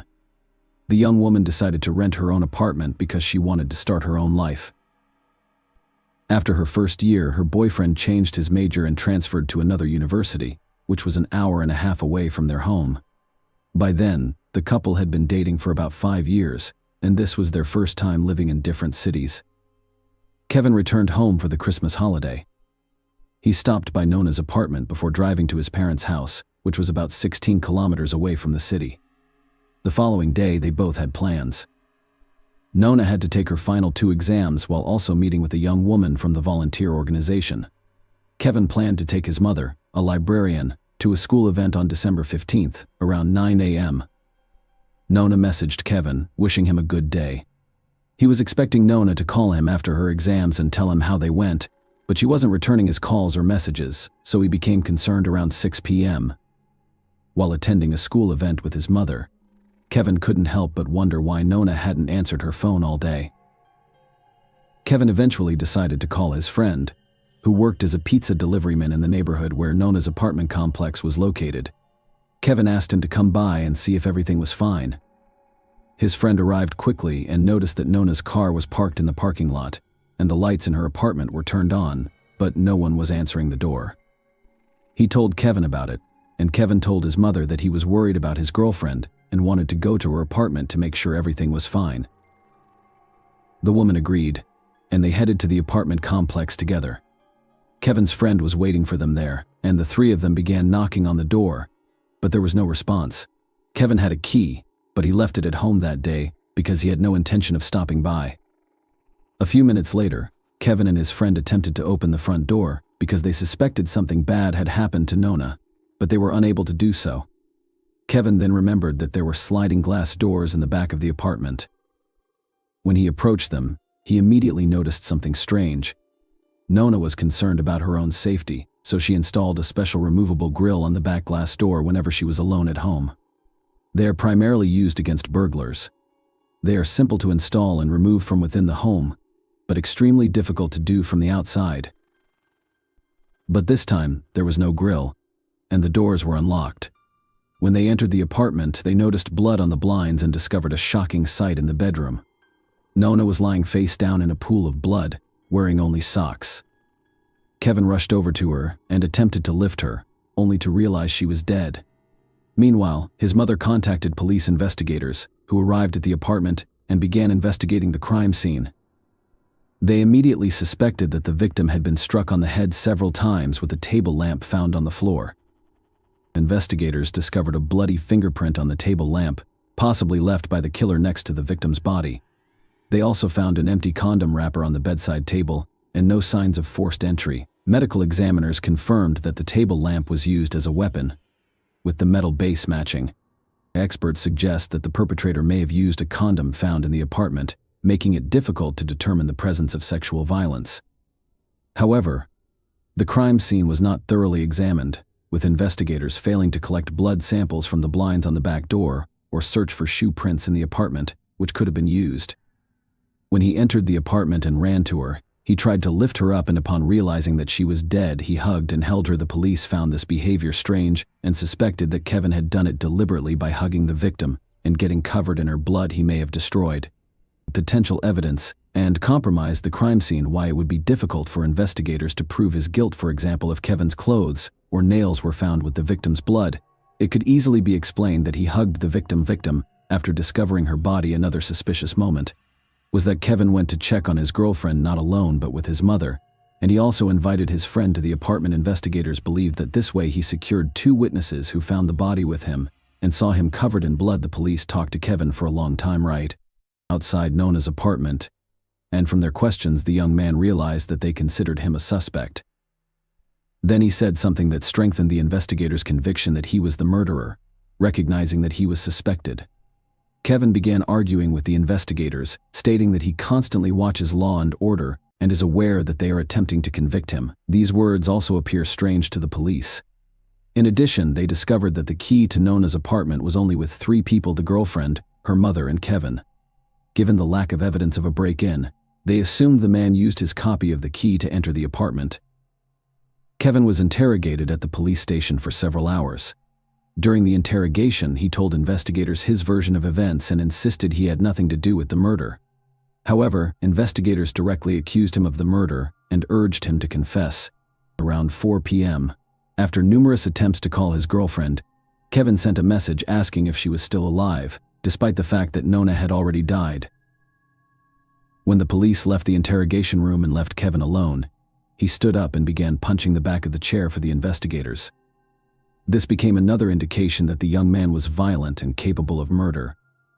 However, the police found no evidence linking Kevin to the murder. Medical experts discovered that Nona attempted to defend herself, which would have resulted in bruises and scratches on the killer's body, but none were found on Kevin. Despite this, the detectives remained convinced he was guilty and attempted to gather evidence. After interviewing over 50 people, the police were unable to find any witnesses. However, after speaking with known friends, they discovered that shortly before her death, she had begun seeing another man secretly from Kevin. Investigators immediately checked this person, but he had a solid alibi for the time of the murder, which raised suspicions about Kevin. She was killed with extreme cruelty, which in most similar cases indicates the killer's strong personal animosity toward the victim. A few days later, Kevin agreed to take a polygraph test. The operator concluded that the young man provided numerous false answers, and one of the investigators claimed that this was the worst polygraph result he had ever seen in his 28 years of experience. However, there is one caveat: the person who read the device's readings was not a certified specialist. He was simply a police officer who had not received the necessary training to work with this device, which did not bother the detectives. Following the interrogation, they increased the pressure on Kevin, attempting to force a confession. They claimed that all his acquaintances and relatives already knew that he killed Nona. The police really told everyone that Kevin's guilt was practically proven, and that he would soon be arrested. They convinced the victim's parents that he was the one who killed their daughter, although they refused to believe it. Until the end, the day before the funeral, a farewell ceremony was supposed to take place in the church, and Kevin had been helping to organize it since early in the morning. Later on, detectives called him in for questioning again, promising to release him before the start of the ceremony. In the end, Kevin spent 7 hours at the police station and missed the ceremony. Nobody present knew he was being questioned, so many assumed that Kevin didn't show up due to guilt over what had happened. Nona's parents didn't even want him to come to the funeral, as investigators had already convinced them of his involvement in the murder. But Kevin still came and sat far away from her relatives. After examining evidence from the victim's apartment, experts discovered a fingerprint on the light bulb in the desk lamp. The fingerprint was left by blood, indicating that it could only have been made during or after the murder. Despite this, investigators continued to search for Kevin for months. This request was granted, and the trial began in a different city. The defense called a witness who provided Kevin with a solid alibi. A plumber had visited his parents' house that morning and saw him around 10:30 a.m. The prosecution insisted that Kevin had time to go to Nandas and commit the murder because, according to medical experts, she died between 10:30 a.m. and 1 p.m. They also shared an interesting fact: Kevin had turned off his phone between 10 a.m. and 12 p.m., which coincided with the victim's murder. Furthermore, data from Kevin's phone revealed that he only began calling his girlfriend at 4 p.m., despite claims during questioning that he had been trying to reach her all day. However, at the time, the young man may have meant both calls and messages. Lawyers presented 2 additional witnesses, both of whom testified that Kevin did not commit the murder. One of them was Kevin's grandmother, who stated that on that particular day, she saw her grandson near the gas station and gave him money to go have a snack at a cafe. Another witness saw the man between 12:30 and 1 p.m. at the restaurant, and the establishment's cameras captured him eating lunch. As a result, the young man could not have committed the murder while simultaneously returning in time. Lawyers also questioned the possibility that Kevin left a bloody fingerprint on the lamp during the murder. In that case, when the body was discovered, the blood should have dried up.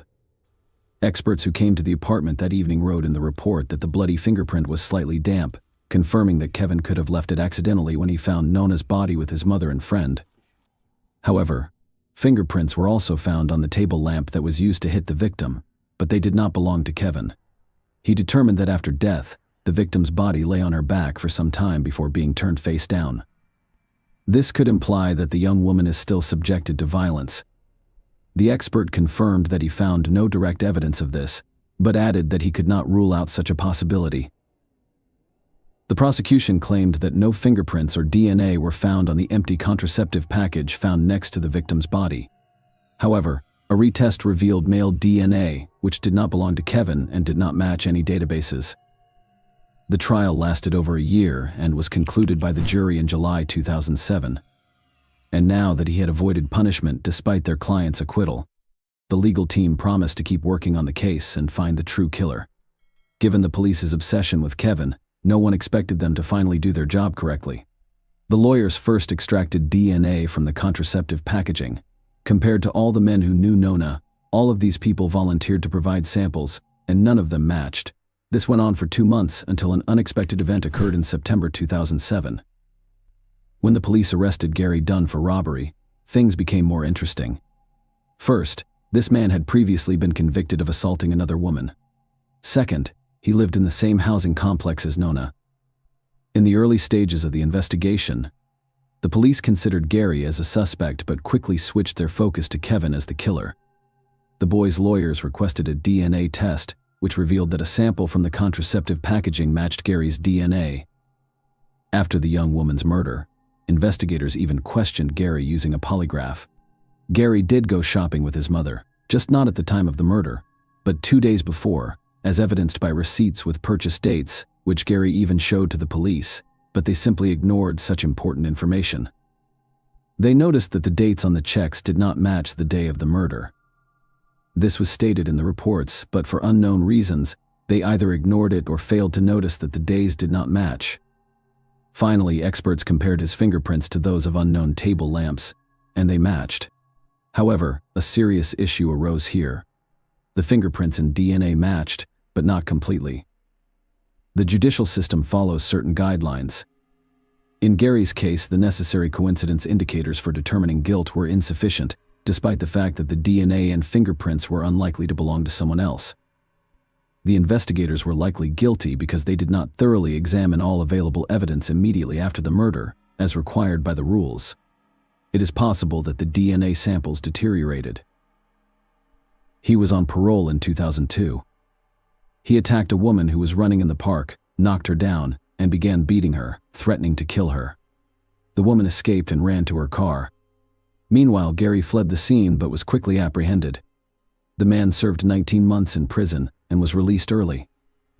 Interestingly, his DNA sample was not included in the database. Gary's trial began in April 2010, and there were plenty of surprises in store for everyone. His own wife testified against him, claiming he was an aggressive and dangerous man. Gary frequently raised his hand against her, and the woman was terrified for her life, so she was afraid to leave him.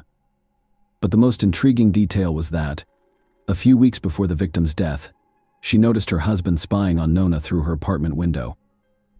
Based on this, the prosecution assumed that the man planned the attack because of his criminal history. Gary had a history of violence, and he may have been keeping a close eye on Nona because she lived only a few meters away. On December 15th, he decided to act. He allegedly knocked on her apartment door and entered under false pretenses, grabbing the table lamp and striking her several times before assaulting and killing her, because Gary used contraception.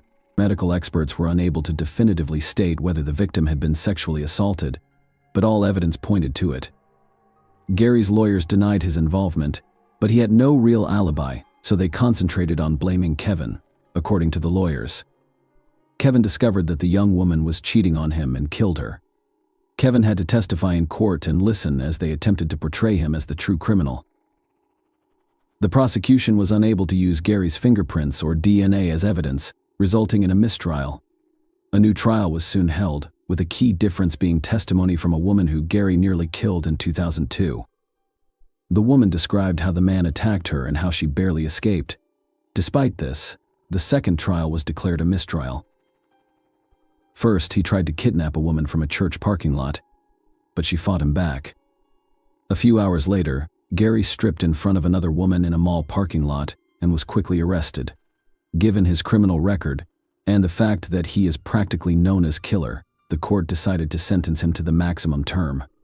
Gary was sentenced to 15 years in prison for 2 incidents and is still serving his sentence. Despite his right to petition for early release, authorities are unlikely to grant him such an opportunity. They also have the right to charge him with murder for the 3rd time, but they are not rushing to do so. The likelihood of the new trial ending in the same way as the previous 2 is high, so investigators are gathering more information. During the trial preparation, Kevin discovered that Gary's polygraph test results revealed lies, but investigators did not consider him a suspect. Unfortunately, his lawsuit was dismissed due to the statute of limitations. As a result, negligent police officers did not face any consequences for allowing the real killer to roam free for years and may not be punished in the future. Please leave your thoughts on this story in the comments, and thank you for watching.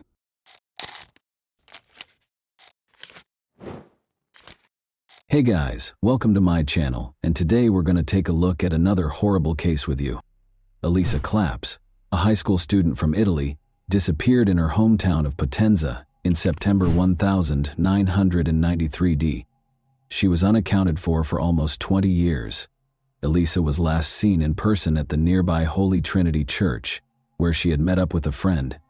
It's commonly said that it's difficult to spot a dangerous criminal with a perverted mindset among regular people. Their ability to blend in is frightening. To those around them, they seem completely normal, average, and unremarkable. Their ability to cover their tracks, leaving crime scenes painstakingly devoid of evidence, is even more disturbing. This is the exact reason why it can be difficult for law enforcement to find and apprehend these criminals. It can take years, during which time they may carry out their heinous crimes. Let's examine this disturbing case now. On January 21, 1977, Elisa Maria Claps was born in the southern Italian town of Potenza, which is surrounded by mountains. She was the youngest of her family's 3 children. Her father ran a small tobacco shop, and her mother was a simple clerk. Elisa grew up with Gildo and Luciano, her 2 older brothers. The Claps family, who regularly attended Sunday services at their neighborhood church, was well known for being devout and strict. Driven by her desire to help people, Elisa was a bright and ambitious student who aspired to become a doctor. She was described as being very friendly, kind, and compassionate by those who knew her. She was naive and trusting at the same time, always having faith in other people. She had a natural ability to connect with people and quickly form friendships.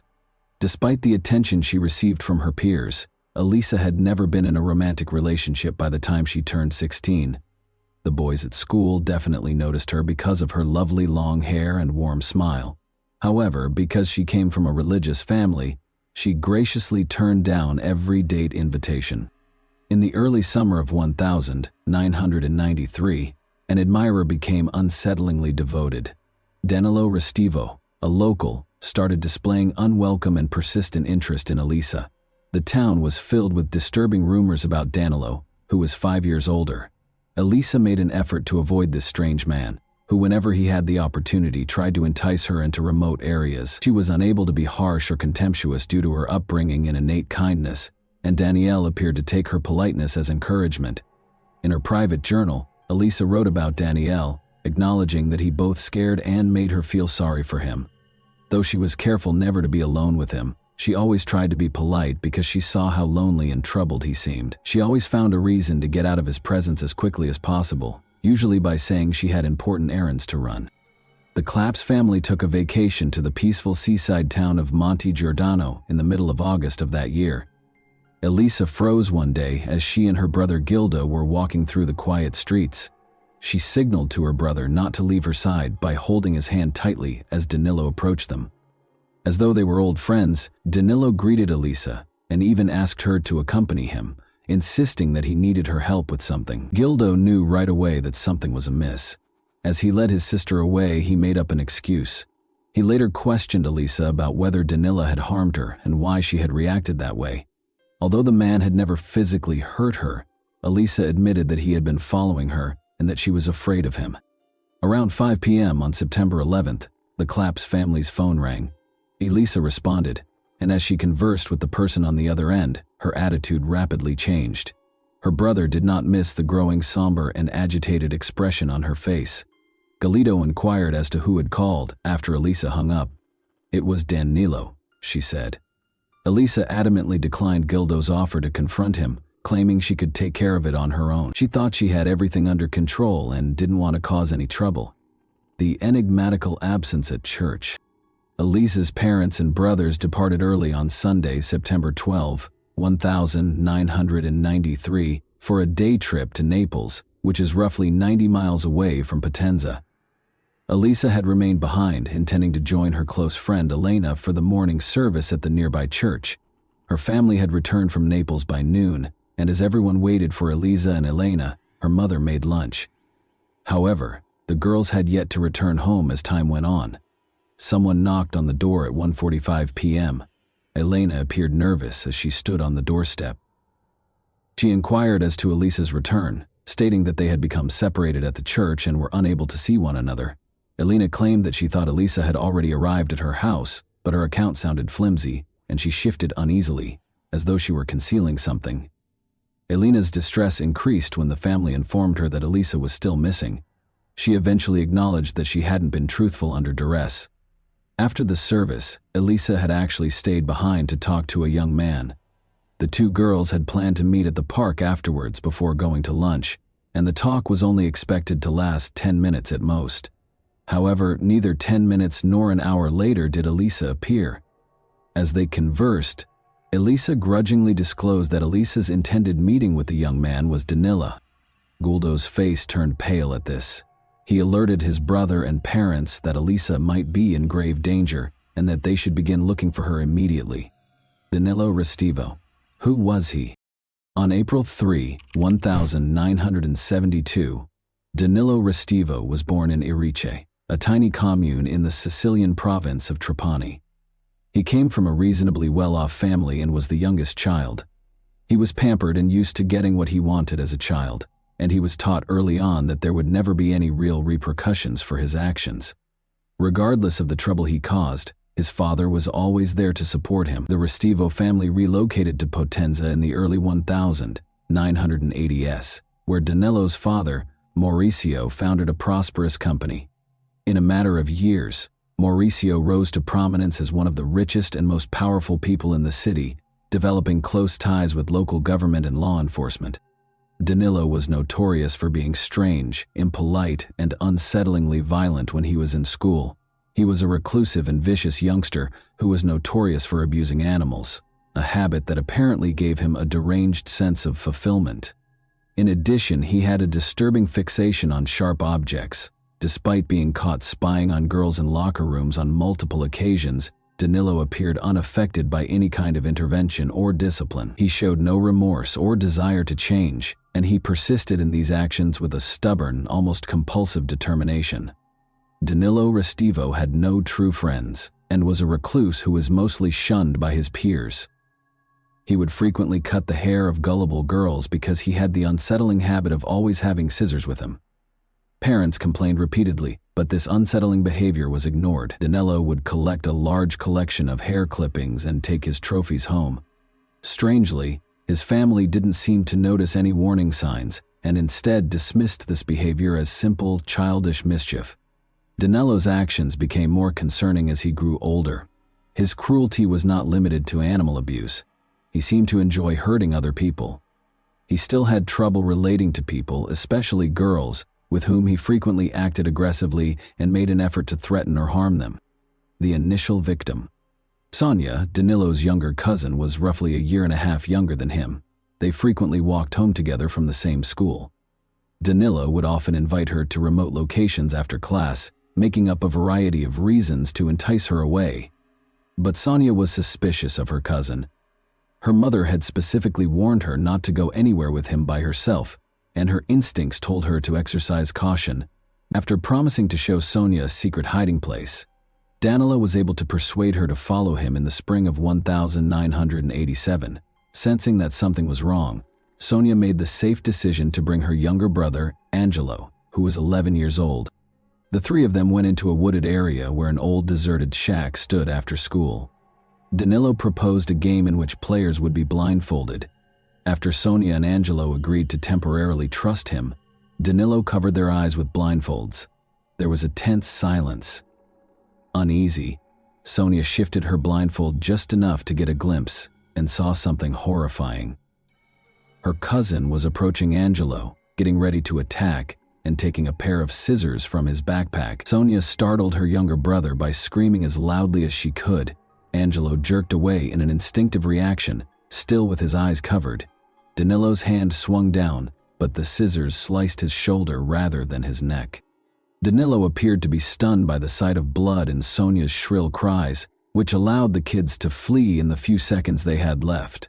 With their cries resonating through the forest, Sonia and Angelo fled the shack and fled for their lives. Danilo screamed threats and demanded they keep quiet about what had happened as he pursued them. Sonia and Angelo outran him and made it to safety, motivated by their instinct for survival and sheer terror. What had happened appalled the parents of the injured children. They hurried Angelo to the hospital, where medical professionals were able to treat him in time to save his life. Despite suffering severe blood loss and nearly dying, the boy managed to survive. The parents reported the incident to the local police that same day, filing charges for attempted assault with deadly intent, but the case was quickly dismissed and Danilo was spared any serious repercussions. There were rumors that his father shielded his youngest son by using his considerable influence. With the help of a local priest, Mr. Restivo assured Angelo's family that Danilo would be committed to a mental health facility for required therapy in order to stop similar incidents in the future. He also paid the family a sizable amount in compensation and paid for Angelo's medical bills. Soon after, the parents of Sonia and Angelo made the decision to relocate their family to Naples in order to avoid any more interactions with their dangerous relative. Although Danilo's father made solemn vows, he never fulfilled them. Danilo never even saw a specialist and was never sent for treatment. Mr. Mauricio Restivo was too worried that his son's reputation and social standing would be permanently harmed if he were to be classified as mentally unstable or a danger to others by a formal psychiatric evaluation. A perilous preference. After parents and students repeatedly complained about Danilo's violent and intimidating behavior, he was expelled from 4 different schools. He ultimately had to turn to homeschooling to finish his coursework and obtain his diploma. Since he was considered physically capable of serving, Danilo was drafted into the military at the age of 18. However, due to his unpredictable and erratic behavior, he was released within a few months. He went back home and remained protected by his powerful and affluent father, who continued to absolve him of responsibility. Danilo's actions only became more unsettling with time. When he fell in love, he would stalk girls, spy on them through their windows, make eerie late-night phone calls while remaining silent, and harass them in an uncomfortable way. His attempts to show romantic interest frequently turned violent, including luring them to abandoned places or attempting to chop off strands of their hair. Danilo's responses to these girls' rejection of his advances were frightening. He sent them letters outlining his disturbing fantasies or packages containing fictitious explosive devices marked with words like boom. Since Danilo's father always stepped in to protect him, no amount of complaints to the authorities seemed to have any effect. Danilo felt unstoppable and above the law because of this ongoing cover-up. He seemed rather innocuous to outsiders, more like a peculiar locality than a cunning or dangerous person. People like Elisa felt sorry for him because of his dishonest appearance, and they even wished they could assist. The church is the target of the missing girl's search. Elisa's brothers and parents immediately began a frantic search. The local church where she was last seen was their first destination. Elisa had intended to confront Danilo Restivo that day to request that he stop pursuing her and give her some space. According to her friend, a number of witnesses were promptly located who attested to seeing the high school student conversing with Danilo outside the church. However, none of them were able to provide information regarding the two's subsequent whereabouts.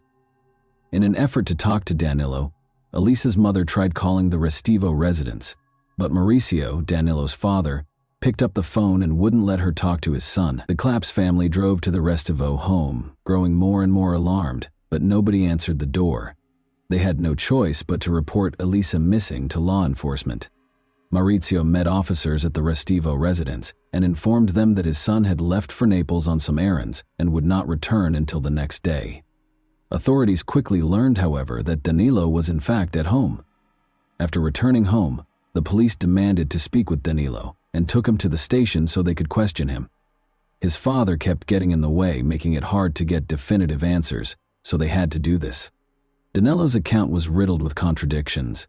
He acknowledged that he had talked to Elisa at the church, but he said she had left shortly after, leaving him to pray.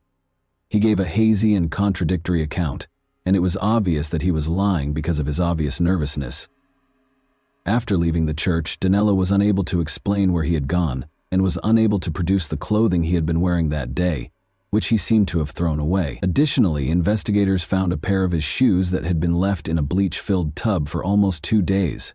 Any possible blood traces had, of course, been eliminated. Danilo was unable to provide a satisfactory explanation for the suspicious cut on his hand, which detectives also noticed. He was unable to provide the precise location of the incident, but he stated that he tripped and cut himself on something sharp as he was leaving the church.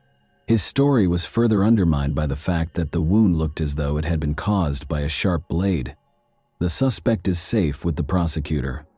Danilo's father moved quickly to defend him in spite of his evasive behavior, refusal to give up his clothing and shoes for examination, and convoluted web of contradictory statements. Maurizio promptly engaged two of Naples' top defense lawyers to defend his son.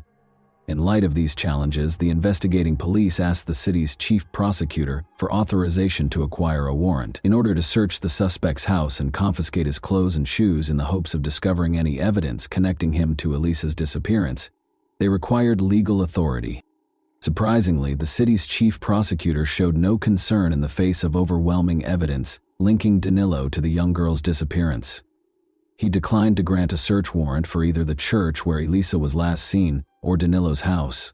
The church was only briefly searched, and Father Domenico Sabbia, the lead priest, steadfastly refused to let anyone into the padlocked wooden staircase secured upstairs room. The prosecutor refused to issue a warrant to conduct a thorough investigation of the church and the rooms that are adjacent to it, despite pressure. Father Domenico suspiciously used the past tense when referring to Elisa right away, as though he was aware that she was dead. 3 weeks following Elisa's disappearance, Danilo was featured as the main suspect and his photo was displayed in a local news segment about the case. After this broadcast, dozens of women called the police station to report that Danilo had been harassing and stalking them. They disclosed his unsettling fixation on women's hair and his propensity to carry scissors, which he used to try to covertly chop off strands of hair from gullible victims in parks, city streets, and even on public transit. Dedicated investigators' persistence allowed them to ultimately accuse Danilo of making false statements. He received a sentence of 2.5 years in prison in the spring of 1995. However, his sentence was commuted to community service, ironically at the same church where Elisa had vanished, after less than 2 months in prison. A new investigation and a new prosecutor. When police detained a criminal organization's leader in 1999, the investigation into Elisa's disappearance came to a standstill. Despite his lack of knowledge regarding Elisa's case, he revealed damaging details about the city's top prosecutor. He claimed that the prosecutor had engaged in corruption by taking bribes, concealing crimes, and purposefully sabotaging investigations. These claims led to a major shift, even though they were regarded as hearsay and the informant was subsequently charged with defamation. Elisa's case was given to a new lead investigator and prosecutor, who essentially began from scratch. They were eventually given a search warrant for Danilo's home this time. The search turned up something concerning, even though the exact clothes and shoes he had worn on the day Elisa vanished were not there. Danilo's room was filled with a large collection of hair strands from many different girls. Investigators discovered a sizable box containing pictures of nude and semi-nude women beneath Danilo's bed. By spying on his victims in showers, locker rooms, fitting rooms, and even through their home windows, he had taken these pictures himself. Sadly, he also retained a different collection of pictures showing women who had had limbs amputated. Although his severe psychological problems were evident, this did not lead to any new information in the case of Elisa Claps, who went missing. 6 years after Elisa's disappearance, police attempted to search the church once more, but Father Domenico refused to let them into the locked upstairs room. By using his connections and portraying the investigation as an effort to desecrate a place of worship, he went to considerable measures to stop the search, and even mobilized churchgoers against the officers. A letter from the beyond and a move. Even after the new investigation, Danilo left his hometown and set out on a lengthy journey across Europe because there was no conclusive evidence against him. He persisted in stalking women and cutting their hair whenever he could, but he had to be more careful without the protection of his powerful father. Danilo would immediately relocate to a different city or even a different nation if his actions were likely to result in legal repercussions. An unexpected letter, purportedly written by Elisa herself, was delivered to the Claps family in the early 2000s SS. According to the message, she was still alive and well and had fled to Brazil with a romantic partner. The author requested that her family not try to find her or get in touch. However, the handwriting clearly differed from Elisa's. By comparing it to her personal diary and school notebooks, anyone could see the difference. In addition, there were numerous obvious grammatical mistakes in the letter, indicating that the author was not well educated. Unsurprisingly, the Claps family's own investigation revealed Danilo to be the source of their suspicions. He had somehow chosen to write the letter while he was visiting his parents, posing as Elisa in an unsuccessful attempt to deceive her loved ones. a fresh victim. Heather Barnett, 48, was killed in a vicious crime that shook the sleepy British town of Bournemouth on November 12, 2002. When her two teenage children got home from school, they made the terrible discovery. The mutilated and lifeless body of Heather was discovered in a pool of blood on the bathroom floor. Her skull displayed evidence of multiple blunt force trauma, most likely from a hammer blow, and her throat had been slashed. The removal of her breasts and their placement next to her head, however, was the most unsettling part of the crime. A lock of hair that wasn't Heather's was in her hand. There had been no struggle to tear this hair out. The scissors had cut it neatly. Furthermore, Heather had had a portion of her own hair cut. These unsettling specifics raised the possibility that the crime was ritualistic. Investigators quickly focused on Fiamma Marsango and her husband Danilo Restivo, Heather's odd neighbors. The victim's house was only a short distance away from the couple's residence, which was next door. Danilo had approached her inappropriately, and Heather had complained about him on multiple occasions. She told a friend that she was afraid of her husband, even though they were married, right before the crime. Heather took custom orders from her home and worked as a seamstress. Under the guise of commissioning clothing, Danilo frequently attempted to visit her. He insisted on going inside to discuss specifics, even though he never placed any specific orders. Heather discovered her house keys were gone 2 days prior to the tragedy, following one of Danilo's visits.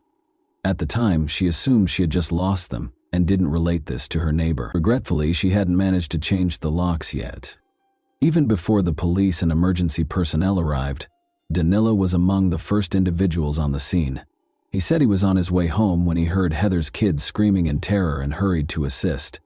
Officers brought him in for interrogation, but they soon let him go because he seemed incompetent and unthreatening. But after his most recent visit, Heather's kids pointed to him as a cause for concern, stating that they were also uncomfortable around their odd neighbor and brought up the missing keys. The police chose to closely monitor Danilo because they had no immediate reason to search his house. They soon discovered him performing a disturbing act. Danilo was discovered stalking a young woman and trying to cut a lock of her hair while holding scissors on the street. He was taken into custody by officers, who also searched his car and requested his identification. They discovered an unsettling assortment in the trunk, including extra pairs of shoes, a change of clothes, and a set of knives. This, along with his questionable actions, ultimately produced sufficient proof to secure a search warrant for his home. When investigators searched Danilo Restivo's house, they were shocked by what they found. They discovered multiple albums containing hair he had cut from different women. Sneakers and clothing were soaking in a tub filled with bleach in the bathroom. The missing keys belonging to Heather Barnett, which are currently in Restivo's room, were the most damning piece of evidence. Although there were blood traces on the clothes, the samples were too badly ruined by the bleach to be identified. But Danilo's DNA was found on a towel in Heather's restroom, indicating that he used it to wipe blood splatter off his face. A body in the attic of the church, and 2 beliefs. Authorities discovered Danilo's troubling past as they investigated the murder of Heather Barnett. He had been the main suspect in the disappearance of a high school girl in his hometown 9 years prior. The girl's body had never been found at the time, and investigators had not discovered enough conclusive evidence. But now that there was ample evidence of his violent tendencies and no powerful father to defend him, Danilo was put on trial, convicted of premeditated murder, and given a 40-year prison term without the chance of release. Then, in the attic of the same church where Elisa Claps had last been sighted, construction workers found her mummified remains in March 2010, 17 years after she had vanished. Father Domenico Sabbia had refused to let the police in through the locked door, concealing her body. Although it was obvious that Father Domenico had kept a horrible secret, he had long since died by this point, and it was impossible to pinpoint exactly what part he'd played in hiding the crime. There were unsettling parallels between Elisa's body and Heather Barnett's case. The cause of death was a slashed throat, and her chest had been similarly mutilated. Her underwear had also been soiled, indicating a violent personal attack. Bloodstains on Elisa's deteriorated clothing matched those of Restivo, who had hurt himself during the attack, and fingerprints were found at the scene. An uncanny signature that mirrored the evidence from Heather's murder was a lock of hair in Elisa's hand that wasn't hers. Since Restivo was already serving his 40-year sentence in the UK, He was tried in absentia for Elisa Clapp's murder. He was found guilty once more based on overwhelming evidence, and this time he was sentenced to 30 years in prison. He will be extradited to Italy to serve an extra 30 years for the heinous attack on Elisa. After serving his sentence in the UK, although Restivo's involvement in other unsolved murders and disappearances has not been proven, authorities suspect that he may have had many more victims. And that wraps up today's chilling story. If you enjoyed this video, don't forget to like and subscribe so you never miss a new upload. Also, let me know in the comments, what part of this story shocked you the most? Thank you for watching, and I'll see you in the next video.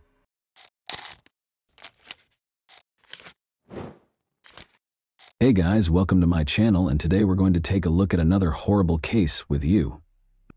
The son of a wealthy businessman, 6-year-old Robert Bobby Cosgrove Greenlease Jr., was abducted from his school, Notre Dame de Sion in Kansas City, Missouri, on September 28, 1953. As the authorities began a large search for the young boy, the city was engulfed in panic and commotion, but the abductor eluded capture. Soon after, Bobby's family started getting a flurry of phone calls and letters demanding an outrageous sum of money in exchange for their son's safe return. The case's twists and turns became even more startling as it attracted national notice. Who was responsible for the abduction?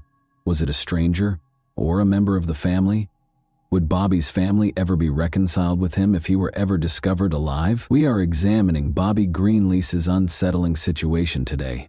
So let's go straight to the riddle without any more ado. With a population of over 500,000, Kansas City is situated in the western region of Missouri. It is Missouri's biggest city. With a variety of eateries, retail establishments, and entertainment venues, the Kansas City Power and Light District is one of the city's most recognizable attractions. The Kaufman Center for the Performing Arts and the Nelson Atkins Museum of Art provide visitors more opportunities to see the city's thriving art scene. It's difficult to forget the horrifying crime that previously took place in this city in the 1950s, though, despite all of the beauty and excitement. Multi-millionaire Robert Greenlease Sr. lived in Kansas City's affluent Mission Hills area and had it all. He was a vehicle dealer with locations all throughout the nation. Early in the 20th century, he brought General Motors automobiles to the Great Plains, which is how he made his money. The birth of his son, Robert Bobby Cosgrove Greenlease Jr., on February 3, 1947, at the age of 65, permanently altered his life. Robert's second wife was Virginia Pollock, Bobby's mother. The Greenlease family was loyal to their beloved Bobby and had a luxurious lifestyle. Virginia, his older sister, was born in 1941, therefore he wasn't an only child. In addition, he had a 1917-born half-brother named Paul. Robert's first marriage produced a son named Paul. Bobby was enrolled at the esteemed Notre Dame de Sion, a private Catholic school situated at 3823 Locust Avenue in Kansas City, when he was 6 years old in 1953. He developed alongside his contemporaries there. Bobby's future was bright and everything was going well, but destiny had other ideas for the young child and his family. On the morning of September 28, 1953, Bobby's school, Notre Dame de Sion, was much like any other day. Nobody could have predicted, though, how tragically this day would shortly turn out. When Sister Moran, the nun on duty that day, opened the school door at about 11 in the morning, she was met by a chubby woman who claimed to be Bobby's aunt. The woman revealed that Virginia, the boy's mother, had been taken to St. Mary's Hospital after suffering a heart attack while shopping at the Country Club Plaza. She continued by saying that she was told to take the boy to his mother right away by the Greenlease family. Sister Moran went to get Bobby from his classroom without thinking twice.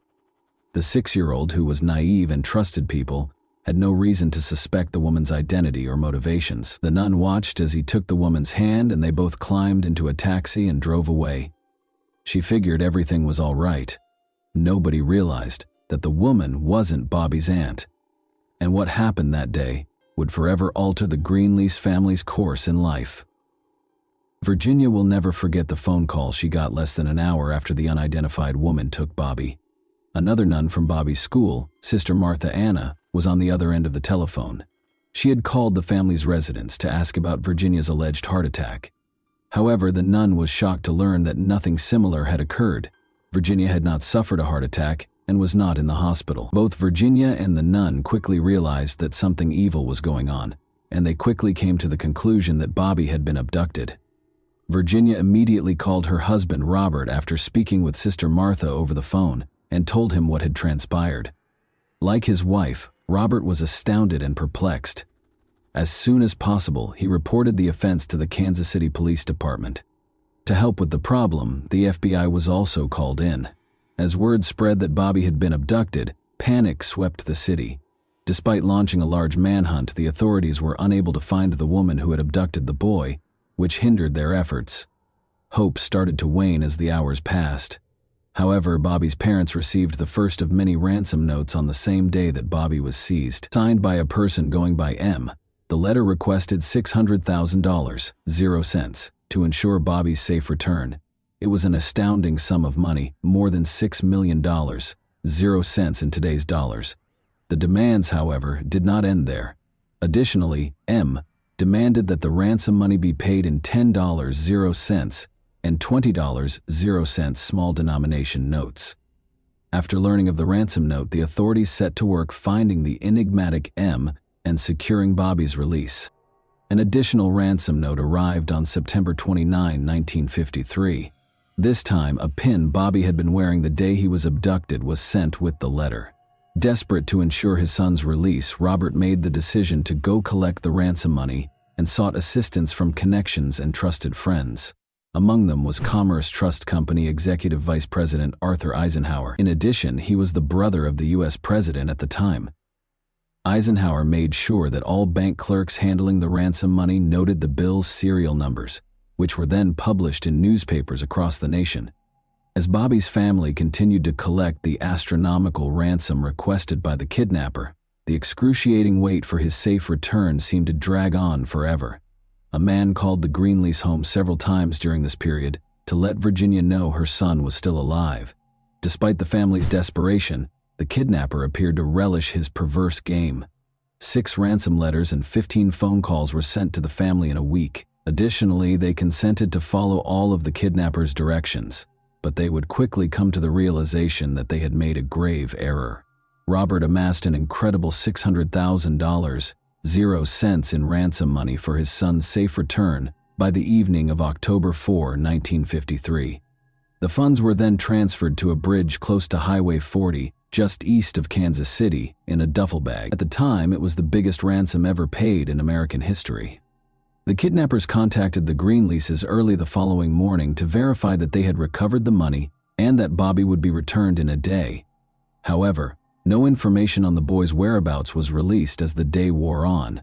Anxiously, the family awaited any updates, but none arrived. The Greenleases were left to question whether the kidnappers had deceived them or whether their son was still alive. It felt like their darkest worries were going to come true, and the tension was excruciating. The most challenging and devastating period of their lives would be the following 24 hours. An ex-convict and taxi driver named Joe Carr was set to become a key player in the inquiry as Bobby's quest went on. In the state of St. Louis, a guy by the name of Carl Austin Hall had employed him as his personal driver.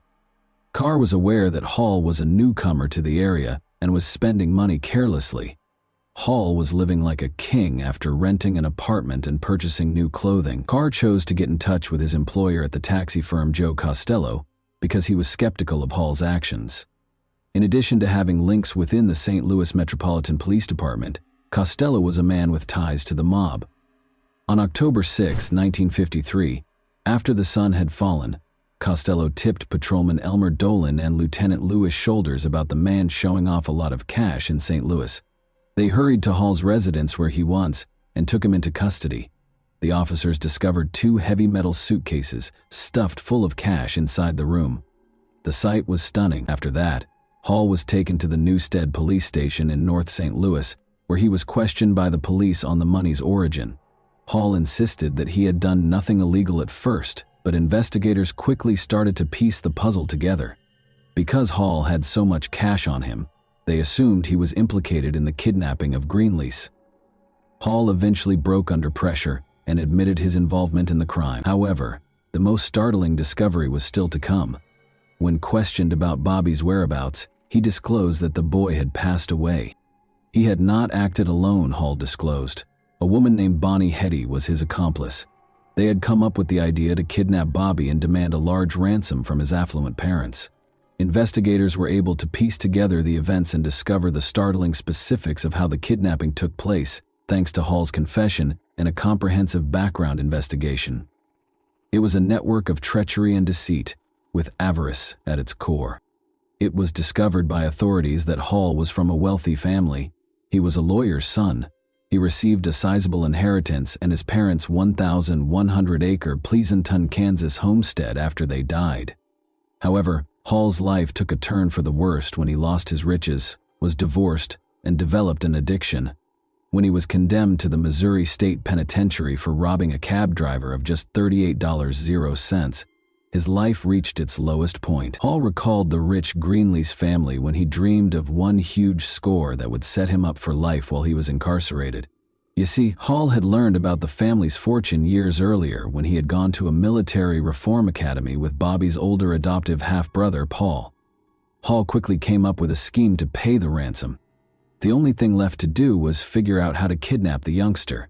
Bonnie entered the picture at that point. Bonnie was a contradictory person.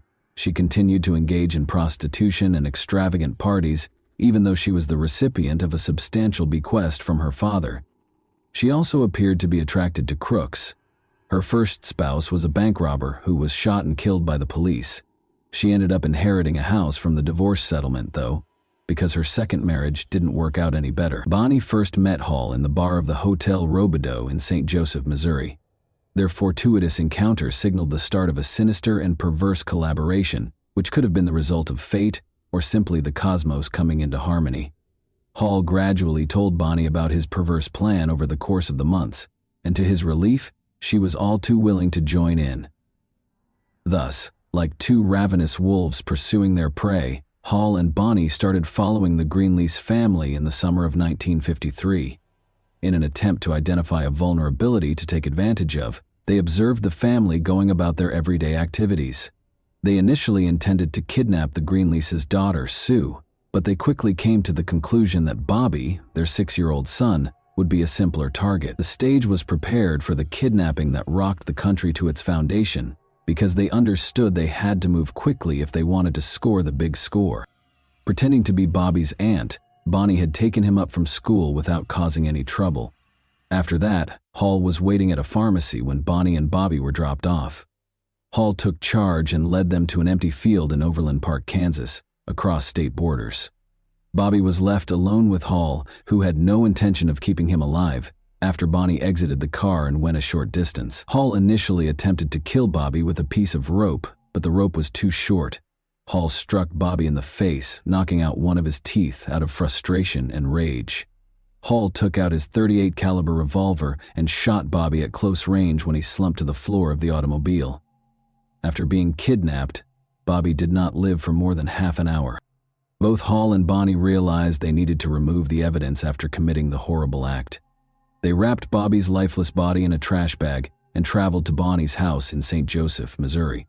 Then, in order to hide the smell of the corpse, they gently buried the bag in a grave that had been prepared in the backyard. They covered the bag with a lot of lime. In an attempt to pass the grave off as a flower garden, Hall then covered it with chrysanthemums. Now, Hall and Bonnie quickly fled to St. Louis across the state as soon as they had the ransom money. Hall had bought 2 metal suitcases there to hide the cash. In addition, he and Bonnie discovered an apartment on Arsenal Street overlooking Tower Grove Park, where they reveled in their newfound wealth by drinking excessively. As the evening went on, Bonnie's intoxication finally overcame her, and she fell asleep. Hall had another plan, and this was the ideal time to implement it. He snuck out of the flat with the rest of the loot in the middle of the night, after placing $2,000.00 in Bonnie's purse. Hall then picked up a sex worker called Sandra O'Day on the taxi ride to the Coral Court Motel in Marlboro, Missouri. Before he was arrested, he intended to utilize Sandra's assistance to distract the police. Hall arranged for her to travel to Los Angeles so that he could mail the Greenlease family a letter he had written. By doing this, he would have diverted the police's attention. According to stories, Sandra was the one who reported the ransom money that Hall was carrying around to the police when she allegedly saw it. However, it's unclear if this is true or not. It is also thought that Hall purchased a shovel and 2 trash cans. In order to conceal the ransom money, he then rented a car and drove it to a location in St. Louis County along the Merrimack River. However, Hall kept the money with him since he was unable to locate a suitable place to bury the cans. Shortly after this, he was taken into custody. Police took immediate action after all of these revelations were made public. In the apartment where Hall had left her, Bonnie was found and taken into custody. They both faced the full weight of the law for their crimes after being charged with capital murder and kidnapping. Bobby's remains were found where they had been buried on October 7, 1953. Family members and neighbors came together to grieve the untimely death of this defenseless boy at a sad burial conducted at St. Agnes Catholic Church 2 days later, on October 9. As a victim of one of the most horrible murders in American history, Bobby was buried with sorrow and tears in his eyes. Since the crime had crossed state boundaries and was therefore a federal prosecution, punishment was swift for the 2 kidnappers. Hall and Bonnie entered a guilty plea to the accusations against them when they appeared in court on October 30, 1953. After only 1 hour and 8 minutes of deliberation, the jury recommended the death penalty. Hall and Bonnie accepted their fates on November 19, 1953, less than a month later, and neither attempted to challenge the decision. Just 81 days after the kidnapping, on December 18, 1953, they were both put to death in a Missouri gas chamber. Hall was 34 years old, and Bonnie was 41 when they passed away. There were several complexities in the aftermath of Bobby's kidnapping and death. The Greenlees family may have found closure with Hall and Bonnie's execution, but it also exposed a shocking truth. Now, just half of the ransom money was found when Hall was taken into custody. Unaccounted for was $312,000, 0 cents in total. The cops that arrested Hall, Patrolman Dolan, and Lieutenant Shoulders were suspected of stealing the missing funds. At first, though, they denied this, saying they had delivered all the cash to the police station. They ultimately faced federal charges and were found guilty of perjury. Shoulders received a sentence of 3 years in jail on April 15, 1954. Dolan, however, was sentenced to 2 years in prison. However, this was not the end of the story. Shoulders unexpectedly passed away in 1962. Shoulders and mob boss Joe Costello had actually stolen half of the ransom money, Dolan told the FBI after this. It wasn't until Shoulders and Costello were dead that Dolan finally told the truth. He had been too afraid to speak up earlier for fear of reprisals. In July 1965, President Lyndon B. Johnson pardoned Dolan for his assistance. This was the conclusion of Bobby's tragic story. We are reminded when we consider the terrible events of 1953 that Bobby eventually received justice, albeit at a high price. We have to keep asking ourselves, how can we stop catastrophes like this from occurring again? What can we learn from Bobby's story, therefore? And how can we apply this understanding to create a society that is safer and more equitable for everyone? And that wraps up today's chilling story. If you enjoyed this video, don't forget to like and subscribe so you never miss a new upload. Also, let me know in the comments what part of this story shocked you the most. Thank you for watching, and I'll see you in the next video.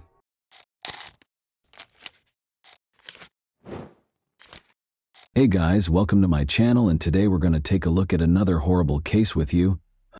This video examines what happened in 2003 when 37-year-old Sandy Rozo came home from a night shift at a bar. Her boyfriend, who was sleeping on the second floor, heard some loud pops just as she was ready to exit the car after pulling into the garage. After seeing what he saw, he went to the garage and dialed 911. There were multiple suspects in this dark case. The perverse desire to possess and control seemed to be the driving force behind this crime of passion. The charming city of Pinellas Park, which is located outside of Tampa, Florida, is well known for its lush surroundings and gorgeous beaches. Both working-class and affluent residents make up the community. Although there is some crime in the area, it usually takes the form of minor offenses. The most frequent infractions are drunk driving and auto theft. But in 2003, something happened here that scared the locals. On a Saturday night, the day after the 4th of July, neighbors said they heard pops shortly after 11 o'clock. Since it was the 4th of July weekend, It was anticipated that there would be fireworks and other noises for a few days. Nobody was particularly alarmed by the noises, though, until one local realized that the Pops weren't celebrating. Troy Edwards reported hearing what he believed to be the popping of firecrackers and dialed 911. He went outside to investigate the noise and discovered his girlfriend, Sandy, bleeding in her car with the garage door open. Detectives soon followed rescue personnel to the scene. In the garage, the vehicle was parked. There was a lot of blood and shattered glass everywhere, and Sandy's body was inside. She sustained 8 different gunshot wounds to her head and other parts of her body. The perpetrator used a .22 caliber weapon, according to the preliminary analysis of the crime scene. Sandy seemed to have been ambushed by someone who was either following her to her garage or waiting for her. Despite being taken to the hospital immediately, she tragically died. The public was shocked to learn that Sandy had a daughter who was with her father at the time of the crime and that she had been ambushed in her own garage on her way home from work. Detectives did not think Sandy's death was an accident, even though her wallet and purse were undamaged. Multiple gunshots and the attack's planned nature raised the possibility of a personal grudge rather than a straightforward random crime. The viciousness of the assault suggested that Sandy, not financial gain, was the intended victim. The detective's primary responsibility at the start of the investigation was to question Sandy's boyfriend, Troy. Suspicion is frequently placed on the victim's family members or acquaintances in murder cases. Given his proximity to Sandy, Troy might have had crucial information. He was nowhere to be found when the police first attempted to speak with him. The detectives found it strange that he had left the scene. Troy's behavior was suspicious because he locked up the house before leaving, even though it was later found that he had gone to the hospital. Given the large number of police officers still on duty, this behavior seemed strange. Why was he consistently blocking access to the house? What did he wish to conceal? Investigators worked to answer these questions, even though his behavior might have been the response of a scared or perplexed man. Troy was called in by detectives to be questioned. As might be expected, he appeared distressed. He stated that Sandy's departure for work was the last time he saw her. Because of their divergent work schedules, Sandy worked at night and Troy worked during the day. Troy clarified that Sandy was still asleep when he left for work at 5 a.m. on July 5. After a quick conversation when he arrived home at 2 p.m., Sandy left for her job as a bartender at Tampa's well-known Green Iguana bar. She was expected to be done by 11 p.m. that evening. Troy said that just after 11 p.m., at approximately 11:10 p.m., he heard what he believed to be clappers and heard her car pull up. Troy could not be ruled out as a suspect, but Tracy Humphrey continued to play a significant role in the case. Detectives contacted Sandy Rozo's friends and family during her murder investigation in an attempt to piece together the events of her final hours. They asked Sandy about her relationship with her daughter's father, Jesse. Their relationship showed indications of stress, which may have been caused by disagreements over child custody. Her daughter was residing in Alabama with her father at the time of Sandy's passing. Jesse was providing for his daughter monetarily and might have been vying for sole custody. Given that child custody disputes can occasionally result in criminal behavior, this raised suspicions about his involvement in Sandy's murder. Detectives went to Alabama to interview Jesse in order to learn more. Detectives chose to bring Jesse in for interrogation at the local police station after he denied any involvement in Sandy's death during the conversation. Jesse insisted on his innocence at the station, saying that Sandy had been instrumental in their daughter's life and that he had no motive to want their child's mother dead. When the crime was committed on the evening of July 5, he was questioned about his whereabouts. Around 1 in the morning, Jesse said he got a call telling him of Sandy's untimely death while he was at home watching movies with his daughter and girlfriend. Investigators collected additional data such as DNA samples, fingerprints, and Jesse's cell phone records to support his alibi. According to Jesse's cell phone records, he was not in Florida at the time of the crime. Detectives are now concentrating on the Green Iguana where Sandy was working the night of her murder after Jesse was exonerated of any wrongdoing. The Green Iguana is a well-liked bar with a vibrant nightlife. Sandy would frequently mingle with the regulars. In search of fresh information, investigators spoke with all of her co-workers, particularly those who had assisted her on the night of the crime.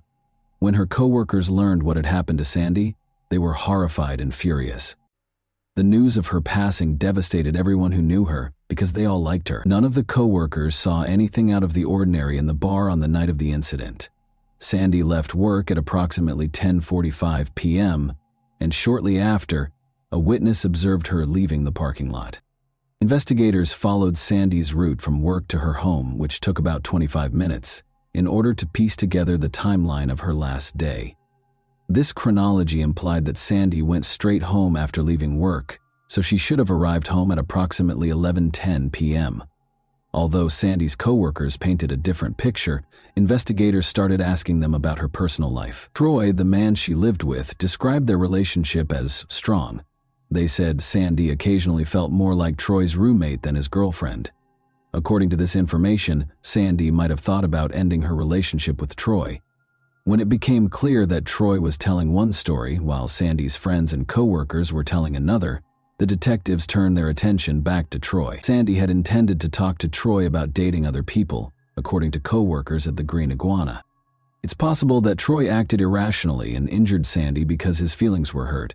Although Sandy was appreciative of Troy's stability, it appears that she didn't love him as much as he desired. A classic case of a crime of passion, in which the perpetrator feels that no one else can have you if I can't. This unrequited love may have been the driving force behind the crime. Troy looked upset but cooperated with the investigation when detectives questioned him again. To avoid suspicion, suspects frequently pretend to be innocent and provide the police with their full cooperation. The detectives diligently looked for any evidence that would connect Troy to Sandy, now that he was at the center of the investigation. Murder. Despite conducting a thorough search of Troy's house and vehicle, they were unable to locate any suspicious objects or weapons. Troy was then informed by the detectives that Sandy's co-workers had given a far from accurate account of their relationship. Troy was clearly taken aback by the charges. Even though Sandy might have been planning to leave him, Troy maintained that his love for her remained unwavering because he thought their relationship was more serious and was ignorant of her true feelings. Detectives went over the timeline to support Troy's account. Setting up a precise timeline was essential. In accordance with Troy's account of hearing gunshots, locating Sandy in the garage and dialing 911, they were able to verify that Sandy got home at approximately 11:10 p.m. Troy's actions appeared to be typical of a man who had seen his loved one die tragically. Troy was ruled out as a suspect in the crime by law enforcement following a thorough investigation. The investigation then appeared to have come to a standstill. Who else might have been inspired to carry out such a horrible deed? Sandy was merely attempting to build her life and save money, so who would want to hurt her? Luckily, Troy found Sandy's folder in his house, which provided the detectives with some unexpected assistance. Troy was correct when he thought the folder held crucial information. Sandy's handwritten notes about her impending trial against a man she accused of assault and unlawful imprisonment were all inside the folder. Sandy was scheduled to testify against Timothy Humphrey in a Tampa courtroom. Only 1 month after Sandy's murder, in August, the trial was set to begin. Troy had previously identified Sandy's ex-boyfriend as Tracy Humphrey to the police. His true name was Timothy, according to the file's documentation. This provided crucial details, such as his birth date and other private information, which served as the initial lead in cracking the case. The databases contained a wealth of information about Timothy Humphrey, but none about Tracy Humphrey. Timothy Humphrey, better known as Tracy Humphrey, had a troubling history of assaulting women, according to additional investigation. For these offenses, he was actually sentenced to 8 years in prison. The most upsetting discovery was that, out of fear for Sandy's life, Tracy had abducted her, held her captive, and over the course of several days, repeatedly coerced her into pleasing him. After Sandy escaped, a sheriff's deputy discovered him beaten and naked. Tracy was facing jail time for his actions, and he threatened to kill her if she reported the assault. Sandy was willing to testify against Tracy in court despite her fear because investigators had solid evidence, such as Sandy's testimony, DNA, and photos. However, Sandy's testimony was crucial to the outcome of this case. The charges would probably be dropped if she was unable to testify. Tracy became the main suspect in the investigation because he had a compelling reason to keep her quiet. Tracy was explicitly mentioned as a possible threat, in a handwritten note that Sandy left behind. Equipped with this new knowledge, investigators found Tracy at a gym in Brandon, a nearby city where he lived and worked as a personal fitness trainer who was well known for his dedication to fitness and strong physique. Because of his bald head, earring in his ear, and intimidating appearance, Tracy was frequently referred to as Mr. Clean. Tracy appeared shocked to hear about Sandy's murder when speaking with detectives, but when questioned about his relationship with Sandy, his evasive manner raised questions. Without his lawyer present, Tracy became defensive and wouldn't respond to any more questions. Since there was no record of Tracy's marriage in the databases, detectives deduced that he must have recently gotten married because he was wearing a wedding ring. As it happens, Ashley Laney is the woman he married. Compared to Tracy, Ashley was significantly younger. She was only 20 and he was 39. Investigators went to their home to speak with Tracy's new wife in the hopes that she would provide more details. Detectives saw that Ashley was becoming anxious as soon as they entered the house, but on July 4, she disclosed that she and Tracy were married. It was a remarkable coincidence because Sandy Rozo was killed on July 5, the day after their wedding, in violation of Florida law, which states that spouses cannot be forced to testify against one another in court. Because of this fact, investigators were suspicious of Ashley and Tracy's marriage's timing, which they interpreted as a strong and unsettling clue. Ashley claimed she had no knowledge of the murder when questioned about Tracy's whereabouts the night of the killing. Ashley voluntarily offered her alibi for the night of Sandy's murder when speaking with detectives. Murder. She claimed that she and Tracy were at home at 11 p.m. the night of the murder, eating pizza and watching a movie. Ashley added that evening, their friend Toby White had also come over to their house.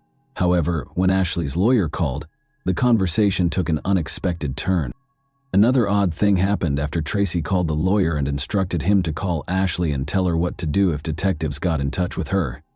Tracy surprised everyone by going home and preventing Ashley from responding to the detectives' questions.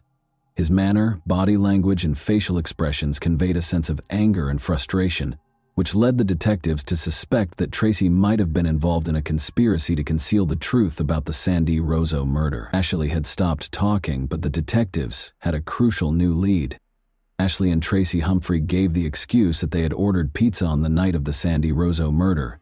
The detectives followed this lead, went to the pizza place, located the delivery person, and collected the receipt. At 10:49 p.m., Tracy's cell phone was used to order the pizza. The pizza arrived 15 minutes later on July 5. In a flashback, the pizza delivery man said that the big bald man had left him a $20 tip for a $12 pizza that evening. Detectives came to the conclusion that Tracy could not have been the murderer because his house was 40 minutes away from the scene of the crime. The detectives were disappointed by this discovery because they had suspected Tracy, and the puzzle pieces did not fit together as they had hoped. It can be demoralizing to experience a setback such as the one that comes with a confirmed alibi, but in this instance, he made the decision to investigate Ashley's role in Sandy's ordeal. The detectives discovered an interesting incident while conducting additional investigation. Ashley had no criminal history, was a good student, and behaved well, but Sandy reported her car stolen just before she passed away. Ironically, her car was later discovered fully burned out on a Tampa street. The car had been purposefully set on fire, according to the state fire marshal's office. Ashley had visited a shooting range in the Tampa area the day her car was set on fire, according to the police investigation into the arson. As it turned out, Ashley had been learning how to shoot a .22 caliber gun at the range with Tracy Humphrey. Given that Sandy was killed by a .22 caliber firearm, this information was vital.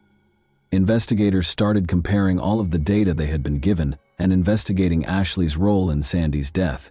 To learn more, they spoke with her relatives. Detectives were informed by Ashley's stepfather that he had lent Ashley his .22 caliber handgun so she could learn how to shoot. Ashley refused to give the gun back when he asked for it.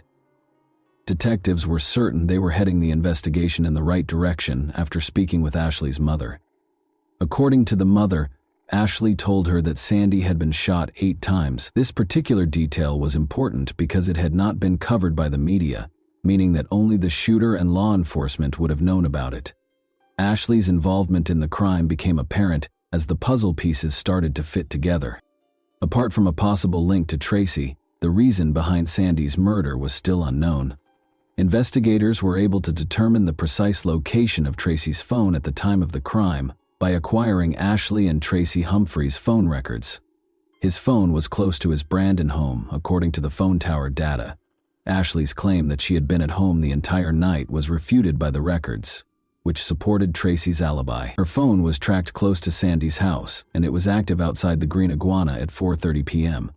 Ashley called Tracy multiple times at 10:45 p.m. Ashley's involvement in the crime was strongly implied by the evidence. Ashley was the main suspect now. Detectives suspected she wasn't acting alone, though.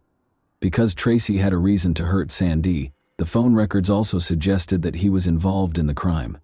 What part each of them had played in the crime was the only question left. Toby White, a friend who had been at Tracy and Ashley's house the night Sandy Rosa was killed, became the focus of detectives searching for additional evidence.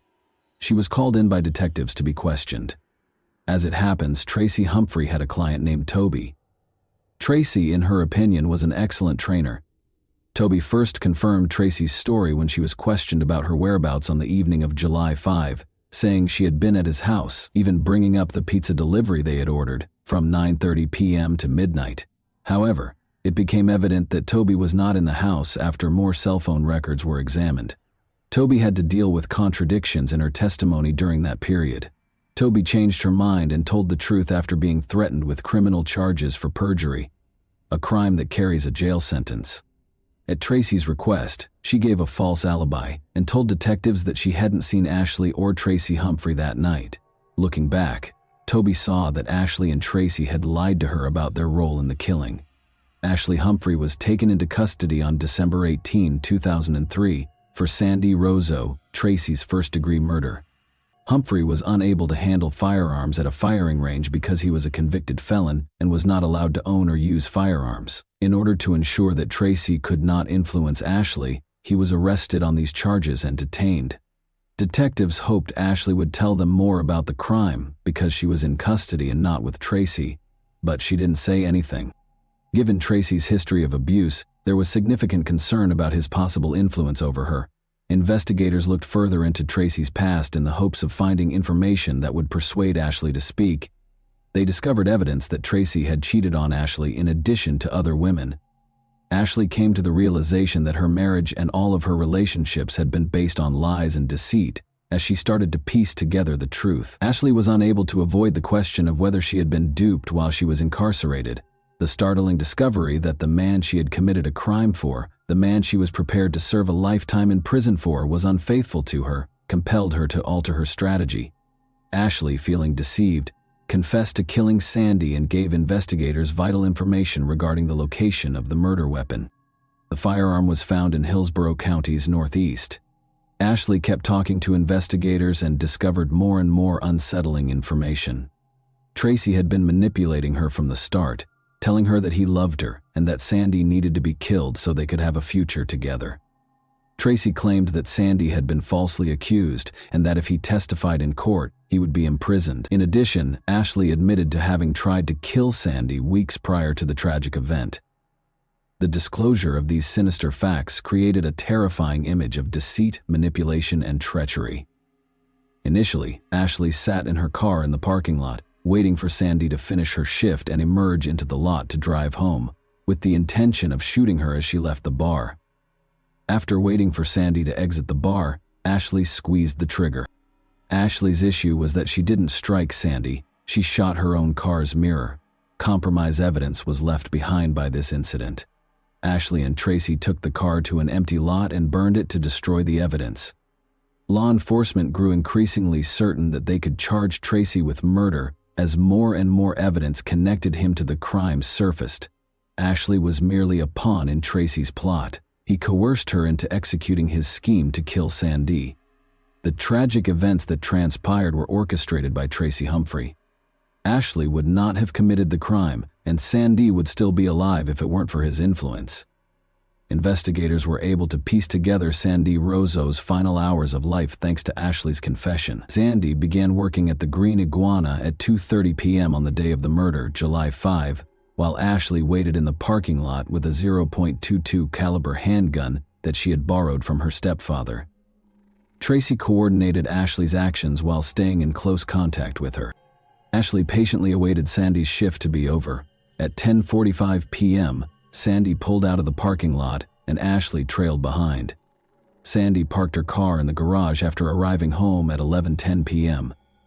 Ashley came in directly behind her. She fired. She kept shooting until her ammunition ran out. She fired 8 shots in all.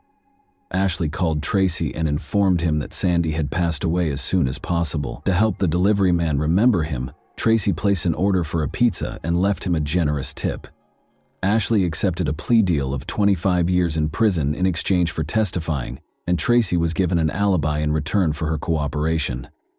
Many questioned the fairness of Ashley's sentence against Tracy Humphrey, arguing that on March 10, 2006, a life sentence would have been more appropriate. Ashley Humphrey received a 25-year prison term.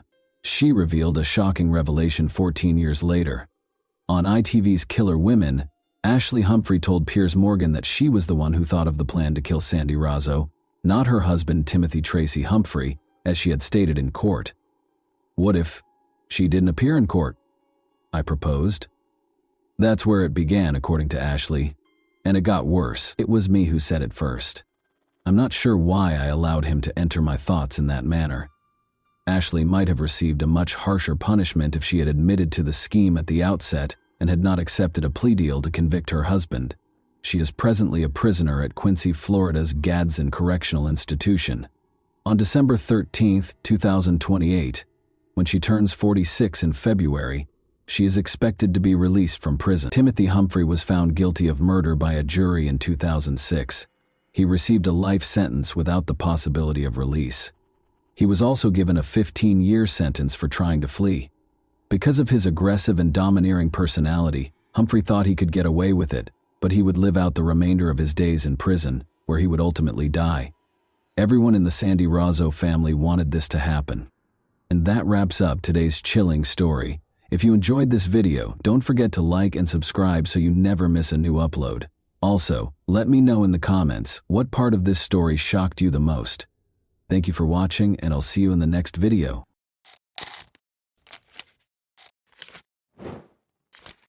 Hey guys, welcome to my channel, and today we're going to take a look at another horrible case with you. Susan Walters, formerly known as Susan Kuhnhausen, was employed at Portland Hospital in Oregon's Critical Care and Resuscitation Unit on September 1, 2006. Before going home after her 6th-floor shift, she made the decision to visit a beauty parlor to get a new hairstyle and unwind after a demanding day. She felt revitalized and renewed when she left the salon. Maybe she thought of the proverb that says, "A woman is about to change her life when she changes her hairstyle." Susan had no idea how accurate this statement would prove to be. She came upon a 1-story blue Cape Cod-style home with a gray fence around it. She went through the back door and discovered a note from her husband, Mike, in the hallway by the microwave. He said he had gone to the beach and had to leave. They would meet up on Friday or Saturday, he added. Susan heard the security system and unlocked the kitchen door. After deactivating it by entering the code, she proceeded to the front door and emerged into the front yard. Susan gave herself a minute or two to check the mail outside on this warm, clear September evening. When she finally removed her shoes and went back inside, she saw that the bedroom was unusually dark. She always drew back the curtains in the morning, so this was out of the ordinary. But she brushed it off, assuming she had been rushing and had forgotten, and moved on into the room. Out of nowhere, a man emerged from behind the bedroom door. He was a huge giant that suddenly materialized, standing 180 centimeters tall and weighing about 90 kilograms. He had on a baseball cap pulled down over his eyes and a striped shirt. His long gray hair was pulled back into a ponytail that was concealed beneath the cap, and the rest of his face was entirely covered by a gray beard and mustache that made him appear even more menacing. Susan was most horrified to see that he was wearing yellow rubber gloves and that he had a hammer in one of them. Most people would instinctively run away if they saw a stranger in their bedroom wielding a hammer, but Susan could not be considered a normal individual. She was 51 years old and had spent 30 years working as a nurse in the critical care and intensive care units. So she understood how difficult it was. She had subdued patients who had taken illegal substances, dealt with wounded men who were writhing in agony, and learned how to deal with any of those situations while maintaining composure. She routinely received self-defense training, just like other hospital nurses. They knew how to escape a grip or sidestep a blow. Susan had gained self-confidence through years of training. So she didn't flee when the stranger tried to hit her with the hammer. Rather, she sprang at him. She was aware that if she got close, the hammer's swing would be much weaker. One blow to her temple, however, proved to be very painful. "Who are you? What do you want?" she yelled as loudly as she could, overcoming the pain. But he didn't stop or respond. Susan's knees ached from multiple surgeries, and she was significantly shorter than the man at 164 centimeters, but she weighed more than the stranger. Susan threw her body at him, hoping to take advantage of this. He pushed her back against the wall, but he didn't fall. Then he said the one and only thing he would say that night: "You are strong." Susan felt her body tingle with adrenaline. She suddenly understood that the stranger had come to her house to murder her rather than rob her. His intentions were obvious, and she wasn't going to wait for it to happen, even though she didn't know why or who he was. For the second time, Susan shoved him. She yelled, "Who sent you?" once more. The only answer was silence. Luckily, the woman was able to knock the hammer out of his hand, and then hit him 3 or 4 times in the head. Susan caught him by the throat as he recovered control of the instrument. She interrupted his breathing with her hands and repeated, "Who sent you here?"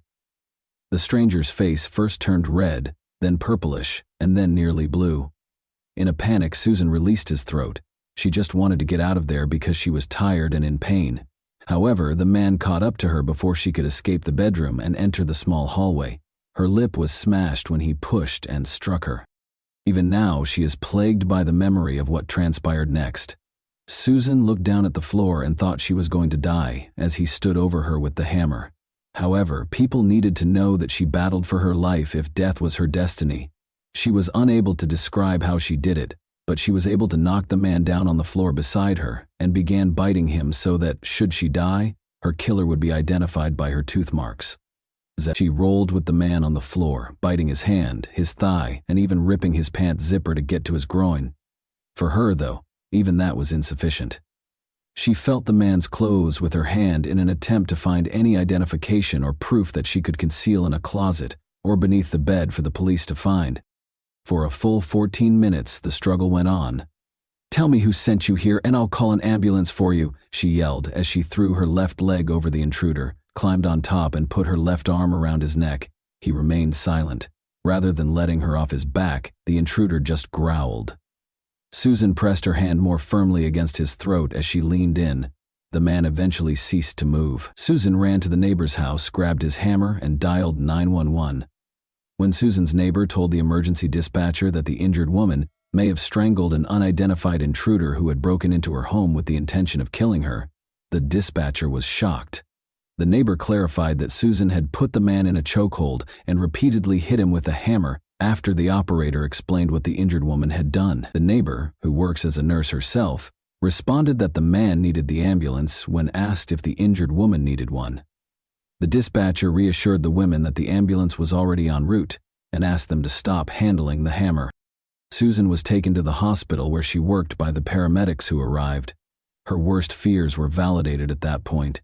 The man who had attacked her was dead, she found out. The identity of the man was quickly established by investigators. In his back pocket, they discovered an identification card. The police had been keeping an eye on Ed Haffey, a 59-year-old Viet. While Susan was being treated, she began to reflect on her life and try to figure out who could have wanted her dead.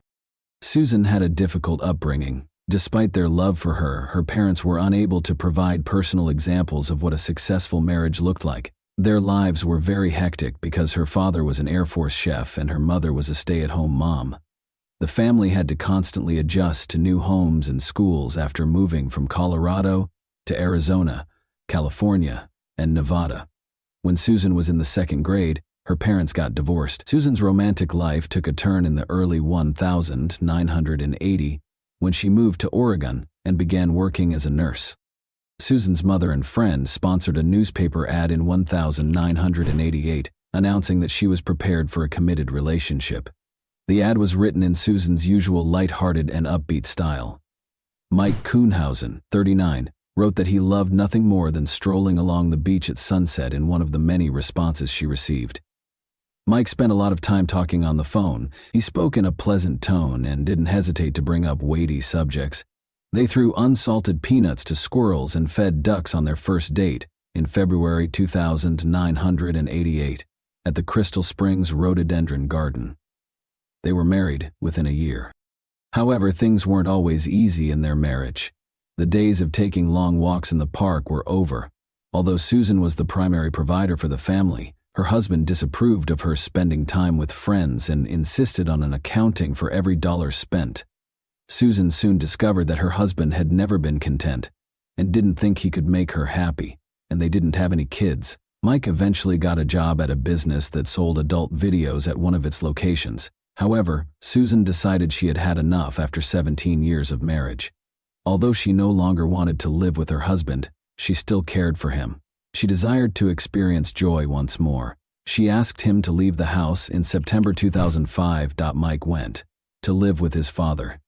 That being said, they remained friendly, and he frequently came over to visit Susan's cats. As a result, Susan made the grave error of failing to update the locks or the alarm code, which was 1210, the day of their wedding.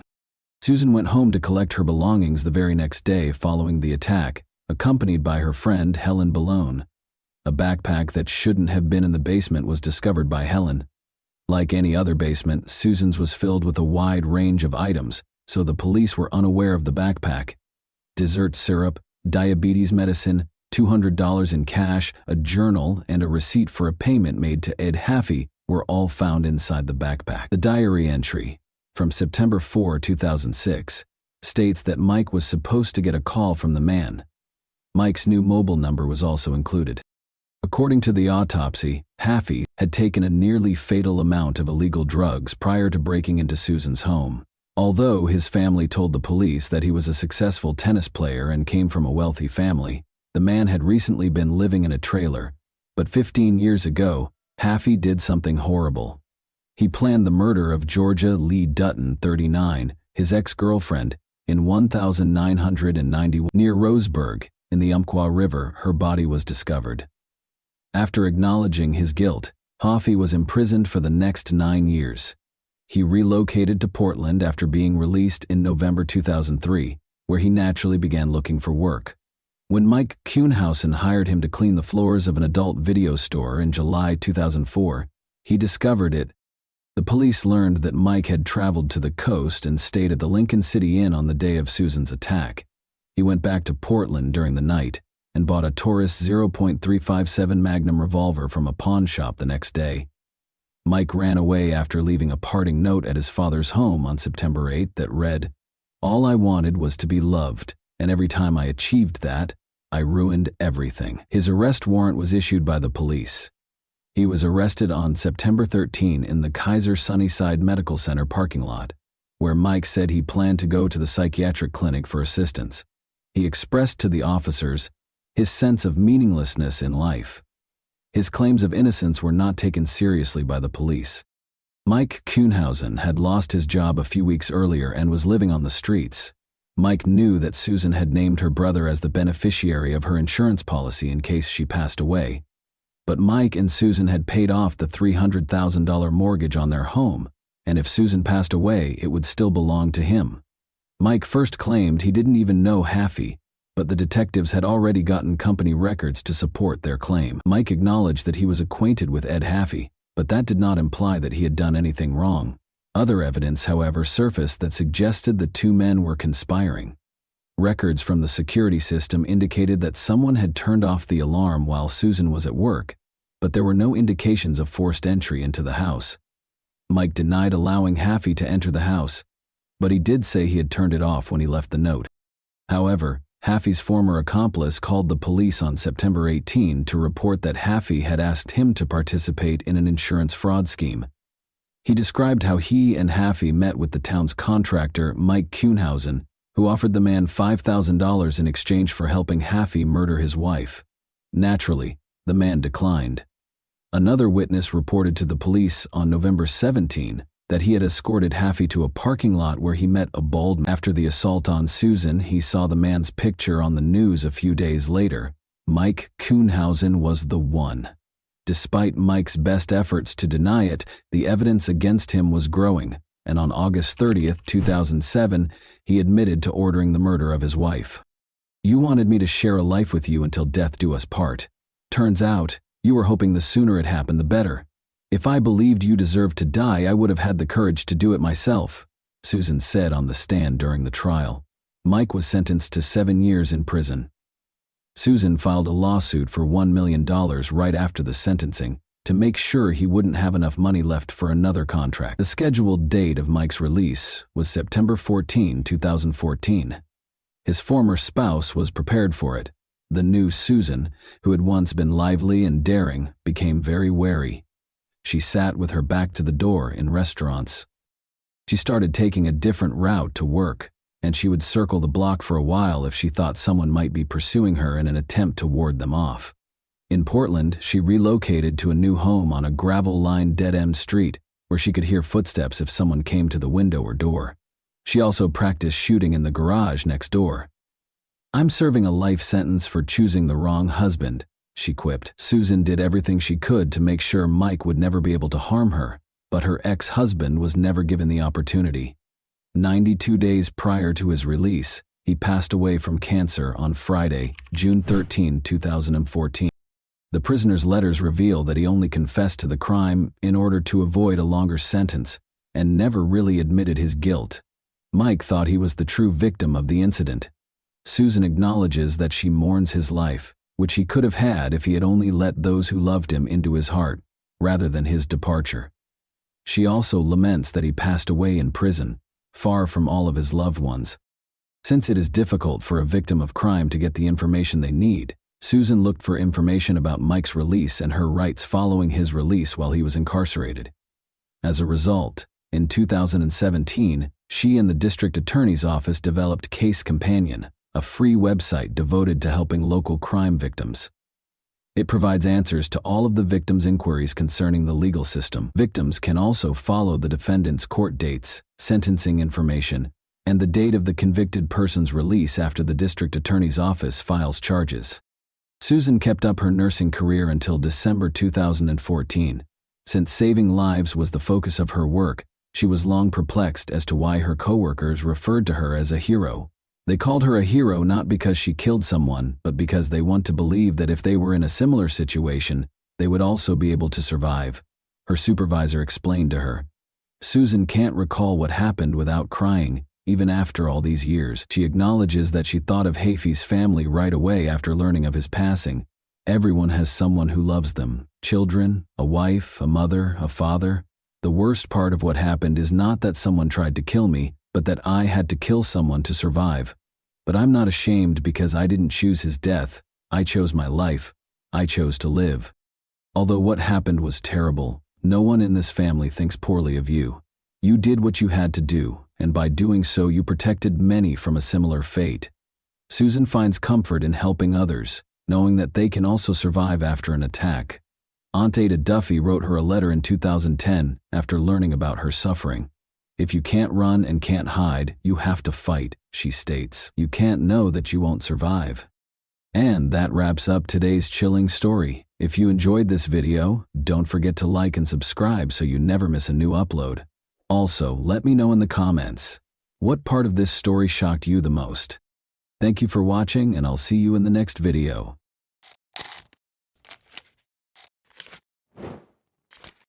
Hey guys, welcome to my channel, and today we're going to take a look at another horrible case with you. The South Carolina state in the United States is where the events in this video took place. Jessica Carpenter resided in the city of Aiken with her parents and 2 older sisters. The city of Aiken, which has 300 residents, is not very big. As a result, word of Jessica Carpenter's ordeal quickly spread throughout the city and caught the media's attention. Judy, Jessica's mother, discovered her daughter's body on the floor when she returned home on August 4, 2000. Her age was 17. Jessica was a senior at Aiken High School, where she participated in the school band during the summers and worked part-time as a hostess at a nearby restaurant called Red Lobster. It took more than 5 years before the offender was brought to justice. It was August 4, 2000, the last day of her vacation. and she was eager to start her senior year of high school. Following their lunch together, Jessica's mother Judy left for work, leaving Jessica alone at home. Judy did not see her daughter alive again after that. Judy arrived home around 5:30 p.m. After opening the door and taking a few steps, she noticed something that no mother should ever see. Her daughter was lifeless and naked on the floor. Judy was so terrified that she rushed to her car and dialed 911. The operator asked Judy to return to the house and see if Jessica was breathing. After she had explained the situation, despite being overcome with fear, Judy returned to the house. She followed the operator's instructions to the letter. Judy waited a moment before telling the operator that Jessica was not breathing. She was icy. Police and medics hurried to the scene right away. At the scene, Jessica was declared deceased. First, the police checked the house to make sure the criminal wasn't hiding there. Jessica had been stabbed in the neck and had a telephone wire wrapped around her neck. The fact that Jessica was naked made it clear what drove the crime. Based on the atmosphere in the house, Jessica retaliated. There were fights in her living room, kitchen, and bedroom. Crime scene investigators partially lifted Jessica's fingerprints and collected DNA samples from her body. Physical evidence was scant. Investigators were a little frustrated when they discovered a partial fingerprint. Unknown male DNA was the only important piece of evidence the police discovered. Before departing the scene, there was almost nothing in the case to cling to except the DNA. Another crucial detail caught the attention of the detectives. No evidence of forced entry was found. Jessica was by herself at home, and she always locked her doors in situations like this. It was clear that she either knew the criminal or felt comfortable allowing him to enter the house. Since this had never occurred in their neighborhood before, people were shocked that it had. The neighborhood did not have a high crime rate. According to the results of the forensic analysis, Jessica passed away from internal bleeding and oxygen deprivation. Once a place of laughter and vitality, the Carpenter family home was now enveloped in an unbreakable veil of grief. A horrible crime had taken place in the living room, which had once been the location of boisterous birthday celebrations and peaceful family evenings. Charles and Judy, Jessica's parents, appeared to be stuck in a bygone era. Their entire world had been upended.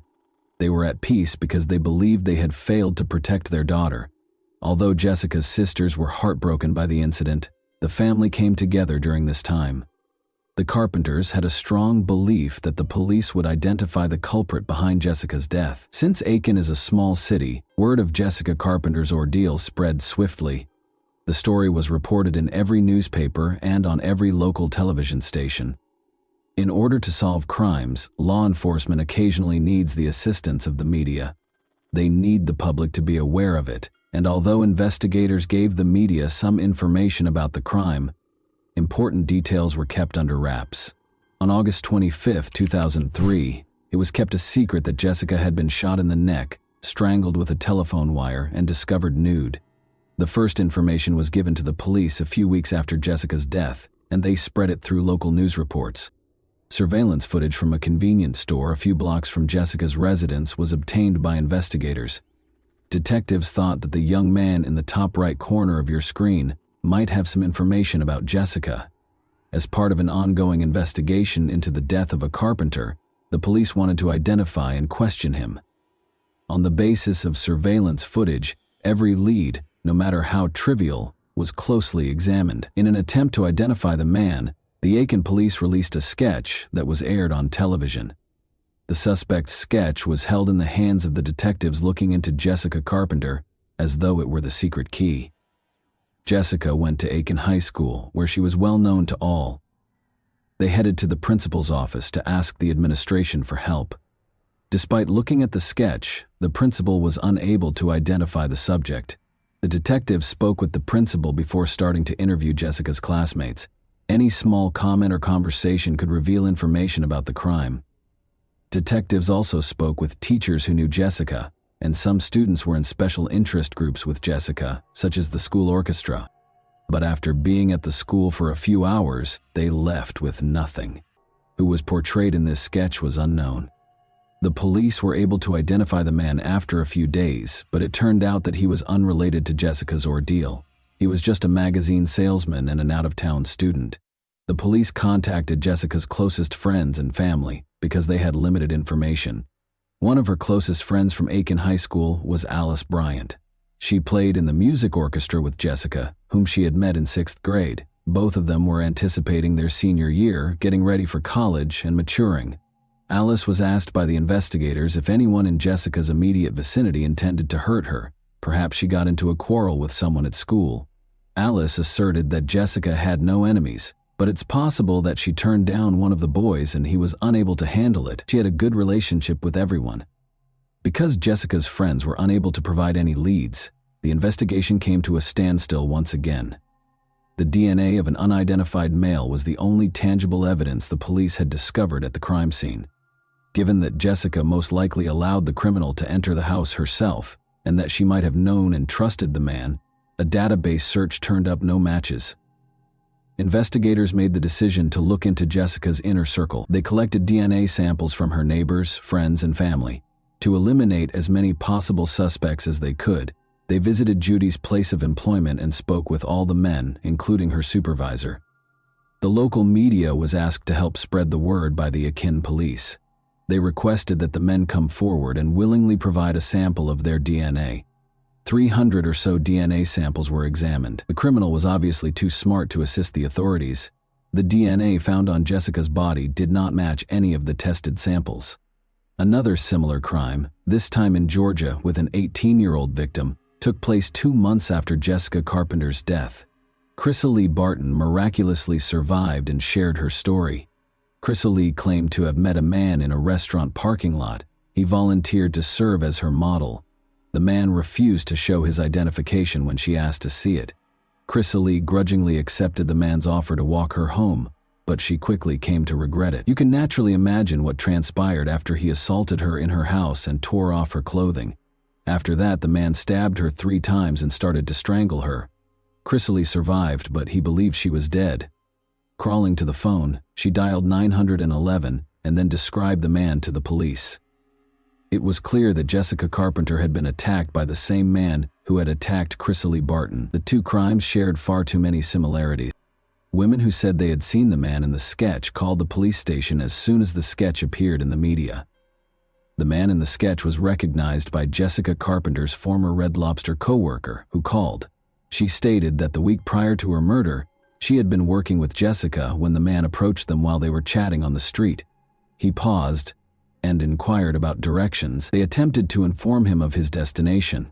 He then asked if either of them could accompany him and show him the precise route. Both of them declined, and the man discovered where they were employed. Investigators questioned whether Jessica's murder occurred as a result of this conversation or if it was just a coincidence. 3 days later, the police had a name, thanks in large part to the sketch of the offender that was shown on every newscast. Reinaldo Rivera was his name. A wanted list was created for him. He could harm someone else, so the police wanted to track him down as quickly as possible. The news was just coming on the television, which was once again displaying a sketch of the suspect, when a number of officers stormed into Rivera's room after finding his car in a motel parking lot and driving there to arrest him. In order to evade justice, Rivera was now unconscious on the ground. He had no choice but to take a knife and hurt himself. However, he lived because the police showed up in time. Detectives now needed to identify Reinaldo Rivera and determine whether he was connected to the death of Jessica Carpenter, who was born into a doctor's family in Madrid, Spain. When Rivera was 7 years old, his family relocated to Puerto Rico. He enlisted in the U.S. Navy at the age of 19, serving in San Diego, California, and Orlando, Florida. As an adult, Rivera attended the University of South Carolina and graduated with a degree in office administration while working for the Joint Chiefs of Staff in Washington, D.C.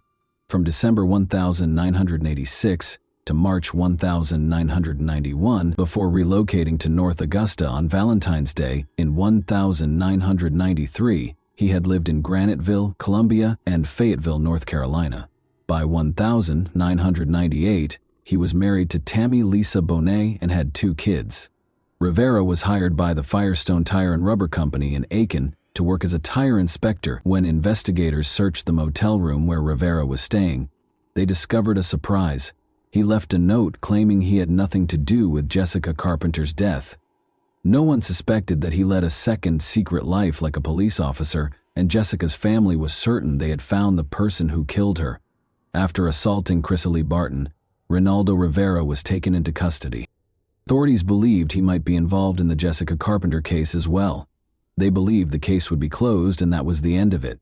However, Rivera shocks authorities by confessing to yet another string of unsolved crimes, rather than Jessica's murder. Moussa Faye Dingus, a 17-year-old from Graniteville, South Carolina, disappeared on July 17, 1999. During the subsequent searches, Aiken County Sheriff's Office deputies reported seeing a girl who fit Dingus's description twice, with an older, dark-haired white male. In the first case, she got into a tan, older model car, and in the second, a bright red four-door car. On October 13, 2000, after Rivera gave police directions to the burial site on December 4, 17-year-old Tiffany Cherise Wilson from Jackson vanished while she and her 2-month-old daughter Caitlin were at a Winn-Dixie grocery store in North Augusta. Her car was discovered in the parking lot, and witnesses saw her get into a white four-door Ford from the mid-1980s. The car stopped for a moment before speeding away. 3 days later, Caitlin was discovered stranded in her vehicle across the state line in front of a Georgia Welcome Center. The body of a young female was found by 2 hunters in a densely forested area close to Graniteville on December 30th. Wilson's fingerprints were later used to positively identify the deceased. Similar to the aforementioned victims, Tabitha Lee Bosdell, 20, of Augusta, Georgia, vanished on June 19, 2018. She was going to apply for a second part-time job at a Huddle House before heading to her primary job as a telemarketer, according to her family. Rivera was charged after her remains were located and identified. Marnie Marie Glista was attacked in her home on September 5, 2000. Her age was 21. Despite suffering severe injuries, she lived. After being brought to a nearby hospital, she passed away from her wounds. She became the 4th known victim of Ronaldo Rivera 5 days later. Chrysalie Barton was attacked by Rivera on October 10, 2000, but she survived and police were able to obtain a sketch of her. Rivera's crimes all had a similar pattern, and all of his victims were roughly the same age. All of them suffered neck stab wounds and strangulation. The 37-year-old Rivera was put in solitary confinement and kept under close medical observation to make sure he couldn't hurt himself. Rivera denied any involvement in what happened to Jessica Carpenter, despite confessing to 5 other crimes. After securing Rivera's DNA, police hurried the sample to a lab for Jessica's relatives. It was intolerable to wait for the results. However, the case took a new turn just when the Aiken Police Department believed they had apprehended the offender. Authorities were informed by police informant Craig Gant that Tony Baldwin had confessed to killing Jessica Carpenter. On another murder charge, Tony Baldwin was already incarcerated in Aiken County. The police, Jessica's friends, and her family could only wait while DNA samples were taken from him to determine whether he was involved in her death. When both men's DNA results were received in January 2001, the community as a whole held its breath. 2 suspects in Jessica Carpenter's murder were exonerated, which was a startling development for her family. The DNA discovered on Jessica's body and in the house did not match that of Rivera or Tony Baldwin. For the investigators and the family, this was a huge letdown. Months went by, but the case was still unresolved. But on August 19, 2002, 2 years after Jessica's passing, the lab called the detective who was looking into the case. A DNA match was discovered. The owner was a man named Robert Atkins, who was incarcerated in Georgia. Robert Atkins was having legal issues.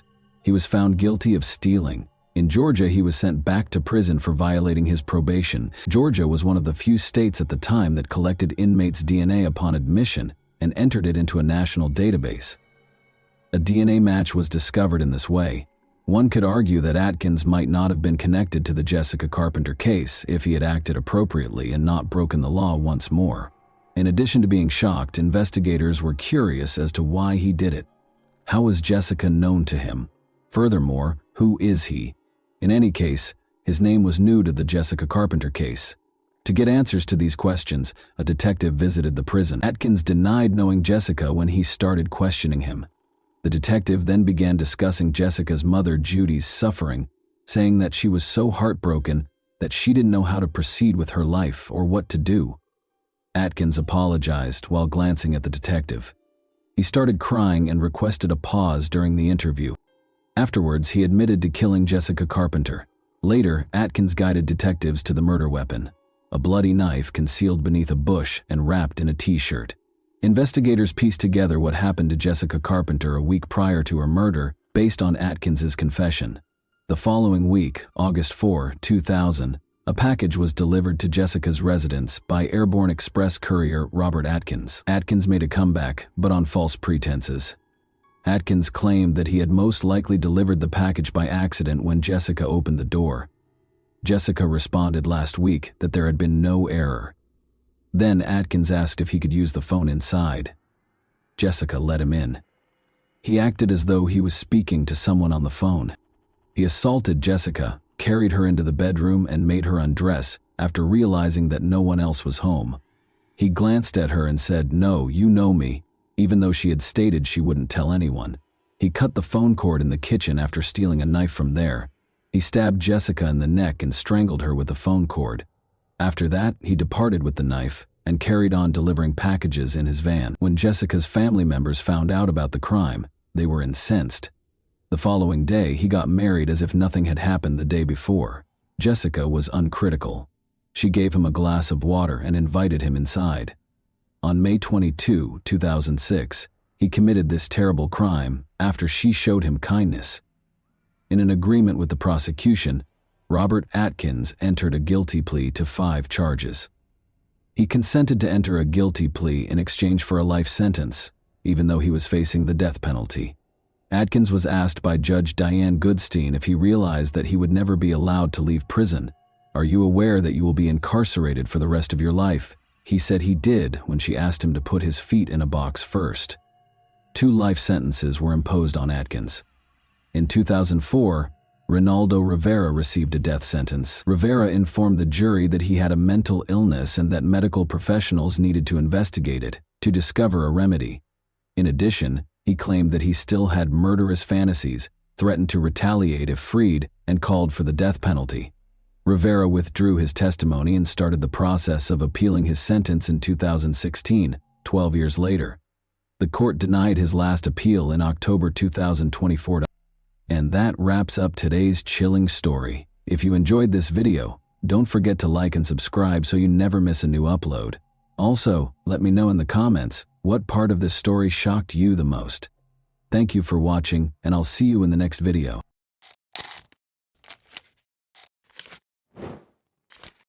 Hey guys, welcome to my channel, and today we're going to take a look at another horrible case with you. The nation was rocked by the disappearance of Adam Walsh from Hollywood, Florida, on July 27, 2981. He vanished from a nearby Sears store, and the ensuing investigation was beset by misunderstandings and errors, leaving detectives frustrated and with dead ends. Adam's family was left in despair when police were unable to piece together a clear timeline or motive despite a plethora of leads. What serious errors occurred during this investigation, and how did the pursuit of justice come to a standstill? Let's examine the specifics. Reeve and John Walsh welcomed Adam Walsh into the world in Hollywood, Florida. He was a normal child who made his parents happy, loved baseball, and was quiet. But after going missing on July 27, 1981, when he was 6 years old, he became well known. Adam and his mother, Reeve, went shopping at the Hollywood Mall that summer afternoon. They went directly to the Sears store after entering the mall via the north entrance. Reeve was there with a specific goal in mind: to ask questions regarding a lamp that was for sale. She left Adam at a kiosk with Atari 2600 video games, where a number of other boys were gathered and playing the games, to keep him occupied while she took care of her business. Around 12:15 p.m., Rev finished her questions in the lamp department and went back to the kiosk where she had left Adam. Adam and the other boys were gone, and she was shocked to find this out. Rev was overcome with fear, as any parent would be when they lose sight of their child. She was told by a store manager that the boys had gotten into a fight over who would get to play the video games first. A security guard responded to the commotion by telling the boys to leave the store. The older boys responded that their parents were not present in the store when the guard asked them if they were. This implied that Adam, who was quieter and younger, probably lacked an adult companion to provide him with support at that time. Adam was a shy kid, and Rev later surmised that he might have been too scared to speak up when the security guard was questioning him. She thought the guard likely didn't realize Adam was alone, because he thought he was one of the boys. The security officer forced Adam to leave through the same door that the other boys had used to enter the store, the Sears West entrance. Adam's parents were increasingly worried about his safety after he went outside because they thought he had lost contact with the group and was now alone in a strange place. As the minutes went by, Rev frantically looked around the toy section for Adam, but was unable to locate him. Her panic increased in intensity with every second that went by. She asked the store staff to shout his name over the loudspeakers in a last-ditch effort to find him, hoping that if Adam heard it, he would come back to her. She kept searching the store, calling out his name and searching every hallway in the hopes of finding him while she awaited a response. She happened to run into Jean, her mother-in-law, who volunteered to assist in finding Adam right away. They searched the store together, asking staff and other customers if they had seen him.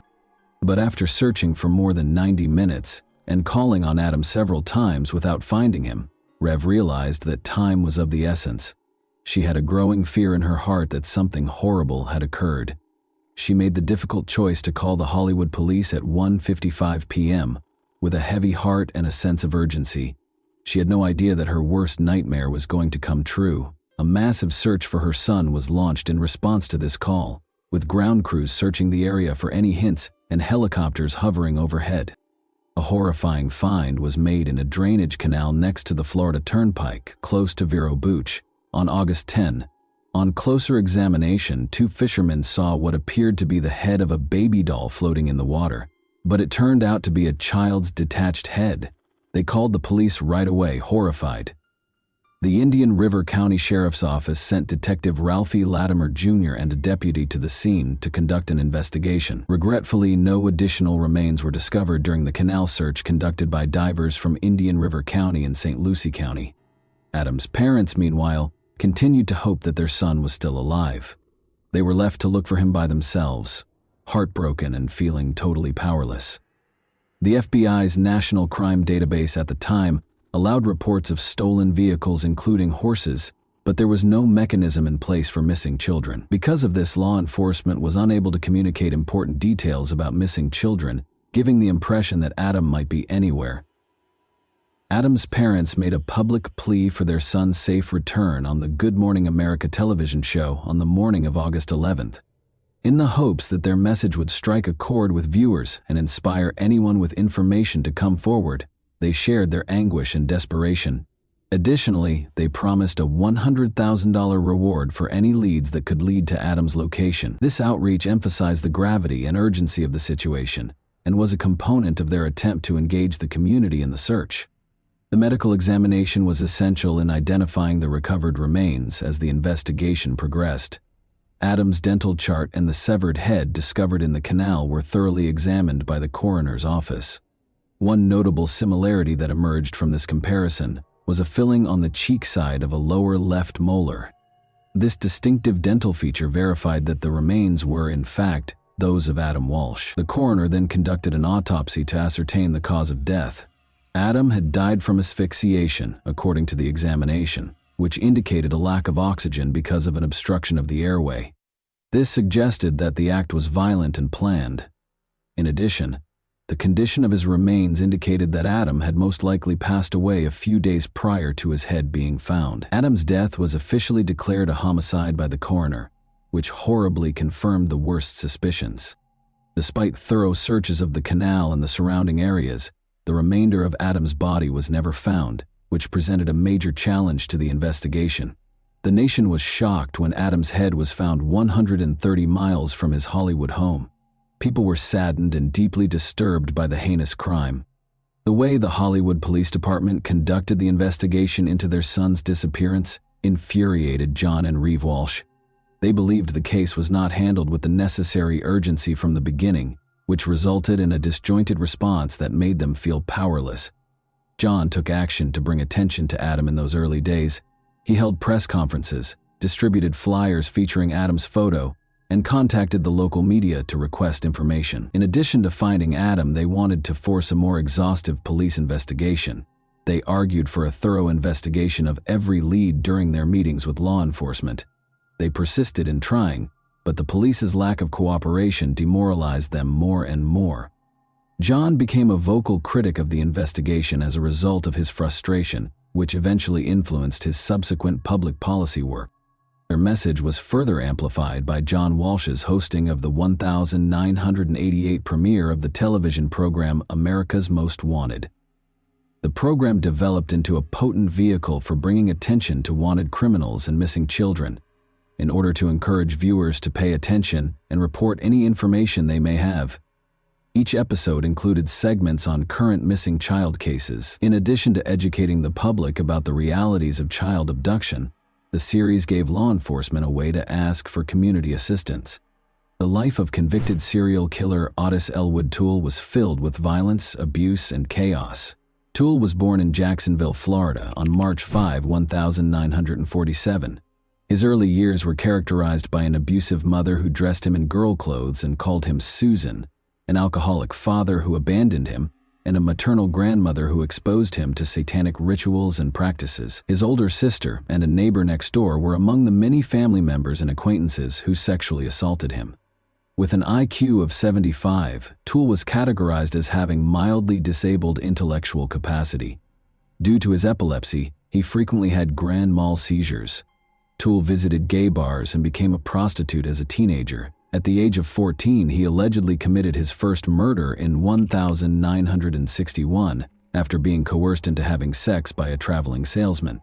In the 9th grade, Toole left school and started living on the streets of the southwestern United States, earning a living through panhandling and prostitution. Toole, then 17 years old, was arrested for loitering in August 1965. Although there is little evidence of his activities after this arrest, authorities believe he drifted around the southwestern United States between 1966 and 1973, making a living through panhandling and prostitution. Toole was implicated in the 1974 murder of Patricia Webb, a 24-year-old woman in Nebraska. He left Nebraska shortly after and briefly made Boulder, Colorado, his home. His stay was brief, though, as he quickly emerged as a leading suspect in the October 14, 1974 murder of 31-year-old Ellen Holman. Toole's private life was a mystery in the years that followed. He hitched a ride in the American South and drifted back to Jacksonville in early 1975 D. Toole married a woman 25 years his senior on January 14, 1976, but their marriage didn't last long. When his wife found out he was gay, she left him 3 days later. Later on, Toole disclosed that his marriage was an attempt to conceal his actual sexual orientation. Toole was taken into custody for an unrelated arson incident in April 1983, while George Sonnenberg, 65, was inside his house. He had set it on fire. For the horrifying arson attack, Toole was taken into custody, admitted to the crime, and was sentenced to 20 years in prison. Toole, however, stated at his trial for killing George Sonnenberg that he only signed the confession to be sent back to Jacksonville and did not set the house on fire. He was given a death sentence for first-degree murder, but it was later reduced to life in prison. Toole, who was already serving a prison sentence for 2 unconnected killings, shockingly admitted to killing Adam Walsh on October 21, 1983. John Walsh, Adam's father, was convinced that Toole had committed the crime despite the lack of hard proof. According to Toole, he promised Adam candy and toys to entice him into his white 1971 Cadillac sedan DeVille, which had a noticeable dent on the right bumper. At first, Toole said, Adam was quiet and cooperative as they traveled north on Interstate 95 toward Jacksonville, but as time went on, Adam started to get anxious. In a shocking development, Toole said he struck Adam in the face. He claimed that when things became more heated, he hit Adam once more, knocking him out. Toole continued north on the Florida Turnpike to an abandoned service road north of the Raid Bar Road overpass in northwest St. Lucie County while Adam was hurt. Toole used his car's seatbelt to strangle Adam to death after realizing he was still alive. He then allegedly used a hatchet to decapitate Adam after dragging his lifeless body out of the car. Toole later stated that he destroyed Adam's remains in an old refrigerator as part of his disposal process. He claimed he wanted to adopt Adam after he got back to Jacksonville, but that plan wasn't seen as feasible. The blood-stained carpet from the car, the hatchet allegedly used in the murder, and eventually the car itself were among the important pieces of evidence that police lost during the course of the investigation. This evidence loss was a major blow to the investigation. However, Toole was never formally charged or found guilty of Adam's murder because there was not enough tangible evidence. Toole initially admitted to the crime, but later recanted his admission, casting doubt on the case. In addition to depriving Adam's family of the justice they were entitled to, this lack of accountability also raised grave questions regarding the efficiency of the investigation and the handling of evidence in such dire circumstances. There are serious concerns regarding Otis Toole's possible involvement, because multiple witnesses located him in the Hollywood region in the days preceding Adam's disappearance. Toole, who was serving a life sentence for other offenses, passed away in prison in September 1996 at the age of 49 from cirrhosis after a long and difficult life. According to his niece, he confessed to Adam's murder on his deathbed after he passed away. On October 10, 1983, the television movie Adam, which told the tragic tale of Adam Walsh's kidnapping and murder, debuted. When it first aired, it attracted 38 million viewers and significantly increased public awareness of child abduction. In 1983, 1984, and 1985, each broadcast included a hotline for tips along with images and descriptions of missing children. 13 of the 55 children who were highlighted were able to recover successfully as a result of this initiative. The American rapper Busy Bone was reunited with his mother after a babysitter recognized his photo during the broadcast, making it a noteworthy case. The Walsh family changed the way society views missing children by using Adam to transform their tragedy into a potent advocacy tool. Additionally, in 1984, the U.S. John and Reeve Walsh, along with other parents of missing children, tirelessly lobbied Congress to pass the Missing Children's Assistance Act.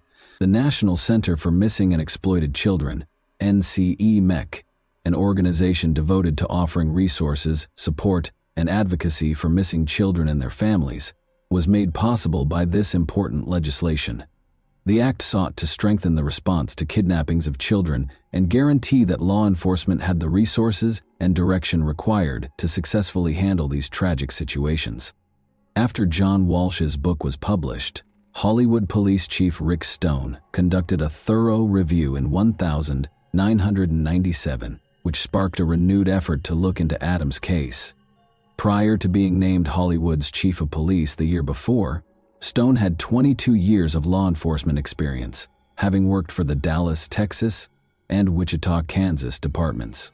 Stone carefully examined the evidence, even going back to Toole's recorded interrogations by Hollywood detective Mark Smith, even though the crime had taken place 16 years prior. After reviewing, Stone came to the conclusion that Toole had killed Adam with proof beyond a reasonable doubt. Toole and Henry Lee Lucas, his partner, had admitted to or linked themselves to over 200 murders, many of which turned out to be untrue. The majority of Lucas's confessions were actually discovered to have been forced by the police, which further calls into question the veracity of Toole's statements. After Adam Walsh's father called the America's Most Wanted hotline to voice concerns about his son's pedophilia, Jeffrey Dahmer was named as a suspect in the case in 2007. At the time of Adam's kidnapping, Dahmer had resided in Miami Beach, which is close to Hollywood. Both recognized Dahmer from pictures following his arrest, and witnesses claim to have seen a suspicious young blonde man at the Hollywood Mall on the day Adam vanished. Furthermore, just before Adam's severed head was found, a truck driver claimed to have seen a man driving a blue van close to a canal. However, police rejected his account. John Walsh voiced doubts about any link between Dahmer and the murder of his son, pointing to a dearth of evidence, even though Dahmer denied any involvement in Adam's case. Due to his 2-week absence from home in 1981 and the installation of a new seat cover in his vehicle soon after Adam's disappearance, Edward James, another suspect, sparked suspicions. Investigators cleared him after a voice stress analysis revealed no deceit. Only incomplete dental records were used to identify the child, and there was no autopsy report. Even though the Walsh family acknowledged Otis Toole's guilt, these unanswered questions cast doubt on the case's legacy. With John Walsh at his side, Hollywood Police Chief Chad Wagner declared the case closed on December 16, 2008. The police came to the conclusion that Otis Toole was the murderer following an outside review. Following Adam's tragic story, legislative efforts kept changing. On July 25, 2006, the Adam Walsh Child Protection and Safety Act was passed by President George W. Bush, who signed it into law a few days later. This historic act strengthened punishments for violent crimes against children, put policies in place to prevent human trafficking, and created a national database for convicted juvenile offenders. The Adam Walsh Reauthorization Act, which was introduced in 2016, made sure that programs established under the 2006 Act had the money they needed to continue their essential work. This law, which was a part of the Survivors' Bill of Rights, demonstrated a strong dedication to protecting children. Even though Adam Walsh's passing is a tragic chapter in American history, his narrative has sparked important change. And that wraps up today's chilling story. If you enjoyed this video, don't forget to like and subscribe so you never miss a new upload. Also, let me know in the comments, what part of this story shocked you the most? Thank you for watching, and I'll see you in the next video.